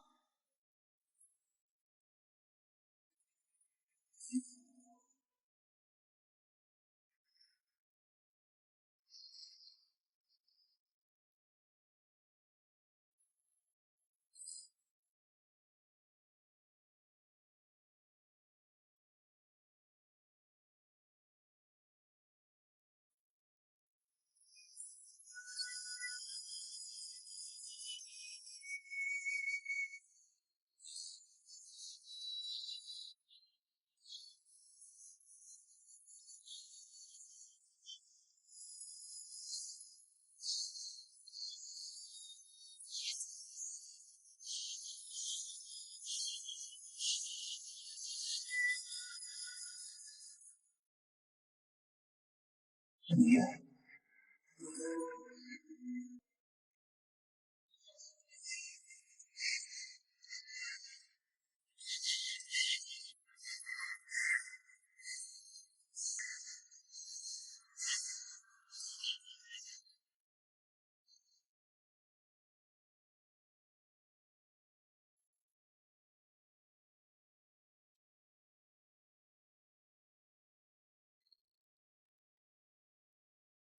谢公子、谢夫人，里面请。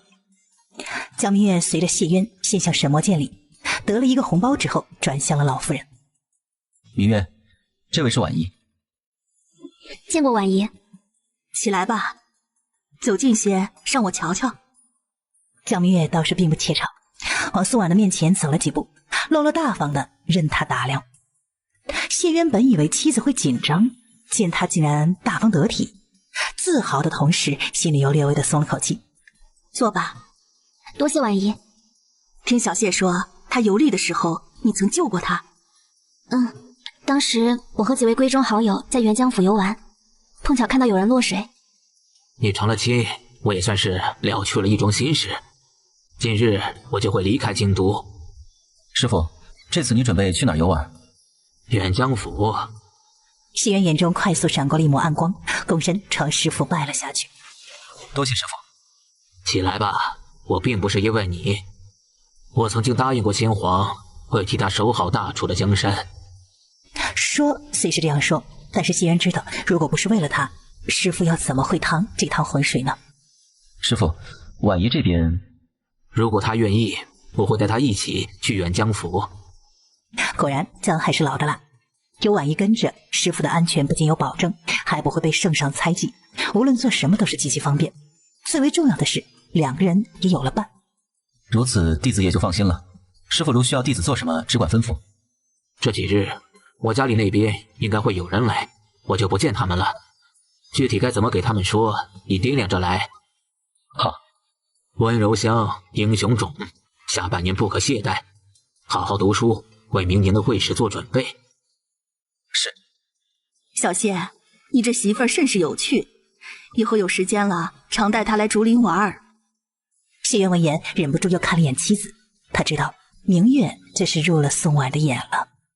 是，只要婉仪不嫌我们烦，我和明月一定常常去。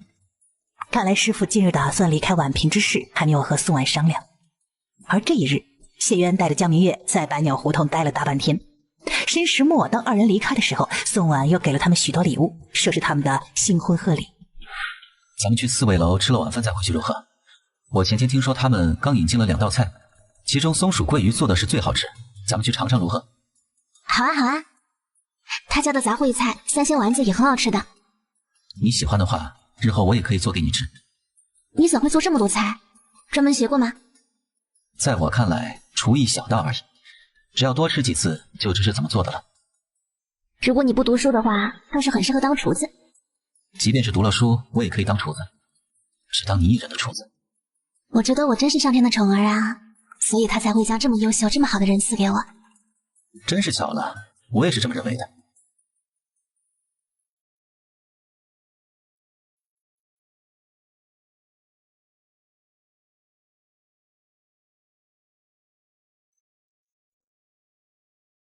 明日等你姐姐回了门，后日清晨我就动身回软江府。好，儿子知道了。听儿子同意了，沈冰溪心里是既高兴又有点难过。你姐夫在后院开了个小门，日后你们往来会方便许多。我准备让素娘、余杏搬到你姐夫那边，16余根留下来照顾你。平日里你可去小渊那里吃饭，你意下如何啊？我听母亲的。那就这样定了。明日我和明月、小渊说一说，这样往后你们生活都方便。母子二人说话之时，隔壁没想到婚礼还钱余了50两银子。明日成人会将银子交给苹果，你收着留着家用。你留着傍身吧，我这里有钱的。成。困了？2夜都没睡好呢，你不困？谢渊精神抖擞地看着江明月，要知道这2夜出力的都是男人，他怎么一点都不困呢？相公，婉莹是什么人啊？怎想起问这个了？今日他给的礼物中有一块暖玉做的玉坠，所以我有些好奇。谢渊知道妻子应该是猜到了什么，只是在向他求证呢。婉仪乃是大长公主。沈先生和婉仪就是你看到的那样，只不过当初圣上为了收回兵权，稳定朝纲，将大长公主下嫁给了镇国大将军。后来镇国大将军战死，婉仪带着女儿回了京。那时2人都极为克制，毕竟他们的身份对他们的约制太多。7年前，婉仪的女儿突然病逝，她承受不住打击，生了一场大病。眼看已是命悬一线，师父冲破重重阻碍，走到了婉仪的身边，陪伴她，照顾她。后来婉仪康复后，就搬到了宛平县。从那以后，师父只要回来，都会去看看她。哦，那师父因婉仪终生未娶。没想到沈先生也是一位长情之人。谢渊嗯了一声，察觉到男人一双大手不老实起来，江明月抓住他的手，在他怀中寻了个非常舒服的位置，闭上了双眼，睡觉。而看着妻子这般的困，谢渊极致的克制下蠢蠢欲动的传家宝，没舍得再折腾他。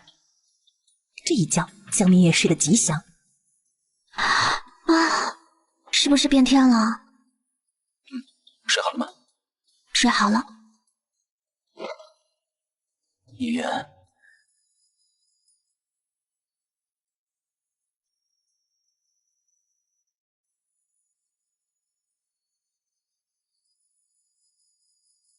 一元，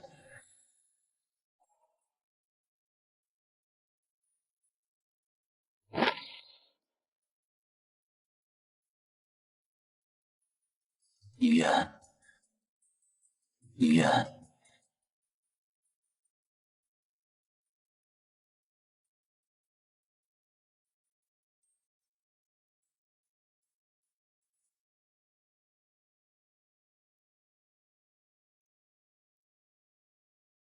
素娘应该认识婉仪，余庆跟我说，当时他看到婉仪激动的泪流满面，仿佛见到了亲人一般，几度想要上前。晚见婉仪离开时，他还曾偷偷的跟上去，追了很远。他说他是江淮人，所以说他出生在江淮，但并未在江淮待多久就离开了。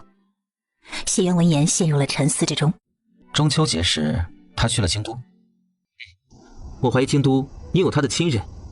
江明红将自己猜测说了出来，谢渊的眼中暗芒一闪，不由得坐直了身体。难道……姐夫，你是不是猜到什么了？不过是不是如我猜的那样，还需要验证。你打算如何验证？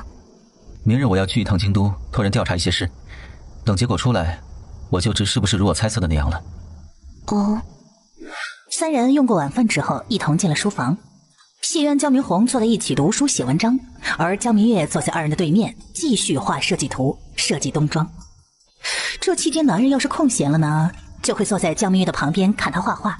江明红全神贯注地写完一篇文章，本想着请姐夫帮忙看一看，一抬头，见姐夫不知何时坐到了姐姐身边。江明红忍不住的瘪嘴。经过这几天的相处啊，他第一次知道谢渊竟这般粘人。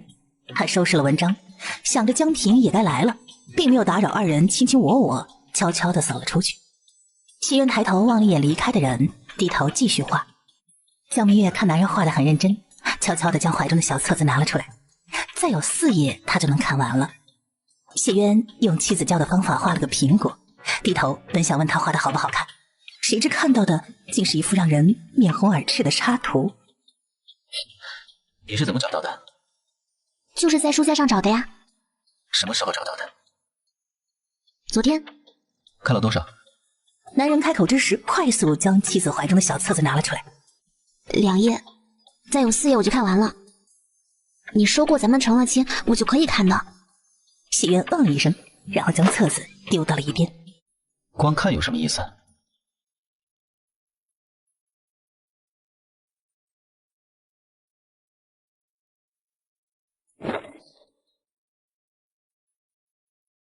书桌好硬，我不要在这儿。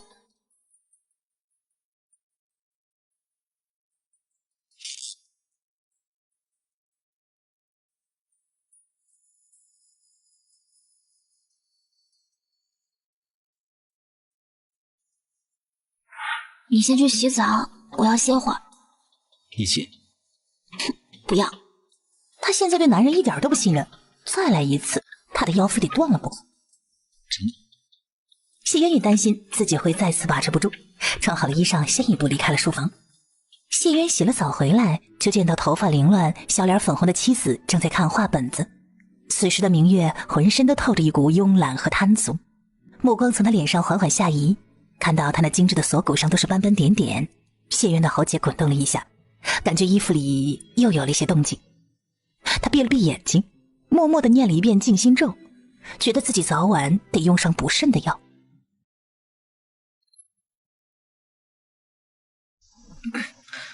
看完了吗？还剩1页。江明月翻到了最后1页，感觉男人落于他身上的目光逐渐灼热起来。他挑挑眉，仰头，对视上的是那一双炯炯有神的双眼。流氓！谢渊低笑出声，于媳妇身边坐下来。是不是很好看？当时是不是卖得很好啊？因这本书我大赚了一笔，往后2年都没有为钱财的事发过愁。当年书铺的掌柜还和我商量是不是再加印一些，不过被我拒绝了。怕影响到名声？主要我也懂得见好就收的道理。别看了，苹果春杏已已准备好了洗澡水，我帮你去澡间。我马上就看完了。谢渊看着重新看着画本的妻子，替他理了理有些凌乱的头发，动作轻柔地帮他梳好，为他简单的挽了个发髻。一会儿过后，江明月心满意足地合上画本，转身笑意盈盈地朝男人伸开了双手。抱。谢渊笑着轻轻松松把妻子抱了起来。相公，以后有时间了再写一本入画，我想看。这对谢渊来说并不算什么难事儿，所以他很干脆的就答应了下来。什么事？京都来了一封信。谢渊闻言也就知道他托那个人调查的事情应该已经有了结果。谢渊拆开了信，坐了下来。事情果然和他猜的一样，素娘应该就是程素素，是婉仪和郑国大将军的女儿，是那个已经暴毙了7年的人。已经暴毙7年的人不仅还活着，还被人毁了容，下了大寒之物，还囚禁了好几年。这当真是有意思呀。谢渊几乎没有费脑子就已经想通了其中的爱恨情仇。程素素还活着的事情他并不打算告诉婉仪，甚至只要程素素不主动和他坦白，他就当做什么都不知道。不过明月和弟弟那里倒是可以和他们说上一说。铁叔，你这时候回来，可是京都那边有什么事情？进入京都后，我花钱请了2个丐帮的人，守在流港胡同的附近，帮我监视陈家。今日我从他们的嘴里知道了一件很有意思的事儿。什么事啊？前些时候，陈家来了一位表姑娘，说是来自于元江府。巧的是，那位表姑娘也姓江。少爷，要不要查一查这位姓江的表姑娘啊？不用查了，我已想明白了其中的关窍。这次我的那位好姨父还真是帮了咱们的一个大忙。江平不解地看向了江明红。你们没来之前，张周月的心腹孙良曾经来过一次京都，他特意见了陈富贵2人，向他们打听我们姐弟的事。这就是爹娘收到陈富贵传信的原因。后来陈富贵夫妻不知何故得罪了一位姓田的同僚，偏偏那位同僚的侄女前些时候被二皇子收入了府中。据我所知，那位同僚近来一直都在针对陈富贵。江明红将前因后果和江平讲述了一遍。这胆子还真不小。他为了往上爬，什么都做得出来。如果有了这位假的江明月在明，我和阿姐反倒安全了。这次还真是连老天爷都在帮他们。陈富贵这是自作孽不可活。别说，稍后我写封信，你想法子传到阿爹的手里，有爹配合陈富贵，应该能牵制住张仲岳的人。我有件事要和你们说。巧了，我也有件事要和你们说。你先说。前些时候，我将评书派到了京都，他刚才回来告诉我一件事。咱们的那位好姨父家前些时候来了一位表姑娘，巧的是那女子也来自远江府，也唤江明月。陈富贵是个很有野心的人，前些时候张仲岳的心腹孙良曾找到过他，而他知孙良是大皇子的人，因陈军出嫁，他和一姓田的同僚结了怨。据我所知，这位姓田的同僚近日一直都在针对他，陈富贵的处境很是艰难。咱们这位姨夫还真是位人物，反倒是帮了咱们一个大忙。是啊，有这个假的江明月在明，未来我和姐姐就安全了许多。此事你可告诉岳父了？我已和阿爹写了信。你们是说这位假江明月的事情是姨丈自导自演的？而谢渊江明红对视一眼，同时朝他点头。只是为了解困？不，是为了往上爬。他不要命了？阿姐，富贵险中求。再则，对于他这种极具野心之人，命又算得了什么呢？真是疯了。这算什么？我这里还有几个疯得很厉害的。我之前曾跟你说过，大长公主下嫁给郑国大将军后生有一女。你曾提到过一句，她几年前病死了。她可能没死。没死？江明月还是有些不太明白。姐夫，你是说……谢渊看弟弟已经猜到，轻轻点点头。你们在打什么谜语呢？素娘应就是大长公主和郑国大将军的女儿。相公，没有搞错吗？应该没有。大长公主的女儿名唤程素素，今年31，素娘名字中也带一个素字，且30出头。素娘说她是江淮人，巧的是，大长公主下嫁给郑国大将军后，曾随着她到江淮生活了3年，她就是在那3年出生的。之后郑国大将军战死，大长公主带着还年幼的她回到了京都。所以程素素是在京都长大的？不错。如果素娘是程素素的话，也就能解释得通她当初为何进京了。根据我调查的信息，程素素和沈瑜的娘李月婷乃是闺蜜，这也就是她为何看到沈瑜时会恍惚的原因。如果素娘是大长公主和郑国大将军的女儿，那她的身份是何等尊贵，怎会沦落到这般田地？再就是咱们成亲那日，她明明已经见到大长公主了，为何没有上前相认，诉说自己的冤屈呢？你们成亲的时候，大长公主来了，谁？就是婉仪。原来她是长公主啊。这2个问题问得好。她之所以会沦落到如今这般田地，应该和她的丈夫武威将军有关。武威？程素素的丈夫是武威将军？你知道？江明红嗯了一声，陷入了沉思。你是说素仪变成今日是武威将军害的？宠妾灭妻8九不离10。他怎么敢呢？所以我才说他是疯子，一家人都是疯子。咱们不告诉婉仪吗？他自个儿都没想过要和婉仪相认，咱们还是不要多此一举了，免得好心办坏事。再就是他没有几年好活了，婉仪好不容易才从悲伤中走出来，我不想他再经历一次丧女之痛。他都这样了，却从未想过报仇，我只能说可怜之人必有可恨之处，咱们就当什么也不知好了。娘3天前已进入元江府的地界，以她的速度，现在应是和爹会合了。娘信上提到了一事，那些追查我们下落的人已相继离开，想来是贾明月的事情已经起到了作用。接下来就看爹爹的了。以咱们爹爹本事，和张仲岳斡旋个3、4年，应该是不成问题的。他的小妻子倒是很信任岳父大人，也很崇拜岳父大人呢。之前我还有些担心张崇岳的人找过来后该怎么办，现在可以预见的是，未来很长的一段时间内，咱们都安全了。即便是找过来，我也能保护你们。我当然知道你能保护我们啦，在我的心里，你和阿弟都是最厉害的人了，没有什么事能难得过你们。那还担心？担心啊，万一你因保护我们受了伤，我还不得心疼死啊？他轻轻地在男人怀中蹭了一蹭，用他最软糯的声音说了一句最霸道的话：在这个世界上，只有我能伤害你，别人我都不许。谢渊黑沉的眸中逐渐露出了一抹笑，那比糖还甜的滋味与他心头扩散。他忍不住的低头亲了亲怀中人儿。在这个世上，我只给你这个权利。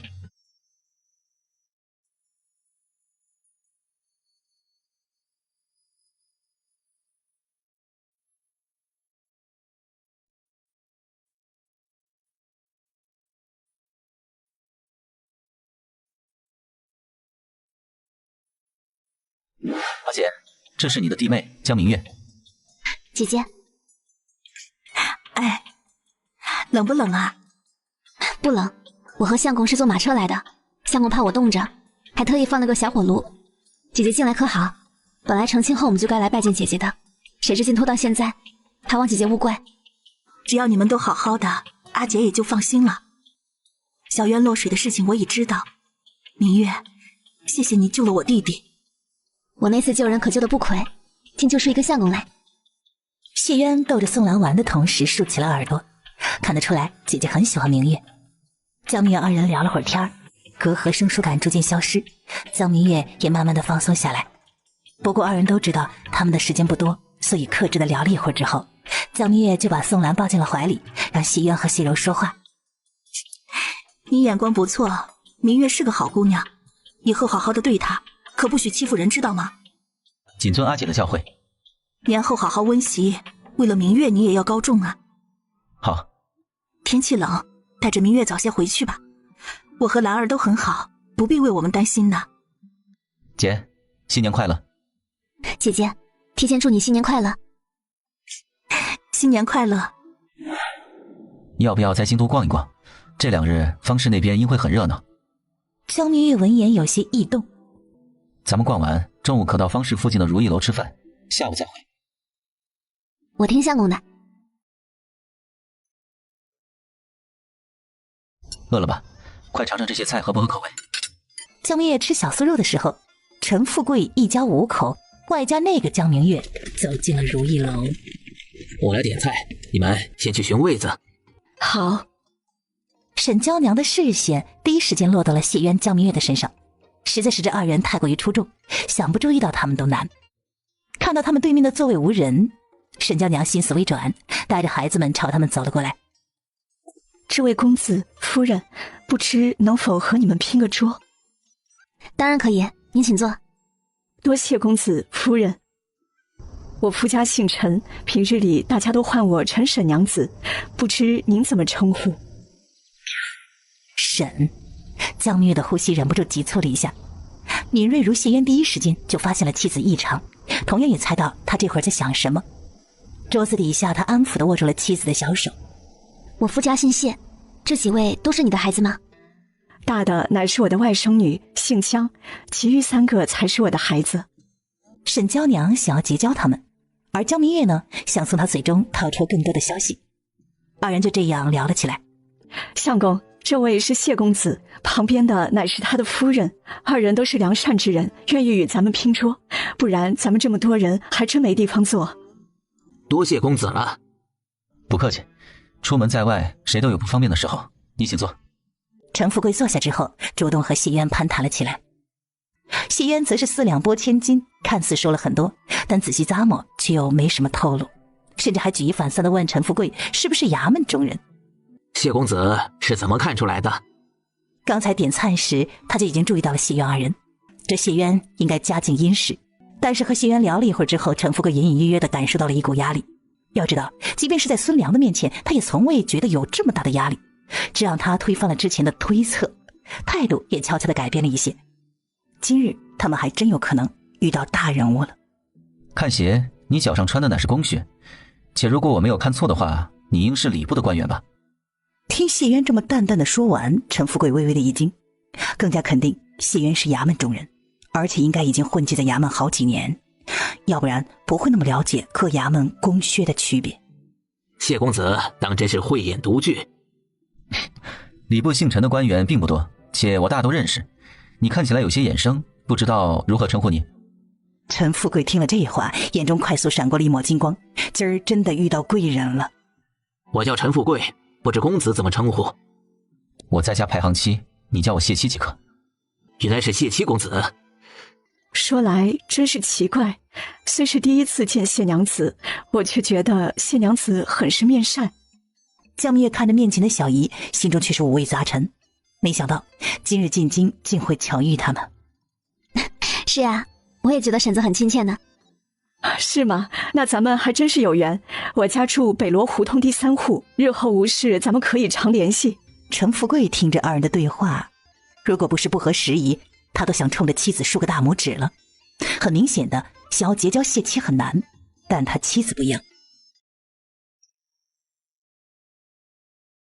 可平静下来了？真没有想到今日竟遇到他们了。是啊，还真是巧。小红是对的，陈富贵不简单，你们之前的确不能和他联系。谢渊说的没错，通过这短暂的交流，他感觉得出来，陈富贵这个人圆滑，而且城府极深。单纯的明月根本就不是他对手。如果当初姐弟二人真的上京投奔了他，最终恐怕会沦为陈富贵手中的棋子儿，被他吃得连渣儿都不剩。你今日做得很好，谢七妻子看起来是位很单纯的人，你可慢慢结交她。我刚才并未说谎，谢娘子的确有些面善，我很喜欢她呢。那就更好了，结交时真诚最能打动人了。走吧，我带你们好好的逛一逛。到了未时，江明月二人回到了家中。谢渊看妻子急匆匆的进了书房，知道他定是要和弟弟说陈富贵的事儿。他们可有认出你来？江明月轻轻的摇了摇头。你们是怎么遇到他们的？江明月当即将他们遇到陈富贵一家的过程给弟弟说了一番。还真是巧。是啊，我当时吃惊的不得了，如果不是相公在我身边，我恐怕很难保持冷静的。你们没有露出破绽吧？谢渊摇摇头。经过我还看到了那位冒充我的人。如何？只能说陈富贵很会找人，那少女呢小家碧玉的，一看就是南方姑娘，虽不算顶顶好看吧，却十分耐看。再就是一口的原江府口音，想来他为了找这么一个人费了不少功夫呢。他既然敢让人冒充姐姐，那肯定方方面面都考虑到了，轻易不会露出破绽，要不然也骗不过孙良。说来也是奇怪，孙良就没有想过去远江府查证此事。陈富贵说那少女是江明月，他就信了。人都是盲目自信的，况且并不是每个人都像陈富贵胆子那么大。再加上岳父的配合，他自不会对假江明月的身份起疑。过完年还未出15呢，今年宛平县的县试时间就出来了。谢渊是第一个知道这个消息的人。时间也很紧，所以我为你制定了一课业表。接下来的时间，我会为你再串一遍四书五经，这次只讲重点以及考点，然后就是温习一下文章写法。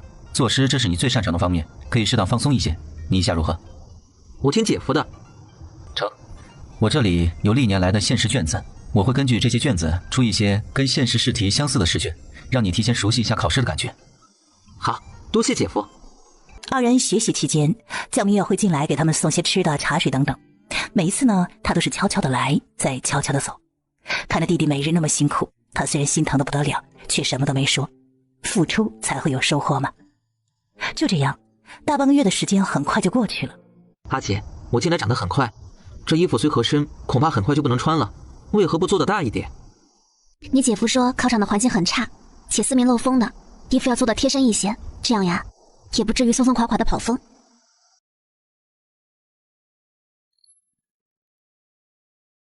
姐夫呢？实在是他回来有一会儿了，却没见到姐夫，只是觉得有些奇怪。要知道，自从和姐姐成亲之后，姐夫就甚少出门。去衙门了。你姐夫说这2天就要排出位了，他去和衙门里的人说一说，即便不能给你排一个好位置，那也不能太差了。姐夫有心了。咱们是一家人嘛。不过等你考中了童生，别忘了请你姐夫喝一杯。这段时间为了你的事儿啊，他没少费心呢。江明红点点头。谢渊回来的并不算晚，彼时江明月刚刚洗漱完。事已办妥，你先休息，我马上就来。相公辛苦了。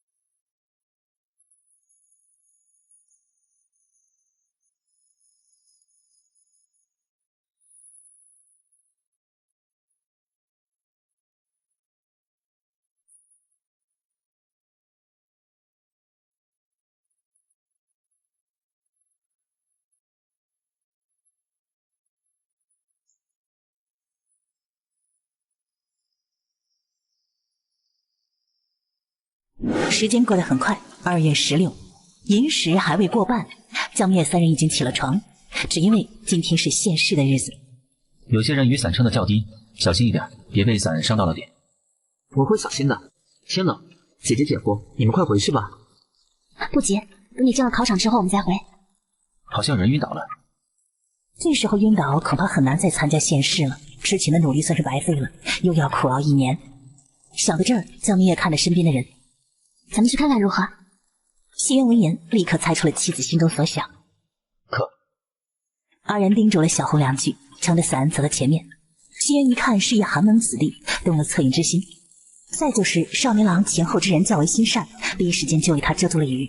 总的来说，他并没有淋多少雨，应该很容易就能救醒。你在这等我，我去看看。好。江明月看着谢渊走到少年郎面前蹲下，也不知按了什么穴位。一会儿过后，少年郎缓缓地睁开了双眼。一个还好。少年郎并没有第一时间回答谢渊问他的问题，先是快速扫视了眼四周，发现自己还在队伍之中，顿时放松了下来，对谢渊道起了谢。多谢这位先生。你寒气入体发了烧，需要尽快医治。多谢先生提醒，小子晓得了。谢渊看少年郎并没有弃考的打算，不再多言。驱寒的，希望能帮到你。多谢先生。少年郎接过药，想都没想就吃了下去。他望着离开的2个人，将谢渊的容貌记在心里，朝前后2人道了谢，强忍不适，继续排队。担心小弟？我还有些紧张。不用担心，也不必紧张。以小弟现在的才学，童子试对他来说是10拿9准的事。我知道，可还是止不住的忐忑。谢渊收起了药膏，伸手将媳妇儿揽于怀中，温声道：“我给你读书吧。”好啊。谢渊拿着书读了一会儿，听着怀中的人儿呼吸逐渐平稳下来。看他睡着了，他招来苹果，示意他将毯子拿过来。谢渊接过毯子，紧紧地包裹住了媳妇儿，确定她不会冷，这才开始读书。再说林家村，陈娟看着丈夫，心情有些不静。夫君可是在担心私塾里的学子们？今日天不好，雨落个不停，也不知他们从家里出来有没有带伞，有没有穿的厚实一点。你放心，这几日天一直都不好，大家家中长辈都有成算，怎可能不带伞呢？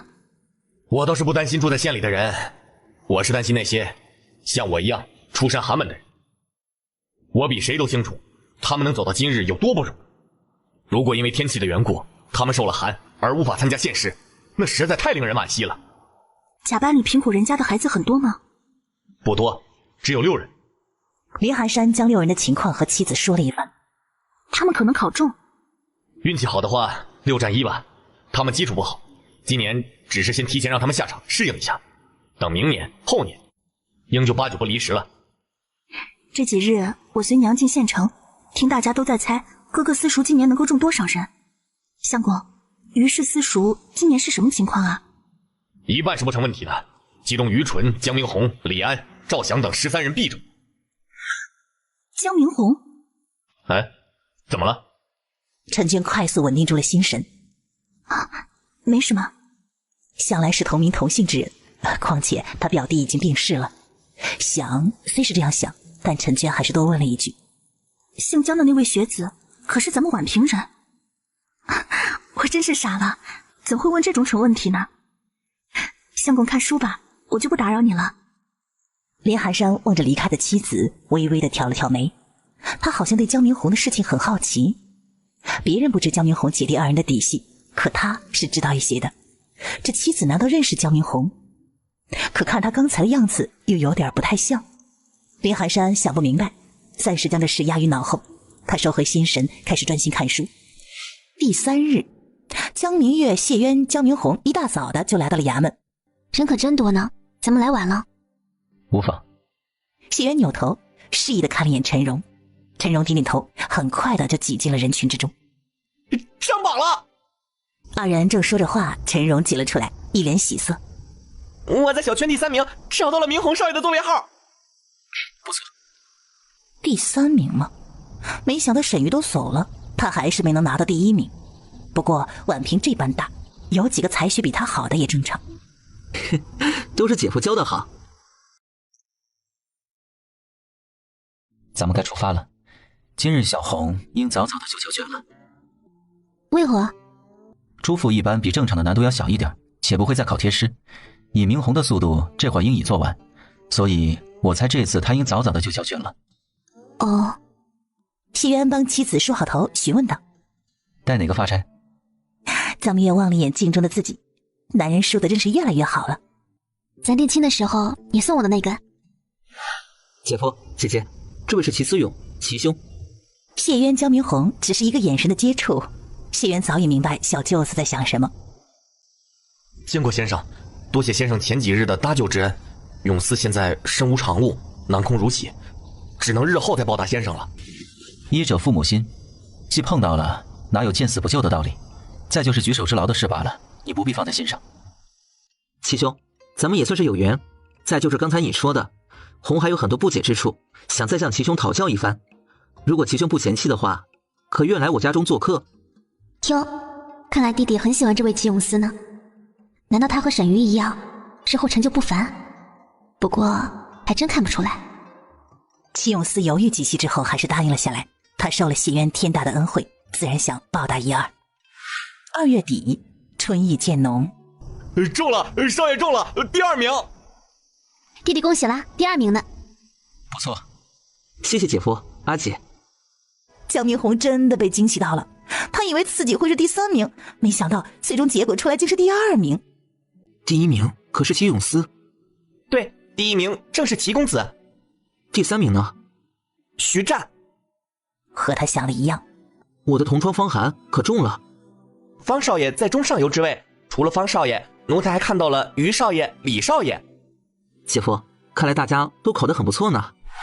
江明红这一天过得可极其充实，先是和齐永思一起吃早饭庆祝，紧接着是回了私塾，中午和大家一起来庆祝。到了晚间，姐夫亲自下厨为他做了2道菜，虽然大部分都被姐姐吃了，但江明红依旧是很开心。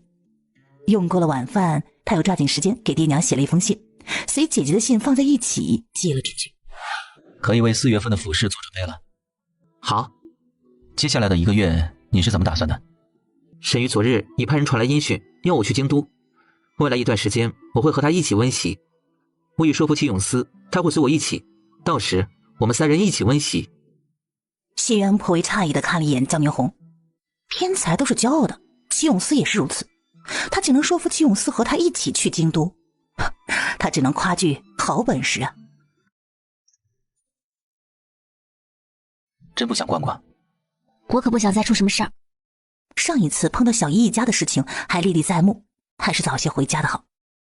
年后爷丈可有派人来打听我们？京都姓谢的人不少，他排查一番后，将注意力放在了谢侯府。他以为你是谢侯府的人，他注定要失望了。谢渊点点头，要不要买只烤鸭带回去？好呀，如果能再买一点芝麻酱就更好了。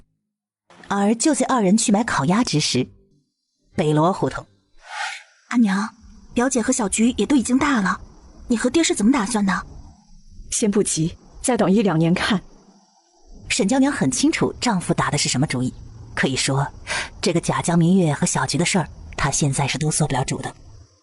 陈娟闻言很识趣地转移了话题，说来也巧，相公的私塾里有个和表弟同名同姓之人，这次参加县试。陈娟看着地上摔碎的茶杯，微微挑眉，不解地望向了母亲。同名同姓？对呀，对方也叫江明红。沈娇娘心猛地一跳，不由得抓紧了手中的帕子。宛平人？自然是宛平人，不然他也无法在宛平参加县试啊。沈娇娘闻言，缓缓地吐出了一口气，松开了手中的帕子。哦，考得如何？甚是不错，县试第2名呢。那是不错。回去了，你向女婿多打听打听那位江明红的事儿，回头讲给我听。说到这儿，他顿了顿，又叮嘱一句：“这事就不要告诉你爹了。”陈娟闻言，不由得紧蹙双眉。表弟已经死了，只是一位同名同姓的人罢了。母亲好像有点太过于伤心了。她总觉得爹娘近来好像有事在瞒着她。不过陈娟知道她已经是出嫁女，所以她很聪明的没有问。怎么了？没什么，就是突然不想吃了。也不知是什么缘故，江明月只是觉得今日的鸭腿有些油腻，不想吃就不吃了。谢渊说着，将搅拌好的炸酱面递给了江明月。还是相公做的好吃。谢渊看江明月食欲甚好，以为他只是挑食，并没有多想。哟，稀客呀，今日哪阵风将你给吹来了？最近一直都在温戏，再加上明红参加县试有点忙。难道不是娶了媳妇的缘故？近来药堂生意可好？难为你还能想得起药堂。明日我准备进山采药，你可要随我一起？行，我将明月也带上，顺道进山玩玩。栾毅勉为其难地答应下来，然后好奇地问他：你媳妇肚子还没动静呢？动静？谢渊反应了一息，这才明白栾毅是什么意思。他轻轻地摇了摇头。来，我给你把把脉。谢渊的脸瞬间就黑了。我身体好着呢，暂时我们还不打算要孩子，明月怕疼。就你深情。我对面开早食铺的老张的孙子今年也入了私塾了，他儿子比你还小2岁呢。你不急？不急，孩子早晚都会有的。我日后无论怎样都比你这个孤寡老头好。正想将人赶走，伙计跑了进来，低声道：周居士来了。周居士是谁呀？你帮我应付一下，就说我不在啊。谢渊看着一溜烟躲起来的栾毅，微微挑挑眉。有意思啊，这个栾毅竟没有干净利索的处理干净，而是躲起来了。你应是谢举人吧？不知居士是？我姓周，自年轻时就守了望门寡，当时不愿再嫁人，就在自家修了一个小祠堂，所以人称周居士。一会儿栾大夫要是来了，还劳烦你帮我转告一声，让他不用躲了。往后我不来了，但我不会放弃的。哟，这妇人不简单呀。不过也只有这样的人才能让栾毅动心吧。出来吧，人已走了。刚才人家的话你可听到了？被谢渊一脸戏谑的盯着，栾毅脸上罕见的露出了一抹尴尬。说说这位周居士是怎么回事？也没什么。没什么，人家都找上门来了。我看这位周居士甚是执着，和以前那些人不同。半个月前我上山采药，偶遇这位进山游玩的周居士。那时他被毒蛇咬伤，眼看再不施救就有性命之危。当时我并未想那么多，想着救人要紧。他伤到哪儿了？栾毅缓缓地吐出了一口气，指了指肩膀。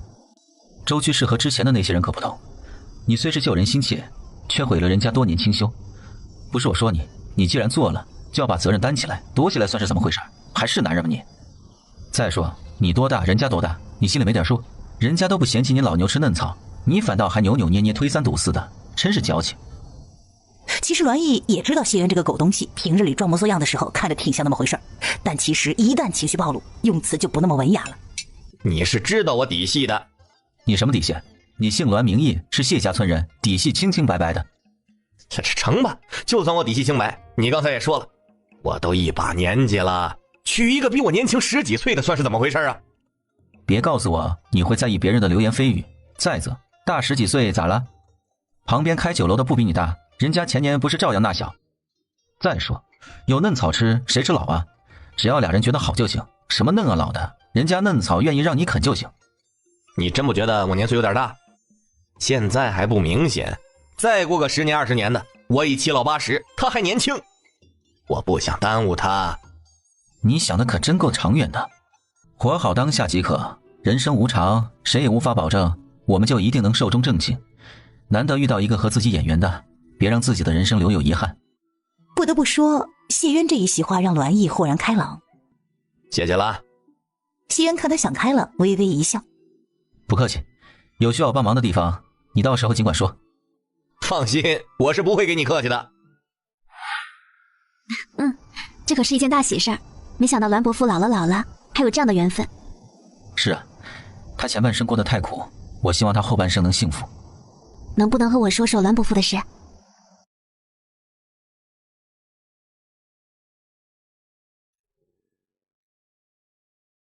栾伯父本不姓栾，而是姓伯，出生在医学世家。怪不得栾伯父医术这么好呢。到了他父亲那一代，伯家出了2位医学天才，一位是他的父亲，还有一位是他的大伯。二人常常以奇招怪法治病救人，很快就成为了当地赫赫有名的存在，被人誉为神医。因为这响亮的名头，引来很多求医之人，这其中不乏一些权贵。当年楚侯爷的小儿子得了一种怪病，楚侯爷接连请了好几位太医，都声称楚小公子得的乃是一种绝症，治不好。楚侯爷自不愿意白发人送黑发人，这时他的亲信告诉他，闽州有2位郎中被当地人视为神医，说不定可以救小公子的命。楚侯爷半信半疑地将栾伯父的大伯请到了京都。然后呢？伯神医可治好了楚小公子的病了？治好了，因此他得到了楚侯爷的赏识，被楚侯爷留在了京都，甚至还在京都为他开了一家医馆。一时间他的名声大噪，登门求医的人络绎不绝的，甚至还被先皇召见过几次。后来很长一段时间内，京都的人只知伯神医，而不识其他大夫。久负盛名可不是什么好事。他这样说可以说是断了别人的活路了。是啊，那时候太医院的人已对伯神医有了看法。当时性格温和的郑太医曾特意找过伯神医，大意就是让他给其他大夫一条活路，达成共识，这样对大家都好。这倒是实话。伯神医没有同意吗？谢渊点点头，继续给他讲。伯神医自命清高，将郑太医臭骂了一顿，说太医院的人都是庸医，不配当个大夫等等。他这一行为算是彻底惹怒了太医院的人。从那开始，两方是时常赌斗医术。闽南这边，栾伯父的父亲看哥哥久居京都，一直没回，放心不下，从闽南来到京都，知道了哥哥和太医院的事情后，劝伯神医和太医院的人道歉，并和他回闽南，说他再这样下去，早晚会给伯家招祸。只可惜那时的伯大伯早已被功名利禄迷住了眼睛，并未听弟弟的劝告。兄弟二人为此还大吵了一架。栾伯父的父亲一气之下回到闽南，立刻给栾伯父改姓，将他逐出了家门，同时就遣散了伯家的大部分人。栾伯父的父亲还真有先见之明。是啊，栾伯父的父亲是个很睿智的人，他希望能用这样的方式为伯家留下一点血脉。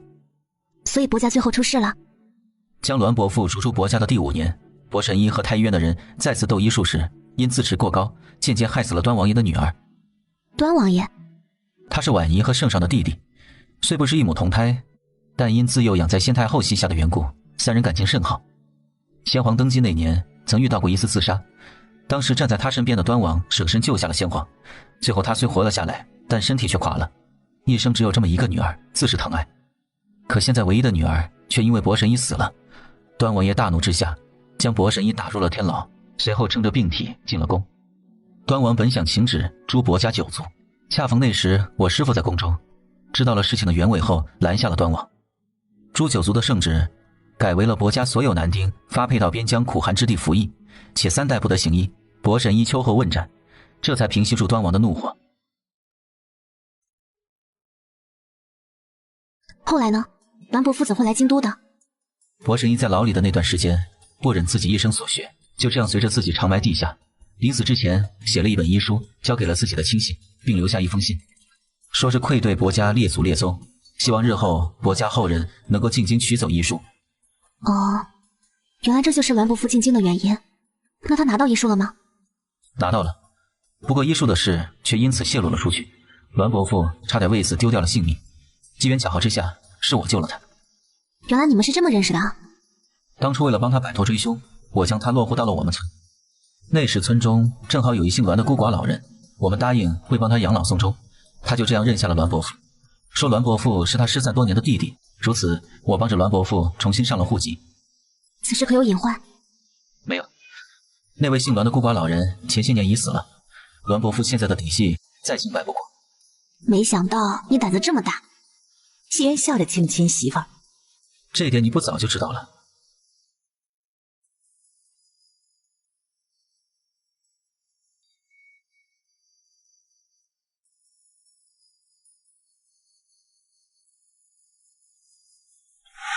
你是江明宏？正是小子。这封信是你写的？是小子。我平生最不喜别人骗我。信中句句属实。他当真还活着？还请道长稍等片刻。他回屋拿出了从素娘那里要来的帕子，重新回到正堂，递给了长生。长生接过帕子仔细瞧了一番之后收了起来。他在哪儿？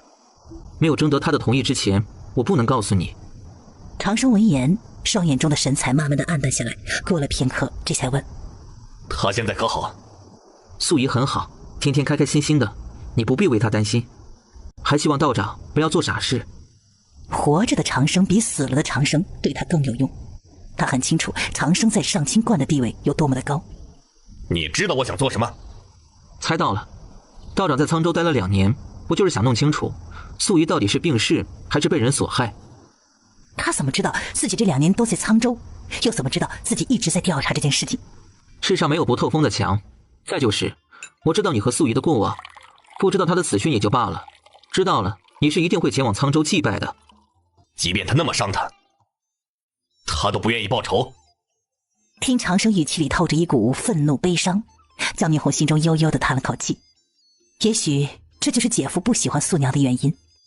不过为了避免长生气愤之下做傻事，不是不报，而是时候未到。时间飞逝，转眼就是半个月。3月21，枣林胡同。怎么了？来，我给你把把脉。谢渊压下了心中翻涌的情绪，声音低沉而又温和，唯恐惊到他。夫人，你鬼水是不是没有来？听过这一句话惊醒了梦中人，江明月掰着手指头算了算，倏的一下睁开双眼，猛地站起来，疾步往男人身前走。别急，慢点走，小心不要摔着。相公，我癸水1个半月没来了，我是不是有了？你快帮我把把脉吧。好好。谢渊小心翼翼地扶着妻子进了正堂，院中的苹果几人对视一眼，欢喜地笑了起来。正堂内，江明月看一炷香过去了，男人还在为他把脉，不由得眉头紧蹙。不是，我把不出来，咱们去医馆。现在栾伯父说不定已经休息了，明日再去也不晚呢。他还没有休息。即便休息了，他也会将他叫醒。马车内，江明月坐在男人的怀里，低头看着自己平坦的小腹，他有些愣，又有些迷茫，还有点莫名的期待和开心。有没有不舒服的地方？我还没有吃饱。谢渊这才后知后觉，晚饭他们刚吃了一半就跑了出来，确实是他考虑不周了。等栾伯父把了脉，我带你下馆子，想吃什么？酸辣面，再配上一盘糯米莲藕就更好了。好。说起来，妻子这段时间食欲比之前确实好了很多，一副总是吃不饱的样子。他还真是蠢呢，竟直到现在才反应过来。在想什么？在想你近来很容易疲劳，闻不得刺鼻的味道，不爱吃油腻的，喜欢吃清淡一点的饭菜。这一切的种种，明明已表现得很明显，我竟一直都没有观察到。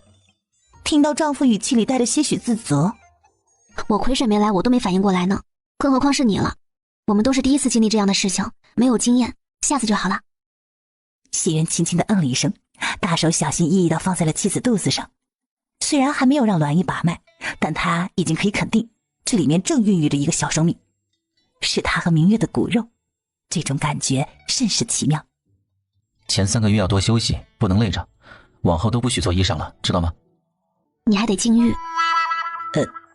突然觉得孩子也没那么香了。秀爷，快进来吧。周秀娘主动拉住了江明月的手，二人之前已经见过3次，对彼此都不陌生。因为栾毅的缘故，她是完全把江明月当成小辈在看。周秀娘虽然守寡多年，但性格开朗又乐观，是个很好相处的人。她和栾毅的亲事已经定了下来，5月初6的正日子。二人到了这个岁数，自是怎么舒服怎么来，所以周秀娘现在都是天天做好了饭，提到医馆，随着栾毅一起吃。你们这时候来，可是出了什么事儿啊？来，请你给明月把把脉。栾毅闻言，瞬间慎重了起来。你媳妇咋了？她今儿个害喜，吃不得油腻的东西，想让你看看是不是需要开点药调一调。确定这不是来臭显摆的？谢渊跟我学了那么久的医术，还不知这种情况根本无需吃药。不过想到他这么大年纪才做爹，也怪不容易的。栾毅还是没有说其他的。身体挺健康的，平日要多休息，不要劳累即可，不用吃药。江明月闻言欢喜地望向了谢渊。相公，咱们要做爹娘了呢。此时的谢渊已经完全冷静了下来。想到他和妻子的孩子很快就会出生，只觉得身上的担子瞬间重了许多。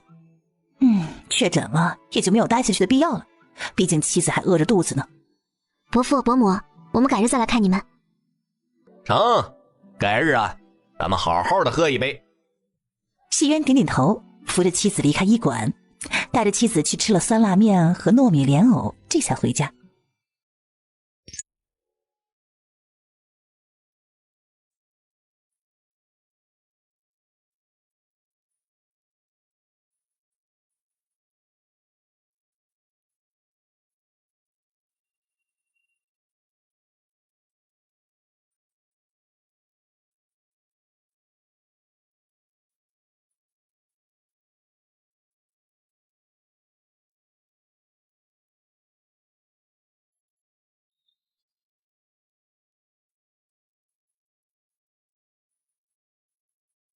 相公，我们有孩子了，你开心吗？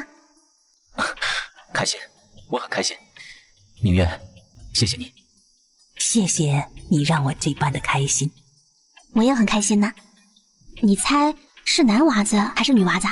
你喜欢男娃还是女娃？只要是咱们的孩子，我都喜欢。我希望这一胎是个女儿。都说女儿是爹娘的小棉袄，到时候我教她穿衣打扮，女工之类的，你来教她读书，为人处事的道理，可好？谢渊轻轻地嗯了一声。这一晚上，夫妻二人天马行空聊了许久，将他们孩子的一生都安排好了。直到江明月犯困，这二人才止住了话题休息。第二天，二人原本去京都的行程，因为有喜的事情就这样取消了。而从这天开始，江明月开始了磨人的孕吐生活，不吃饭，吃了就吐，而且对吃的特别挑剔，饭菜不合口也吐，然后就是整餐都吃不下。谢渊看他这样，又是心疼又是担忧，但他也知道孕吐是正常不过的反应，还没有办法调。他能做的就是和素娘商量，今日做什么菜，明日吃什么，就是为了能让他尽可能的吃进去一些东西。谢渊照顾妻子之余，还不忘记给岳父岳母写信，将这一好消息传递给他们。他相信，等他们收到信时，一定会像他一样的开心。爹，你今日休沐啊？快进来，女婿怎么没随你一起来呀？四叔那边走不开，他就没有过来。屋内听到动静的沈娇娘走了出来，陈富贵留着母女二人说话，出门买肉去了。而沈娇娘和女儿说了一会儿闲话之后，她问道：“你可向女婿打听那位江明红的事了？”买完肉回来的陈富贵听到这话，突然就停下了脚步，悄悄地往床边走了过来。打听了，说来还真巧，江明红也有一位姐姐，和表姐的名字一模一样。陈富贵脸色微微一变，提着肉就进了屋子。沈娇娘望着推门而进的人，眼中飞快地闪过了一抹慌乱，双手紧握手帕，然后又松开。娟儿，你刚才说什么？沈娇娘一把抓住了女儿的手，冲她小幅度地摇了摇头。陈娟看看母亲，又看看父亲，不由得紧蹙眉头。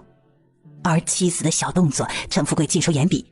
他深吸了一口气，压下了翻涌的情绪，看着女儿，用自己最温和的声音道：“告诉阿爹，到底是怎回事？这关乎着咱们一家的存亡。”陈娟一听这么严重，哪里还敢隐瞒呢？当即将自己打听到的事情给阿爹说了一番。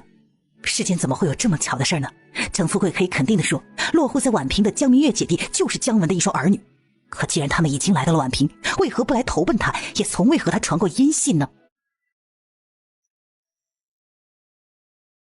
娟儿，不要忘记你的身份，你现在是林氏，你爹爹的话你不可全信。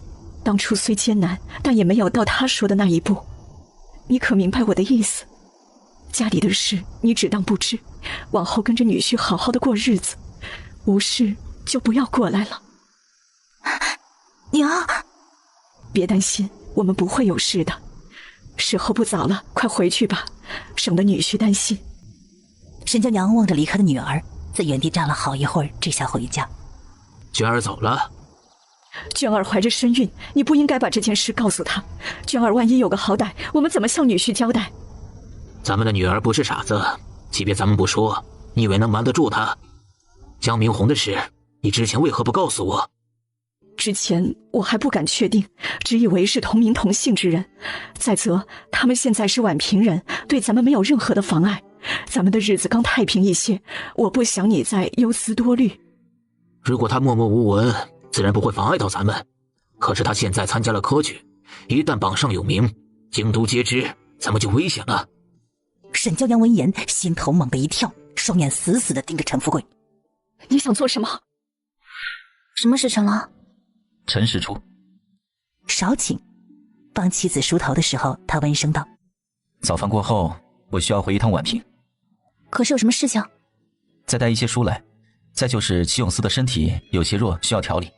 之前给素娘配的药，他也快吃完了，去抓一些药来。哦，需不需要我陪你一同回？不用，我中午就回来了，倒是陪你们一起吃午饭。江明月轻轻地点了点头。虽然用过了早饭，焦明红、齐永思回到了书房。胡同外面，谢渊看着妻子问声道：既出来了，不妨逛逛再回去。他天天这样待在家里，谢渊很担心他会无聊会闷。江明月双眼先是一亮，紧接着又摸向了自己肚子问道：可以吗？谢渊从怀中掏出了药囊。可以带上这个。谢谢相公。别逛太久哦。相公快走吧，我等你回来吃午饭。谢渊点点头，上了马车。江明月看人走远了，然后就带着苹果在街上闲逛起来。平叔，这时候来可是有什么事？按照少爷的吩咐，我一直都在派人暗中监视陈富贵。昨日里监视他的小乞丐告诉我，清晨陈富贵偷偷跑去了贡院。他在榜单前站了许久，巧的是这段时间陈娟已回京3次。焦明红的眼中暗芒一闪，看来他也知道了我和姐姐的存在。少爷，咱们要早做防范才行啊。焦明红沉思片刻之后，对江平低语了起来：少爷，我知道该怎么做了。咱们可能被人跟踪了。江明月闻言，心中微微一凛。确定吗？8九不离10。夫人，你先走，我去引开他。好，你小心点。江明月很清楚，以他现在的情况，留下来只会拖累苹果。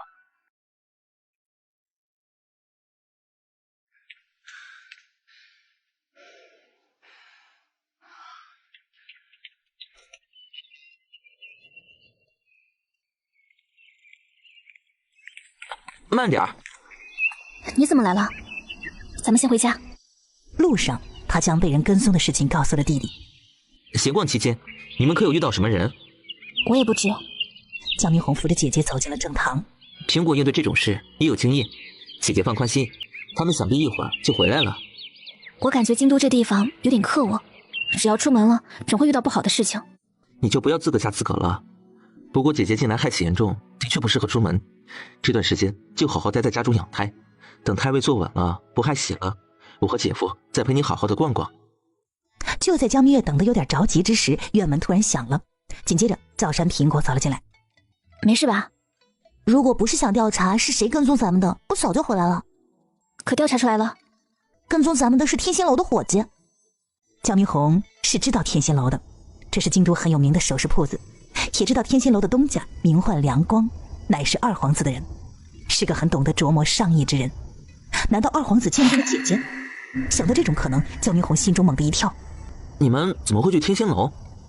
我和苹果逛街的时候，有一小孩。江明红知道有一小孩撞到了姐姐，吓了一跳，关切地看着他。身体可有不适的地方？无事。一会儿姐夫回来了，让他给你把把脉。江明也知道不把脉弟弟是不会安心的，他答应了下来。你们在天仙楼中可有遇到什么人？我们买完首饰就出来了，并没有遇到什么特殊的人。难道是我想多了？想来也是，二皇子可是个大忙人，见他现在和大皇子斗得不可开交，想来不会去天仙楼。在这世上怎会有这么巧的事情？姐姐出门一趟就能遇到二皇子。我知道了，安全起见，后天你们就不要去天仙楼了，到时我和姐夫去京差。好。到中午的时候，谢渊带着2箱书外加一些药草回到了青石胡同。我回来了。抱抱。正合他意，谢渊伸手就把媳妇儿抱进怀里，抱着她香香软软的身体，闻着那清新淡雅的幽香，他心中无比的满足。谢渊抱着妻子走到床榻边坐下，温声道：我给你把把脉。怎突然想给我把脉了？可是小红跟你说了些什么？清晨逛街都发生了何事啊？其实江明红什么都没说，只是让他给明月把把脉。相公，我把你送我的金钗弄坏了。没有关系，回头我再给你买。相公，你真好。谢渊看他缩在怀中，像没骨头似的人儿，低头轻轻地亲亲他的薄唇。还有吗？江明月像刀豆子似的，将天仙楼的伙计跟踪他们的事情仔细给谢渊说了一番。无缘无故，天仙楼的伙计怎么会跟踪妻子呢？我以后都不出门了，即便出去，要跟你们一起了，太不安全了。别怕，有我们呢。不过近来你孕吐得厉害，待在家里好好养胎也可。等胎位坐稳了，我再带你出去逛。江明月乖乖地嗯了一声，他发现他真是越来越喜欢黏着谢渊了。上午的事你可都知道了？姐姐也给我说了，咱们要不要查一查天仙楼？是要查一查。你好好温习，这事儿你就不必插手，我心中已有计较。天仙楼的东家姓梁明光，是二皇子的人，很得他的器重。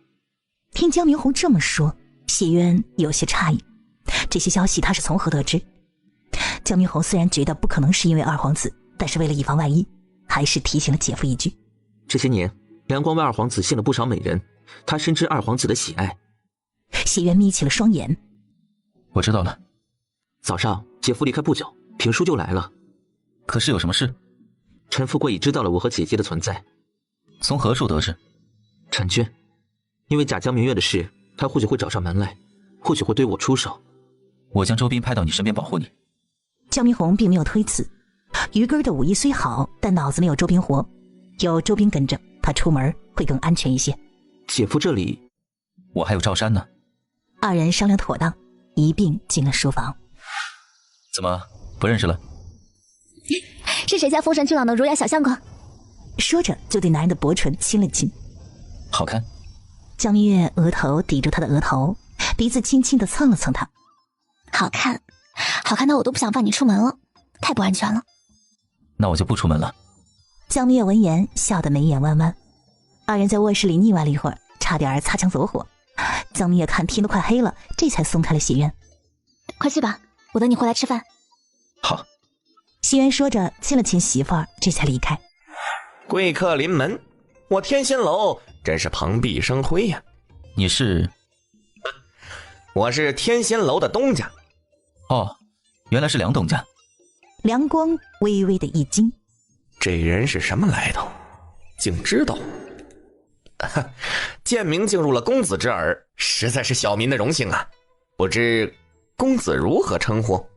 我姓谢，在家排行7。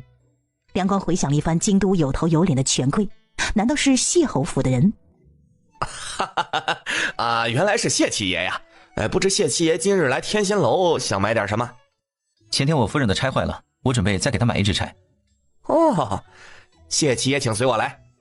谢渊看着梁光拿出来的几个钗子，就知道他又在试探他。他伸手在梁光的注视下选了一根最贵的。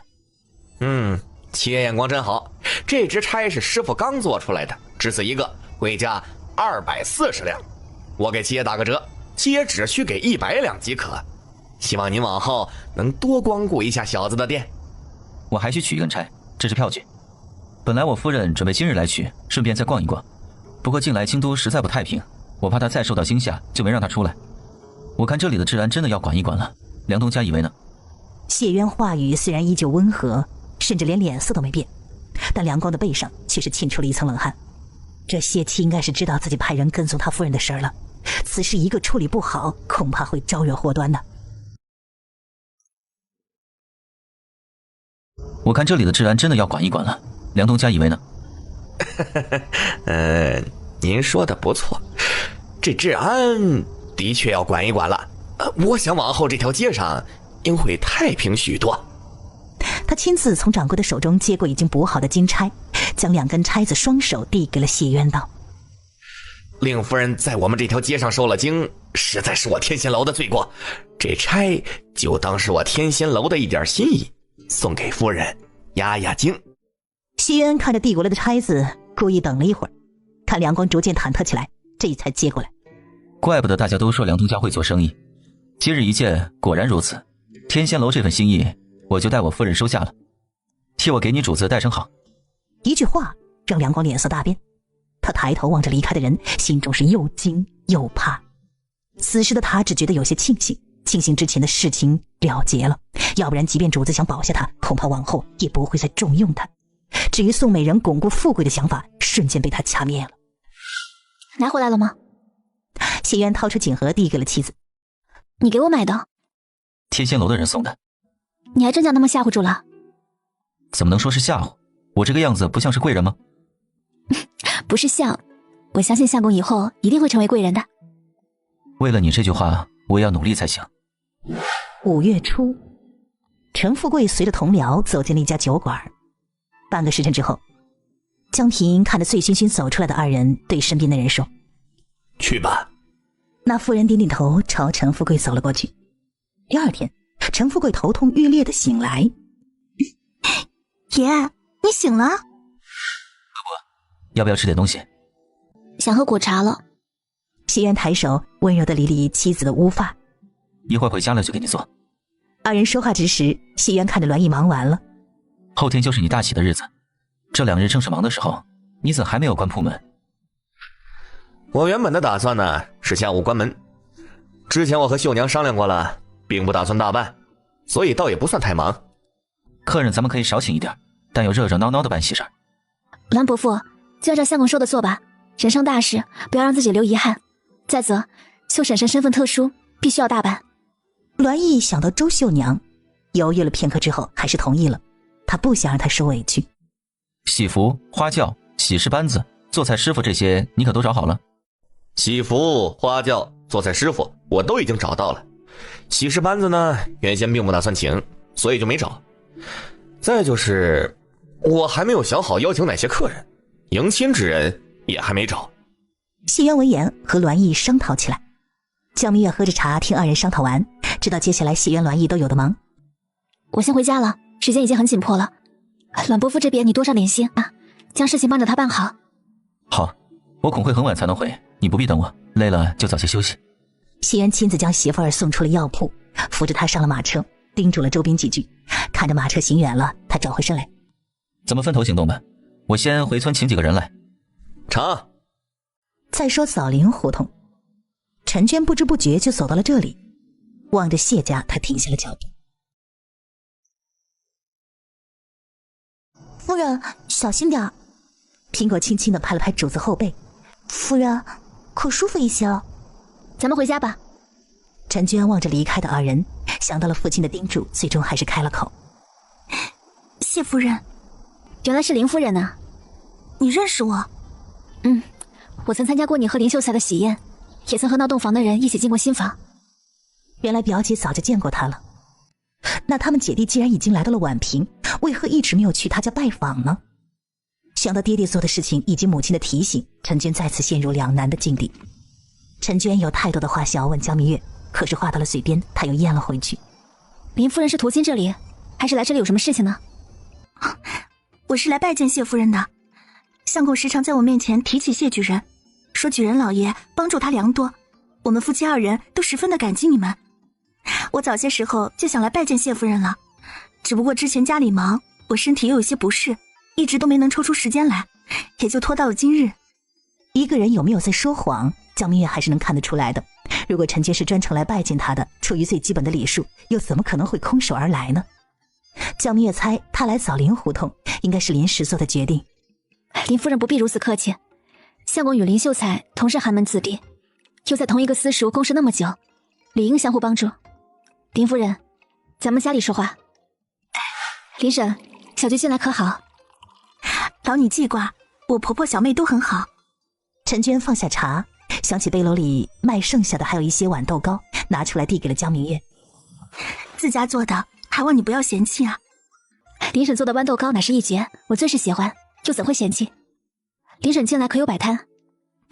婆婆眼神不好，我和相公都不愿意她再操劳，就没有再让她摆摊了。不过早前我已经跟着婆婆学会怎么做豌豆糕了，近来都是我一直在摆摊。二人闲谈的时候，陈娟细细打量了一番表姐，她自认为自己长得不算差，在柳港胡同附近也是数得着的标致人，可是与表姐比起来，她是自愧不如的。恐怕也只有像表姐这样的人才能得到举人老爷的垂爱。敏感如江明月第一时间就察觉到陈娟在打量她，她只当不知道。听我婆婆说，谢夫人是江南人士，因家里落了难，特来宛平投奔亲人呢。如果说江明月之前还只是猜测，那他现在已经可以确定，陈娟应该已经知道他身份了。江明月轻轻的点点头。那你可有找到亲人？我婆婆相公都是土生土长的宛平人，这乡里乡亲的就没有他们不认识的。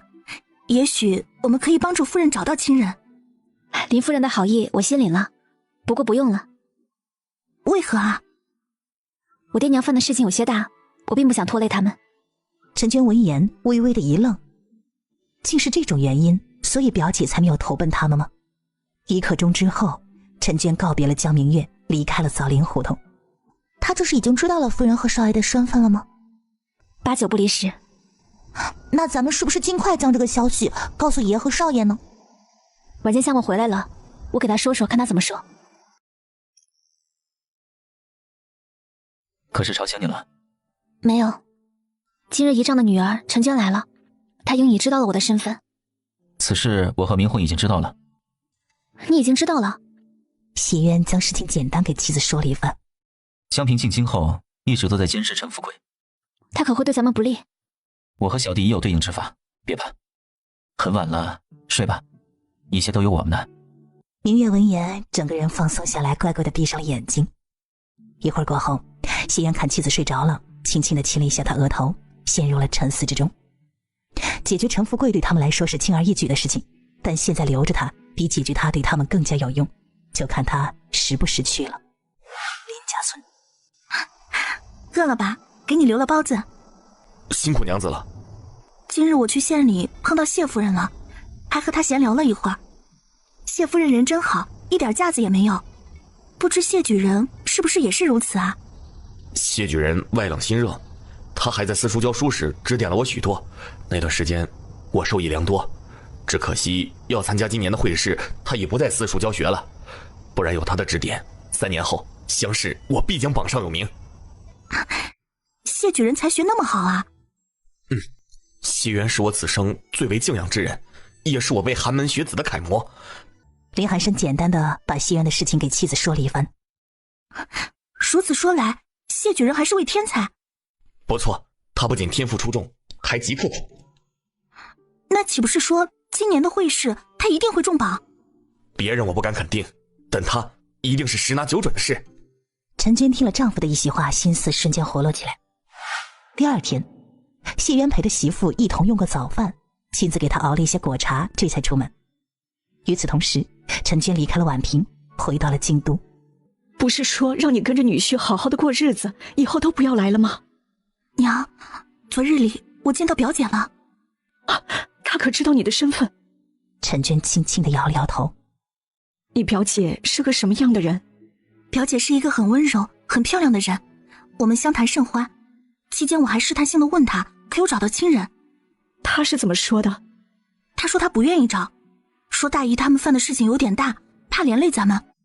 沈娇娘闻言，心里只觉得很是好笑，真是难为了丈夫想了那么多理由，自己心思多，就把别人想的和她一样多。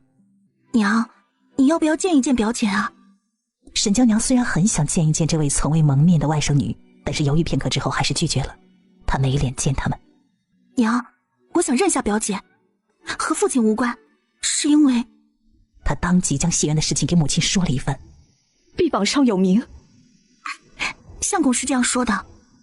你和女婿单独认下这门亲事，如果你表姐问起我们，你就说我和你爹都被人监视了，不便和他相认。再就是你不要主动跑去相认，让女婿先试探一下他们的态度。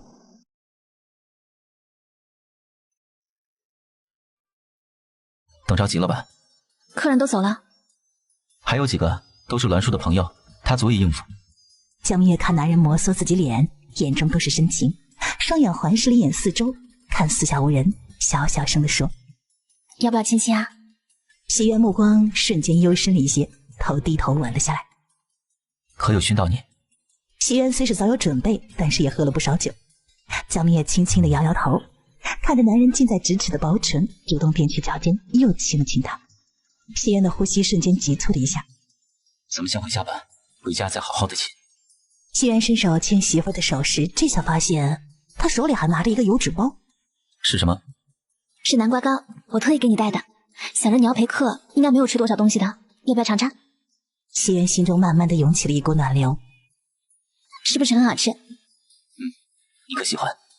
喜欢啊，我席间吃了3块呢。还吃了些什么？周末鸡蛋豆腐和银耳南瓜小圆子。可吃好了？谢渊将这2道菜记在了心间。吃好了，而且今天宝宝特别的乖，都没有闹腾我。谢渊闻言，将手轻轻地放在了妻子小腹上，温声夸奖了孩子几句。相公，你以后一定会是个很好的父亲的。你也是，你会是个温柔又耐心十足的母亲。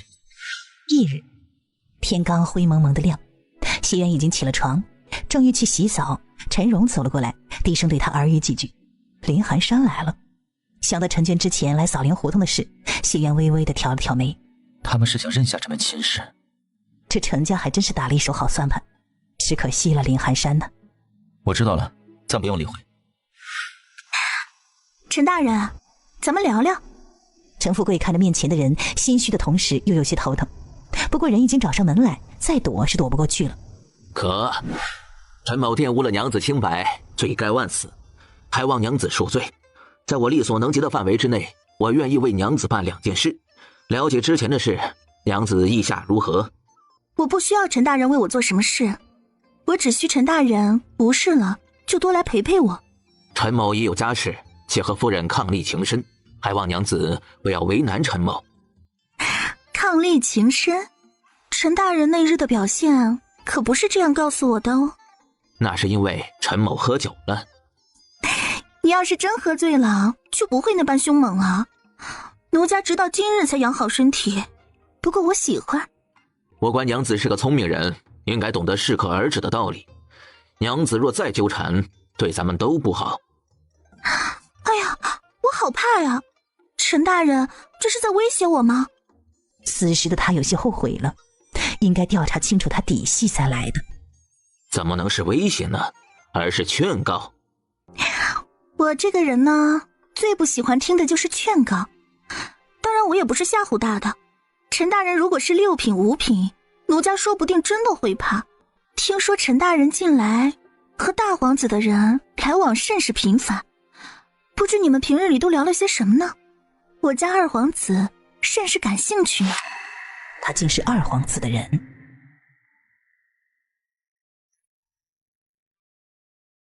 江明红听了江平的禀告，心情颇好，夸奖了一句：“不错。”今世他要让陈富贵家破人亡。都是少爷指点有方的缘故。江平也没想到陈富贵看着那么精明的一个人，竟就这样上钩了。接下来就让柳如花多去见见小安子，绝对不能让陈富贵起疑心。是。江明红送走江平，唇角轻勾进了书房。皮恩抬头瞥了一眼心情很不错的小舅子，看来他背着他们做的事儿有了进展呢。看江明红在齐永思身边坐了下来，谢渊随之看了一眼齐永思。之前他以为齐永思祖上应该是出过读书人，只不过现在落魄了。可是这一次回宛平询问过老族长，知道了齐家村的事情，这位少年郎的身世恐怕不简单呢。谢渊收回了视线，抬头就见素娘挎着篮子又出了门。他家里的这些人真是越来越有意思了呀。怎么了？你是我林家父，以后无事就不要回京都了。林寒山并不是优柔寡断之人，做出决定之后第一时间就将自己态度摆了出来。这好好的，你怎么这么说呀？可是发生了什么事吗？林寒山看妻子这样，就知道他应该早已知道，说不失望那是假的。我都知道了，岳父做的那些事我都知道了。你如果还认自己是林家父，还愿做我的妻子，就听我的，以后不可再回京。林寒山看着泪流满面的妻子，叹息了一声，起身将她抱进了怀里。虚实半，当谢渊回到他的卧室的时候，看了一眼斜靠在床榻上的小妻子。怎还未睡啊？咱们的孩子说爹爹没回来，睡不着。爹爹回来了，宝宝早些睡吧。宝宝睡着了，还跟爹爹说了晚安呢。谢渊脑海之中突然浮现出一个奶娃娃，奶声奶气和他说晚安。这个场景让他眼神里慢慢的多出了些许的慈爱的光芒。相公，素衣近来频频出门，我有些不放心，咱们是不是派个人暗中保护她呢？不用，在京都，她只要不主动暴露自己的身份，不会有危险。江明月听了这话，也知道了，这个家里恐怕没有谢渊不知道的事情。今日素衣请假，特意去了一趟上清关，不知是故地重游，还是见什么人去了。这媳妇儿是套他话呢？都有。看着妻子睁了一双大的桃花眼，一副你快说的表情，谢渊指了指自己嘴唇。江明月心领神会，仰头亲了亲他的薄唇。谢渊满意了，这才开口：上清观中有一位名唤长生的道长，他和素娘青梅竹马一起长大，感情极深厚。素娘今日去上清观，应该就是为了见他。哦，也不知他见到没有？没有。你怎知？长生道长可不是普通的道长，他乃是观主的小师弟，在上清观的地位极高，且平日深居简出的，可不是什么人都能见到的。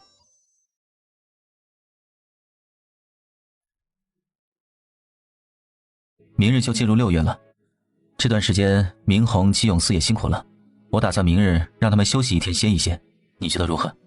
可以啊。他双手捧住两人的脸，吧唧一下亲了一口。不光他们辛苦，相公也辛苦了。明日我带你去大相国寺游玩可好？好呀，相公真好。北罗胡同，沈娇娘进来则是有些不安了。娟儿已经大半个月没来了，按理说无论她有没有和明月相认，都该过来和她说一声才是啊。现在是怎么回事？难道是家里出什么事儿了？沈娇娘越想越有点坐不住。宛平距离京都并不远，她打算去林家村看一看女儿，只有亲眼瞧过，她才能安心。黄昏，怎么了？我听小菊说你不舒服，可找大夫看过了。他们都知道了。什么都知道了？你做的事，他们都知道了。程富贵的心中咯噔一声。谁都知道了？女婿、明月、明红，他们都知道了。程富贵有了片刻的慌乱。江明月二人既然已经知道，那姜文应该也知道了。可他为何还要配合自己呢？江明月二人为何没有拆穿他呢？这一瞬间，他想了很多很多。知道就知道了。你就不觉得羞愧？你可知女婿再也不许娟儿登门，而明红和明月的夫婿都是极有前途之人。趁着现在还没有酿成大错，我们去见明月、明红，将事情的始末告诉他们。他们都是好孩子，一定会原谅咱们的。你罢手吧。娇娘，你可知上船容易下船难？我走到今日这一步，已无法再回头罢手，只能将错就错下去，不然咱们一家人都得死。这些他要体会不知，只是抱着一丝侥幸罢了。娟儿那边你不必担心，我会和女婿聊聊，绝对不会让他欺负娟儿。明月、明红那边呢？我不会伤害他们，且会抽空和他们见上一面。为了他们和咱们的安全，江明红以后不可再入京。如果明红不同意呢？他们会同意的。沈娇娘看着一脸冷漠的丈夫，第一次觉得他是如此的陌生。你变了。人都是会变的，况且我也是为了我们的这个小家。你当真是为了我们？沈娇娘双眼死死地盯着陈富贵。你这话说的是什么意思？我什么意思？你应该心知肚明。这一晚，二人再次闹得不欢而散。和以前不同的是，这一次的陈富贵摔门而出，彻夜未归。生辰快乐！我希望以后的每一年，我都能为你庆祝生辰，年年有今日，岁岁有今朝。谢谢相公。姐，生日快乐！姐姐，祝你生日快乐！江明红二人将事先准备好的礼物递给他。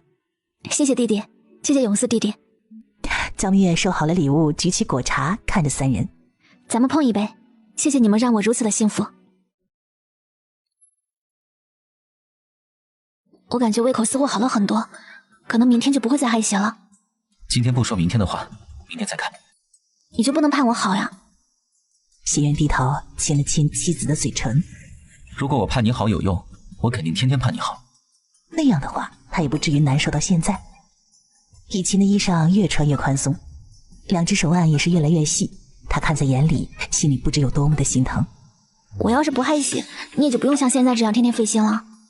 为了能让他多吃一口饭，希渊这些日子没少费心思，这些江明月都看在眼里。你怎么会这么想？我费心思也不光是因为你和孩子要吃，我也要吃呀。别想那么多，知道吗？很晚了，洗漱休息吧。好，你给我准备什么啦？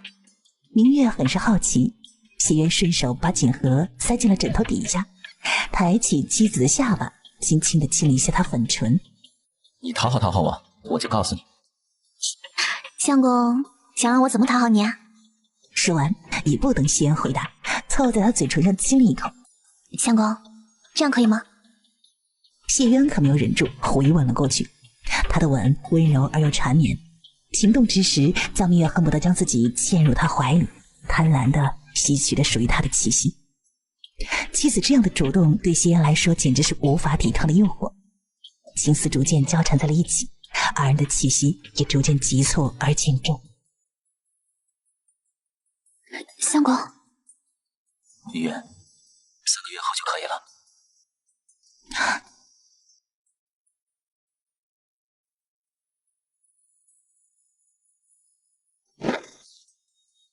明月，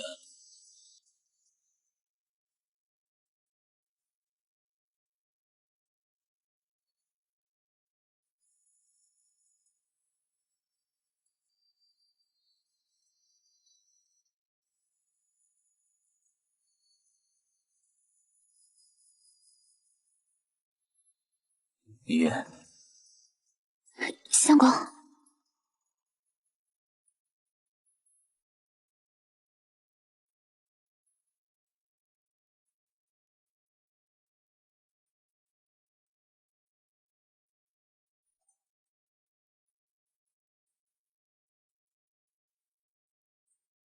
醒来天已大亮，谢渊已经不在身旁了。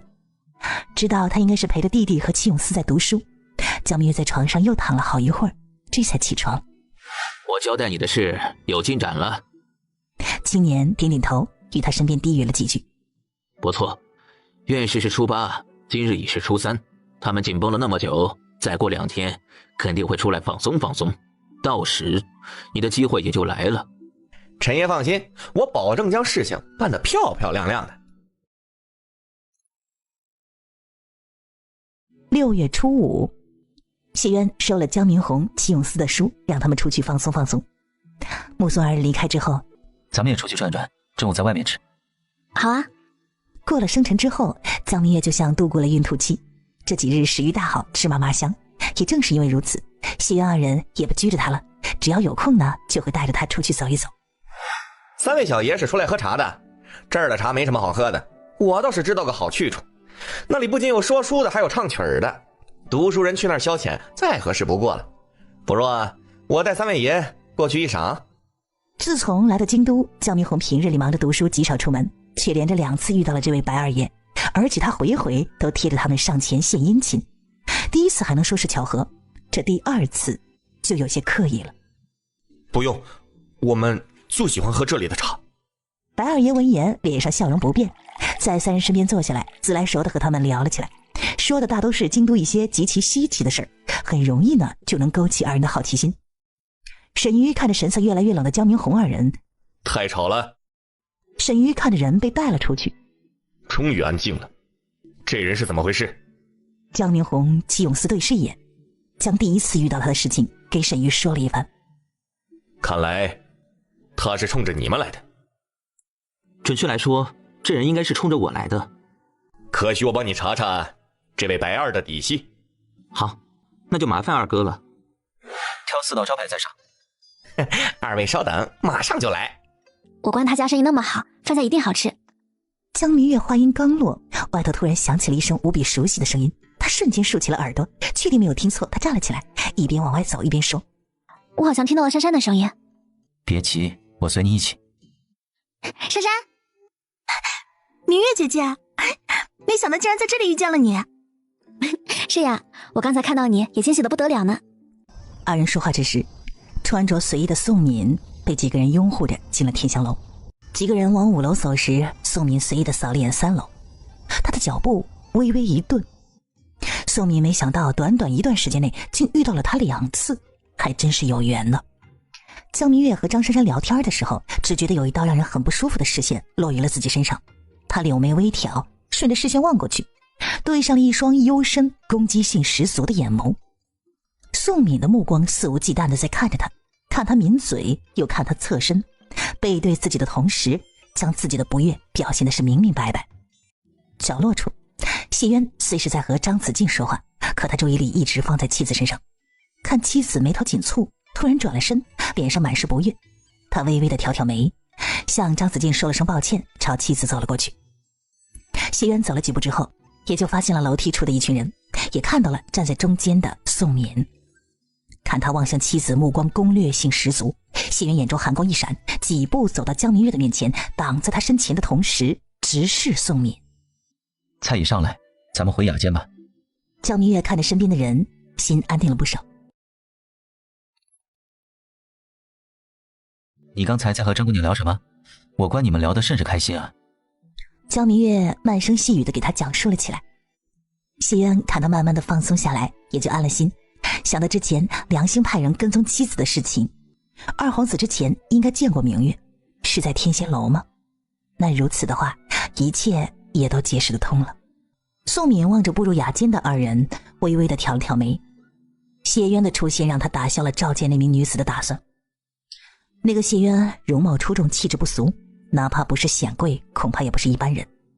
现在这个时候，他并不想给自己树敌，免得被他那位好大哥抓到把柄。你觉得少东家如何？是个人物，张家在他手里必将更上一层楼。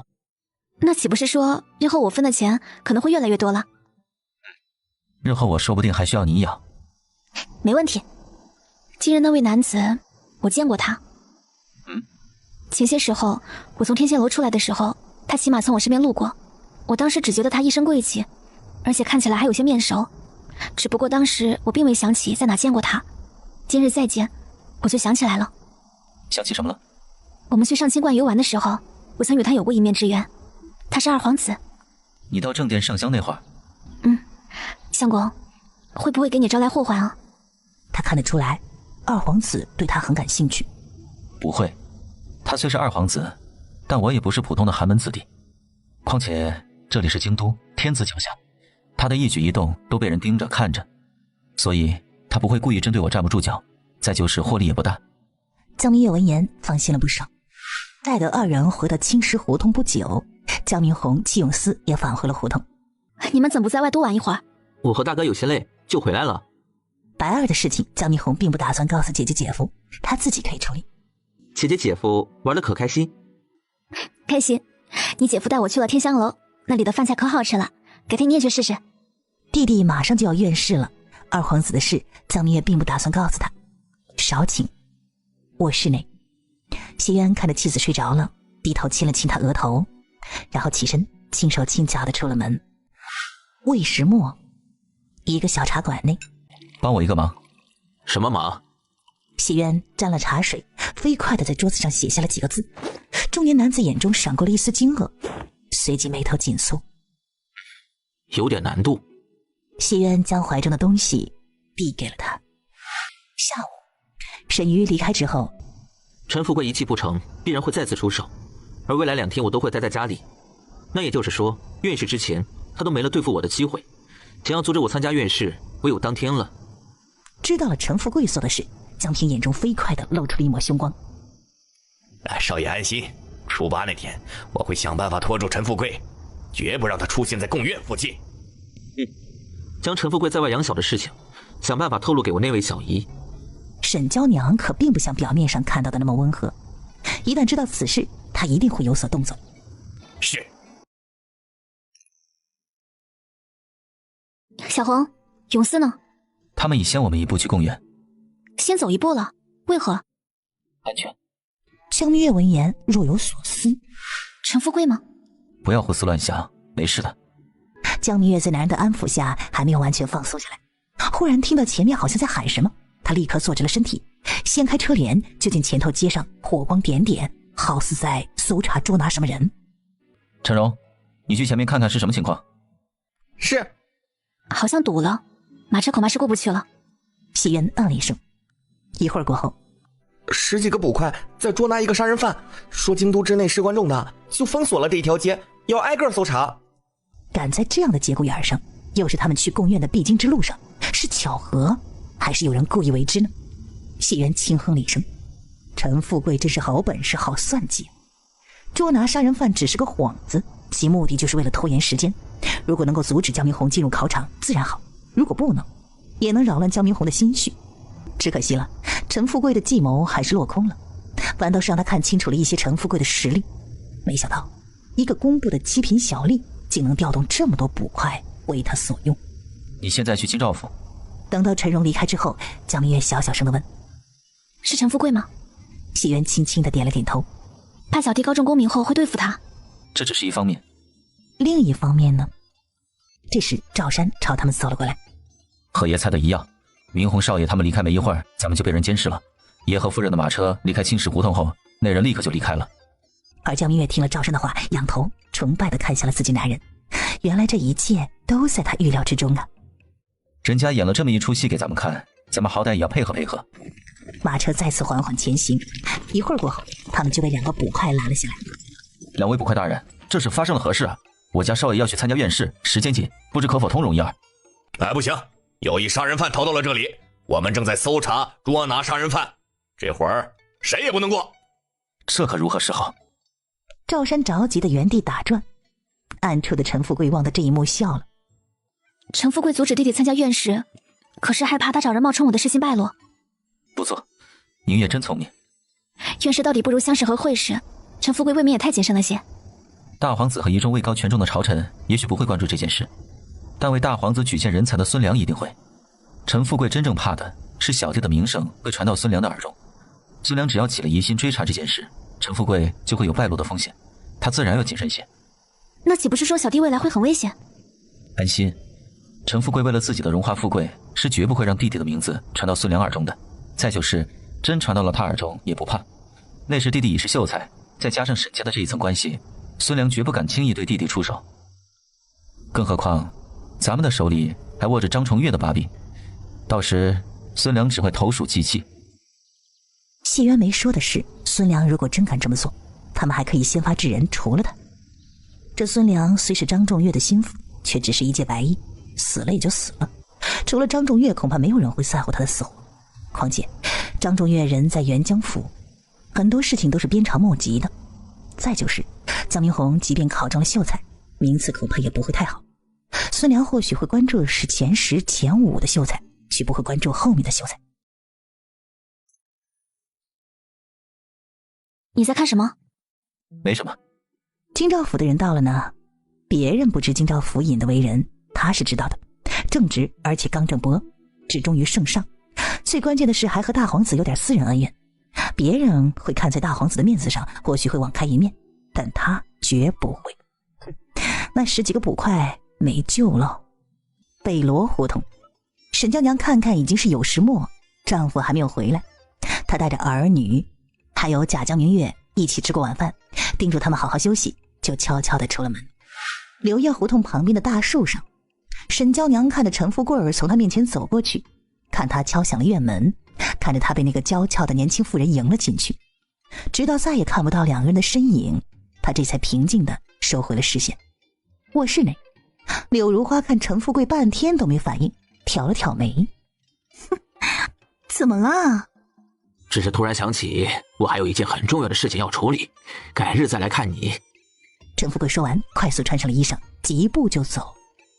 陈富贵直到走出柳叶胡同，那压抑的情绪才暴露了出来。我怎么就突然不行了？而树上，沈娇娘望着离开的人，她笑了，只不过她笑容有些疯癫，又有些瘆人。少顷，陈富贵回到家中，望着背对他而躺已经睡着的妻子，他想了想，脱掉了衣裳，朝妻子提了过去。一会儿过后，陈富贵脸色发黑地看着毫无反应的传家宝，他松开了妻子。怎么了？没什么。估计是你这几天太累了，快些睡吧，好好休息几天也就好了。是太累的缘故吗？陈富贵决定明日抽空去药堂看上一看。姐夫，明日我准备见一见姨丈，院试已过，我准备和他聊一聊。也好，如果他能像之前那样不作妖，咱们倒也不是不能容他。若他再私下里耍手段，咱们也无需再顾念那一点亲戚之情。好，我知道该怎么做了。江明月看二人已经做了决定，张了张嘴，却什么也没说。第二天，江明红将江平招了过来，他本想是和他说一说见陈富贵的事情，可听了他禀告之后，江明红瞬间改变了主意。他这位小姨当真是好样的，小姨既然下了这么重的手，说明心里对陈富贵已是失望之极。小子江明红见过夫人。夫人？沈娇娘张张嘴，想要说些什么，可是话到了嘴边，她却一句话都没能说出来。夫人请坐。你爹娘他们可还好？劳夫人记挂，他们暂时都很好。那就好。他们出了何事？夫人应该知道，我家是以瓷器起家。为了寻找便于烧瓷器的泥土，我阿爹买了很多山道，在那些山上，我爹发现了2座铁矿，并第一时间将这个消息上报给了朝廷，想要将铁矿无偿献给朝廷。可最后朝廷就并未收到我阿爹上报的消息，而那2个铁矿最终却落到了张仲岳的手中。张仲岳是与陈大人来往的孙良，乃是他的亲父，他便是朝廷亲封的正3品大将军，同时也是大皇子的岳父。见到人了，如何？见到了，不过我并未见陈富贵，而是见的沈娇娘，也就是咱们的小姨。江明红将陈富贵养外事被沈娇娘知道，夫妻2人已有隔阂的事情给姐夫姐姐说了一番。谢渊瞬间就明白了江明红的用意，离间2人或是想保沈娇娘一命。江明月听了这话，望向了弟弟。没有人比他更清楚，他有多么的恨陈富贵2人。前世他们惨死，很有可能就是和2人有关。如果弟弟愿意放沈娇娘一马，这也就意味着弟弟对前世的事情已经慢慢的释怀，这是好事。江明月并不希望弟弟一直活在仇恨之中。都有，她是阿娘唯一的妹妹，如果她死了，阿娘应该会很难过，所以我愿意保她一命。和离？如果她愿意和带着孩子和离。此事应该不容易吧？我觉得陈富贵并不是那般好说话的人。哼，这就由不得他了。他们小姨可不是个善茬呀。我已托小姨转告她几句话，未来很长一段时间，她应该都不会再对我出手。你和江明红见过了？沈娇娘点点头。你们都聊了些什么？他不愿你找人冒充他们，甚至为了保护咱们，还主动给姐夫写信，让他配合咱们。只一点，他准备科举入仕，希望你不要再阻拦他。无论如何，他都不会放弃。陈富贵闻言倏地站起来，有了片刻的慌乱。那也就是说，他做的那些事情他都已经知道了。陈富贵回想了一番院试当天的事情，脸色瞬间阴沉了下来，这让他又怒又臊，有种自己就是跳梁小丑的感觉。姐夫犯了何事？沈娇娘犹豫了片刻，还是告诉了丈夫，这是她给丈夫的最后一次机会。毕竟曾经他们是那么的相爱，他还是他孩子的父亲，如果他肯就此收手和大皇子撇清关系，哪怕是跪着求，他也会让明红救救他的。陈富贵听了妻子的话，心思瞬间活络起来，双眼也是越来越亮。之前和孙良交往，他都是弱势的那一方，但是现在抓住了张仲岳的把柄，那就不一样。他能为自己争取到最大的利益，而且他还可以通过如花将这个消息卖给二皇子，说不定还能借此得到二皇子的看重。一时间，陈富贵仿佛看到了一条通天大道。沈娇娘和陈富贵夫妻20多年，对他了解甚深。看着陈富贵的表情，沈娇娘已经猜出了他心中想法，一时间他心里甚是悲凉。娇娘，明红的手里可有证据？不知道。说完，她背对丈夫躺了下来。陈富贵看着妻子，心思微转，在他身侧躺下来，抱着妻子说起了从前。而等他觉得时机成熟了，他终于说出了自己的最终目的。最近这段时间，你私下里见见明红，打探一下他手里可有证据。沈娇娘睁开了双眼，脸上满是讥讽，声音却很平静。知道了。6月下旬，放榜这一天，呵，宛平县江明红老爷高中秀才。在座5人那颗悬着的心终于落了地儿。阿弟，恭喜你。快下去吧。江明红嗯了一声，看着沈月和戚永思2人。我先下去了。二人笑着点点头。在江明月几人的注视下，江明红快步走下了楼，将喜钱递给了衙役。恭喜秀才老爷，多谢。茶楼外面，陈富贵望着江明红，心情多少有些复杂。他果然中了秀才，好在名次并不靠前，倒是省了他费心思遮掩。除了前10名，孙良应该不会关注后面的人。明红是多少名啊？42名，中游以上，这个名次对弟弟来说已经很不错了。1刻钟之后，江明红和周围的人寒暄了一番之后，回到了2楼。大哥二哥，衙役们已报到了15名，想来你们2人应在前10之列。沈与齐永四对视一眼，他们表现得异常平静，因为他们对自己的实力有一个很清晰的认知。江明月几人继续耐心等待，一会儿过后，衙役先报的是齐永四第6名，而沈瑜则是第1名。恭喜了，大哥二哥，恭喜！江明红由衷地为2人感到高兴。等到齐永四2人给了喜钱回来，江明月看已是中午，和喜媛商量道：今日是个值得庆祝的日子，咱们去天香楼好好庆祝一番，如何？今日恐有许多人都会到天香楼吃饭，咱们现在去不一定能订到雅间。姐姐姐夫，我沈家的天香楼预留的有雅间。江明月闻言站了起来，看着几人兴致勃勃。那还等什么呢？咱们出发吧。哎，没想到王大人说罢官就被罢官了。自古金浪营司啊，没有好下场的。他投靠二皇子也就罢了，竟还将手伸到了宫里，这就犯了圣上的忌讳了。二皇子未来很长一段时间内，日子恐怕都不太好过了。可不是吗？3天，圣上已训斥了他2回了，这在以前可是从未有过的事儿啊。再接下来2人又说了什么，江明月已经听不清楚了。直到二皇子触怒了圣上，江明月不知有多高兴，正准备和谢渊分享这一消息，就瞥见了谢渊眼中那一闪而逝的暗芒。难道此事是谢渊做的？谢渊扭头询问似的看他一眼：是不是你做的？谢渊一副我不知道你在说什么的样子，牵着他就进了雅间。本来江明月还只是怀疑，但现在他已经可以肯定，二皇子的事情就是谢渊做的，也不知他是怎么办到的。不过他这腹黑蔫坏的样子，他真的好喜欢。江明月决定晚上要好好的奖励他一番。相公，我好喜欢你啊。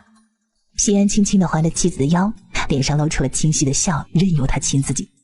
江明月亲了谢渊一会儿，然后这才老老实实的趴于他怀中，声音软软糯糯：相公，谢谢你。不客气。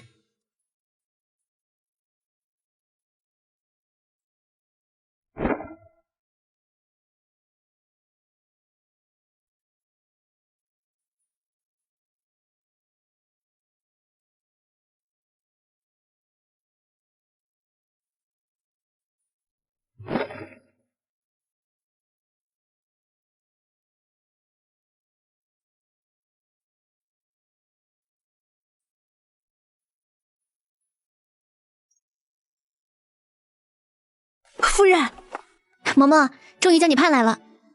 这不就是我时常给你提起的桂嬷嬷？嬷嬷好，一路辛苦了，外面热，咱们进屋吧。哎，桂嬷嬷对谢渊的第一印象很是不错。谢渊和桂嬷嬷聊了几句，便寻了个借口离开，留下2人单独说话。书房内，元江府现在是什么情况？和爹之前信上所说的大差不差，不过因为盐矿的事，张仲岳已经恨上了阿爹，这些日子一直都在暗地里给咱爹使绊子，家里的产业已经缩水了1半了。这一切咱们之前就已经预料到了，只要瓷器产业没丢，就不算伤到根本。张仲岳拿到盐矿后并未满足，这段时间一直都在向爹爹施压，希望他能拿出更多的钱或粮草。应该不只是向岳父大人一人施压吧？正像咱们计划的那样，张仲岳已找上了杨家。不够，给岳父写信，让他加快进程，尽快将所有的富商全都拖下水。8月底9月初，这些镇守在外的大将就该上书要粮饷了，这对咱们来说乃是一次机会。江明红瞬间明白了姐夫的打算。我这就给父亲写信，姐夫可还有其他要交代的事情？谢渊沉思片刻之后，又对着江明红低语了几句：夫人，听说你之前孕吐的厉害，现在可还有不适的地方，姑爷待你可好啊？江明月未语先笑，温声向桂嬷嬷讲述了起来。恭喜啦！谢渊知道他说的是江明红考中秀才之事。同喜。想来今年咱们于氏私塾能招到不少的学生。一个班出了3个秀才，12个童生。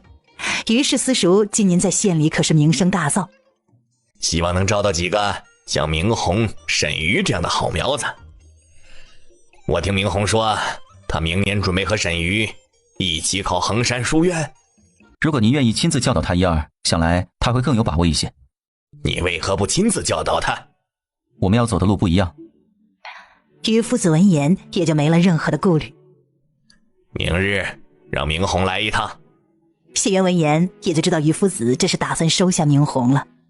好，今年咱们县还杀出来一匹黑马。我知名唤齐永思，是齐家村人，我特意打听了一番。他虽是咱们县人，却并未上过私塾，想来他的恩师是个不简单的人物。齐永思和明红关系极好，也算是我的晚辈，我愿将他引荐到咱们私塾教书，您意下如何？好啊，求之不得。我正准备再招2个老师呢，你还真是帮了我大忙啊。如果可以，让他这2天来私塾一趟，我要当面和他聊聊。可52刻，谢渊离开私塾的时候，遇到了吃饭归来的林寒山。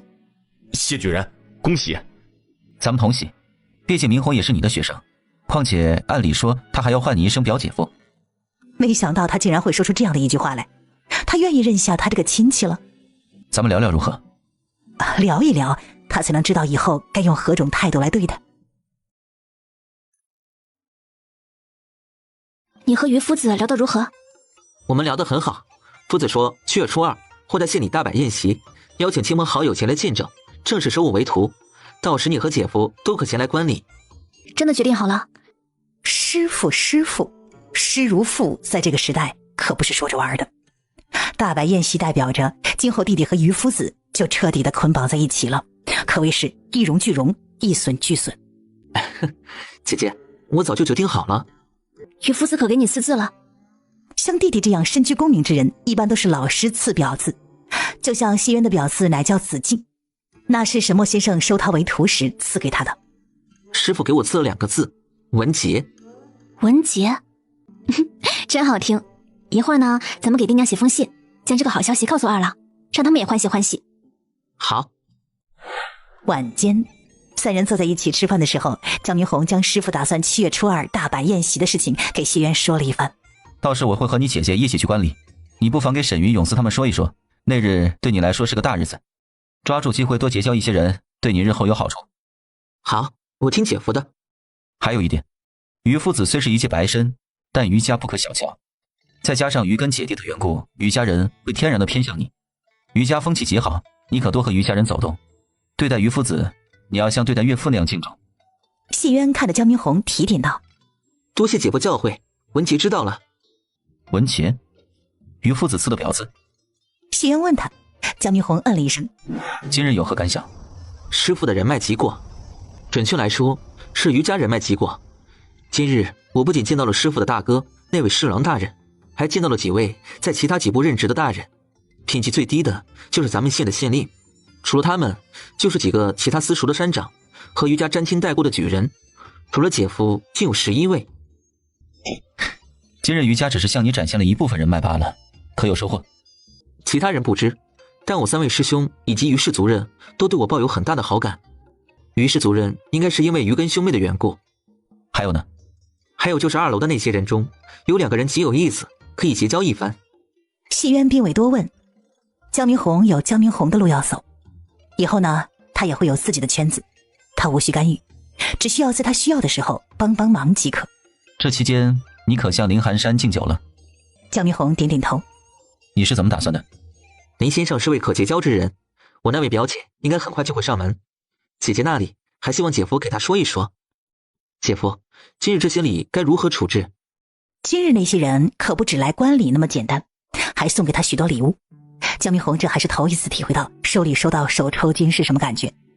这些礼物虽是五花八门，但是每一种都是珍品，当然也有直接送银票的，那都是千两起。收着吧，就算是你师父送你的礼物了，以后好好孝敬你师父，当然他也值得你孝敬。是。可是我脸上有什么东西？的确是多了点东西。还不等他询问呢，就听他说：“多了些福气。江丫头，你是个有福之人。”我也觉得我很有福呢，出生在殷实之家，从小被爹娘捧在手心长大。后来家里虽出了事情，但我又运气极好的遇到相公，遇到你们，可不就是有福之人吗？你这丫头真会说话。他说的有福啊，是后福。要知道，江明月和谢元成亲之时，面相还没有现在这么好，但现在他却是大富大贵、福源深厚之相，这应该和他肚子里的孩子有关。而且，赖花氏看了一眼江明月的肚子，想到他这是第一胎，而且谢元马上就要参加会试，话到了嘴边又咽了回去。御书房内，可找到人了。赖安从一旁走了出来。启禀圣上，人找到了，在元江府。他们倒是会找地方，元江府可是个好地方。他们在元江府都做了些什么？沈先生斗鸟、下棋、钓鱼，大长公主听戏，四处游玩。他们过得倒是惬意。宋明评价了一句，正准备重新批示奏折，看到赖安欲言又止。还有什么事一并说了吧。下面的人这次去元江府还调查到了2件事。4年前，元江府上，也就是圣上亲封的五品将军姜文，曾向朝廷进献过2座铁矿。宋明闻言，眉头瞬间蹙到了一起。这第2件事呢？今年，他又进献了1座盐矿。好，当真是好得很。这2件事情可谓真。元江府的人无人不知，无人不晓。宋明闻言，眼中的怒火已经转化为了实质的杀意。不过，他只用了几息的时间就恢复了平静，端坐在龙椅上，陷入了沉思之中。回去吧，不必担心我，我会照顾好自己，9天后就回来。他扭头看着苹果叮嘱道：“替我照顾好夫人。”是，加油！我和孩子会乖乖待在家里，等你考完了回家。谢言嗯了一声，然后视线从江明侯3人身上扫过，转身大步朝着南门扫去。天伸手不见五指，即便公园周围挂了许多灯笼，光线依旧是十分的朦胧。江明月悄悄地跟在丈夫身后，走了10几步之后，已看不到丈夫的身影。姐，咱们回吧。明月伸长了脖子，往谢元离开的方向张望了几眼，然后这才随着弟弟和永思3人离开。你什么时候回啊？我再多陪姐姐2天。别耽误你的学业，这里我有桂嬷嬷和苹果呢。再就是，为了避免不必要的麻烦，你姐夫没有出考场之前，我并不打算出门，所以你可以放心。也不光是为了陪姐姐，我还准备见一见小姨。姐姐可要随我一起？江明月想，她也和陈娟开始走动，的确该见一见沈娇娘了。好，你来安排吧。那明日我将小姨请过来，咱们坐在一起，一起吃个饭如何？是你？没想到你竟是我小姨。没想到姐姐演技还挺好，她故作不解地看着2人。你们之前见过？见过。去年年前，我和你姐夫来京都采买东西，中午在附近的如意酒馆吃饭的时候，碰巧遇到了小姨表弟他们。当时我就觉得你很亲切，有种似曾相识的感觉，没想到你就是明月。沈娇娘心中满是感慨，没想到他们之前就已经见过了，当真是缘分呢。是呀，当时我只觉得和小姨很投缘，和小姨分开时，我还和相公说小姨长得很像阿娘呢。小姨，现在冬日里，你的腿可还会疼？你娘跟你说了？阿娘给我说过很多很多小姨的事情，说你小时候特别活泼，是个闲不住的。之所以会落下腿疼的毛病，就是因为有一年的冬天，你在冰上玩耍，不小心掉到水里落下的病根。沈娇娘闻言，不由得想起了那年冬天的事情，以及救她的那个人。当时幸好有个会水的好心人救了我，还将我送回了家中。小姨可还记得那人？他姓武，我和阿弟都叫他小武叔呢。江明月顺理成章地提起了武行。他可还好？除了没成亲，有些孤苦，其他都还好。没成亲？沈娇娘一脸震惊地看着江明月。江明月点点头。阿娘说，小武叔的心里装着一个人，因为忘不掉，所以这些年他始终不愿娶妻。沈娇娘闻言，不由得握紧了手中的帕子，缓缓地低下了头。啊，难道小武叔心里装的那个人是他。看着有所触动的沈娇娘，目的已经达到的江明月立即转移了话题。小姨，这些年你可还有制毒？沈娇娘轻轻地摇了摇头。上次阿娘来婉平时，曾私下里跟我说，当初她太武断了，不应该逼迫你学武，也许应该顺着你的性子来，让你学制毒，说小姨在这方面很有天赋。沈娇娘听了这话，呆愣了片刻。小姨，阿娘当时这样说时，我能感觉到她很想你，对你也充满了愧疚。沈家早已名存实亡，当初她不应该因想要振兴沈家就逼你学武，希望你能原谅她。再就是我成亲那时候因种种的原因，她不能来看你，还希望你不要怪她。我知道，我都知道，是我对不起姐姐。小姨，亲姐妹之间哪有什么对得起对不起的？阿娘只怕你能平安幸福呢。这句话让沈娇娘瞬间红了眼眶，她急忙别过头来擦掉了眼角的泪。在外甥儿的面前，她并不想失态，让他们担忧。而接下来三个人又聊了很多。阿姐，小五叔就是你想的那样。江明红为五叔不值的同时，看着江明月问道：阿娘告诉你的？阿娘只告诉了我一点，其他的则是阿爹私下里悄悄给我说的。其实当初阿娘本想将小姨许配给五叔，小姨不愿意。咱们阿娘和小姨因为练武学制毒的事，那些年时常争吵，姐妹两个人的关系一直很僵的。阿娘给她选的夫婿，她自本能的就不喜欢。后来小姨也不知道怎么的，认识了从沅江路过的陈富贵。虽然阿娘一直不同意小姨远嫁，但最后还是没有拗过她。所以小姨一开始嫁给陈富贵，很可能是因为赌气。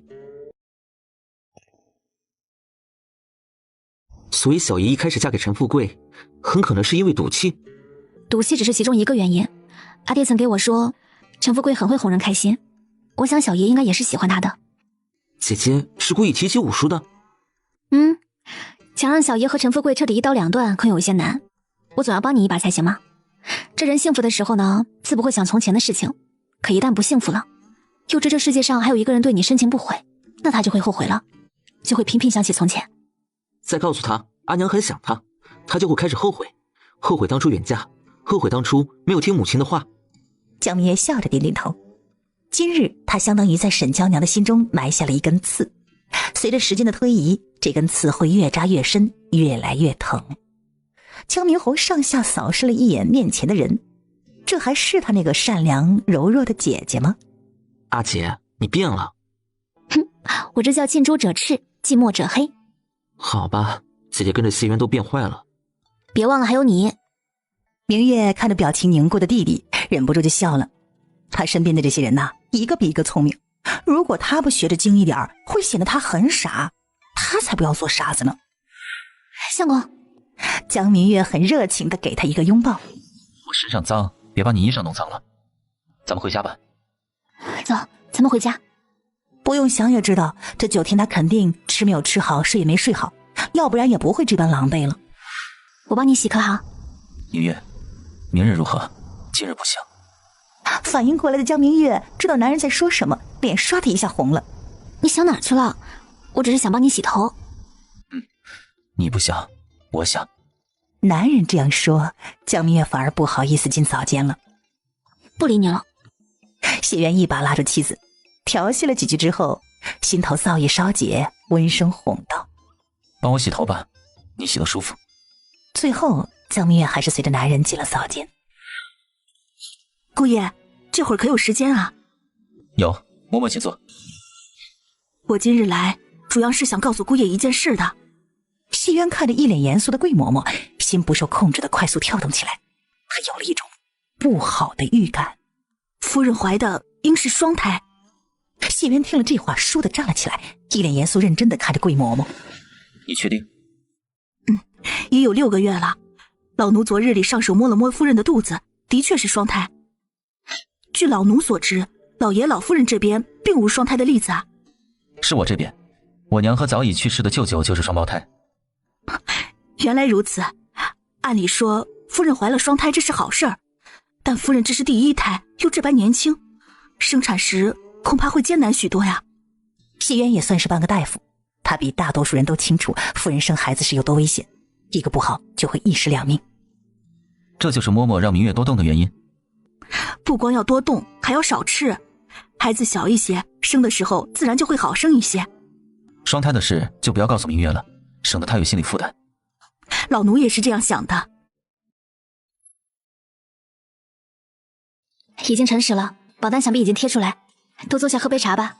估计陈荣他们很快就该回来了。话音刚落，就见陈荣跑了进来。也是会员。谢姐夫，恭喜会试第一。姐夫，恭喜你。沈瑜、戚永思先后开了口，他们由衷的为谢渊感到高兴。结果没有出来之前，他们虽然坚信谢渊一定会榜上有名，但是会员他们并没有想过。谢姐夫还真是给了他们一个惊喜啊！喜报传回来的那一刻，江明红整个人瞬间放松了下来，有了一种尘埃落定的感觉。他为姐夫开心的同时，脑子里想的最多的就是爹娘有救了，今生他们一家4口肯定都能平平安安。多谢。相公，你真棒。顿了顿，他又小小声的道：“要不要抱抱？”谢渊笑着将妻子抱进怀中。江明红3人望着相拥在一起的2人，很识趣的走了出去。相公，第1名呢？你咋这么优秀呢？被妻子一脸崇拜的看着，谢渊觉得他这极其朴实的短短的2句话，比自己高中还要让他开心。近朱者赤，正是因为你这般优秀，所以我才这般优秀。这句话说的江明月是心花怒放，主动踮起了脚尖，亲了亲男人。谢渊眼眸中情绪翻涌，正想加深这个吻，妻子却突然松开了他。苹果，我让你准备的铜钱，你可准备了？准备了一篮子，除了铜钱，奴婢还准备了一些散碎的银子。好，做得不错。同一时间，那些之前已经积累了一些名声，或者被人热门押宝之人，却是有些失忆了。会试正榜的名单第一时间就到了宋城、宋敏的手里，他们不约而同的都将视线落到了会员的名字上。谢渊，这于2人来说乃是一个极其陌生的名字。2人放下了名单，招来心腹，让他们赶快派人去打听谢渊的事情，能拉拢自然好，不能的话，也不能让他为敌人所用。再说北罗胡同，沈娇娘瞥了眼自从回来就盯着她发呆的丈夫，知道他肯定又在谋划什么。谢渊是会员的事，他想必已经知道。难道他谋划的事儿和谢渊有关？不得不说，沈娇娘很是了解陈富贵，将他心思猜了一些七七八八。大皇子将打探谢渊的事情交代了下来，陈富贵第一时间就收到了音信，甚至还主动提供了一些信息。如果不是知道谢渊不可能为大皇子所用，他完全可以凭借这个在大皇子那边露个脸。谢渊有了大皇子的帮助，也可以平步青云。不过大皇子不行，不代表着二皇子也不行。我知道你这些时日私下里和外甥女他们都有来往。沈娇娘嗯了一声。外甥女去高中会员，这是喜事，咱们作为长辈理应去为她庆祝一二。你要见她？我现在还不能见她，不过我却可以帮她走一条晴云路。沈娇娘听了丈夫的话，眼中满是诧异，没想到他竟还巴结上了二皇子。此事我会跟他说，但能不能成功，我不敢保证。外甥女婿是个聪明人，我相信他知道该如何选择。沈娇娘淡淡的看了眼丈夫，恐怕他注定要失望了。你清晨去看望姐姐了？我现在不方便出门，派周斌去的。哦，五皇子的批言。谢渊点点头。江明月顿时认真看了起来，看五皇子的评语就知道他的才学绝不在谢渊之下，这倒是难为他了。装平庸装了这么多年，而且往后恐怕还要继续装很长的一段时间。卷子上除了这些评语，五皇子还向他们说了一些圣上的事，虽说的都是一些小事，但通过这些小事，他们更加了解了圣上。相公高中之后，五皇子对丈夫的事情倒是上心了许多。看完了吗？江明月点点头，然后他就看到谢渊点燃了卷子，他下意识地伸手想去阻止，谢渊一把握住了他的手，轻轻地摇了摇头。太可惜了，我还准备留着以后让咱们孩子拜读你写的文章呢。我可以重新再默写一份。我帮你磨墨。而就在二人闭门不出，在过自己小日子的时候，谢渊的信息呈送到了宋城、宋敏的面前。知道谢渊拒绝了他们的拉拢，二人心里都有些不舒服，不过也就是仅此而已罢了。他们都没有将谢渊放在心上，毕竟每3年都会出一个会员，这时他是会员，殿试的时候他不一定是状元。况且即便是状元，那又如何呢？进入官场没有人扶持，他照样是走不远的。等到他以后处处碰了壁，到时或许不用他们再拉拢，谢渊就会主动的投奔他们。就是因为二人的这种心态，让谢渊和江明月过了一段极为舒心的日子。9月初2，礼部贴出了公告，按照天子日程安排，殿试定在了9月16。进士服是不是发早了？毕竟你们还没有殿试呢。不早，我们这些新进贡士再不济也有同进士的功名，所以历年都是殿试前1-2天发。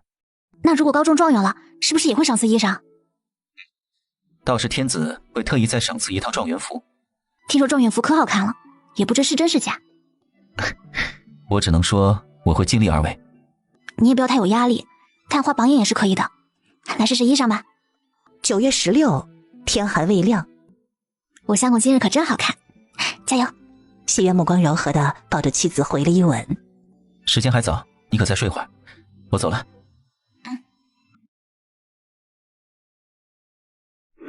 谢渊走在最前面，虽没有刻意去观看，但皇城的样子已经映入了眼帘。红墙绿瓦，几步一个侍卫，很是庄严。就在众人跟着赵侍郎往城前殿走的时候，6公主宋真拉着5公主宋蕊躲在暗处，好奇地打量起来走过来的一众贡士。吴姐，哎呀，吴姐，你快看那个为首的那个新进的贡士，仪表堂堂，貌比潘安，比大哥二哥还要好看呢。是他，竟是之前遇见的那位男子。看到谢渊一众人走了过去，他想都没想，拉着妹妹就追了上去。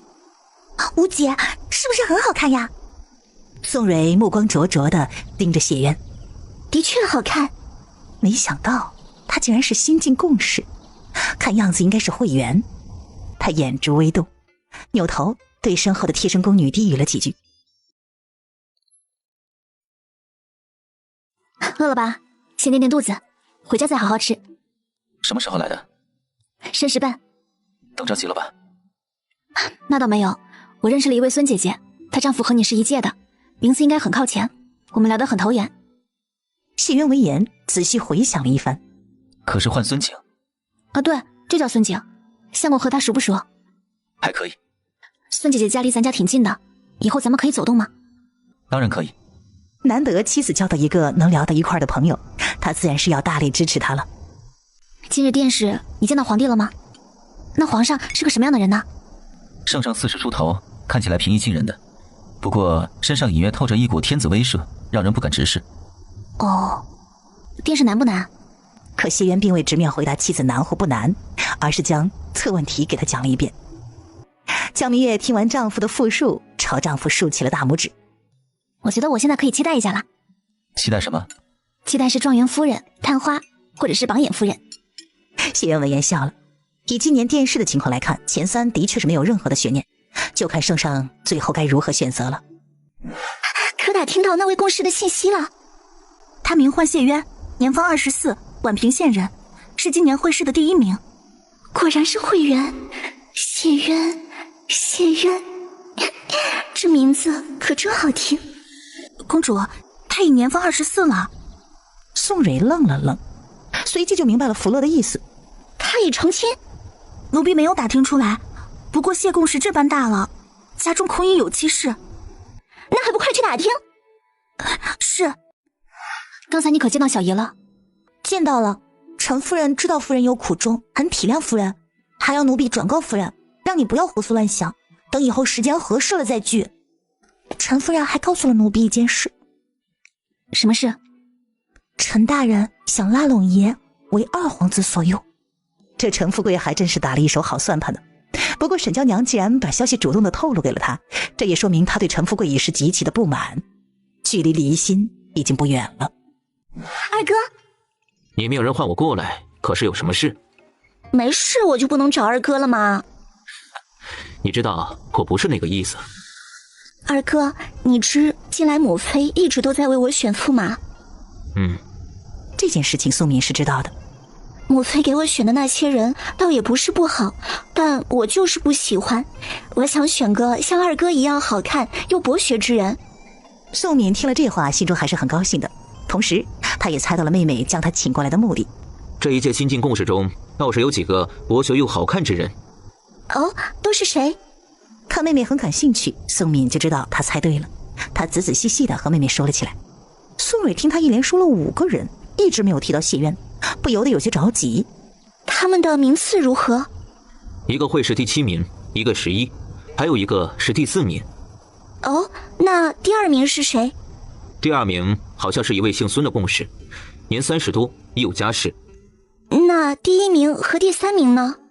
第1名名唤谢渊，出身寒门，身份太低，也已有家室。事情办完了。谢渊点点头。是什么事啊？是件好事，回去了我再跟你细说。书房内，谢渊抱着媳妇儿，将这几个月发生在元江府的事情给妻子说了一遍。也就是说，这段时间张仲岳陆陆续续在向大家施压要钱吗？谢渊点点头。他胆子可真够大的，就不怕此事被朝廷所知。我江家是因为根基浅，在朝廷无人，所以只能任由他拿捏。但杨家、商家、卢家和钱家可不同呢。所以此事朝廷一定会知道。他和岳父算计了那么久，甚至是不惜将所有人都拉下水，就是希望能将这件事情闹大。即便商家、杨家他们不出手，他也会想办法让朝廷知道这件事。你和爹都计划好了？张仲岳向朝廷索要粮草的奏折已到达兵部，相信商家、杨家他们的姻亲这几日会陆陆续续收到元江府的来信，到时候咱们就可以好好看出好戏了。江明月闻言瞬间期待起来。午饭过后，谢渊看着妻子睡着了，悄悄地走出卧室，来到了书房。他将怀中的纸条拿了出来，这上面不仅写了张仲岳向朝廷索要粮草之事，还写了很多事，包括2位适龄的公主要招驸马，兵部有一人暗中投靠了2皇子，以及铁心庵进京述职之事。再说内阁中，谢渊的卷子由一批卷官推荐上去之后，最终到达了沈阁老的手中。沈阁老读完一遍，忍不住又读了一遍。哎，怪不得弟弟会这般看重他这个弟子，这谢渊果然不凡呢。想到殿试时的情况以及沈家和谢渊的关系，沈阁老玩了个小心眼儿，将谢渊的试卷放到了1甲第3。爱卿为何将谢渊的试卷排在第3？此子虽答得好，但言辞过直了。他卷中所提的救民先救官，以反驳曹文清的话甚好，只要是对国对民好的，直率一些又有何妨呢？圣上言之有理，老臣瞩目，请圣上恕罪。此文见解精辟，当选1甲之首。沈阁老见此，心中顿时一喜。二哥要是知道他弟子高中状元，想必一定会十分的高兴的。选新科贡士入宫觐见。起来吧。谢陛下。早在5年前，谢渊就为今日做好了准备。他语气平缓，礼节周到，镇定自若。可婚配了。小子去年秋已成亲，今年就要做爹了。说来我能遇到我的妻子，还是托了圣上的福。哦，我的福。13年前，圣上出游路过元江，曾写过一首有关于元江的诗。你知道哪首诗？小子知道，这首诗广为流传，凡是读书人没有不知道的。正是因为这首诗，小子外出游历之时，曾暗暗发誓，一定要遵循圣上的足迹去元江看看。当然，谢渊以极其幽默风趣的语言，将他和妻子相遇时的场景给圣上说了一番。还真是千里姻缘一线牵呐。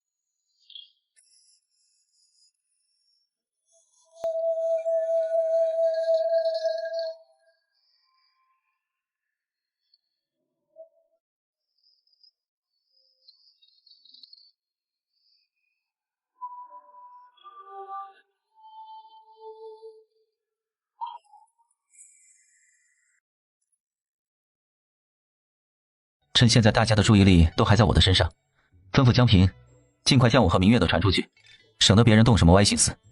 江明红眼中金光一闪，这谢渊还真是将方方面面的都考虑到了。成。说完了最为重要的事情，谢渊紧接着将张仲岳上书讨要粮饷，以及派人盯着杨商几家姻亲的事情给江明红说了一番。这几日大家的焦点都在电视传录大典上，现在传录大典已过，想来近日这几家就该行动了。这还真是个好消息。姐夫，圣上可会因此处置张仲岳？不会，张仲岳是老臣，且还手握10万水军，即便是要处置他，圣上也会先将水师掌握在手里。不过虽不会处置他，但这一次也不会就这样轻轻放过他。朝廷会怎么做？如果我所料不差的话，张重岳私吞铁矿盐矿的事，圣上应该已经知道了。江明红顿时一惊，大长公主是圣上的亲妹妹，她突然离开了宛平，圣上又怎会不关注？前些时候，谢渊将自己推论和他说了一番之后，又道：如果我的猜测为真，圣上应会借着这次机会命他回京自证清白。接下来半年或1年的时间，他应都不会再敢有什么动作。如此，爹娘也就能得以喘息了。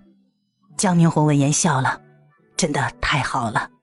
进宫谢恩后的第2天，礼部拟定了探亲假，因为谢渊是宛平县人，回乡假是30天，而因他是新科状元，赐翰林修撰从6品官，主要的日常工作就是负责修国史、记录天子言行等等。第4天，进士牌匾由礼部官员送入到青石胡同的同时，杨家、商家姻亲那边终于有了动静。谢渊接到消息之后，第一时间就告诉了妻子。他们行动了。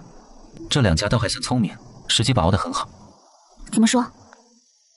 张仲岳的奏折10天前就已到兵部，但因为电视的缘故，兵部的人并未呈给圣上，直到3天前，在大皇子的运作下，他的奏折才送到圣上的面前。圣上看过奏折后，直接给了户部，让他们商量决定最终给多少粮草。这2天兵部和户部每天都在打口水战，现在满朝文武都在关注这件事，而杨家、商家的姻亲选择此时上书，必然会第一时间引起朝堂上诸公的重视。张仲岳一共从阿爹他们手中要走了多少钱？谢渊比划了一个数字，400万粮。不光是钱，他的手下还陆陆续续抢了几家几船的货，又勒索了几船的粮食。他胆子还真大呢。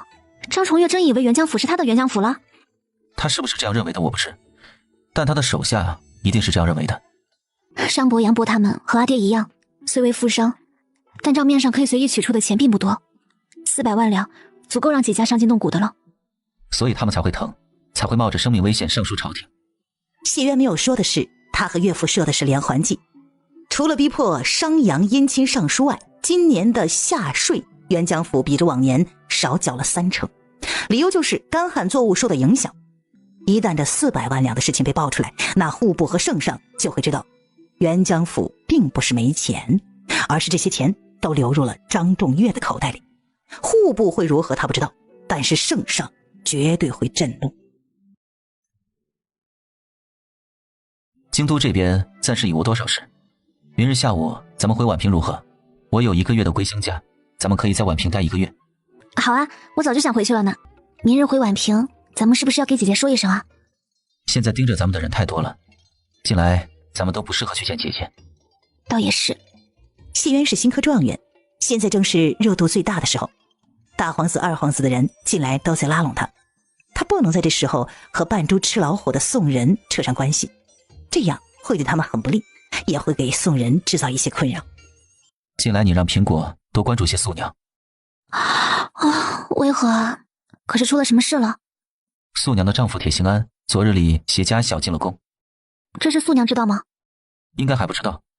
咱们马上就要回宛平，我不想因为他的事耽误了咱们的行程。这个家小？铁行安的继室，以及他的继室所生的2个儿子。那也就是说，铁行安和素娘并无孩子了。以素娘的身体状况，也生不出孩子来。铁行安和素娘到底是怎么回事啊？铁行安是素娘为自己选的夫婿，为了嫁给他，当年他甚至不惜和大长公主断绝了母女关系。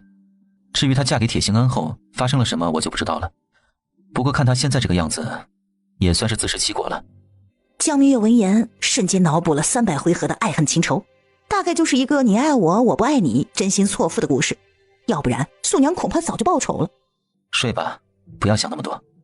明月嗯了一声，将素娘的事情暂压心底，重新闭上了双眼。第2日朝堂之上，臣有事启奏。宋明看着走出来的言官，还没听他说什么，头就先疼了起来。准。臣参镇南大将军张仲岳滥用私权，搜刮民脂民膏400万两。散朝后，皇帝宋明连续走了4圈，心中的怒火才渐渐消散。来安，臣在。给我彻查远江府之事。是。如何？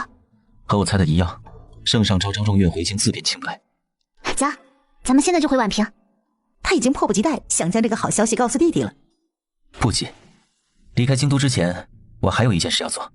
谢渊凑到妻子耳边低语了几句。我在家等你。好。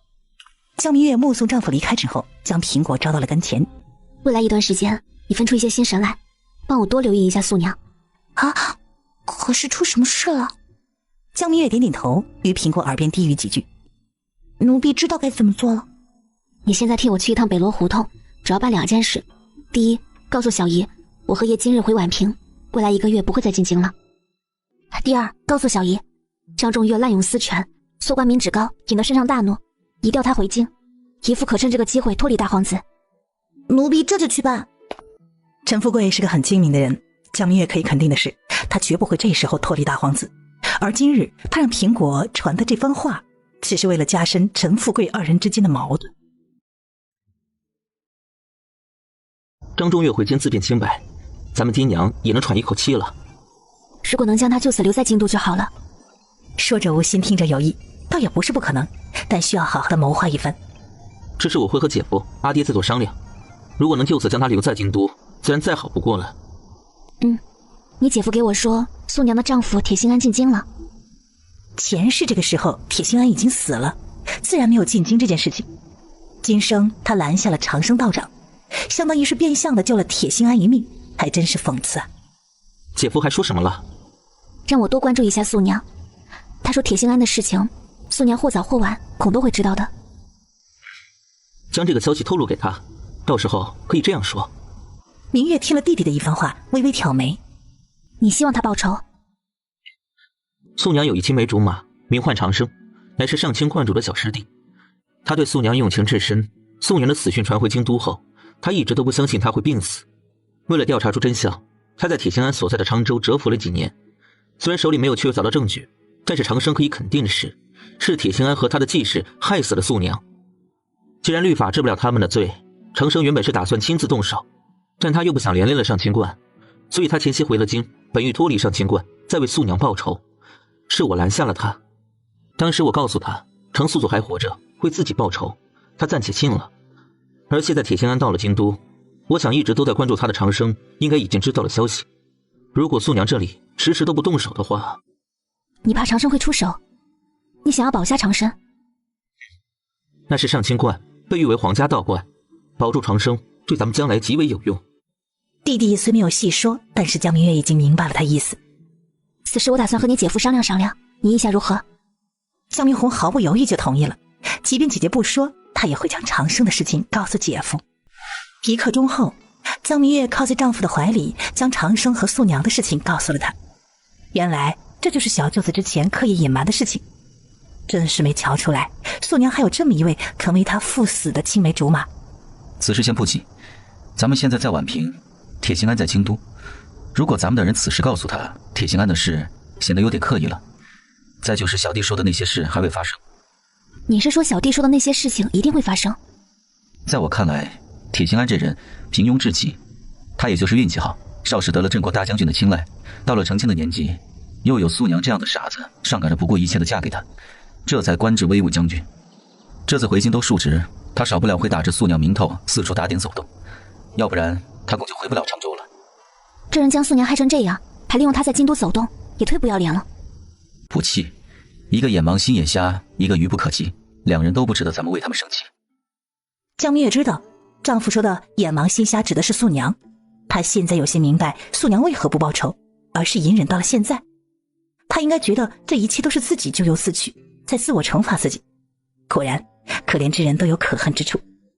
如果咱们生了一个女儿，以后一定要好好教她，不能咱们教养长大后被一个男人三言两语就哄骗走了，那我得呕死。放心吧，咱们的女儿绝不会如此。真的生了女儿，以后我亲自来教。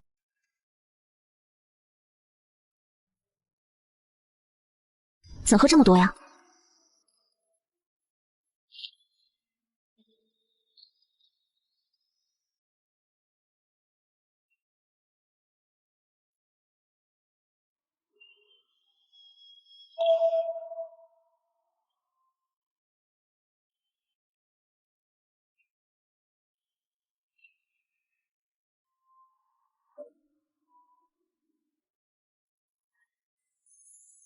上次就想这么亲你了，那次把我吓坏了。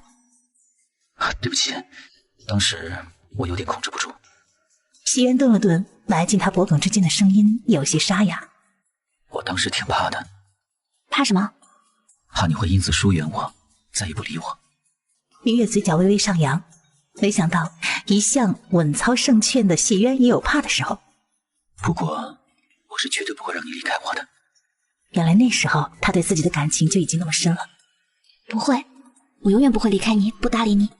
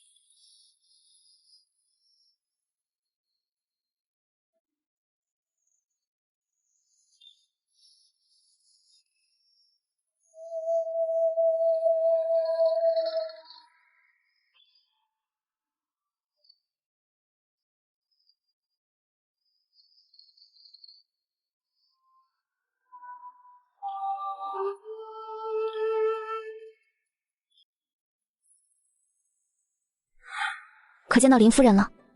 见到了，奴婢去得很巧。我到时，林夫人正在生产。可生了？陈氏生的是一位千金，有7斤6两呢。我看那林秀才还有李老夫人都欢喜得不得了。真好。表妹可还好？下午奴婢到屋里跟她说了会儿话，她虽然疲惫，但是精神头还好。咱们送的那些东西正好派上了用场。林夫人向咱们道谢的同时，还说出了月子就来看您。3日后你还去带我跑一趟。我说的这些对你可有帮助？很有用，帮了我很大的忙。明日我要和三爷爷他们聊一聊，这次应该很快就能成功了。希望三爷爷他们能早些成功，到时亩产增收50斤应不是问题。谢渊眼中暗芒一闪，如果这种肥真的能亩产增收50斤，那大楚的国力在极短的时间内就能再上一层楼。到时候一定要为他妻子讨个诰命，有诰命在身，妻子也就多了一重保护。10月12，进来忙不忙啊？还好，要不要再喝杯水呀？我已喝3杯。啊，那饿不饿呀？不饿。很好。那还不快掏钱？赵明月脚步微顿，停了下来，不知道的还以为遇到了劫匪呢。但那男人竟还是从怀中掏出了几张银票，递给了赖爷爷。赖爷爷，进来可好？嘿嘿呦，状元公来了，随便坐。你们赖奶奶在灶房里做饭呢。赖安闻言抬头看向了谢渊，原来他就是今年的状元，长得又是一个小白脸。他很是守礼的看了一眼江明月，然后就收回了视线。赖爷爷好，我去帮赖奶奶。赖奶奶，我帮你洗菜吧。快坐下，用不到你。你们今日怎过来了？我和相公想你们了，就过来了。啊，那位长相英俊的大哥是谁啊？英俊大哥？就外面那位。你觉得他很英俊？啊，相貌堂堂，威风凛凛的，给人一种很安全的感觉。也不知那位大哥成亲了没有？他这样的人，要是在我们那儿啊，给他说媒的人肯定能从城南排到城西去。外头的赖安又看了眼谢渊，这小伙子虽然是小白脸儿，可他媳妇儿眼光不错。他活了31年，还是头一次听别人说他长得好看，心里那这一个得劲儿啊！真的？我们那边和别处不同，江湖人女比较多，他们就喜欢那位大哥那样的。好，还是你们那边的人有眼光。我之前还担心我儿子就这样砸在手里了。他是你儿子？我最小的儿子今年31岁。他要是去了你那儿，真有姑娘会喜欢。31正值壮年，只要大哥武功好，那肯定会有很多人上赶着给大哥做媳妇的。听到没有？回头你去趟沅江府。赖安闻言，扭头再次看向了谢渊。你夫人是沅江府人？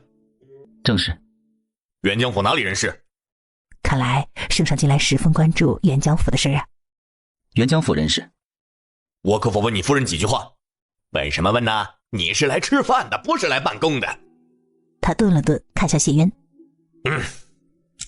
他是我最小的儿子，名唤赖安，不是外人。果然是赖安，安为统领，圣上的贴身侍卫，也是圣上最为器重之人。不知安大哥想问些什么事？我只是想向弟妹打听一些沅江府本地的事，并无其他目的。谢渊最终还是点了点头。赖安看谢渊进灶房换人去了，于是坐到父亲的身边，低声地问：你和娘是怎么认识的这位状元郎啊？他是沈墨那老东西的关门弟子，可以信任。他怎么都没想到这谢渊还有这么一层身份，要知道这事连圣上都不知道。他可知道你们的身份？沈墨曾与我说过，他从未给谢渊说过。那他可有猜出来？他应该猜出我在军中有些关系，去年成亲时向我讨了2个人。赖安看二人出来了，不再多言。安大哥对江源府本地的事很感兴趣，想向你了解一二。谢渊开口的同时，隔着衣裳在妻子手背上写了几个字：我知道了。赖安看着柔柔弱弱一脸温婉的小妇人，开口的时候声音都温和了许多，很怕吓到她，毕竟这可是第一个夸她好看的人。弟妹是沅江府城人士。面对赖安的问题，江明月轻轻地嗯了一声。赖安紧接着询问了一些沅江府的风土人情，感觉到明月已经完全放松下来，他这才打听起了自己最为关心的事情。弟妹可知张大将军？知道。你们沅江府本地人都是怎么评价他的？一开始是好坏参半，但这几年他的风评是越来越不好了。哦，这是为何？别的我不知真假，我只说几件我知道的事情。我们沅江府有一很大的盐矿，开采出来的盐虽大部分都运到了京都，但本地每年都会留一些。往年这些盐足够沅江府百姓日常所用，可从4年前开始，我们吃盐就只能跑到隔壁的越城去买了。应留下的这些盐都被张大将军以各种的名义从知府的手里要走了。而且我听一个盐矿的老人说，这2年张大将军还派人进入盐矿偷偷开采呢。此事为真？那些挖矿的老人都知道这件事情，一问就知。我们沅江府因河水比较多，大多数的人都是以打鱼为生，所以大小的渔船也比较多一些。而据我所知，所有进江河打鱼的人都要向张大将军交2成的税，我们本地人又称为打鱼税。赖老汉闻言眉头微皱，赖安也没想到张仲岳竟敢私自向百姓征税，他真是好大的胆子。不过朝廷从未征过什么打鱼税，此事，而且沅江府那边的官员从未上报过此事。我嫁给相公后才知朝廷从未征过什么打鱼税。沅江府的百姓一直都以为这税是朝廷征收的，至于那些向朝廷上书禀告此事的官员，要么被突然罢了官，要么就是稀里糊涂的死了。此事安大哥回去后查一查便知。赖安点点头，看向江明月。还有吗？3年前张大将军征过一次兵。赖安父子听闻这话，脸色瞬间一变。征了多少？最少应有2万吧，具体的我就不知道了。张仲岳竟敢私下里养兵，他想干什么？造反不成？坐下，你娘马上就做好饭了，吃完晚饭再走。回来了。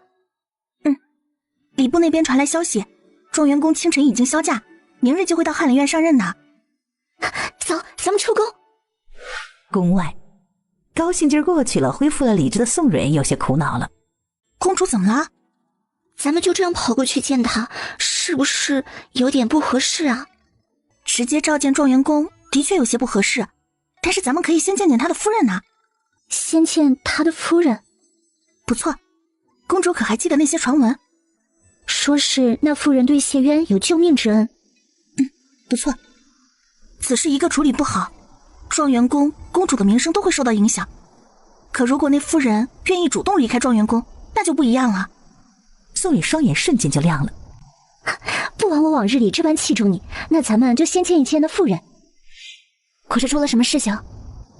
夫人，公主传唤。公主传唤？她应该不是出现幻听了吧？苹果神色凝重的点点头。服侍我穿衣吧。江明月并不认识那公主，这好好的怎么会有公主来传唤她呢？想来想去，问题应该出现在相公的身上。联想到之前弟弟和自己说的那些话，江明月的心中有了数。夫人，要不要派人将爷给换回来啊？别担心，我能应付。谢渊这般优秀，江明月可以预见的是，以后这事儿肯定不会少。他不能每一次都让谢渊出面帮自己解决吧？嬷嬷，别担心，我去日就回。让奴陪夫人一起，待在家里我实在是无法安心呐。公主召见，这是好事儿，你们不要胡思乱想。再则，皇家教养出来的贵女，肯定是知书达理、德貌兼备，应该不会刻意为难我一个小妇人的。夫人，我陪你一起。嬷嬷，你年纪大了，就不要随我来回奔波了。有素衣、苹果随我一起呢，你安心，我一定会平平安安的回来。桂嬷嬷自是想到素娘的身份了，郑重道：“夫人，我就交给你了，替我照顾好她。”臣妇谢江氏，见过公主殿下。大胆！你这妇人好不知礼啊！见到公主就应该跪下行叩拜大礼。江明月身后的苹果脸色微微一变，正欲上前，素娘拦下了苹果，轻轻地摇了摇头：“小夫人不知礼数，还望公主恕罪。”宋蕊看着低头准备行跪拜大礼的人，视线落于他圆滚滚的肚子上。罢了，坐吧。多谢公主殿下。等到宫女搬来小凳子，江明月动作优雅地半坐于小凳子上，微微抬头看到宋蕊时，又是一惊，竟是她。那日谢渊打马游街时，他曾和这位公主殿下有过一面之缘。你认出我来了？公主殿下气质出众，长得又这般漂亮，只要看一眼就很难让人忘记。江明月有一种很神奇的能力，就是当他看着你说话时，总是温润软约，而且很真诚，很轻易的便令人觉得他说的都是真的。比如此刻的宋蕊。宋蕊今日本来是来发难抢他相公的，可是江明月这般夸他，他反而不知该如何开口了。你在看什么？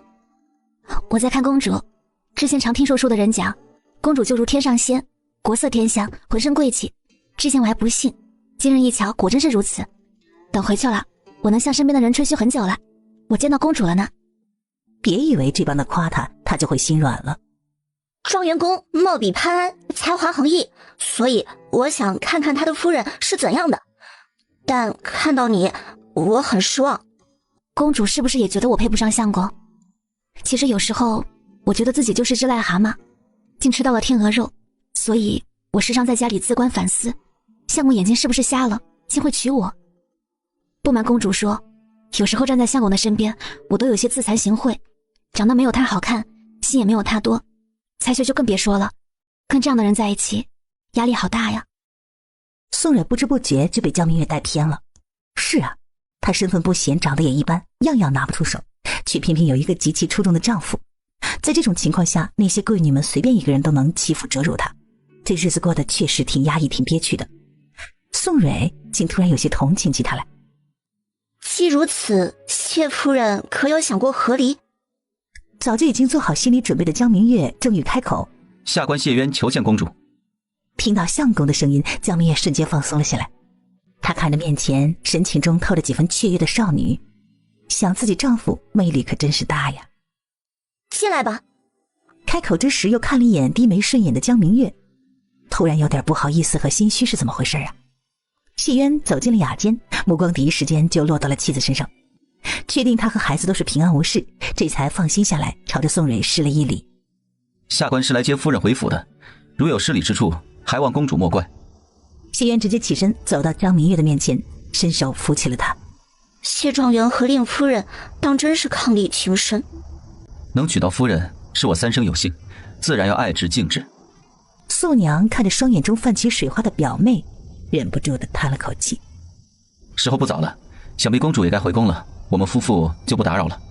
我夫人从未学过什么礼数，再加上马上就要生产，为了避免冲撞到公主，未来一段时间就安心在家中养胎，再不外出。话外意思就是，你就不要再召见我媳妇儿了。马车里，谢渊紧紧地握着妻子的手，再三确认。真没事。这位公主还挺好相处的。好相处？明月嗯了一声。你们都聊了些什么？你当初打马游街的时候，我与这位公主殿下有过一面之缘。她见我认出她来，有些惊讶，没想到我竟还认得她。我借这个话题不停地夸她，这人就没有不喜欢听好话的。我想，无论她召见我有何目的，应该都不好再为难我的。你做得很好。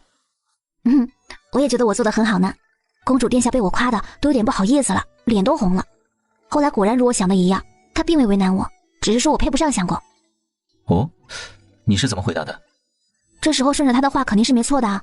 她说我配不上，那我就配不上呗。我当着她的面狠狠地夸了你一番，然后将自己踩到泥土里，显得极为卑微。结果就是公主殿下成功被我带偏，同情起我来了。后来你就来了。你很好，在我的眼里心里，这世上没有哪一个女子有你这么好。不是你配不上我，是我配不上你。不是你配不上我，是我配不上你。今日妻子虽凭借自己的聪明才智躲了过去，但下一次呢？如果下次再发生这样的事，你一定要第一时间派人通知我。你装病拖延时间，等我回来处理。还有下次啊？看来相公在外面惹的桃花债不少呢。听着妻子说话酸溜溜的，西渊低头安抚的又亲他一口。我只是说如果再发生类似的事，交给我处理，知道吗？明月点点头，一脸的乖巧温婉。二皇子府，宋敏听着贴身公公的禀告，多少有些诧异了。没想到五妹喜欢的竟是谢渊，他真不知是该说他有眼光，还是眼光不好。京都关于谢渊和他夫人的事情，他也是略有耳闻。先是救命之恩，紧接着是父皇金口预言的千里姻缘一线牵。宋敏觉得这一切的一切，都是谢渊故意宣扬出现的，其目的也很简单，就是为了保护他的夫人。由此可见，他和他夫人的感情应该很好，五妹这一片深情恐怕注定要错付了。不过谢渊既然惹得妹妹如此伤心，他少不了要替妹妹出口气。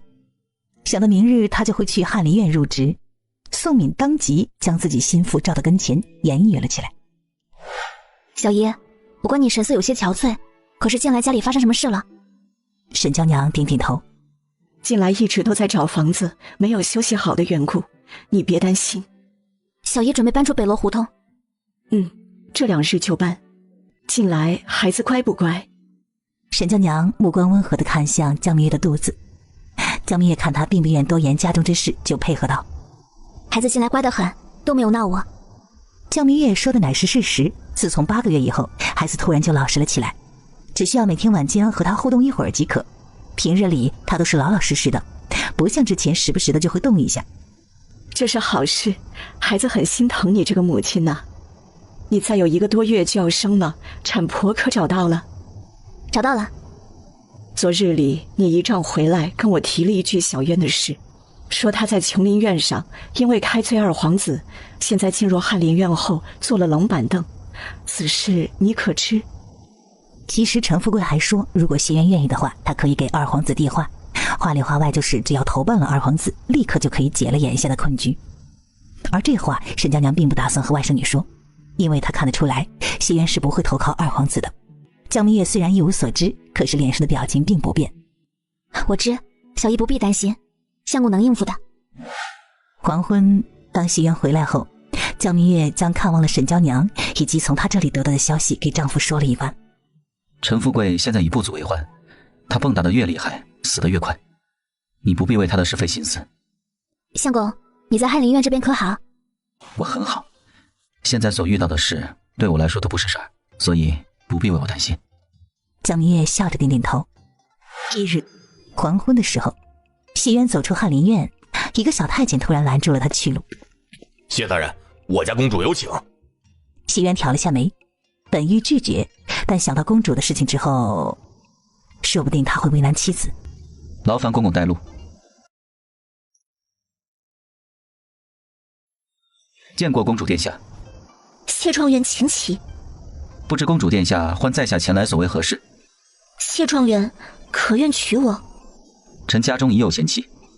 你可休了她，一个商户女罢了，她配不上你，也给不了你什么。我不同，我乃是一国公主，只要你娶了我，财富、地位、权势，这些通通唾手可得。我相信谢状元是聪明人，应知道该如何选择。公主既这般优秀，又何必挖空心思抢别人的男人？商户女又如何？只要臣喜欢就可。在我看来，公主也就比我妻子会投胎而已。谢渊明明可以用更加委婉的方式拒绝公主，但这一刻却采用了激进的方式。没有人可以当着他的面折辱他妻子，哪怕这个人贵为公主。大胆，竟敢对公主如此说话！谢渊瞬间气势大变，咄咄逼人。你小小的宫女，竟敢对朝廷命官大呼小叫，才是好大的胆子！对上谢渊冰冷的双眸，福乐心中微微一凛，气势瞬间弱了下来。谢渊，你当真不愿娶我？公主金枝玉叶，值得更好的。臣和臣的妻子伉俪情深，恩爱两不疑，再容不下他人。很晚了，臣还要回去陪臣的妻子吃饭，就不打扰公主了。谢渊，可惜谢渊就像没有听到似的，一步都未停，头也没回，大踏步的离开。宋蕊望着离开的谢渊，身体微微的摇晃，崩溃的瘫坐在地上，想着出宫时母妃对他说的那些话，他缓缓的闭上了双眼。公主，算了吧，谢渊他配不上公主的，公主值得更好的。没有人比他更好了。等着急了吧？想到这段时间你食欲不振，我绕路去买了一些果脯，就耽误了一些时间。公主召见他的事情，他并不想告诉妻子，免得他担心和忧虑。只要你无事就好。不要胡思乱想，这里是京都，我又是官绅，只要不犯错，无人能把我怎么样。饿了吧？咱们吃饭。就在二人用晚饭之时，宋蕊回到了宫中。贤妃娘娘看着双眼通红、一脸伤心的女儿，就已经知道结果了。这次可死心了。母妃，我不甘心，我不甘心的。我是公主，身份尊贵，容貌出众，无论是礼仪还是学识，哪点比不上那个商户女？为何她宁愿选她，都不愿意选我？这不是比得上比不上的缘故，也并不是你不够好，而是喜不喜欢。这世间最不能勉强的就是感情。蕊儿，放下吧。谢渊就那么好，值得你这般为他伤心？我知道这样不对，可我就是控制不住。你就那么喜欢他？很喜欢。非他不可？哥，你帮帮我。我来想想办法，但是能不能成，我无法向你保证。我相信哥哥，有你出手，肯定能成功。好了，那就打起精神来，别让姨母为你担心了。宋敏安抚好妹妹，出了皇宫。谢渊这里走不通，那就从江明月的身上下手。宋敏回到府中，将事情交代下去之后，就暂时把这件事情放于脑后。现在对他来说，最重要的是扳倒张仲月。夫人，田夫人来了。江明月微微的有些惊讶，没想到婉言拒绝了田夫人几次之后，她竟直接找上门来，现在倒不好再拒绝了。将田夫人请到正堂来。这位就是谢夫人吧？冒昧来访，如有打扰之处，还请你见谅。田夫人哪里话，快请坐。我很快就要生产，身体笨重，也很久没有出门了。听说近来京都十分热闹，也不知是真是假。的确热闹，前些时候我和老爷出门，正巧碰到了谢大人的车驾。我家老爷本想和庄园公打声招呼，没想到谢大人却被公主请了过去，当时我们都吃惊的不得了呢。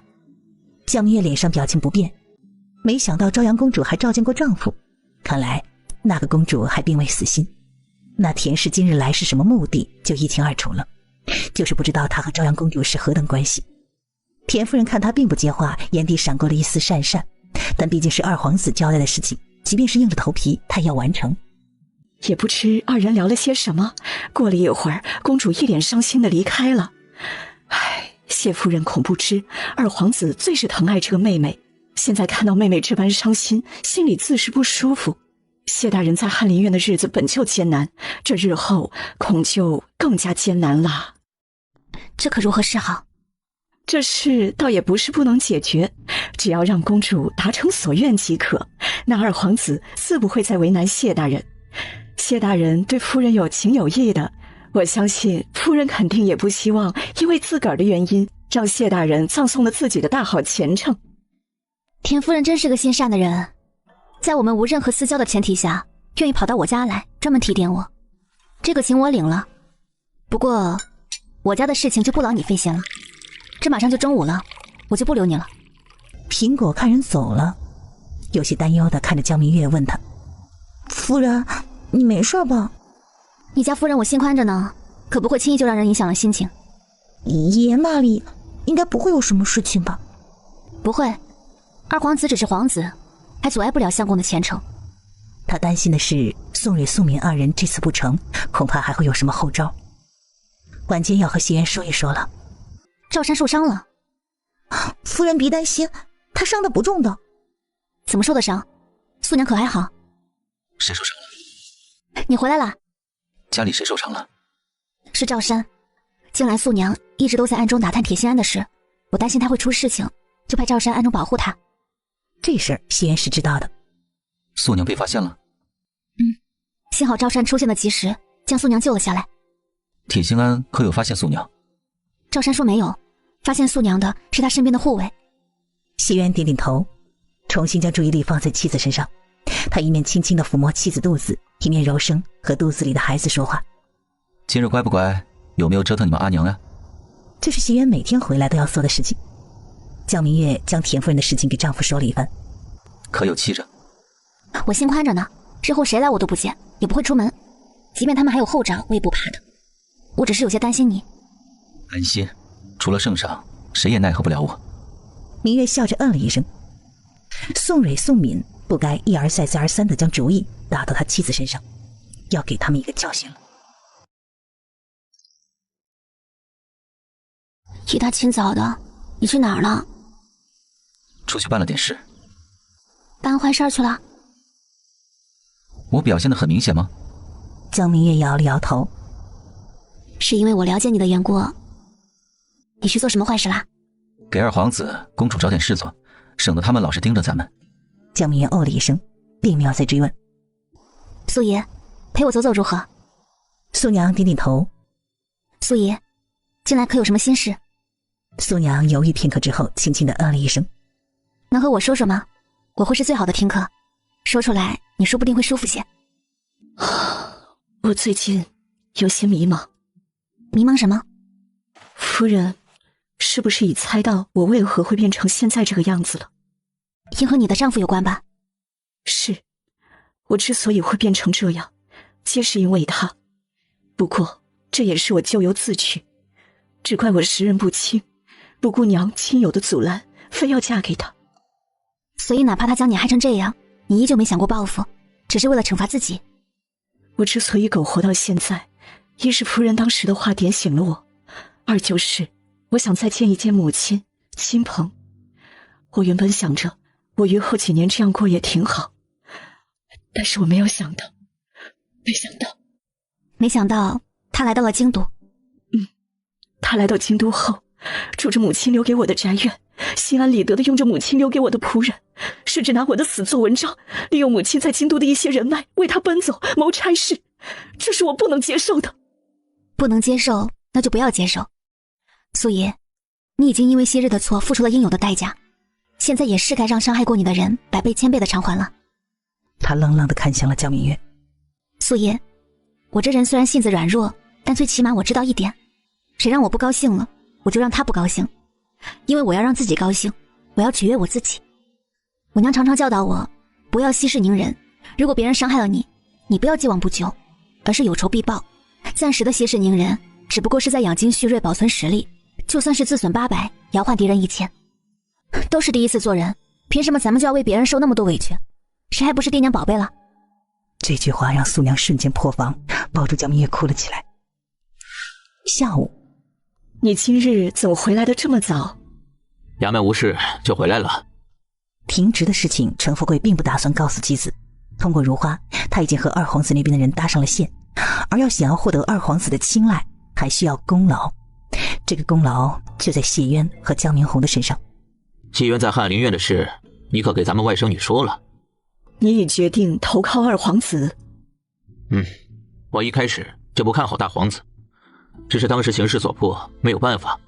但是现在不同，我已和二皇子的人搭上了关系，且知道二皇子最近正在查张仲岳的事情，这对咱们外甥来说可是扳倒张仲岳的天赐良机。如果他愿意将张仲岳在远江府的所作所为告诉二皇子，如果他手里掌握着一些张仲岳的罪证，你就别做梦了，我不会充当你的说客。同样的，他们也不会投靠二皇子。我这可是两全其美之计，成了对咱们大家都有好处。况且我费心费力的做这么多，还不是为了咱们的这个小家？你是为咱们这个小家，还是为了你的野心？朝堂之上的事儿很快就传到了江明月的耳中。真的？不仅进了二皇子3个月的族，就连贤妃娘娘也受到了影响。那个公主殿下短时间内应该是出不了宫了。江明月知道宋敏的生母乃是贵妃，只不过在她5岁时，贵妃娘娘就病逝了。后来她的姨母进了宫，也就是现在的贤妃娘娘。贤妃受了处罚，作为她女儿的宋蕊，未来一段时间自是要低调行事。丈夫这一手还真是高啊，可以说是一箭双雕。大佬就是大佬。身体可好些了？对不起，让夫人担心了。现在我很好，夫人比我通透。昨日里听了夫人一席话，我只觉得豁然开朗。能帮到你就好。接下来你打算怎么办？我要报仇，他们2人欠我的，我要一笔笔的讨回来。你打算怎么做呢？素娘沉思了片刻。我需要爷的帮忙。行，我大相公答应你了。等晚间相公回来了，你们可好好的聊聊。正堂内，爷，我本姓程，名唤素素。这些我也知道，现在你还是说些我不知道的吧。比如当年你和威武将军的事，可是轰动了整个京都，你们矢志不渝的爱情直到现在还广为流传。而这才过了几年，你怎就变成现在这副模样了？程素素先是一惊，紧接着则是羞愧。西渊的最后几句话像是一巴掌狠狠地扇在了自己脸上。程素素深吸了一口气，这才压下了心中翻涌的情绪，向西渊讲述起来。你打算如何报仇？我这一生最愧对的就是我的母亲，她为我伤透了心，现在好不容易才走出来，我不想再让她为我难过。你想悄悄报仇？你可能直接面圣？能，不过我要先取回一样东西，那东西在母亲给我的宅院中，而现在这个宅院被铁心安2人霸占了。我可帮你取出那件东西。报完仇后，你有何打算？应该会离开京都。你的身体需要一处风景适宜的地方静养，且药不能停。我倒知道一个好去处，就是不知你愿不愿意。哪里？上清观。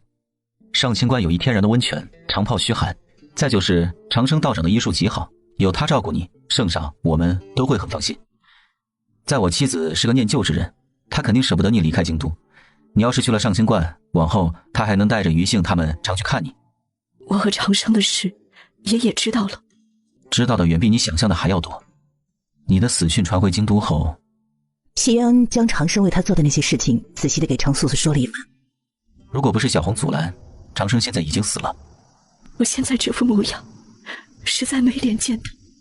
你不该如此看低长生道长，他和世俗中的男子不一样，他所看重的并不是你这副皮囊。且我可以肯定的是，看到现在的你，他非但不会嫌弃你，反而会更加心疼你。过了许久，他声音有些嘶哑的应了一声好。明日我会将长生道长请过来，东西拿到手后，晚间有他陪你一起悄悄进宫，你意下如何？我听爷的，长生来了就无需再去取那件东西了。程素素看西渊双眼中闪过了一丝惊讶，心中顿时舒坦了许多。最起码他并不知道长生的身份。进宫后，我需你帮我做件事。何事？去见见朝阳公主，把你的经历好好跟她说一说，希望她能引以为戒。冷不冷？这会起风了呢。你更冷？不冷，反而有些热呢。长生是50出过来的，没出什么事儿吧？知道了素娘现在的情况，他有些承受不住，怒气冲冲就要去杀人呢。好在我和素娘拦住了他。辛苦了。明月轻轻地摇摇头。夫妻二人吃完晚饭，长生扶着素娘走了出来。素素已经这段时间的事都告诉了我，谢谢你们救了她，并给了她一个安身之所。此情我铭记于心，日后如有需要我的地方，你们只管说。长生道长不必如此，这是我夫人与程姑娘之间的缘分。一句程姑娘瞬间愉悦到了长生，他并没有再说什么，而是将这份恩情放于了心里。我们该走了。外面起风了，很有可能会下雨，小心着凉了。加油，我们永远都是你的后盾。夫人，谢谢你。道长，素素姐我就交给你了。长生点点头，扶着程素素在二人注视下走了出去。回屋吧。不知为何，我突然有些紧张。安心，程素素一定会达成所愿。再怎么说，她也是圣上的外甥女，而且还是唯一一个外甥女，圣上绝不会让人如此欺凌她。听了丈夫的一番话，焦明月倒是淡定了下来。今日还是在使馆里整理卷宗吗？西渊将翰林院的事情简单和妻子说了一番。也就是说，从明天开始，你就要在沈世讲的手底下做事了。西渊嗯了一声。这么大的事，你怎么不早些告诉我？刚才晚饭时，咱们应该庆祝一下的。这算什么？等我得见圣颜后，咱们再庆祝也不迟。皇宫御书房内，你说谁来了？旭公子，快让他进来。一会儿过后，长生走了进来。自家人就不必拜了。几年不见，倒是结实了不少。何时回来的？还早吗？刚回来不久，以后我会在上清观清修，没必要的话，不会再离开京都了。好，不走好。以后三叔想你了，就能去上清观里看你了。三叔，我还带了一人来看你。哦，谁？皇帝宋明看着戴着面纱缓缓走进来的妇人，只觉得有点眼熟。这是……程素素恭恭敬敬地跪下，朝着皇帝宋明行了个大礼。抬头时，双眼已是通红。舅舅，舅舅二字让皇帝宋明如遭雷击，身体不受控制地后退了一步。长生急忙扶住他。你叫我什么？舅舅，我是素素。素素，你是素素？你没死，这到底是怎么回事？这还要从8年前说起。前半夜无人知御书房内发生了什么，只知道圣上勃然大怒，愤怒声甚至传出了御书房。而后半夜，一队禁卫军离开了皇宫。旭哥哥，我在。我想去见见朝阳。小时候二人关系极好，长生并没有怀疑什么。如何？威武将军连带家小昨天晚上都被抓了。素娘成功了呢，就是不知圣上用的什么名义抓的铁心庵。江明月心中好奇，就问了出来。欺君罔上，贪赃枉法，草菅人命。辛苦了，你下去吧。素姐姐，长生道长。长生冲江明月和善点点头，对素素道：我在外面等你。然后将时间留给了他们。铁心庵被抓的事情我已经知道了，现在感觉如何啊？是不是很高兴？高兴又爽快。出宫后我特意去了一趟天牢。你去见他们了？他们看到我惊恐害怕又绝望，那一刻我整个人瞬间就轻松了下来，心里也是前所未有的畅快。现在这种结果很好，我不会杀他们，我要让他们余生都生活在我的恐惧之中。如果不是你当初出手相助，我看不到今日。这段时间我过得很开心，如果可以，我真的想就这么一直待在谢府。我可不敢再收留你了，不然长生道长心里还不知会如何怨我呢。一句话冲淡了悲伤的气氛。他敢？上清观距离京都并不远，你只管随他去。回头我只要有时间，就会带着余杏去看你的。好，你生产后一定要第一时间给我报个信。明月轻轻地嗯了一声。余杏跟着我的时间虽然不久，但是她聪明，手也巧，也尽得我的真传，造房的事你可放心交给她。再就是这丫头心思有些深，你要是有时间了，可多跟她聊聊。我看得出来，除了你跟小红，她其实并不太在意其他人。你安心，我和阿弟、相公会照顾好他们兄妹的。夫人，我还有一件事要告诉你。明月嗯了一声，朝阳往后应都不会再寻夫人的不是。江明月没想到丈夫竟背着自己做了那么多，心中满满的都是感动。黄昏，走了也好，他在咱们家总归不是个事儿。所以现在管造房的是于杏。于杏已经出师，不过他毕竟还小，我怕他累着，将荷花划给了他。等咱们孩子出生了，如果忙不过来的话，就请2个浆洗的婆子可好？谢渊点点头。今天孩子乖不乖？很乖的，今天都没怎么闹我。咱们的孩子和别人的孩子还真不同，别人都是越节节生产，孩子越活泼，他们反倒是越老实。这说明咱们孩子知道心疼人。嬷嬷也这么说的，近来我比这之前轻松了很多呢。相公，谢谢你。谢渊不解嗯了一声。苏娘都告诉我了，保护好你和孩子是为夫的责任。明月闻言靠在男人的怀中，心中满满都是幸福。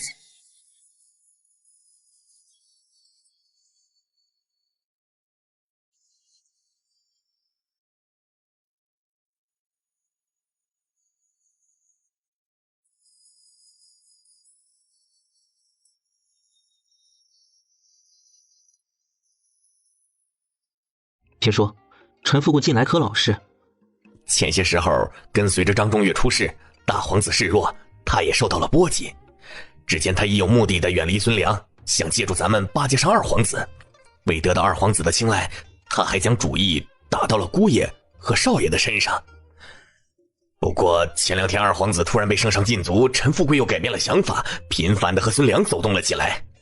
别说，陈富贵是留不得了。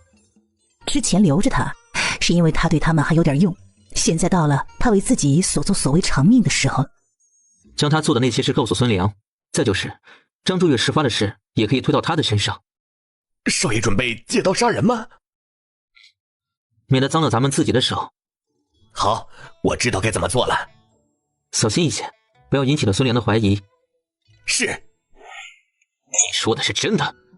假江明月的事儿是暗街的王老板和侄儿喝酒时无意说出来的。侄儿听到这事儿的时候也不信，那陈富贵胆子那么大，连咱们都敢诓骗。后来我特意去打听了一下，没想到竟是真的。而且侄儿还查到陈富贵在外养了一个外室，那外室是二皇子的人。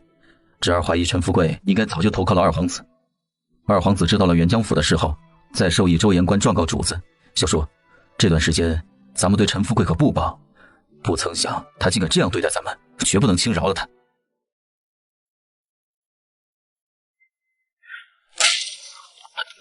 你们是什么人？想干什么？陈富贵望着官兵，心中突然有种不好的预感，面上其实丝毫不显。这时孙成从众人的身后走了出来。陈富贵看到孙成，心中突然咯噔一下，难道他做的那些事儿被孙良发现了？程贤侄，你这是做什么？这中间是不是有什么误会？陈富贵，你真是好大的狗胆，连我们都敢诓骗。爷的事儿是不是你告诉二皇子的？冤枉！我和二皇子一点关系都没有。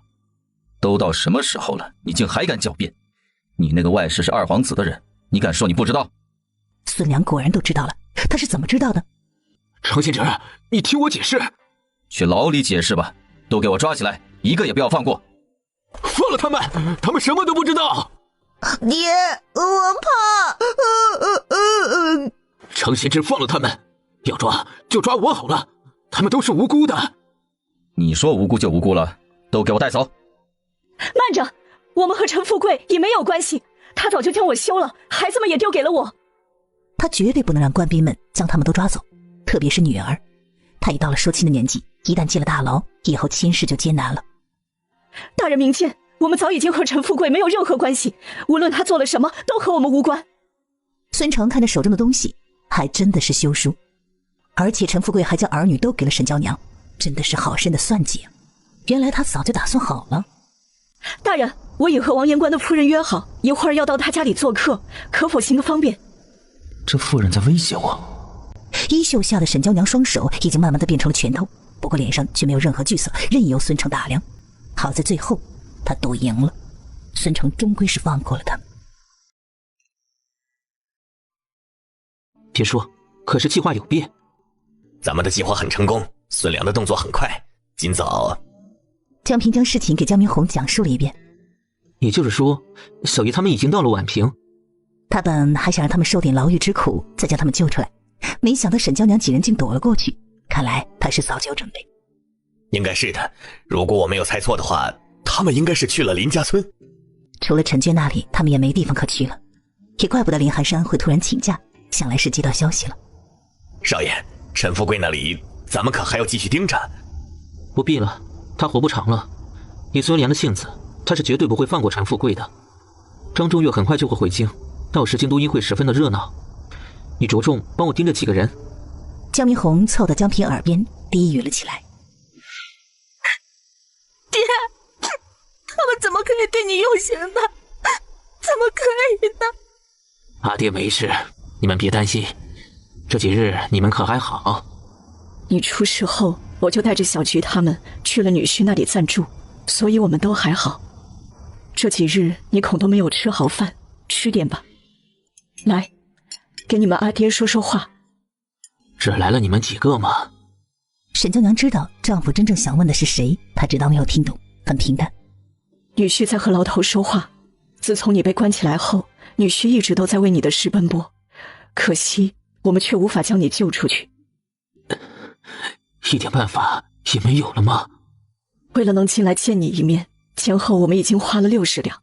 严哥他们还小，我手里积蓄已经不多，往后恐是来不得了。陈富贵听了这话，盯着妻子沉默了许久。严哥、叔哥，你们来。以后阿爹不在你们的身边，你们要听娘的话，知道吗？严哥，你是长子，往后要帮着阿爹照顾好你们阿娘，保护好姐姐和弟弟。陈岩声音发颤地了一声。陈富贵和2个儿子说完话，又将2个女儿叫到跟前，叮嘱他们一番之后，你们先出去吧，我和你们阿娘说说话。陈娟擦了擦眼角的泪，领着泪眼汪汪的弟弟妹妹离开了天牢。你可是在怪我？休书是什么时候准备的？知道你在外面养了外室后，不是你想的那样。我无论是什么原因，你养小是事实。看在几个孩子的面上，我曾给过你一次又一次的机会，劝过你一次又一次，我拦不住你，唯一能做的就是保全几个孩子。沈娇娘将酒坛推于他面前，如果熬不下去了，你就喝了它。对不起。沈娇娘深吸了口气，压下了心中翻涌的情绪，抬脚走了出去。陈富贵直到看不见妻子身影，这才收回了视线。他眼眶通红地打开了酒坛，酒混合着泪，一口又一口地咽了下去。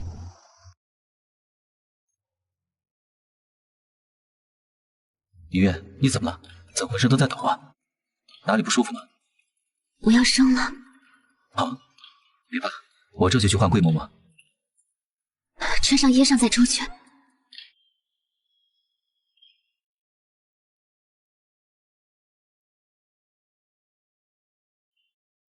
夫人要生了，快将桂嬷嬷请来。啊，这我就去换嬷嬷。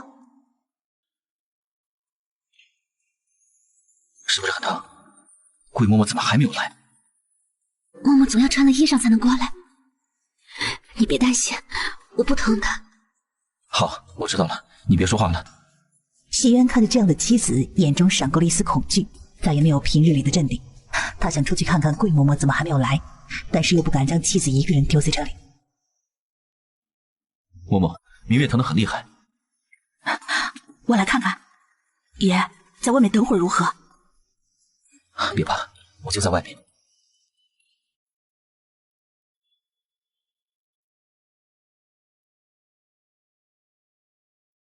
陈荣，你现在就回宛平，将栾叔请来，顺道告诉少爷，夫人要生了。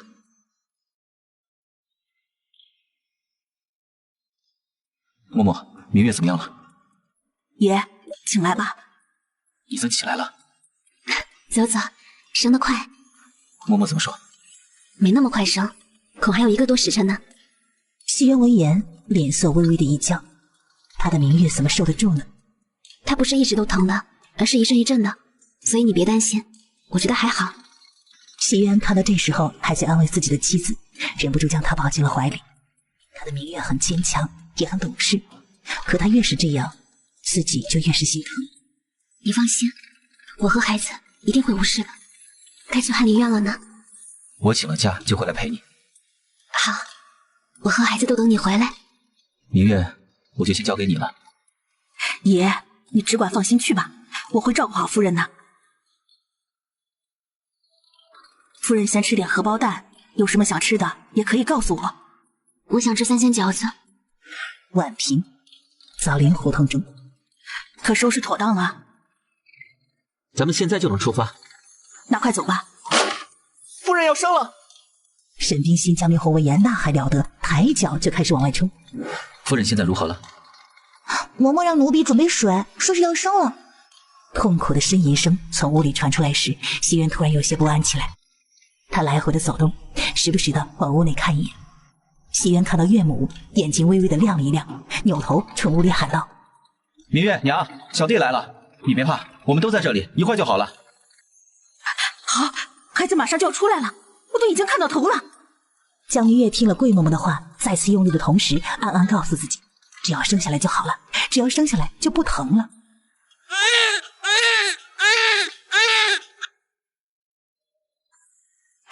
夫人，加把劲儿，还有一个呢。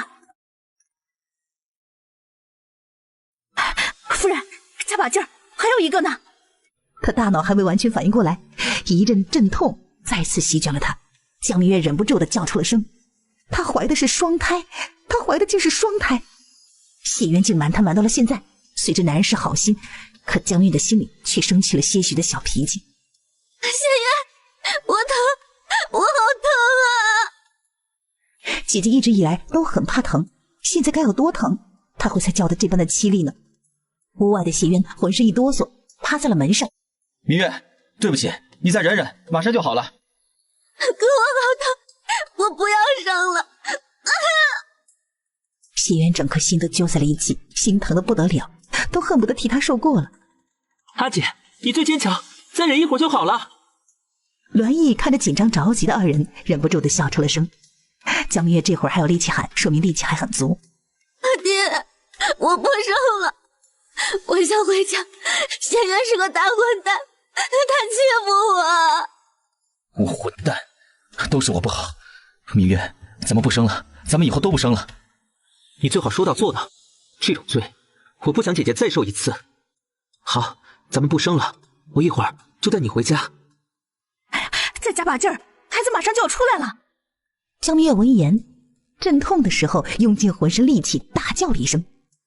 屋外的谢渊身体一僵，听屋内突然没了动静，着急的喊了起来：“明月，明月！”而江明红听到这一声惨叫，双腿一软，紧紧的抓着门，这才勉强站住。缓了几息，正想叫姐姐，可是一声婴儿的啼哭声突然从屋内传来。没有了吧？没有了，恭喜夫人是龙凤胎呢，姑娘是姐姐，哥是弟弟。江明月虽然很想看一看两个孩子，但她实在是睁不开眼睛，一下子就昏睡了过去。去报喜吧。好，爷少爷，夫人生的是龙凤胎，姑娘是姐姐，哥是弟弟。好，真好，今生姐姐不仅有爱她的丈夫，还有孩子了。而屋内桂嬷嬷替江明月处理污秽的时候，脸色顿时一变。苹果，快请栾大夫进来。明月，怎么了？快拦住爷，小心他带了冷风进来，惊了大人和孩子。谢渊硬生生的止住了脚步。明月怎么了？桂嬷嬷，我姐姐怎么了？出血了。一句话让两个男人脸色大变。别担心，我进去看看。谢渊用最大的毅力稳住了心神，双腿发软，紧跟其后。栾毅坐下来替江明月把脉。谢渊看着脸色煞白、昏迷不醒的人，心如刀绞，闭上了双眼。此时他很乱，心中更是万般的滋味一同涌上了心头。我姐姐如何了？栾叔，明月绝不能有事。别担心，明月没事。谢渊闻言缓缓地吐出了一口气，整个人晃动了几下，这才站稳。没事就好，没事就好。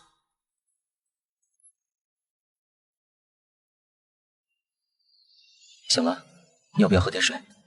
西渊起身沏了一杯红糖水，我喂你喝。张明月将红糖水一饮而下，在男人的服侍下漱了口，又重新躺下，这才问道：“孩子呢？”奶娘们正在喂奶，等吃完奶，岳母就会将他们推回来了。原来并不是我幻听，阿娘真的来了。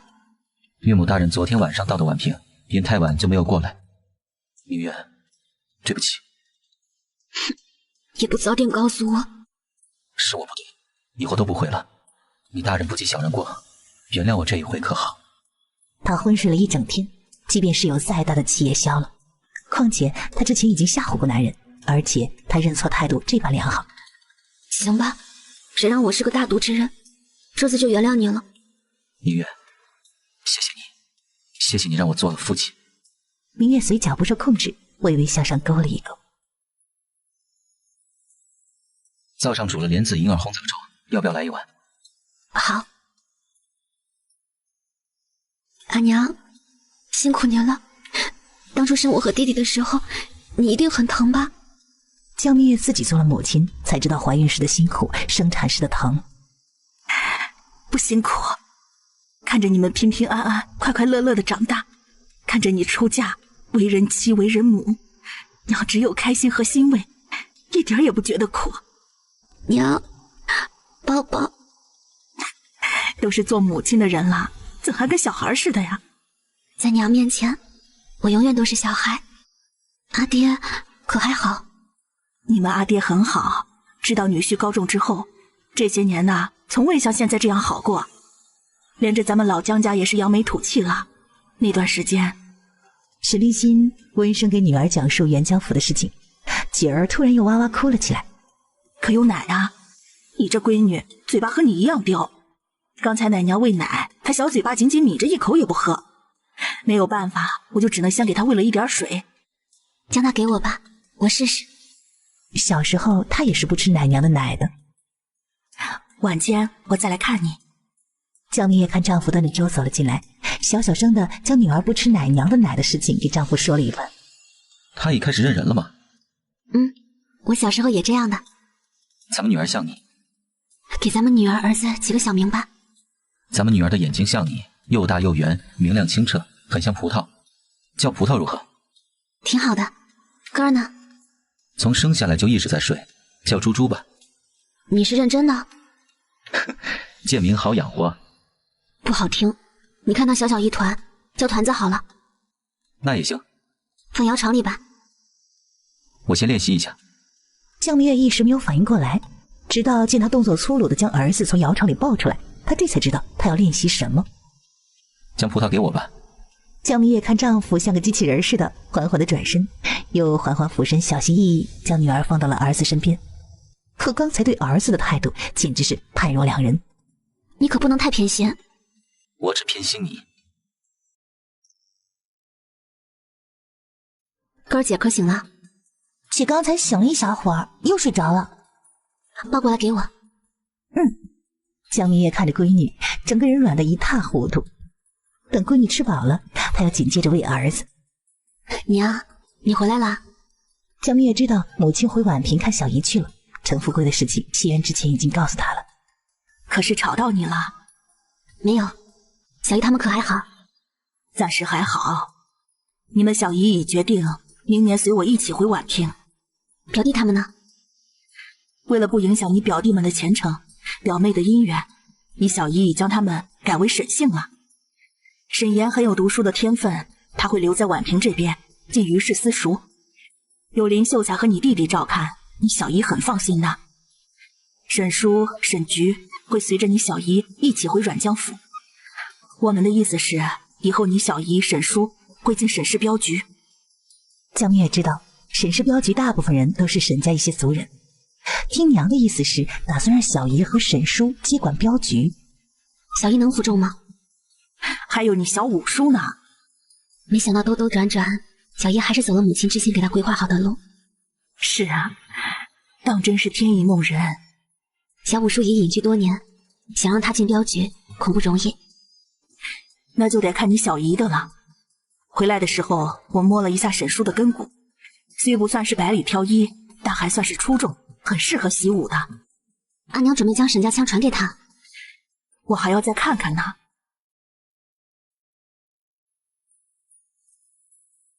气色倒是比昨日好了一些，主要是睡得好，葡萄团子可乖，乖得不得了。除了吃奶、拉尿的时候会哼哼几声，其他时间都在睡觉。谢渊走到摇床前，伸手轻轻地摸了摸女儿，又摸了摸儿子。这玉坠哪来的？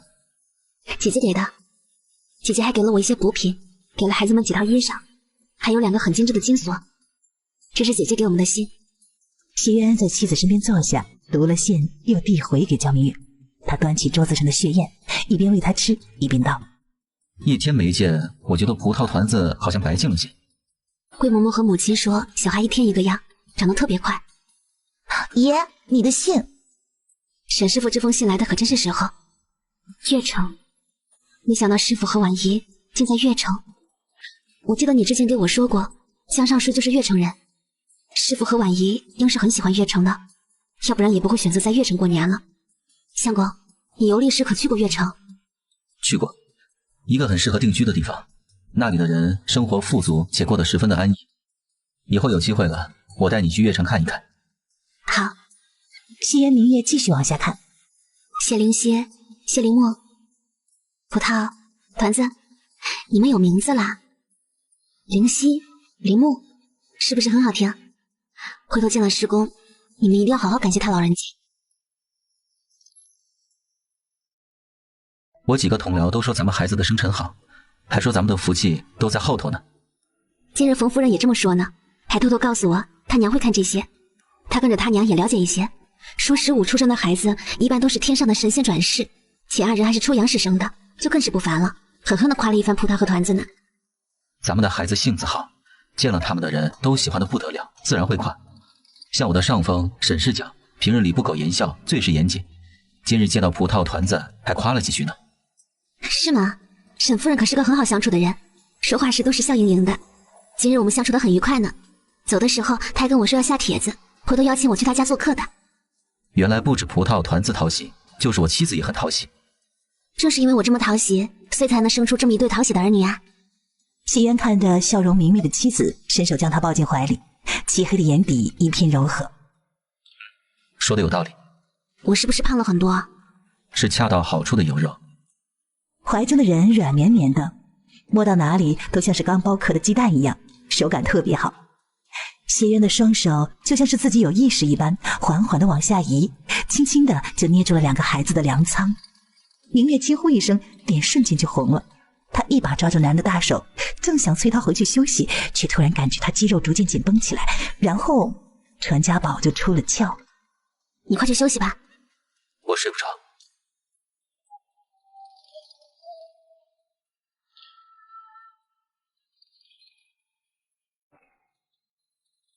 相公，前面3个月不行，后面3个月不能，你又做了1个月的月子。明月，咱们满打满算才成亲16个月。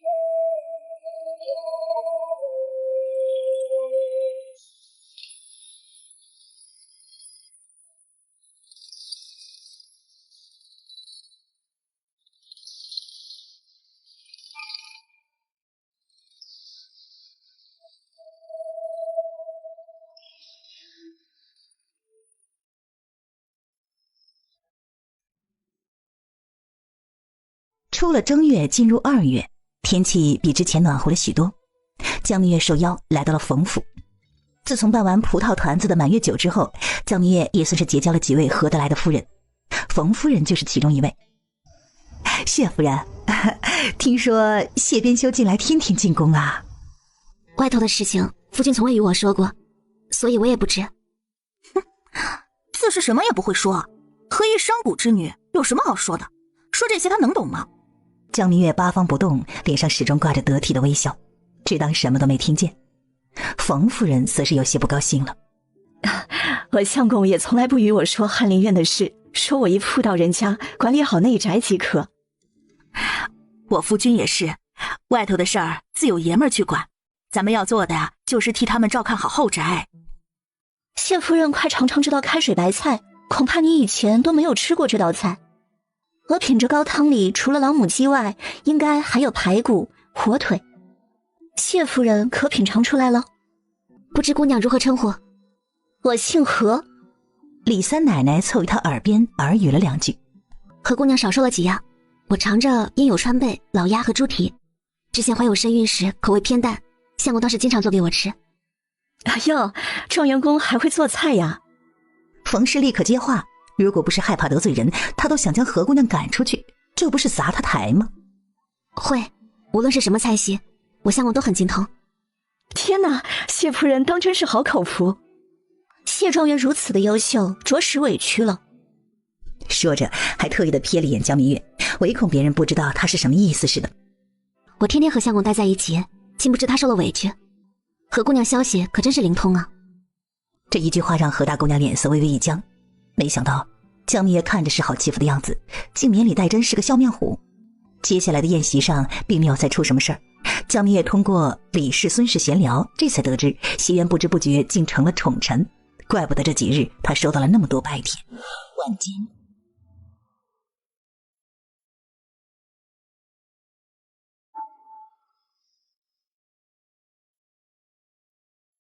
怎么了？没什么，只是想看一看天子宠臣长什么样子。看清了吗？看清楚了，原来天子宠臣是我相公啊。听江明月软糯的话语中满满都是自豪，谢渊心情不错的直接抱起她进了屋子。江明月等男人落座之后，直接跨坐于他身上。相公，你真优秀，优秀到我嗷一下想将你吞进肚子里。女人都是感性动物，被那些妇人羡慕嫉妒的盯着，江明月的虚荣心得到了极大的满足。知道谢渊短短时间内已经混成了圣上面前的红人儿，他心中升起了一股冲动，将他吃干抹净的冲动。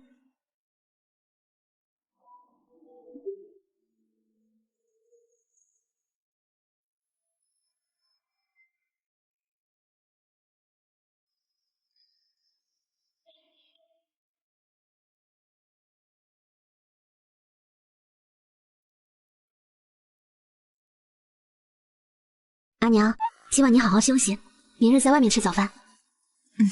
好。谢渊等岳母离开之后，将妻子抱进了怀里。去哪儿？江明月将准备去上清观的事给丈夫说了一遍。上次咱们走得太过匆忙，这次咱们可好好的转一转。你去洗澡，我随你一起。帮我去。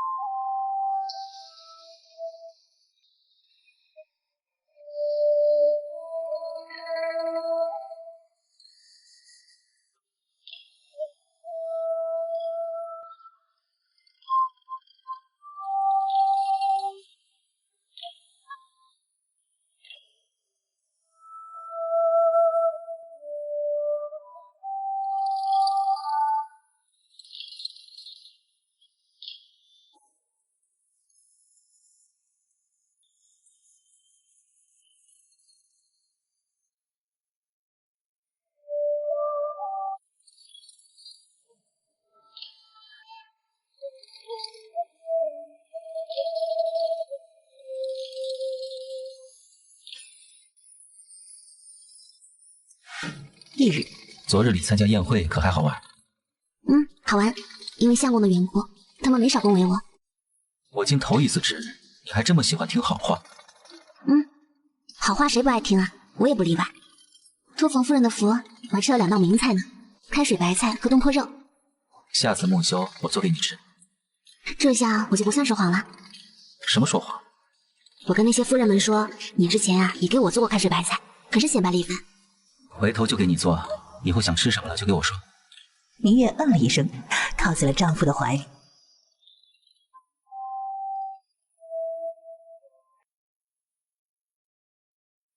今日爹爹木修带着咱们和姥姥来了上清观，你们要是不困的话，一会儿可以看看。这上清观可是京中最有名的异景呢。江明月知道他们听不懂，但还是给他们讲述了一遍。将孩子给我吧。明月，这就是葡萄和团子，你将它们养得真好，白白嫩嫩的，就像是小白面馒头。知道你生了龙凤胎，我欢喜的不得了。如果不是那几日身体不适，我就去看你们了。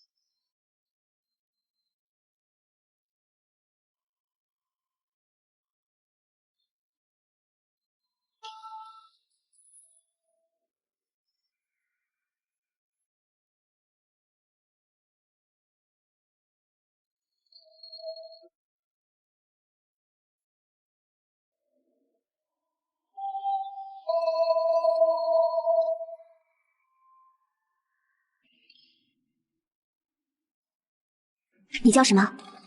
云汉，我叫赵云汉，谢谢姨姨。不客气。你是和谁来的上清观？我阿娘和姥姥。哦，那你可知他们在哪儿？大殿里。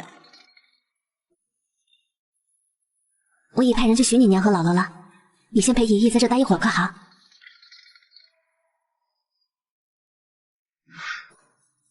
你去哪儿了？随着长生道长去见了观主，在他那里待了一会儿。你们什么时候回来的？回来2刻钟了，我刚才出去寻你呢。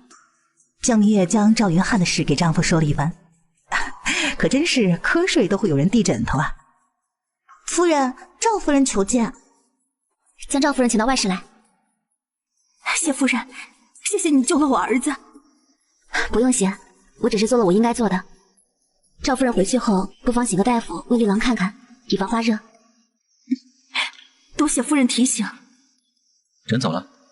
明月点点头。那咱们也走吧。好，素姐姐因还没有醒，咱们就不要打扰她了，就给长生道长道个别，如何？可。上山的时候，他们用了大半个时辰；下山时，他们速度快了许多。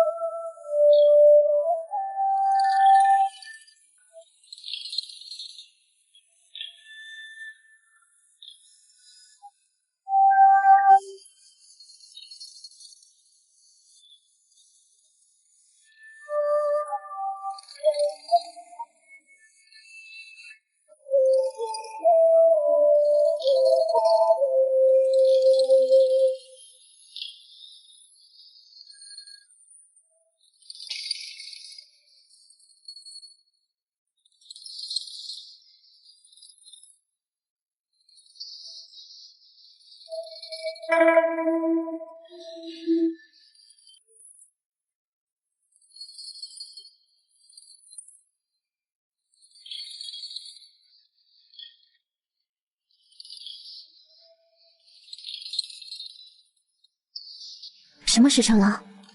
还不到卯时。你今日要进宫？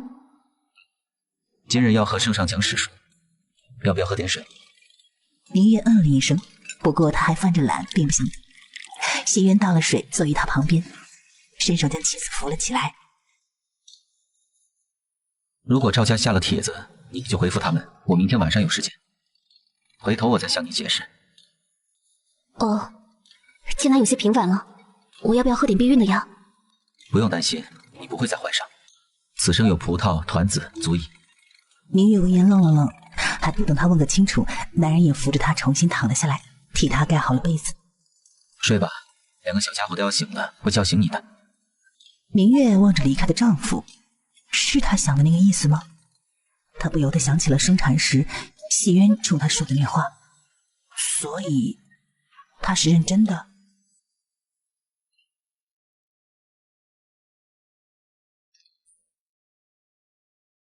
照顾好葡萄团子，等婉萍那里的事情安排妥当了，我再来。阿娘就不要来回跑了，未来3天好好陪陪弟弟，省得他说你偏心。初5的时候，我和相公会带着孩子回婉萍为你送行。那也行，让桂嬷嬷在这里再住3天，初5再让她随你们一起回。好。夫人，赵家给老爷下了拜帖，拿来我看。江明月看过帖子之后，神色透着些许古怪之色。赵云汉的爹竟是个武将，他还以为是个文臣呢。他收下帖子，对苹果言语了几句。皇宫内，方才爱卿也听到了，水蛮年年进犯我国领土，朕甚是头疼。爱卿可有什么良策？他只是个小小的从6品编修，像这种问题，皇帝问沈阁老他们更合适吧。皇帝好像也察觉到有些为难人了，开口道：此时就咱们君臣2人，只当是闲聊，你只需说说你的看法即可。君臣2人很快就讨论了起来，皇帝一个接一个的问，谢渊答得也很快，而且一针见血。黄昏，江明月看丈夫提回来6包的糕点，她问道：都是什么糕点？圣上赏的，我也不知，你可都拆开看看。圣上怎会突然赏你糕点？谢渊将发生在御书房的事情给妻子说了一番。这哪里是什么赏啊，明明是讨要的。不过他胆子还真是大，跟皇上下棋竟还要讨彩头。你不怕圣上生气吗？圣上可不是小气的人，我今日故意只赢了2子，反而激出了他的好胜心。如果我所料不差，他明日或后日应还会找我下棋。还准备赢？且这次我会再多赢几次，这样圣上会觉得是自己的心态出了问题，下次我再让他赢。江明月突然觉得圣上有西渊这么一臣子也真是够倒霉的。悠着点吧，把握好那个度。西渊点点头。怎么了，岳母？娘回婉萍了，那边的事情还需要她安排呢。本来她准备明天就回来的，我没同意，让她待在婉萍好好陪弟弟2天。初5晚上我带着儿女们回去给她送行。舍得？自然是舍不得，但咱们已经霸占母亲那么久，总得分出几天给弟弟的。初5我随你们一起回。初6你能请假吗？请半天应该没问题。谢谢相公。西渊笑了笑，在妻子耳边低语几句。明月的脸微微一红。你怎么想的都是这种事情？之前节食太久了，现在自然是有些贪，以后赢就好了。你半个月前也这么说的。妻子有点不好糊弄了，她想了想，又在江明月的耳边低语了一句。明月只觉得脸皮有些发烧，可是丈夫的提议又太过于诱人，她还真的想尝试一下。谢渊看妻子没有拒绝，就知道她是同意了。赶快吃饭吧，都饿了。这可以说是一语双关。还没有睡醒？我昨晚子时才睡。听着妻子话语中透着一丝埋怨，精神奕奕的谢渊轻轻笑了一声。以后每天可都早起2刻钟，陪着我一起打拳。就是说他体力不好。明月睁开眼睛瞪他。不要胡思乱想，只是想让你陪我一起打拳健身罢了。不要，我起不来。成吧，我将葡萄团子推出去给奶娘照看，你可好好的再睡一会儿。元江府屋内，江三娘看着一脸严肃、双手微颤解开衣裳的人。男女授受不亲。赖安看他一眼，什么也没说，只是很坚定地解开他衣裳，露出了肩膀的伤口。忍着点，我要将剑拔出来。你轻点，我怕疼。怕疼就不应该替我挡这一剑。但我也不能眼睁睁看着你受伤啊！二人说话之时，赖安一个用力就把剑给拔了出来。江三娘闷哼一声，只觉眼前发黑，过了好一会儿，这才缓过来。而彼时，赖安已经手脚麻利地替他包扎好了伤口。东西可拿到了？拿到了。还查吗？赖安摇了摇头。元江府的水比他想的还要深，这段时间如果不是面前这个人鼎力相助，哪怕他这个暗卫统领恐怕也要折在这里。再查下去，二人恐怕都会死。那我睡一会儿，好累啊。睡吧，我就在这里陪你。回来了，怎聊这么长时间啊？年前江明宏给我举荐了2位武将，希望我能想法将他们调到沅江，说是以他们的本事，只要给他们机会，将来二人可成为镇守一方的大将。这位赵明礼就是其中一位。喜元嗯了一声。明宏说完之后，我就调查了一番二人的情况。正如明宏说的那样，他们的确是将才，而缺少的只是一施展才华的机会。年后我一直都在思索如何才能结识他们，没想到事情竟那么巧，我竟在上清观救了他的儿子。这说明老天爷都在帮你呢。前天到底怎么回事？那几个小孩为何要欺负云汉？赵明礼的处境很艰难，空有一身的本事，却没有施展的机会，再加上居京都大不易，就想走走关系谋一个外放的差事。那几个孩子的爹，要么是赵明礼的上峰，要么是兵部管理武将升迁的官员，他们自然看不起巴结他们家的赵明礼一家人，而偏偏赵云汉又处处比他们优秀。这位赵明礼人品如何？比我想的还要好，可以用有勇有谋来形容。相公打算帮他？帮他也是帮咱们自己。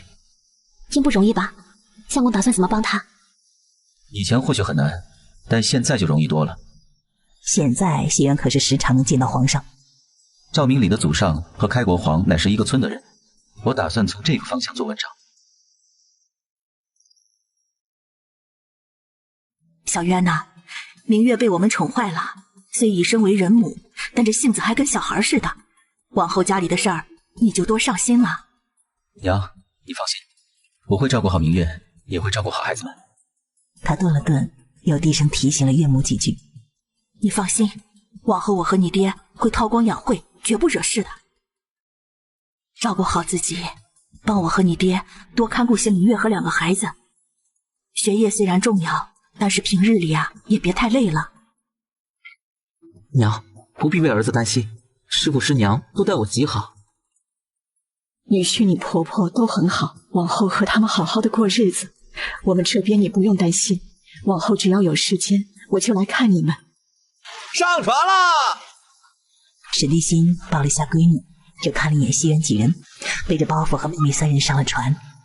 船渐行渐远，江明月直到再也看不到母亲的身影，这才收回视线。他心中虽然不舍，但更多的却是希冀下一次的重逢。而且他也知道，距离下一次重逢不远了。时间过得很快，转眼就是2月15。夫人，赵夫人和赵少爷来了，将他们请到客厅吧，我一会儿就过来。这位赵夫人是？她丈夫是赵明礼。这段时间，赵氏隔3差5的就会来他家拜访，江明月和他已经很是熟悉。姐夫何时结识的赵明礼？这事就说来话长了，等会我再跟你细说。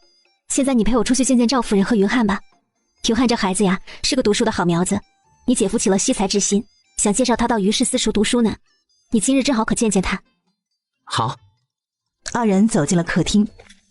谢姨，乖，赵姐姐快坐。这是我弟弟，名唤江明宏，去年中的秀才，他和我相公一样，也是于氏私塾走出来的。江公子年纪轻轻就已经是秀才了，假以时日，肯定能和谢状元一样高中3鼎。借赵姐姐吉言了。你带着云汉出去玩会儿，我和赵姐姐说些贴己话。好。我阿弟还是于氏私塾于山长的弟子，云汉如果这时候入私塾，只需我弟弟引荐一下即可。江妹妹，真的是太谢谢你了。赵姐姐不必客气，我很喜欢云汉这孩子，也不想他这样一直虚度光阴。二人说好了赵云汉进入私塾的事，他今日主要是来给江明月送一些野味和羽毛，所以并未多待。云汉如何？的确是个读书的好苗子，最关键的是他待人很是赤诚。你姐夫也这么说的。永思近来可好？前几天受了点凉，我让他去找栾叔抓点药，他非要自己给自己看，并没治好，反而将自己折腾得更加严重了。没事吧？我带他去栾叔那里，栾叔为他开了3天的药，还未吃完就好了。近来他痴迷上了医术，一有空就往栾叔那里跑。表弟呢？小姨刚走的那几日，他还有些不适应，现已完全适应了现在的生活。早上跟着我一起去于氏私塾，下午随我一起回。私塾放假，他就跟着林姐夫一起回林家村。今日赵氏来了。清晨过来的，送来一些野味和各种颜色的羽毛。之前我们闲聊时，我曾偶尔的提过一句，说是想用各种颜色的羽毛给葡萄团子做个彩球，不曾想他竟记下来了，也不知他用了多久才收集到这些羽毛的，还写得干干净净的。他们有心了，明日晚间你不必等我，我准备去赵家一趟。明月知道应该是要和赵明礼说元江府的事，他轻轻地嗯了一声。不瞒赵哥，我今日登门是有件事要跟你说。哦，什么事？赵哥也知我时常出入皇宫，近来谢渊将圣上准备往水军指派几位武将的事情给赵明礼说了一番。经过这段时间的相处，我知赵哥是个有本事的人，缺的就是一个机会。我觉得这次对赵哥来说就是一次机会，只要你在水军站稳脚跟，帮着朝廷掌握水军，往后便可平步青云，当然风险也极大。兵部下属武将极多，朝廷不一定会选择我呀。我可以帮赵大哥。赵明礼闻言，心脏砰砰地加速跳动起来。谢老弟，我想好了，我去。谢渊异常的平静，毕竟这一结果早就在他预料之中。赵大哥回去等消息吧，这2天应就会有结果了。今日提携之情，明礼将会永记于心。我既唤你一声赵大哥，在我力所能及的前提下，自然会帮你实现报复。赵大哥不必如此见外。谢渊回到家中，夫妻2人坐在一起吃晚饭的时候，江明月把到孙家做客遇到田夫人的事情给丈夫说了一说。他可是惹你不快？我相公现在可是圣人面前的红人，他们只有巴结我的份，哪敢惹我不快呀？很好，你不枉我挖空心思讨圣上的喜欢了。辛苦辛苦，吃点肉补补。多谢夫人。别动。这一次江明月终于可以确定自己并未看错。你的脸怎么回事啊？受伤了？不过无大碍，而且是我自个儿打的。好好的干嘛要打自己呢？谢渊握住妻子的手，向他解释了一番。明月惊到小嘴微张。你的胆子也忒大了，这可是欺君之罪。没关系，圣上不会查的。不怕1万就怕万一，无论做什么事情都不能抱着侥幸的心理。明月一脸严肃地看着丈夫，妻子鲜少这样过。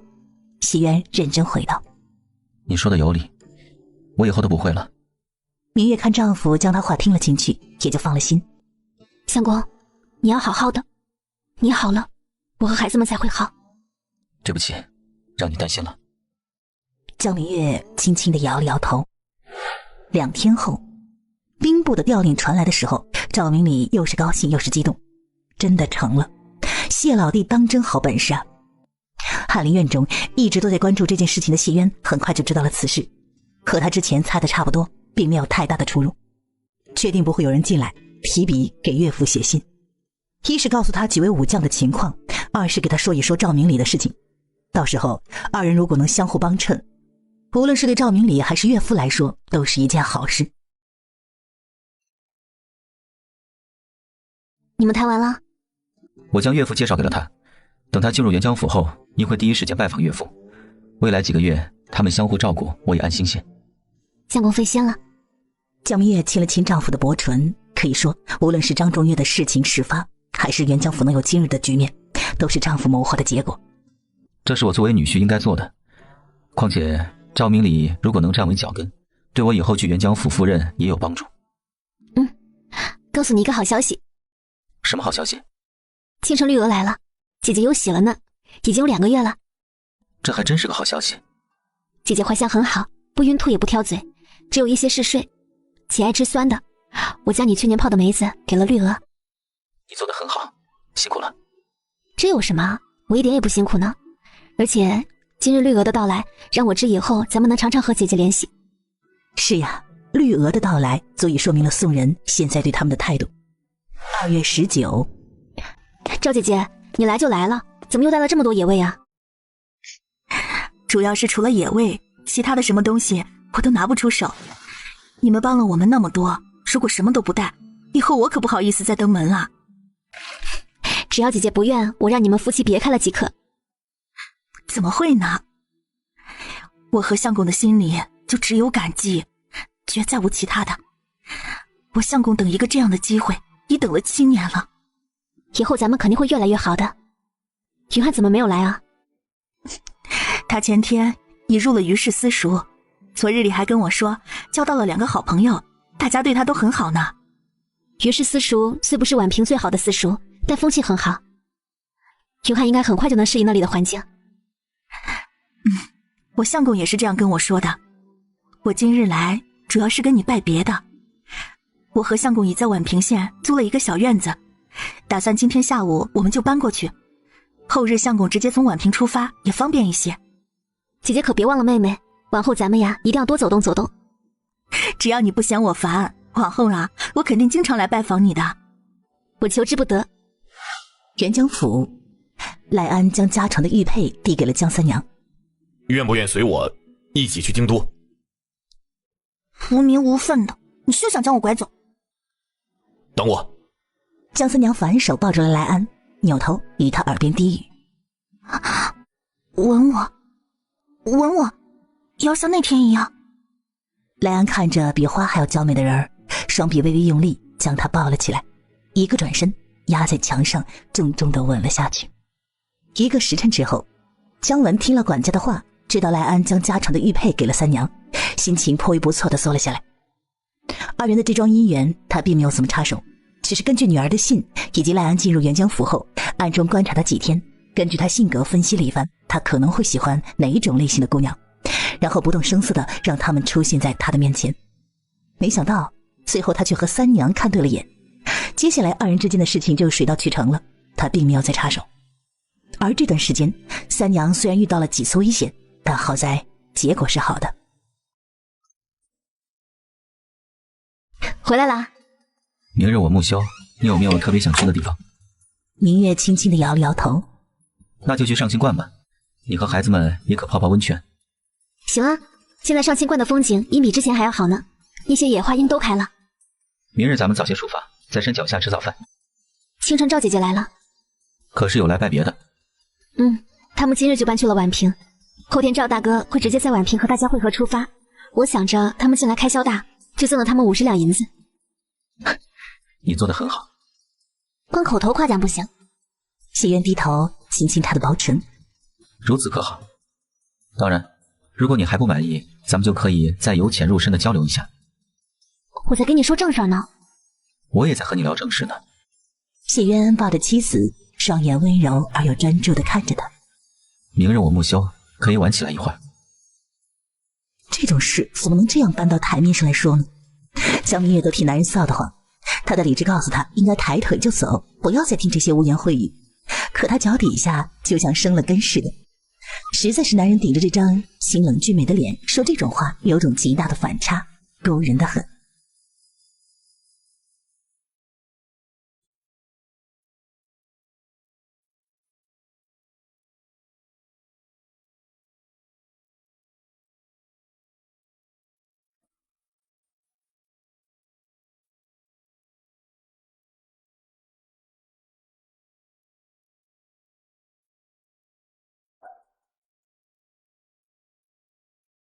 这一日，谢渊江明月在观中待了大半天，走的时候程素素林林总总给他们备了许多东西，有给他的，也有给谢渊的，甚至他还为葡萄团子做了2身衣裳，让他们有空常来玩。当谢渊、江明月回到京都，天已完全黑了下来。到了第2天，也是今日，二皇子宋敏重新踏入朝堂。从这天开始，朝堂之上就变得热闹起来，而水军那边每隔10天就会有一道折子送到皇帝宋明的面前，请大将军尽快回去主持大局。皇帝宋明虽不想放人，但是3月初4，随着张仲岳认罪，朝廷诸公都知道留不下他了。圣上可是有什么心思？真舍不得大将军呐，这次分别还不知何时才能再见。那就不妨再多留大将军一段时间。大将军可是2朝老臣，这处罚之事要慎之又慎，怎么着也不能伤了老臣的心，要给沈阁老他们一点商量的时间。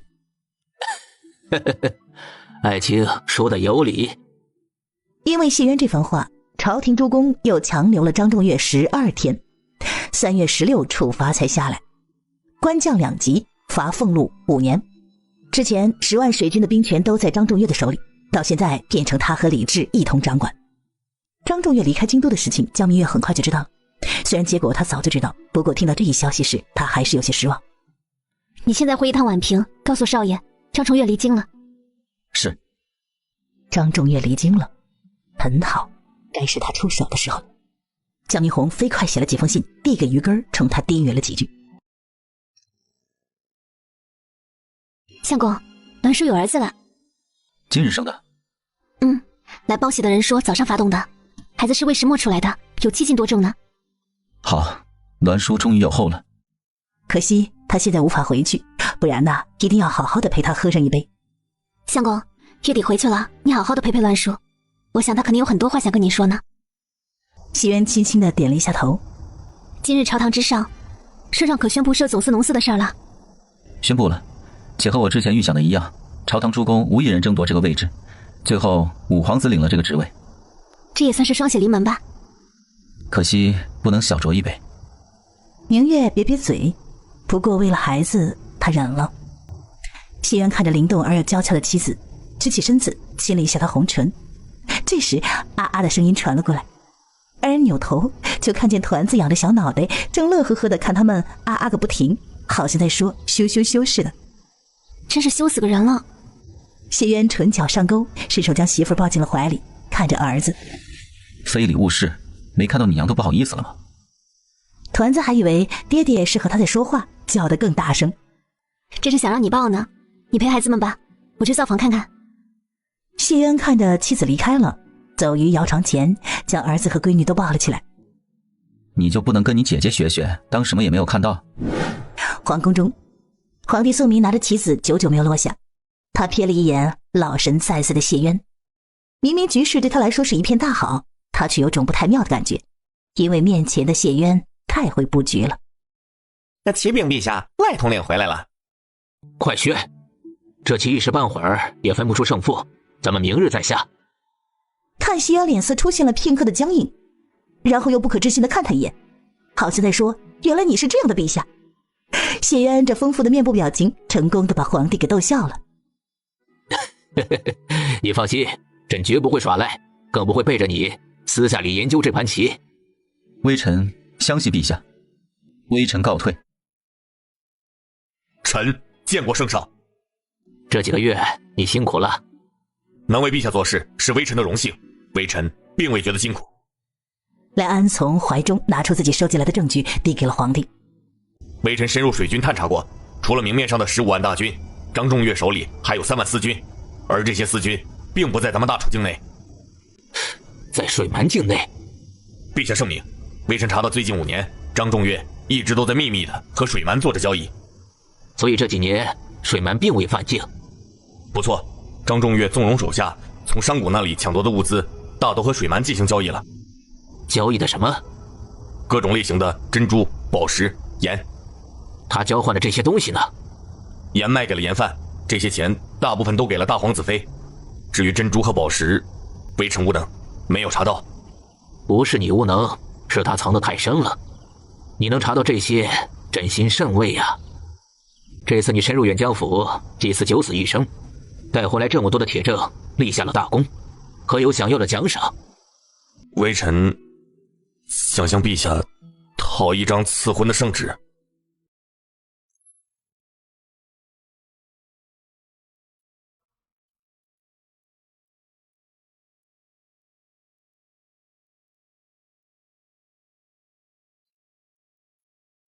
今天玩的可开心？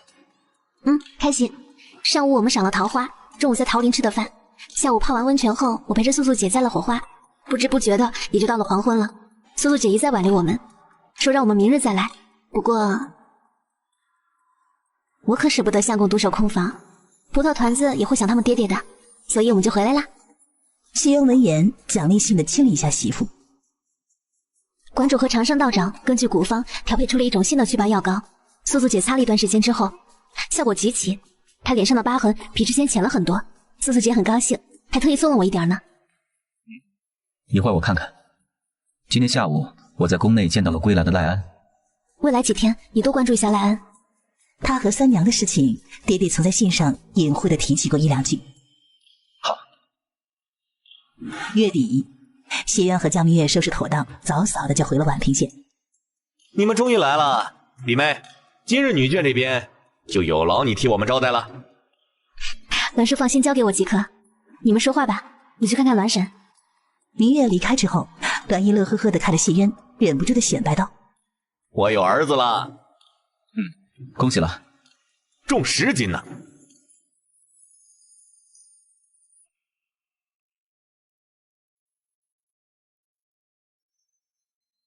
听说你生了，我和相公高兴的同时都松了口气。如果不是相公还要当差，京都那边走不开的话，我们早就过来了。当差要紧，况且你们要是提前回来，我恐怕还没有精力招待你们呢。现在呢？近来你栾叔一直都在为我调理身体，再加上你派人送回来的那些滋养品，我现在已经好了很多了。二人说了会儿话，周旭娘低声告诉他，今日他们都邀请了哪些人，哪些人需要他亲自招待，以及这些人的身份、性格等等。再说前院正堂内，谢渊得知栾毅老年得子高兴，所以哪怕他将一个奶娃娃夸上了天，他神色也没有任何的不耐。可等到他想说和他定个娃娃亲的时候，谢渊不愿意了。我女儿以后招婿，再就是他们二人插着背呢。招婿？我就这么一个女儿，可舍不得将她嫁出去吃苦，往后肯定是要招婿的。不打算再要一个？我不愿明月再受10月怀胎之苦，生产之痛，有葡萄团子喂育之足。今日你都请了哪些人？来了这么久，谢渊终于将话题拉到了正事上。到了4时末，明月、谢渊、栾毅3人去了四味楼，因为周秀娘还要坐月子，并未随他们一起出门。齐永寺的拜师礼呢，今日是在这里举行。就在皇亲国戚种斗之时，张仲岳遇刺身受重伤的事情传回了京都。如果是以前，这样的消息肯定会引起轩然大波，但是这一次京都却是异常的平静。只有大皇子一人拖着病体入宫了一趟，请求圣上严惩刺客，派兵护送张仲岳回到元江府。皇帝宋明呵呵笑了一声，随便的寻了个借口，就将宋城打发走了。种斗之后发高烧的宋敏听到这一消息，只感觉病都好像减轻了几分。谢渊虽然身在黄庄，却是很快得知这一消息，而且比大多数人知道的还要详细一些。遇刺了，张仲岳伤得很重，已弃船进入朗州府。接下来不养好伤或接应他的人不到，他应不会再出发了。那也就是说，短时间内他无法回元江府了。夏收之前，他恐都回不去。不光是小弟和二皇子，他相信，就是岳父李治将军，朝廷派过去的那几个人等，恐怕也不会就这样让张仲岳回去。太好了，如此就为爹赵大哥他们多争取了一点时间。明日你可写信将此事告诉岳父大人，也让他老人家高兴高兴。好。第二天，江明月送走丈夫之后，来到了书房，不仅给爹娘写了封信，也给弟弟写了封信，将张仲岳遇刺这一消息告诉了他们。江明红接到信时，只觉得有些奇怪，姐夫竟知道这么多，难道他也对张仲岳出手了？这个念头只是在脑海中过了一过，就被他压了下去。5月下旬，你们在聊什么？这么开心？一大两小听到谢渊的声音，同时朝他望了过来。团子说我想爹爹了，他怎么还不回啊？孩子们想我了，他们的娘有没有想我？想了呢，相公今日怎回得这么早？我们第3次沤的肥成功了，五皇子高兴，就让我提前回来了。五皇子已经掌握了沤肥的法子，那往后你是不是就不用再往黄庄跑了？明日里禀明了圣上，应就不用了。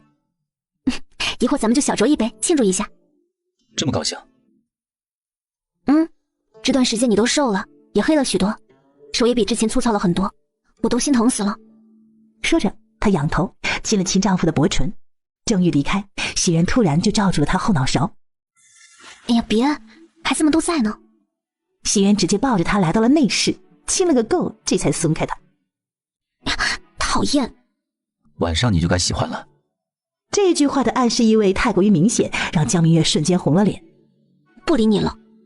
明月逃也似的回到了卧室，而袭人平复了一番呼吸，压下了蠢蠢欲动的传家宝，告诉自己现在还不是时候，再等等。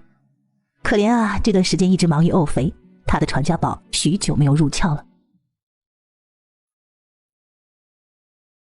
谢兄恭喜啊！圣上已在朝堂之上公布了农家肥之事，指示了农家肥后，亩产可达230斤，朝廷诸公都惊了呀！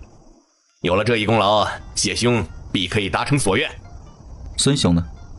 承蒙谢兄看得起，我愿陪你去沅江府闯一闯。我可以向你保证，你绝不会为今天之决定后悔。我相信谢兄。二人以茶代酒，喝了一杯。卧室内，你们达成共识了？他会随我一起去沅江府赴任，投桃报李。我准备将他安排到清河县。明月顿时一惊。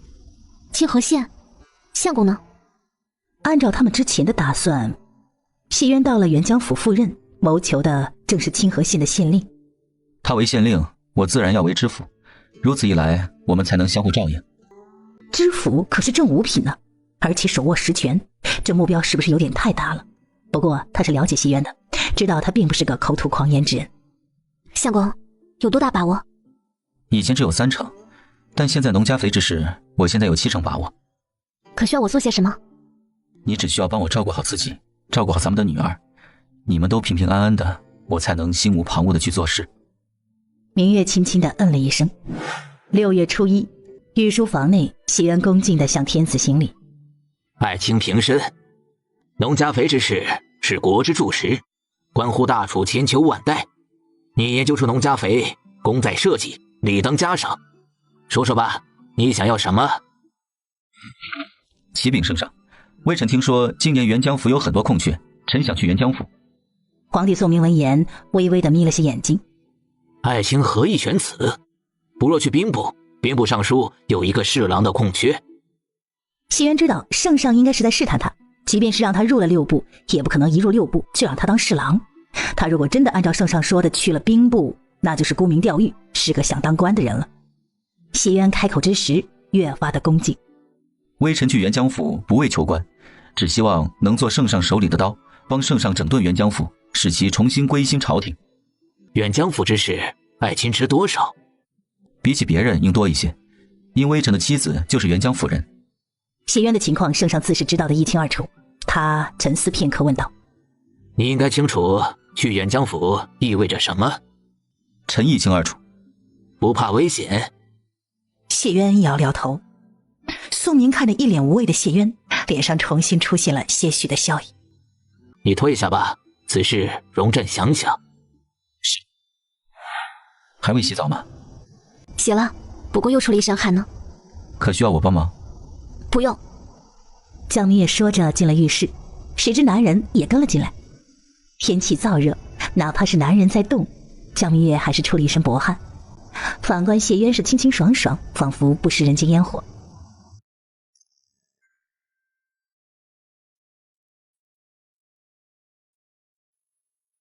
怎么看书了？书没你好看。看够了。江明月轻轻的摇头，捧着男人的脸是亲了又亲。看不够，当然看不够了，我要看一辈子呢。他往奏折上看了一眼。你写好了吗？我能看看吗？毕竟这还是丈夫第一次写奏折。当然可以。明月看完奏折，一脸惊讶地看着丈夫。你给圣上说了？这奏折上写的是谢渊申请调任之事。今天早上圣上问我想要什么奖赏，我就趁势告诉了他，想去沅江府。圣上同意了吗？说是要考虑考虑，不过我才8、9不离十，因我们都知道没有比我更合适的人了。那岂不是说咱们很快就能去沅江府了？谢渊并不打算带妻子去沅江府，最起码今年不行，会很危险。不过现在他并不打算告诉妻子，省得妻子难过。很晚了，咱们回屋休息吧。相公杯，我走不动路了，腿酸。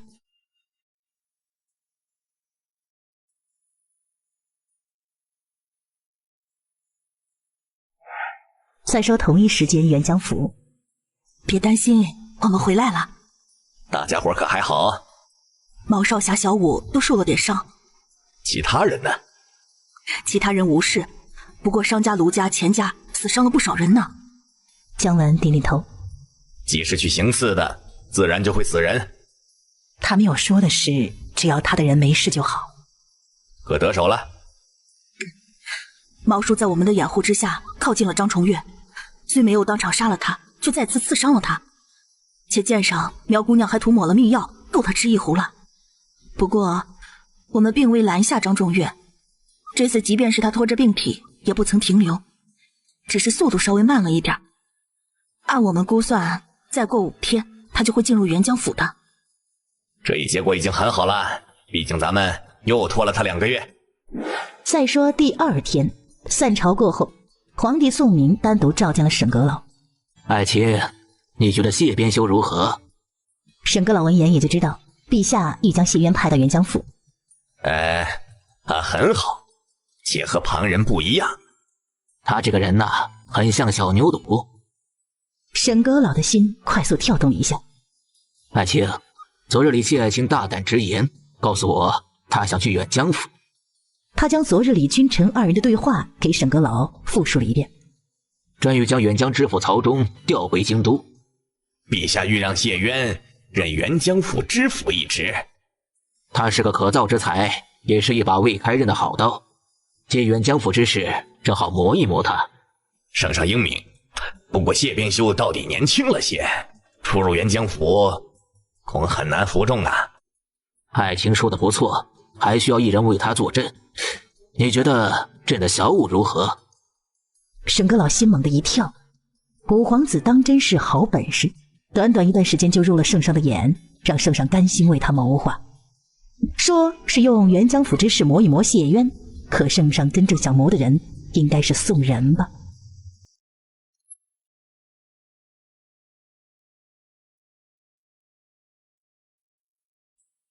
为的什么？果泥，今日没有应酬啦。谢渊嗯了一声。他们现在就可以吃东西了吗？可以吃一些容易消化的果泥、蛋羹、米糊糊之类的，不过还不能多吃，1天1餐。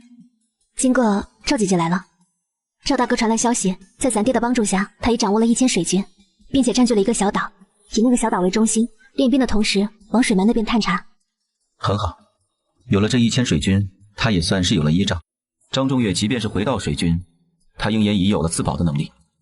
朝廷派过去的另外几个人也很有意思，他们要么与商卢几家取得联系，达成合作，获得他们的支持，要么投靠了李治将军。哪位投靠了李治将军？好像是一位名唤李虎的副将。李虎？竟是他？他为了儿女吃完了果泥，将葡萄团子交给了奶娘，拉着妻子往外走。啊，去哪？给爹写信，让他想法通知赵明礼，必要的时候可以和李虎合作。你知道了李虎的跟脚？这位李虎应是宋仁的人。五皇子当真是深藏不露。夫妻2人来到书房，给姜文写了封信之后，这才吃晚饭。再说晚饭过后，姜明月带着儿女进了浴室，给2个小家伙洗完澡，换上干爽的肚兜，将他们哄睡后，他往躺椅上一瘫，就不想起来了，真是又累又热。明日里我帮团子洗澡。明月嗯了一声，去洗个澡吧，洗完早些睡。不想动，头发都汗湿了，还是要洗个澡。我现在一点也不想动，一动就又是一身汗呢。他才刚刚凉快下来呢。谢渊闻言望了他一眼，什么都没说，转身出去了。江明月望着谢渊的背影，翻身斜靠在了躺椅上。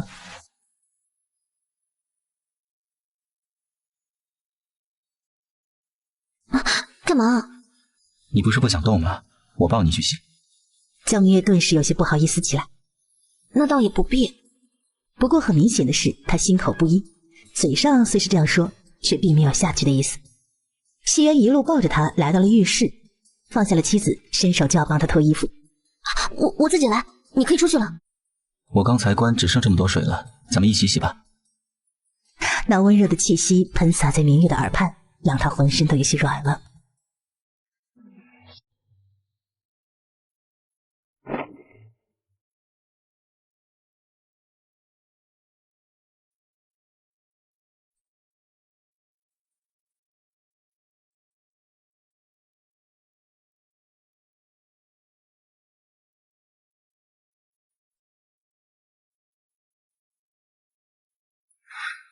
相公，你可真好，没有你我可咋办呢？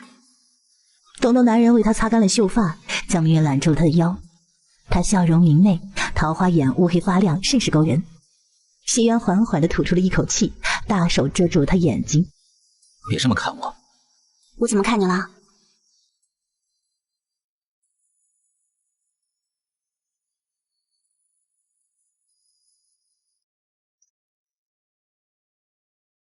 你不累吗？我不累，我只是怕你热。说着，又轻轻地亲了一下他额头。睡吧。江明月悄咪咪地看了一眼克制隐忍的男人，可不敢再做什么，乖乖地躺了下来。圣上动作很快，前脚招元江知府回京复职，后脚谢渊任元江府知府的调令就下来了。圣上给了他1个半月的时间走马上任，也就是说，他7月底必须抵达元江府。凋零下来之后，瞬间引起轩然大波。要知道，谢渊之前只是从6品，即便是外放为官，最多也就是6品，在地方上慢慢熬，慢慢的往上升。而现在他一上任就是5品，简直是不可思议。皇宫内，皇帝宋明算是和谢渊交了个底儿。这就是暗卫伸出远江府调查出来的结果。你入远江府后，一是收集张仲岳的罪证，2就是压制、牵制他，给几位将军争取一些时间，3就是查清楚他将那些交易回来的金银珠宝藏在了哪儿。这最后一点，如果可以和那些蛮夷使者接触接触，如果能正式和他们建议贸易往来，自然最好。微臣领旨。相公，圣上给了你多久时间走马上任？1个半月。这么赶？如此说来，咱们是不能看着小红他们进书院了。谢渊知道有些事情必须要和妻子说清楚了。明月，我有一事要跟你说。什么事？今年你不能跟我一起去远江府。江明月闻言撅起了嘴巴，双眼瞬间红了。谢渊心疼地将她抱进了怀里。如果可以，我也不想和你们分开，但今年不行，太危险。你和孩子们就是我的软肋，我不能给张仲岳威胁我的机会。江明月听了丈夫的话，慢慢地冷静了下来。其实之前明红就隐晦地提醒过她，今年她恐怕无法跟着谢渊回远江府，只不过那时自己还抱着侥幸的心。现在她虽很难过，但还算是理智。相公，咱们要分开多久啊？给我1年的时间，等解决完张仲岳，咱们一家就可以团聚。什么都没有你的安全重要。张重岳并不好对付，即便是2年3年也无妨。我和孩子们都会好好待在京都，等你回来。谢渊闻言，心中五味杂陈。明月，谢谢你。江明月轻轻地摇了摇头。夫妻2人就这样相互温存了一会儿之后，他将大皇子、2皇子的人向他下了帖子的事情告诉了谢渊。都聚了吧，咱们时间宝贵，无需在这些人身上浪费时间。孙大哥那边什么情况？他的调令是中午下来的。甚好，他们搭伴一起去沅江的，路上也有个说话的。未来2天，我拜别了神将士他们后，带你去一趟上清观。往后我不在的日子，如果发生了你无法解决的事，你可去上清观寻长生的庇护。长生？谢渊嗯了一声，将长生的身份告知了妻子。长生是端王的儿子。长生和端王一样生来体弱，端王怕养不活他，就将他放在了道观。端王虽死好几年，但圣上特别疼爱这个侄儿，所以只要不是天塌了下来，长生应都可以解决。姐姐那里你打算怎么办？我准备明日晚间将姐姐约出来聚一聚，你意下如何？自然好，只不过会不会给姐惹来麻烦？你别担心，我会将事情都安排妥当。谢渊抱着妻子，事无巨细交代了他很多很多事。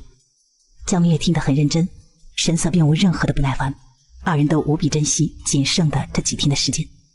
上清观后面的小院中，也去延江府夫人的事我都听说了，你是怎么打算的？我会留在京都。甚好，孩子们还小，我也不建议你带着他们出远门。再就是长生说元江府现在有点乱，你若带着孩子们过去，恐会不安全。当然，我也有私心，你在京都，咱们也能时常聚聚，不然平日里除了长生，我连个说话的人都没有了。你要是不嫌我烦呢，日后我肯定会时常带葡萄和团子来你这玩的。我求之不得。二人说话之时，正堂内，我不日就会到元江府赴任，别的我倒是不担心，只担心留在京都的妻儿，将他们托付给别人我不放心。希望你能在力所能及的情况下照顾一下他们。你们对素素有救命之恩，只要我还活着，他们就不会有事。这句话胜过千言万语。袭人向他道了谢。谢施主，老道有一事想托。观主但说无妨。我有一师侄，名唤西文，前些年途经元江府，突然就没了音信。谢施主闲暇之时，还请你找找我这师侄。不过我不确定能否找到。老观主点点头，从怀中掏出了一个令牌，递给了袭人。这是凭证，当然谢施主需要人手时，也可拿着这块令牌去道观调2、3人。这可是个好东西啊！多谢观主。江明月和丈夫会合之后，辞别了长生程素素，带着儿女下了山。天完全的黑了下来，江明月将儿女交给了奶娘，随着袭人悄悄地出了门。马车内亲人相聚，袭人、江明月、谢柔都十分的高兴，三人有着说不完的话。姐，府里近来可好？农家肥的事情出来之后，府里很是热闹了2天，不过爷没有回府，就出了京。他不在，渐渐的府里就安静了下来。姐夫走时可给你留人了？我这边你不用担心，他走之前已将所有的事情都安排妥当了。你打算何时出发呀？明月这边可都安排妥了。12出发，明月会留在京都。紧接着将他们与长生的事情给姐姐讲述了一遍。如此甚好，京都虽在天子脚下，但是并不意味着绝对的安全，有长生道长在暗中照看，会安全许多的。我和孩子这边，姐姐不用担心，我会照顾好孩子们，照顾好自己的。反倒是姐姐这边，一定要保护好小兰，保护好肚子里的孩子。只要将这段时间熬过去了，咱们一定会越来越好的。明月说的不错，阿姐不必为我们担心，你要做的就是保护好自己和小兰，如此才不枉姐夫做了那么多。你们安心，我心里有数。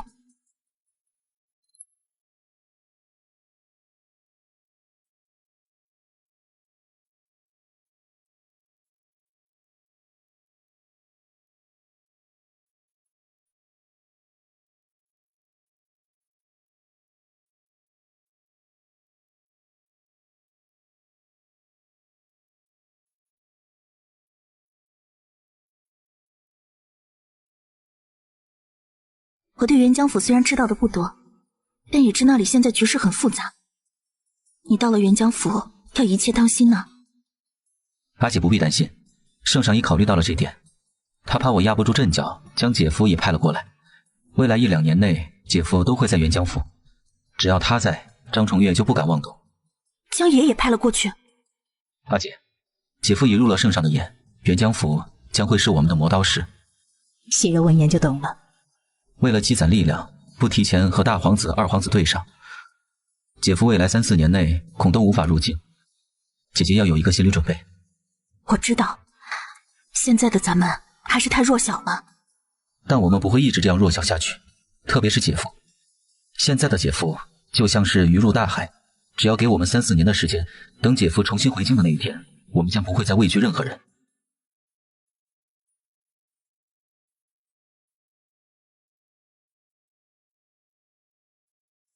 往后，我们恐怕很长的时间都无法相见。照顾好自己，照顾好葡萄他们。来日我们终会再见，那时候我们会和现在大不一样，比现在好很多很多。我得回去了，我和相公送你。江明月和袭人一起亲自将细柔送到了五皇子府。到了临别前的这一晚，袭人紧紧地抱着儿女，久久都舍不得放下。下次再见，他们说不定已经会走，会跑了。戌时末，袭人看他们睡着了，轻轻地放下了儿女，抱着妻子说起了贴计划。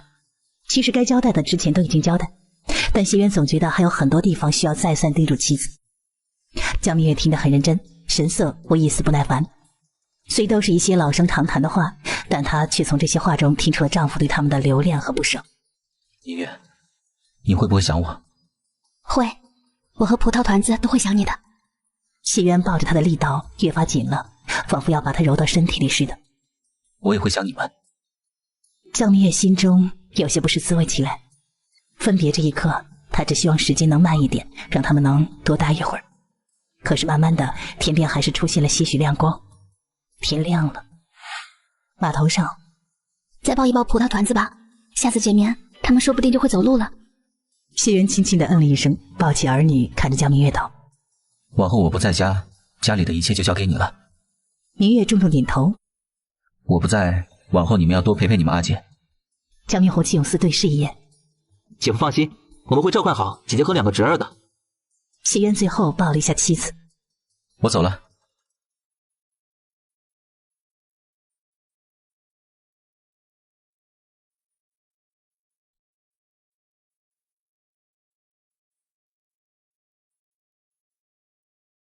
自从谢渊、孙景离开之后，孙氏就常来家里串门。他如果来得早呢，江明月就会带他出去逛逛，找房子。次数多了，他们就遇见了在糕点铺里卖糕点的赵氏。江明月介绍二人认识之后，渐渐的他们也就熟悉了起来。得益于孙氏、赵氏的陪伴，现在江明月已经完全从离别愁绪中走了出来。他把所有的心思都放在了葡萄和团子身上。二人吃了一些什么，有了哪些变化，他都写在了信上，想着再过几天就将信寄出去。如此，谢渊到了元江府，正好可以收到他的信。6月底，姜文收到了儿女的信。咱们女婿12就出发了，身边只带了2个随从，女儿和儿子怕他路上会有危险，让咱们接应接应女婿。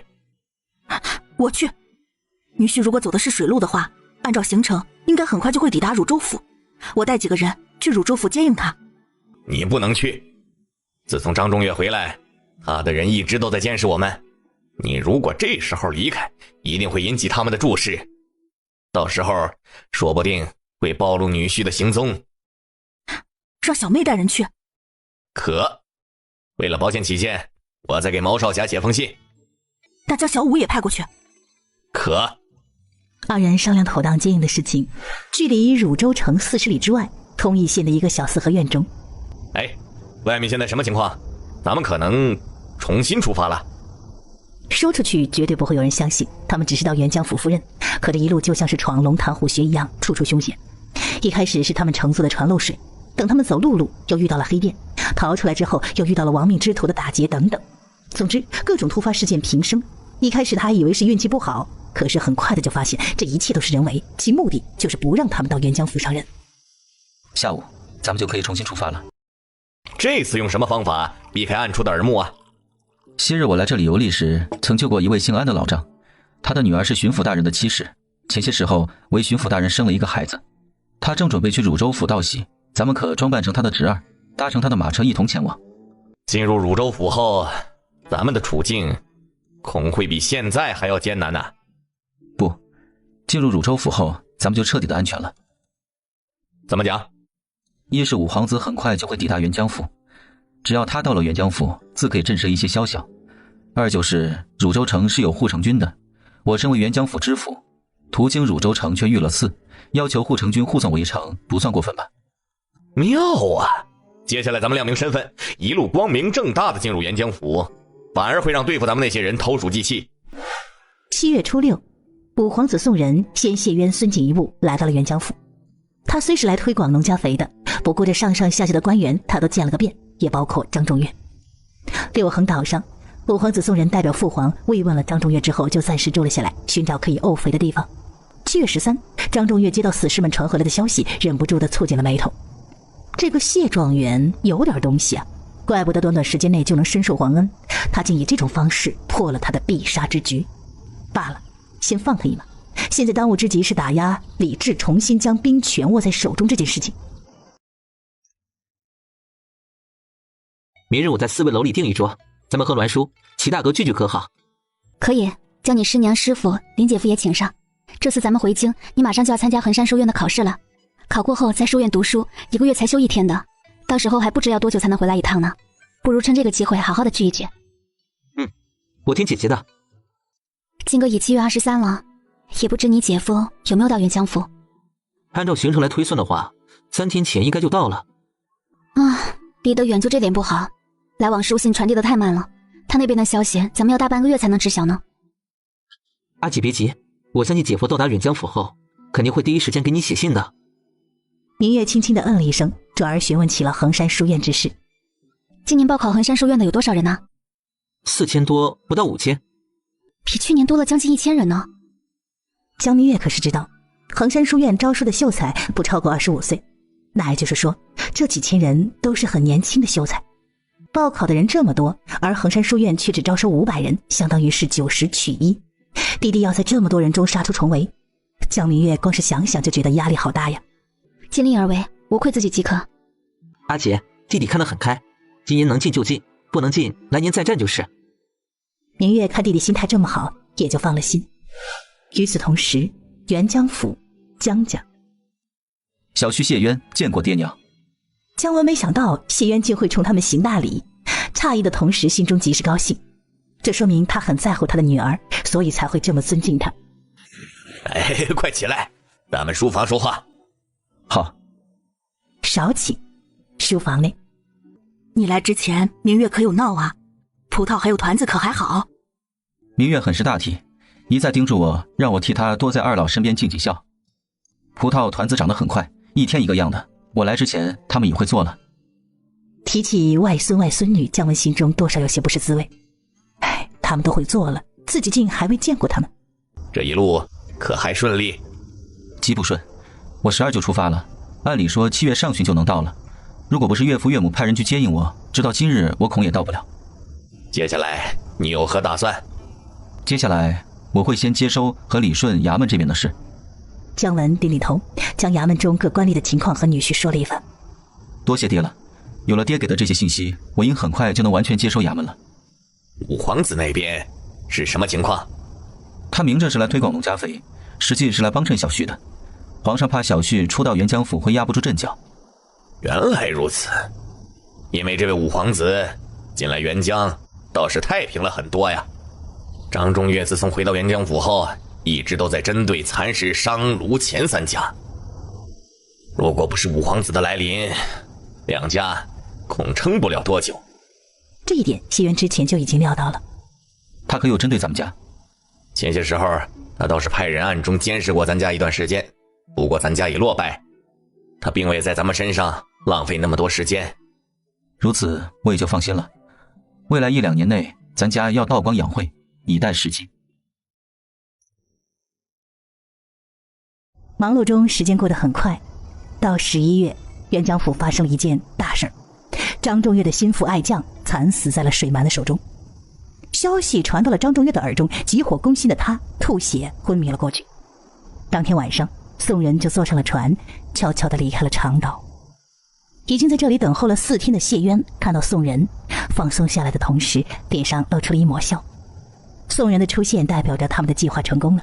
现在六横岛上是什么情况？张仲岳昏迷后就乱了起来，水军这边李虎、赵明、李几人已接手了王承文手底下的兵，稳定住了局势，但他们需要时间布局扫尾。张仲岳这次昏迷恐要3-4天才能苏醒，这几天的时间足够他们布局处理干净痕迹了。张仲岳清醒过来后恐不会善罢甘休。那是在他精力充沛的前提下，这次醒来后他会长时间陷入昏睡之中。张仲岳回元江府的途中被毛子军的叔叔刺伤，虽没能杀死他，但他们却在剑上抹了一种毒。谢渊知道这一消息之后，就知道他们的机会来了。他先是在岳父的帮助下见到了那位苗娘子，得知他下的是什么毒后，在岳母的建议下又把沈娇娘请了过来。三人在这种毒的基础上配制出了一种新的药，这种药单独对人体没有任何的损害，但和苗娘子之前下的毒混合在一起，就会让人昏昏沉沉、嗜睡、精力不济。谢渊拿出了这种药，第一时间就联系了宋人，将药的作用告诉他之后给了他。除了张仲岳的亲信，现在唯一能见到他的就是宋人了。果然一切都如他计划那样，宋人成功的将药下到了张仲岳的身上。李治虽不是他的对手，但撑2-3个月是不成问题的。这期间我会趁机将水搅浑，将张仲岳、李治的势力全都连根拔起。接下来元江府会很不太平，姐夫，你明日就离开吧。这段时间的张中岳是最可怕的，我会将我的护卫留给你，小心行事，保护好自己。谢渊嗯了一声。翌日，谢渊送走宋人之后，第一时间来到了江家，将王承文已死的事情告诉了岳父岳母。爹娘，张重岳醒来后恐会大开杀戒，这段时间你们都避避风头，最好离开元江府。我和你娘这边你不用担心，我们会去火岛。现在我和你娘放心不下的反而是你。爹娘，你们安心，我一切都已安排好。姜文听了这话放心了不少。经过这段时间的相处，他知道女婿是有勇有谋，算无一策。他既然都已经安排好了，想来即便是张中岳醒来也不会有什么事儿。六姐的心事可定下来了？腊月24的好日子，你三叔三婶会随着你六姐一同入京的。接下来的几个月，咱们的日子会有些煎熬。六姐三叔他们入了京，和明月明红有个照应，我也就安心了。姜文知道女婿是担心这边的事情会波及到明月和2个孩子，不过为了他们的安全，他们早早的就开始做安排了，甚至说服了三哥提前几个月嫁女。别担心，咱们都会好好的。谢渊轻轻地嗯了一声。到11月21，谢渊送走了岳父岳母之后，转过身来看着毛子君。我接下来的安全就全依仗你了。娘，尝。行，你们去藏，娘找。娘要睁开眼睛了啊！娘要开始找了哦。团子、葡萄，你们藏哪儿去了？阿娘怎么看不到你们呢？看到明月着急的样子，团子高兴的手舞足蹈，咯咯的笑了起来。哟，原来在这儿呢！现在你们要闭上眼睛，阿娘要藏起来了。2个小家伙听话的闭上眼睛，明月转身藏到了柱子后。好啦，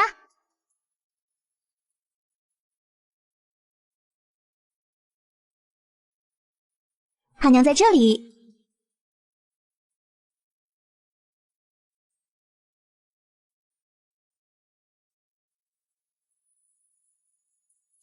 夫人，爷的信到了。哦，快拿来我看。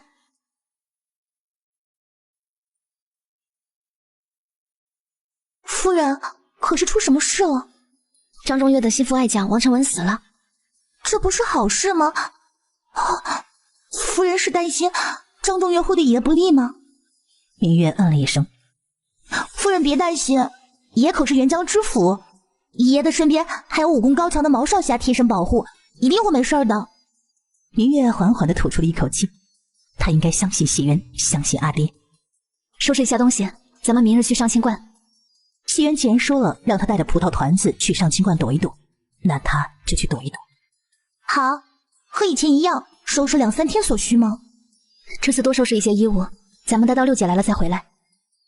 江明月将葡萄团子交给了任氏、田氏，然后就进了书房，他要给弟弟赵氏他们写封信。第2天，除了看宅的赵山，其余的人都随着江明月去了上清观。宫内的赖安第一时间得知了这个消息。童影，咱们还需要派人去上清观吗？派一个人守在青石胡同，其他人撤回来吧。他们待在上清观会很安全。是。安慰离开之后，赖安望向了宛平的方向，也不知道三娘他们现在走到哪里了。我和长生昨日里还在念叨着你们，半月不见葡萄团子，我们都有些想他了。团子伸出了胖乎乎的小手，看着长生咬字清晰而且响亮的喊了一声爹。长生哪怕已经听过好几次，表情还是有些片刻的不自然。江明月也头疼的扶着额头。葡萄团子是在上清观学会的说话，因为经常来，2人对长生、程素素都异常的亲近。团子刚学会叫爹的时候，长生正抱着他抓鸟。从那天开始啊，他每次见到长生都是喊爹。团子让你抱呢。长生接过团子，就听团子奶声奶气：爹，飞。团子是活泼又调皮，每次见到长生都会玩一会儿空中飞人。长生身体不好，从小在道观长大，这让他的性子有些清冷。因为团子他倒是有了几分人气，这样很好。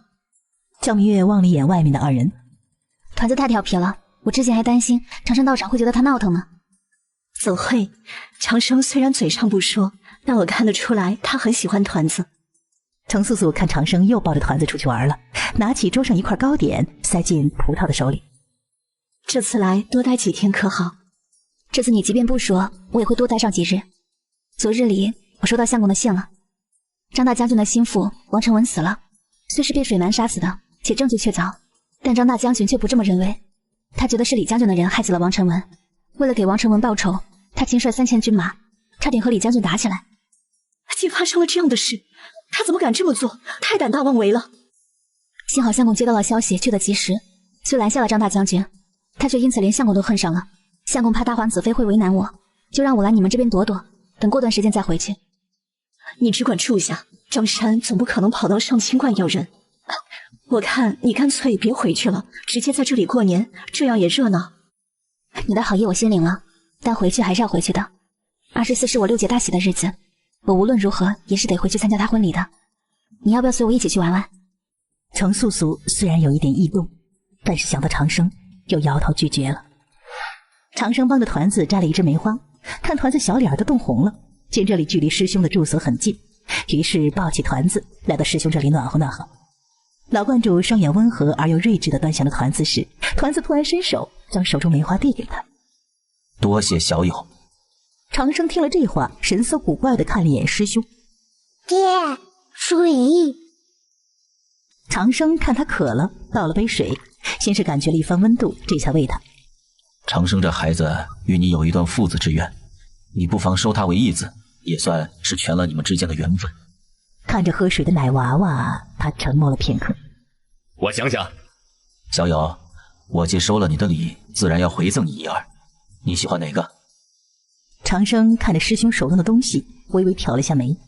一个是他佩戴了60多年从未离身的天珠，另外一个是上清观的玄铁令。拿着这块令牌，可令上清观做一件事情，而且上清观还不能拒绝。这师兄第一次见团子，为何对他这般的偏爱呢？团子看着他手中的东西，在二人注视下伸出小手，一手一个，然后就装进了胸前的口袋里，紧紧地捂住。我愣了一下之后，老观主哈哈笑了起来。天意，都是天意。少顷，小院内，明月听了长生的话，看着长生怀中昏昏欲睡的儿子，哭笑不得。我知道了，是不是退回去一样？不用，我师兄不是小气的人，既然给了，那就是团子的。小滑头。他将儿子放在女儿身边哄她入睡时，就见儿子从口袋里掏出了一个墨绿色天珠，塞进了葡萄的手里。明月望着这一幕，真是又惊讶又欣慰。到了腊月20，赖安接到了青衣的禀告，知道岳父岳母三娘马上就会抵达宛平码头，一向严肃的脸上露出了些许的笑。他向圣上请了假，安排妥当了皇帝这边的事情，就急匆匆地离开了御书房。皇帝宋明望着大踏步离开的人，这赖老二终于要成亲了，奶娘和英国公终于能放下一桩心事了。安哥哥，小婿见过岳父岳母。好孩子，快起来。江舒氏虽是第一次见女婿，但心里不知有多么的满意。女婿英武不凡，身体健壮，双眼明亮，一看就是个很正派的人，而且看着比他女儿要稳重，二人的性格正好互补。再说同一时间，上清观中，江明月听了暗卫的话，知道三叔他们已经抵达宛平，很快就会入京，对苹果道：收拾东西，咱们一会儿就下山。是。素素姐，我要下山了。何不再多住几日？这时候回去安全吗？我三叔六姐他们到了，我必须要回去了。等六姐成了亲，我再带着葡萄团子来看你。好，我给你们准备些东西，你一并带回去。宛平，江三娘看到爹和未来公公在拼酒，大家都没有注视他，就朝着赖安眨着眼睛，起身悄悄地走了出去。少顷，赖安给二人续满了酒，也就进了后院。安哥哥，多日不见，都想死我了。你有没有想我啊？想，做梦都想。三娘闻言欢喜地笑了，心情高兴的她毫不吝啬就吻住了赖安的唇。赖安很快掌握了主动权，回吻了回去。申时2刻，三叔， 3年不见，真的好想他们呢。他们江氏风气很好，族人非常的团结，各家各户关系极好。江老三是他亲叔叔，性格虽有些拧巴，喜欢胡闹，但他却极爱他们姐弟。明月，明月，你想死我了！我也好想你们啊，想得不得了。这3年你和三婶可还好？好，你看我的样子就知我过得很好，反倒是你和明红受苦了。不苦，我和弟弟一点也不苦，反倒是三叔一路而来辛苦了。九娘，想死我了！江三娘抱着明月又蹦又跳，赖安望着高兴的如同孩童的未婚妻，唇角向上。多大的人了，还当着孩子的面哭，羞不羞？羞什么？有什么可羞的？再则又没外人。三婶，哎，明月，这3年你变化可真大呀。昔日需要他们保护的那个小九，现在可以独当一面了呢。三婶倒是一点也没变呢，还是那么好看。你这丫头，小嘴还是那么甜。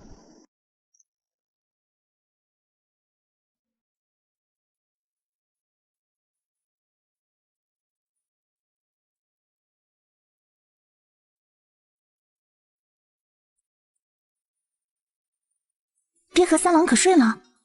睡了。她们姐妹许久未见，自是要睡在一起，好好的说说话。咱们老江家3代才出这么一个读书人。明红高中秀才的消息传回族内，族人们高兴的连摆了3天的流水席呢。我阿爹出门腰板都挺得直直的，好不容易见到了明红，肯定有一大箩筐的话要跟他说呢。向明月脱了衣裳。怎么了？明月，你的小白兔变大了。我听青楼里的姑娘们说，经常揉它就会变大，是不是真的？这都是些什么污言秽语呀？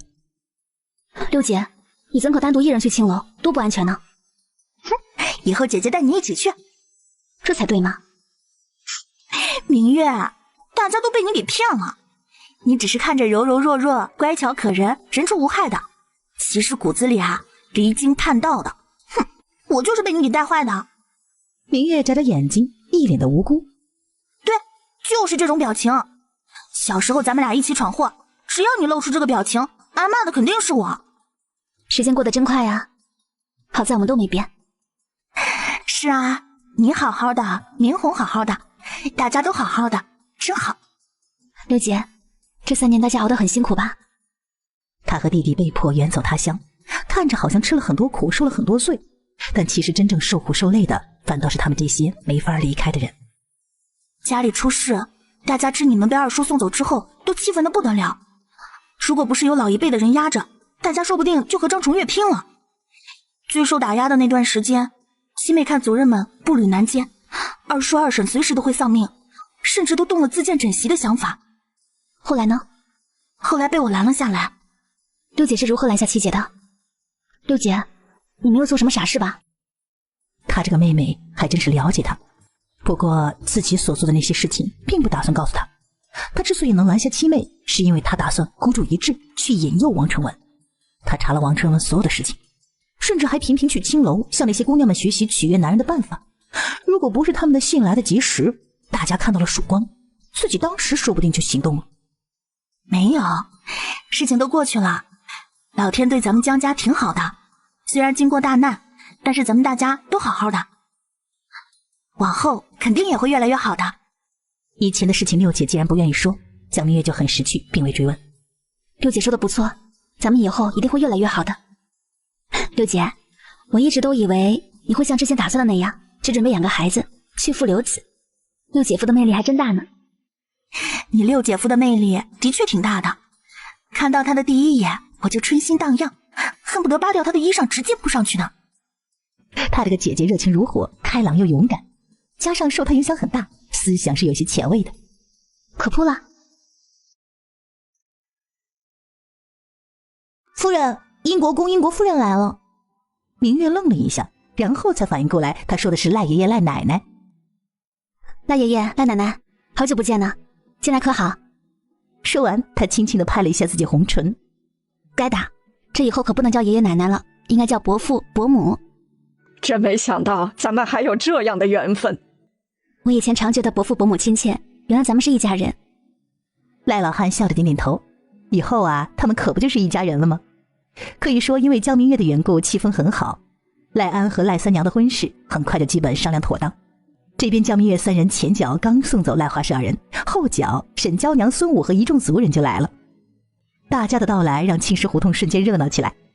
小姨，娟表妹怎么没来？你娟表妹又有了，正害喜，我就没让她过来。这可是一件喜讯，小姨这次来一定要多住一段日子，好好陪陪娟表妹和严表弟。这边的事小娟、小严都跟我说了。明月，谢谢你和明红帮了他们那么多。哎，自家人不说这些见外话了，他们是我的表弟表妹，我自是希望他们好的。镖局那边现在是何情况？在你五叔、爹爹、母亲的帮助下，现我也掌控了镖局。恭喜小姨啦！到了腊月22，宋城回到府中，听到太监的禀告，知道谢氏母女已回了青石胡同。行动吧，将他的一双儿女给我带回来。太监恭敬地应了一声是，却并未离开。还有什么事？谢家这2天很是热闹，咱们的人打听一番后，这才得知谢氏的6姐24出嫁，而她的夫婿这是英国公2公子。这江家竟巴结上了英国公府，当真是好运到呀。不过一个没有出息的2公子罢了，还不值得他关注。让他们小心一点，不要露出了马脚。6姐，你可能见到姐夫？能啊，可是发生什么事了吗？明月点点头，将昨天晚上的事情给三娘说了一番。你是怀疑那些人是冲着咱们来的？你别怕，我去问问。有劳6姐了。姐妹2人分开，江三娘立刻出了门。她回来的很快，身后还跟着2个丫鬟。6姐，他们是？你6姐夫给咱们的丫鬟。我刚走出胡同，还未托暗卫传信，就遇到了你6姐夫。他跟我说，昨日里的那些人的确是冲着咱们来的，拦下他们的也的确是暗卫。张中岳派来的，还是大皇子？大皇子？目的呢？他们目的是为了掳走团子葡萄，威胁姐夫。明月的脸微微一白，呼吸顿时急促起来。如果大皇子真的成功了，他会疯的。别怕别怕，你6姐夫很早之前就安排了人过来保护你们的安全，大皇子的人是不会得逞的。昨晚你6姐夫特意放回去一个人，让他给大皇子带了几句话，往后大皇子想来也不会轻易对你们出手的。刚才那2个丫鬟都是暗卫出身，武功很好，是你6姐夫专门派来保护团子葡萄的。你放心，没人能把他们从你身边带走。6姐，回头替我好好谢谢6姐夫。自家人谢什么谢啊？再说了，保护好你们也是皇上的命令。明月惊讶地看向了江三娘。你6姐夫跟我说，前些时候谢妹夫给圣上的奏折里写到很担心你们的安全，希望圣上能够适当的照顾你们，所以皇上就派了暗卫来。江明月想到谢渊，双眼顿时一红，真的好想他呀。小仙，水军出事了。昨夜子时，水军那里突然火光冲天，紧接着就是阵阵厮杀声。我来时，水军驻地附近河水染红了一片，恐死了不少人。张仲岳终于出手了。龙叔，我知道了，这段时间你先不要打鱼了，回江家庄吧。好。江龙离开之后，谢渊缓缓地坐了下来。他并不怕张仲岳杀人，但他担心的是，他杀的会是赵明礼他们。赵琦、莫将军、王将军、李将军都死了。赵钦、王将军是朝廷派过来的官职最高之人，他有想过张仲岳会对李治出手，但是没想到张仲岳竟这么大胆，连圣上派过来的人都敢杀。李虎将军、赵校尉4人没事吧？他们的反应比较快，躲过了一劫。谢渊闻言缓缓地吐了一口气，现在他已经明白了张仲岳的所有打算。昨夜里他应该是想搞突袭，将李治、赵钦这些人全部都杀尽，重新将兵权掌握在自己的手里。军中死了多少人？应该有1万多人。你来之前，张仲岳是何情况？杀了几位将军后，他将收尾的事交给了孙典，一回6横岛。李虎几人带军讨要说法，被孙典拦了下来，正在进行对峙。九妹夫，你接下来打算怎么办？谢渊沉默了。怎么办？张仲岳的所有的行为让他看到了一个机会，一个能提前几个月解决张仲岳，帮助赵明礼几人掌控整个水军的机会，只不过有点冒险。送走王秀之后，谢渊站在原地，他思忖片刻之后就做了决定，回屋打开箱子，把姜文之前送给他的软甲找了出来，穿在了最里面。谢渊穿好衣裳，走出了房门，将毛子俊和大长公主给的护卫全都带上，骑着马就去了沅江码头。再说六横岛上，我的身体还能撑多久？将军，切莫多思多虑，只要好好休养，慢慢会好起来的。张仲岳缓缓地闭上了双眼，等克制住自己杀意之后，他这才睁开了双眼。未来1月我都要保持清醒，你可能做到？老大夫知道，如果他敢说做不到，立马就会人头落地。从张仲岳病重开始，张仲岳已经杀了5个为他治病的大夫，而自己之所以能活到现在，就是因为自己会审时度势。能，不过将军身体亏空的很是厉害，平日里还是要多休息休息。张仲岳淡淡的嗯了一声，少请。等到老大夫退下之后，解元来了，刚接到消息，你在路上。去吧。是。这段时间他一直都在等着京都的消息，不到万不得已，他并不愿意杀了谢渊。昨天晚上雷霆一击，他一旦成功，即便被谢渊握住了把柄，那也无妨。可他却是失败了，趁着谢渊还未来得及向圣上上书杀了他，此时是他唯一可以补救的办法。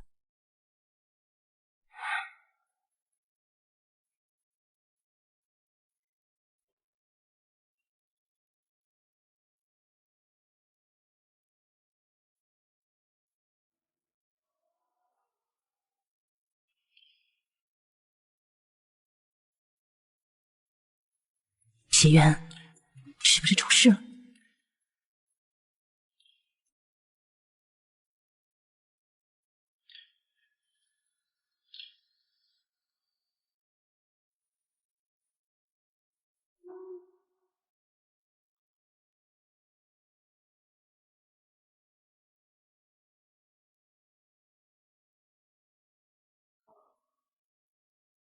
阿姐，可是有什么烦心事？他心里有些不安，和弟弟说一说，说不定会好一些。昨天我做了一个梦，梦到你姐夫浑身是血，受了很重的伤。梦都是相反的，阿姐不要胡思乱想，自个吓自个儿。自从你姐夫去沅江府，我还是第一次做这样的梦。小弟，我实在是有些担心，他会不会出事了？江明月软糯的声音里透着些许的沙哑，这一刻的他看起来脆弱又无助。姐，姐夫一定不会有事的，他会长命百岁，你相信我。想到弟弟是重生之人，江明月慢慢的平静了下来。你说的不错，我不该自己吓自己的，你姐夫一定没事的。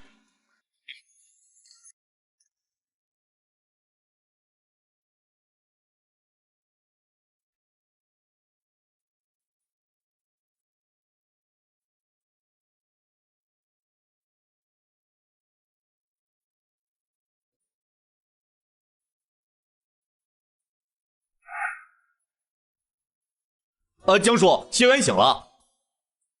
醒了就好，醒来就好。你这孩子，这次真是吓死我们了。对不起，让爹娘担心了。傻孩子，说这话做甚呢？只要你没事就好。昨天接到族人传来的信息，知道谢渊遭到暗杀，受了伤，他吓得魂儿都飞了。如果女婿有个3长2短，他的明月该怎么办呢？这一夜他都不知是怎么熬过来的。小渊已经醒了，你也该放心了。族里那边，你回去和他们说一声，省得大家担心。好。沈冰心叮嘱了女婿几句，起身急匆匆的离开。等到屋内只剩下了姜文、谢渊，你这次也太冒险了。我也没想到张仲岳竟真的敢杀我，我以为他应该知大势已去，会主动和我谈谈，没想到他竟还想补救。病虎临死前的反扑最是可怕，他若知你还没有死，恐还会出手。我去请些人过来保护你。岳父不必忧心，我都已经安排好了。汝州那边派来的大军应已在路上了，张仲岳活不长了。这次他再无翻身的可能，我也绝不会再给他伤害我的机会。昨日里，谢渊的肩膀上、腿上虽然中了箭，但是没有拔剑之前，他并没有昏迷。他强撑着，先是给圣上写了一封奏折，交给暗卫，叮嘱他们以最快的速度送往京都。二呢，就是写信向汝州求援。宋然离开元江府之后，并没有远离，而是一直围绕着元江府在打转，在暗中的帮助他。年前张仲岳那般的平静，二人就预感年后他必须有行动。二人甚至没有商量，宋人就很有默契的去了汝州。下次不可再如此莽撞，你现在并不是孑然一身，有妻也有子，以后无论做什么事，都要先为他们想一想。谢渊想到妻子，又想到自己的一双儿女，心中柔软了一片。这是第一次，也将会是最后一次。往后，我也绝不会再拿自己的生命冒险。你明白就好。阿爹，我已经醒来，且已写奏折，将元江府之事上书朝廷。往汝州求援之事，还望你尽快帮我宣扬出去。好，你刚醒来，身体还很虚，休息吧。谢渊嗯了一声，闭上了双眼。这次虽然有些冒险，但是一切都是值得的。如果他不冒这个险，恐怕还要和张中岳斗上几个月，而这几个月，他这一边和妻子那边什么事情都可能发生，风险极大，他等不及了。而且他和明月孩子们已经分开了大半年，他想他们了，很想很想。孩子们的童年就那么几年，他想陪他们一起长大，不想让自己成为只是他们记忆里的阿爹。昨日里，谢渊一身血的被抬了回来，许多人都看到了。经过一夜的发酵，此事已经在元江府传来。中午，六横岛上，张仲岳听到张仪的禀告，朝他挥挥手，示意他可以下去了。而等张仪离开，鲜血随着从张仲岳的嘴角慢慢的溢了出来。张仲岳以雷霆手段出其不意，杀李知几人，是为了重新将兵权掌握在手里。后面杀谢渊是不想自己做的事情立刻就败露，只要他们死了，即便朝廷会怪罪，他也可以用半辈子的权势去摆平余波。可张仲岳没想到的是，每一次都差那么一点儿。他知道这一次他是真的大势已去，朝廷绝不会放过他，而且还会祸及族人。他有些吃力的坐起来，缓了缓，然后慢慢的站了起来。他气喘吁吁地打开了暗格，将早就写好的请罪的奏折拿了出来。没有想到最后还是用到了他，希望圣上能看在他献上的这东西的份上，饶他们张家一命。你醒了。谢渊嗯了一声。大夫说你失血过多，需要吃些补血的，我让灶房煮了红枣莲子粥，你喝一些吧。好。谢渊喝完粥，看了几次欲言又止的毛子俊，轻轻一笑。你要是觉得愧对于我，咱们就将之前签的契约改改，你再多保护我几年如何？不必改，以后我这条命就是你的了。你家里人能同意？我爹娘说了，你是个好官，而且是一位大有本事的好官，让我跟着你谋一个正经的出身。你呢？你这人虽喜欢使唤人，但做的菜却是真的好吃，而且你还救了我的命，我认你这个朋友。谢渊如果不是替他挡箭，也就不会受那么重的伤了。你也不必太过感激我，你知我穿的有软甲，且在那种情况下，只有救下你，我们才能活，我没得选。如果下次再发生这种事，你不必救我，能跑就跑，你的命比我值钱。你说了我们是朋友，我又怎会丢下朋友独自逃生呢？他顿了顿，看着感动的眼眶微红的毛子俊，以后我的命就交给你了。哎，再帮我端碗粥来，没有吃饱。好。谢渊望着离开的毛子俊笑了笑，从此以后他们全是绑在一起了。阿姐，你去哪儿了？我去上清观了，对不起让你担心了，以后若我出门一定告诉你。焦明红闻言也知道姐姐去上清观做了什么。清晨我去了一趟英国公府，向六姐夫打听远江府的事。焦明红将从莱安那里打听到的消息告诉了姐姐，知道大长公主还派了护卫保护谢渊，焦明月瞬间安心了不少。阿弟，谢谢你，现在我心里舒坦不少。哎，快躺下，别乱动，你我之间不必讲究那么多的虚礼。谢姐夫。来的路上，我也听说了一些元江府的事，李治将军、赵钦他们都死了。谢渊点点头，温声向宋人讲述了起来。少顷，我去一趟六横岛。可，我让我的护卫毛子俊陪你一起去。这种时候，宋人是最适合见张仲岳之人。同样的，他也知道张仲岳要放权了，就是不知他提出来的条件是否如同他想的那样。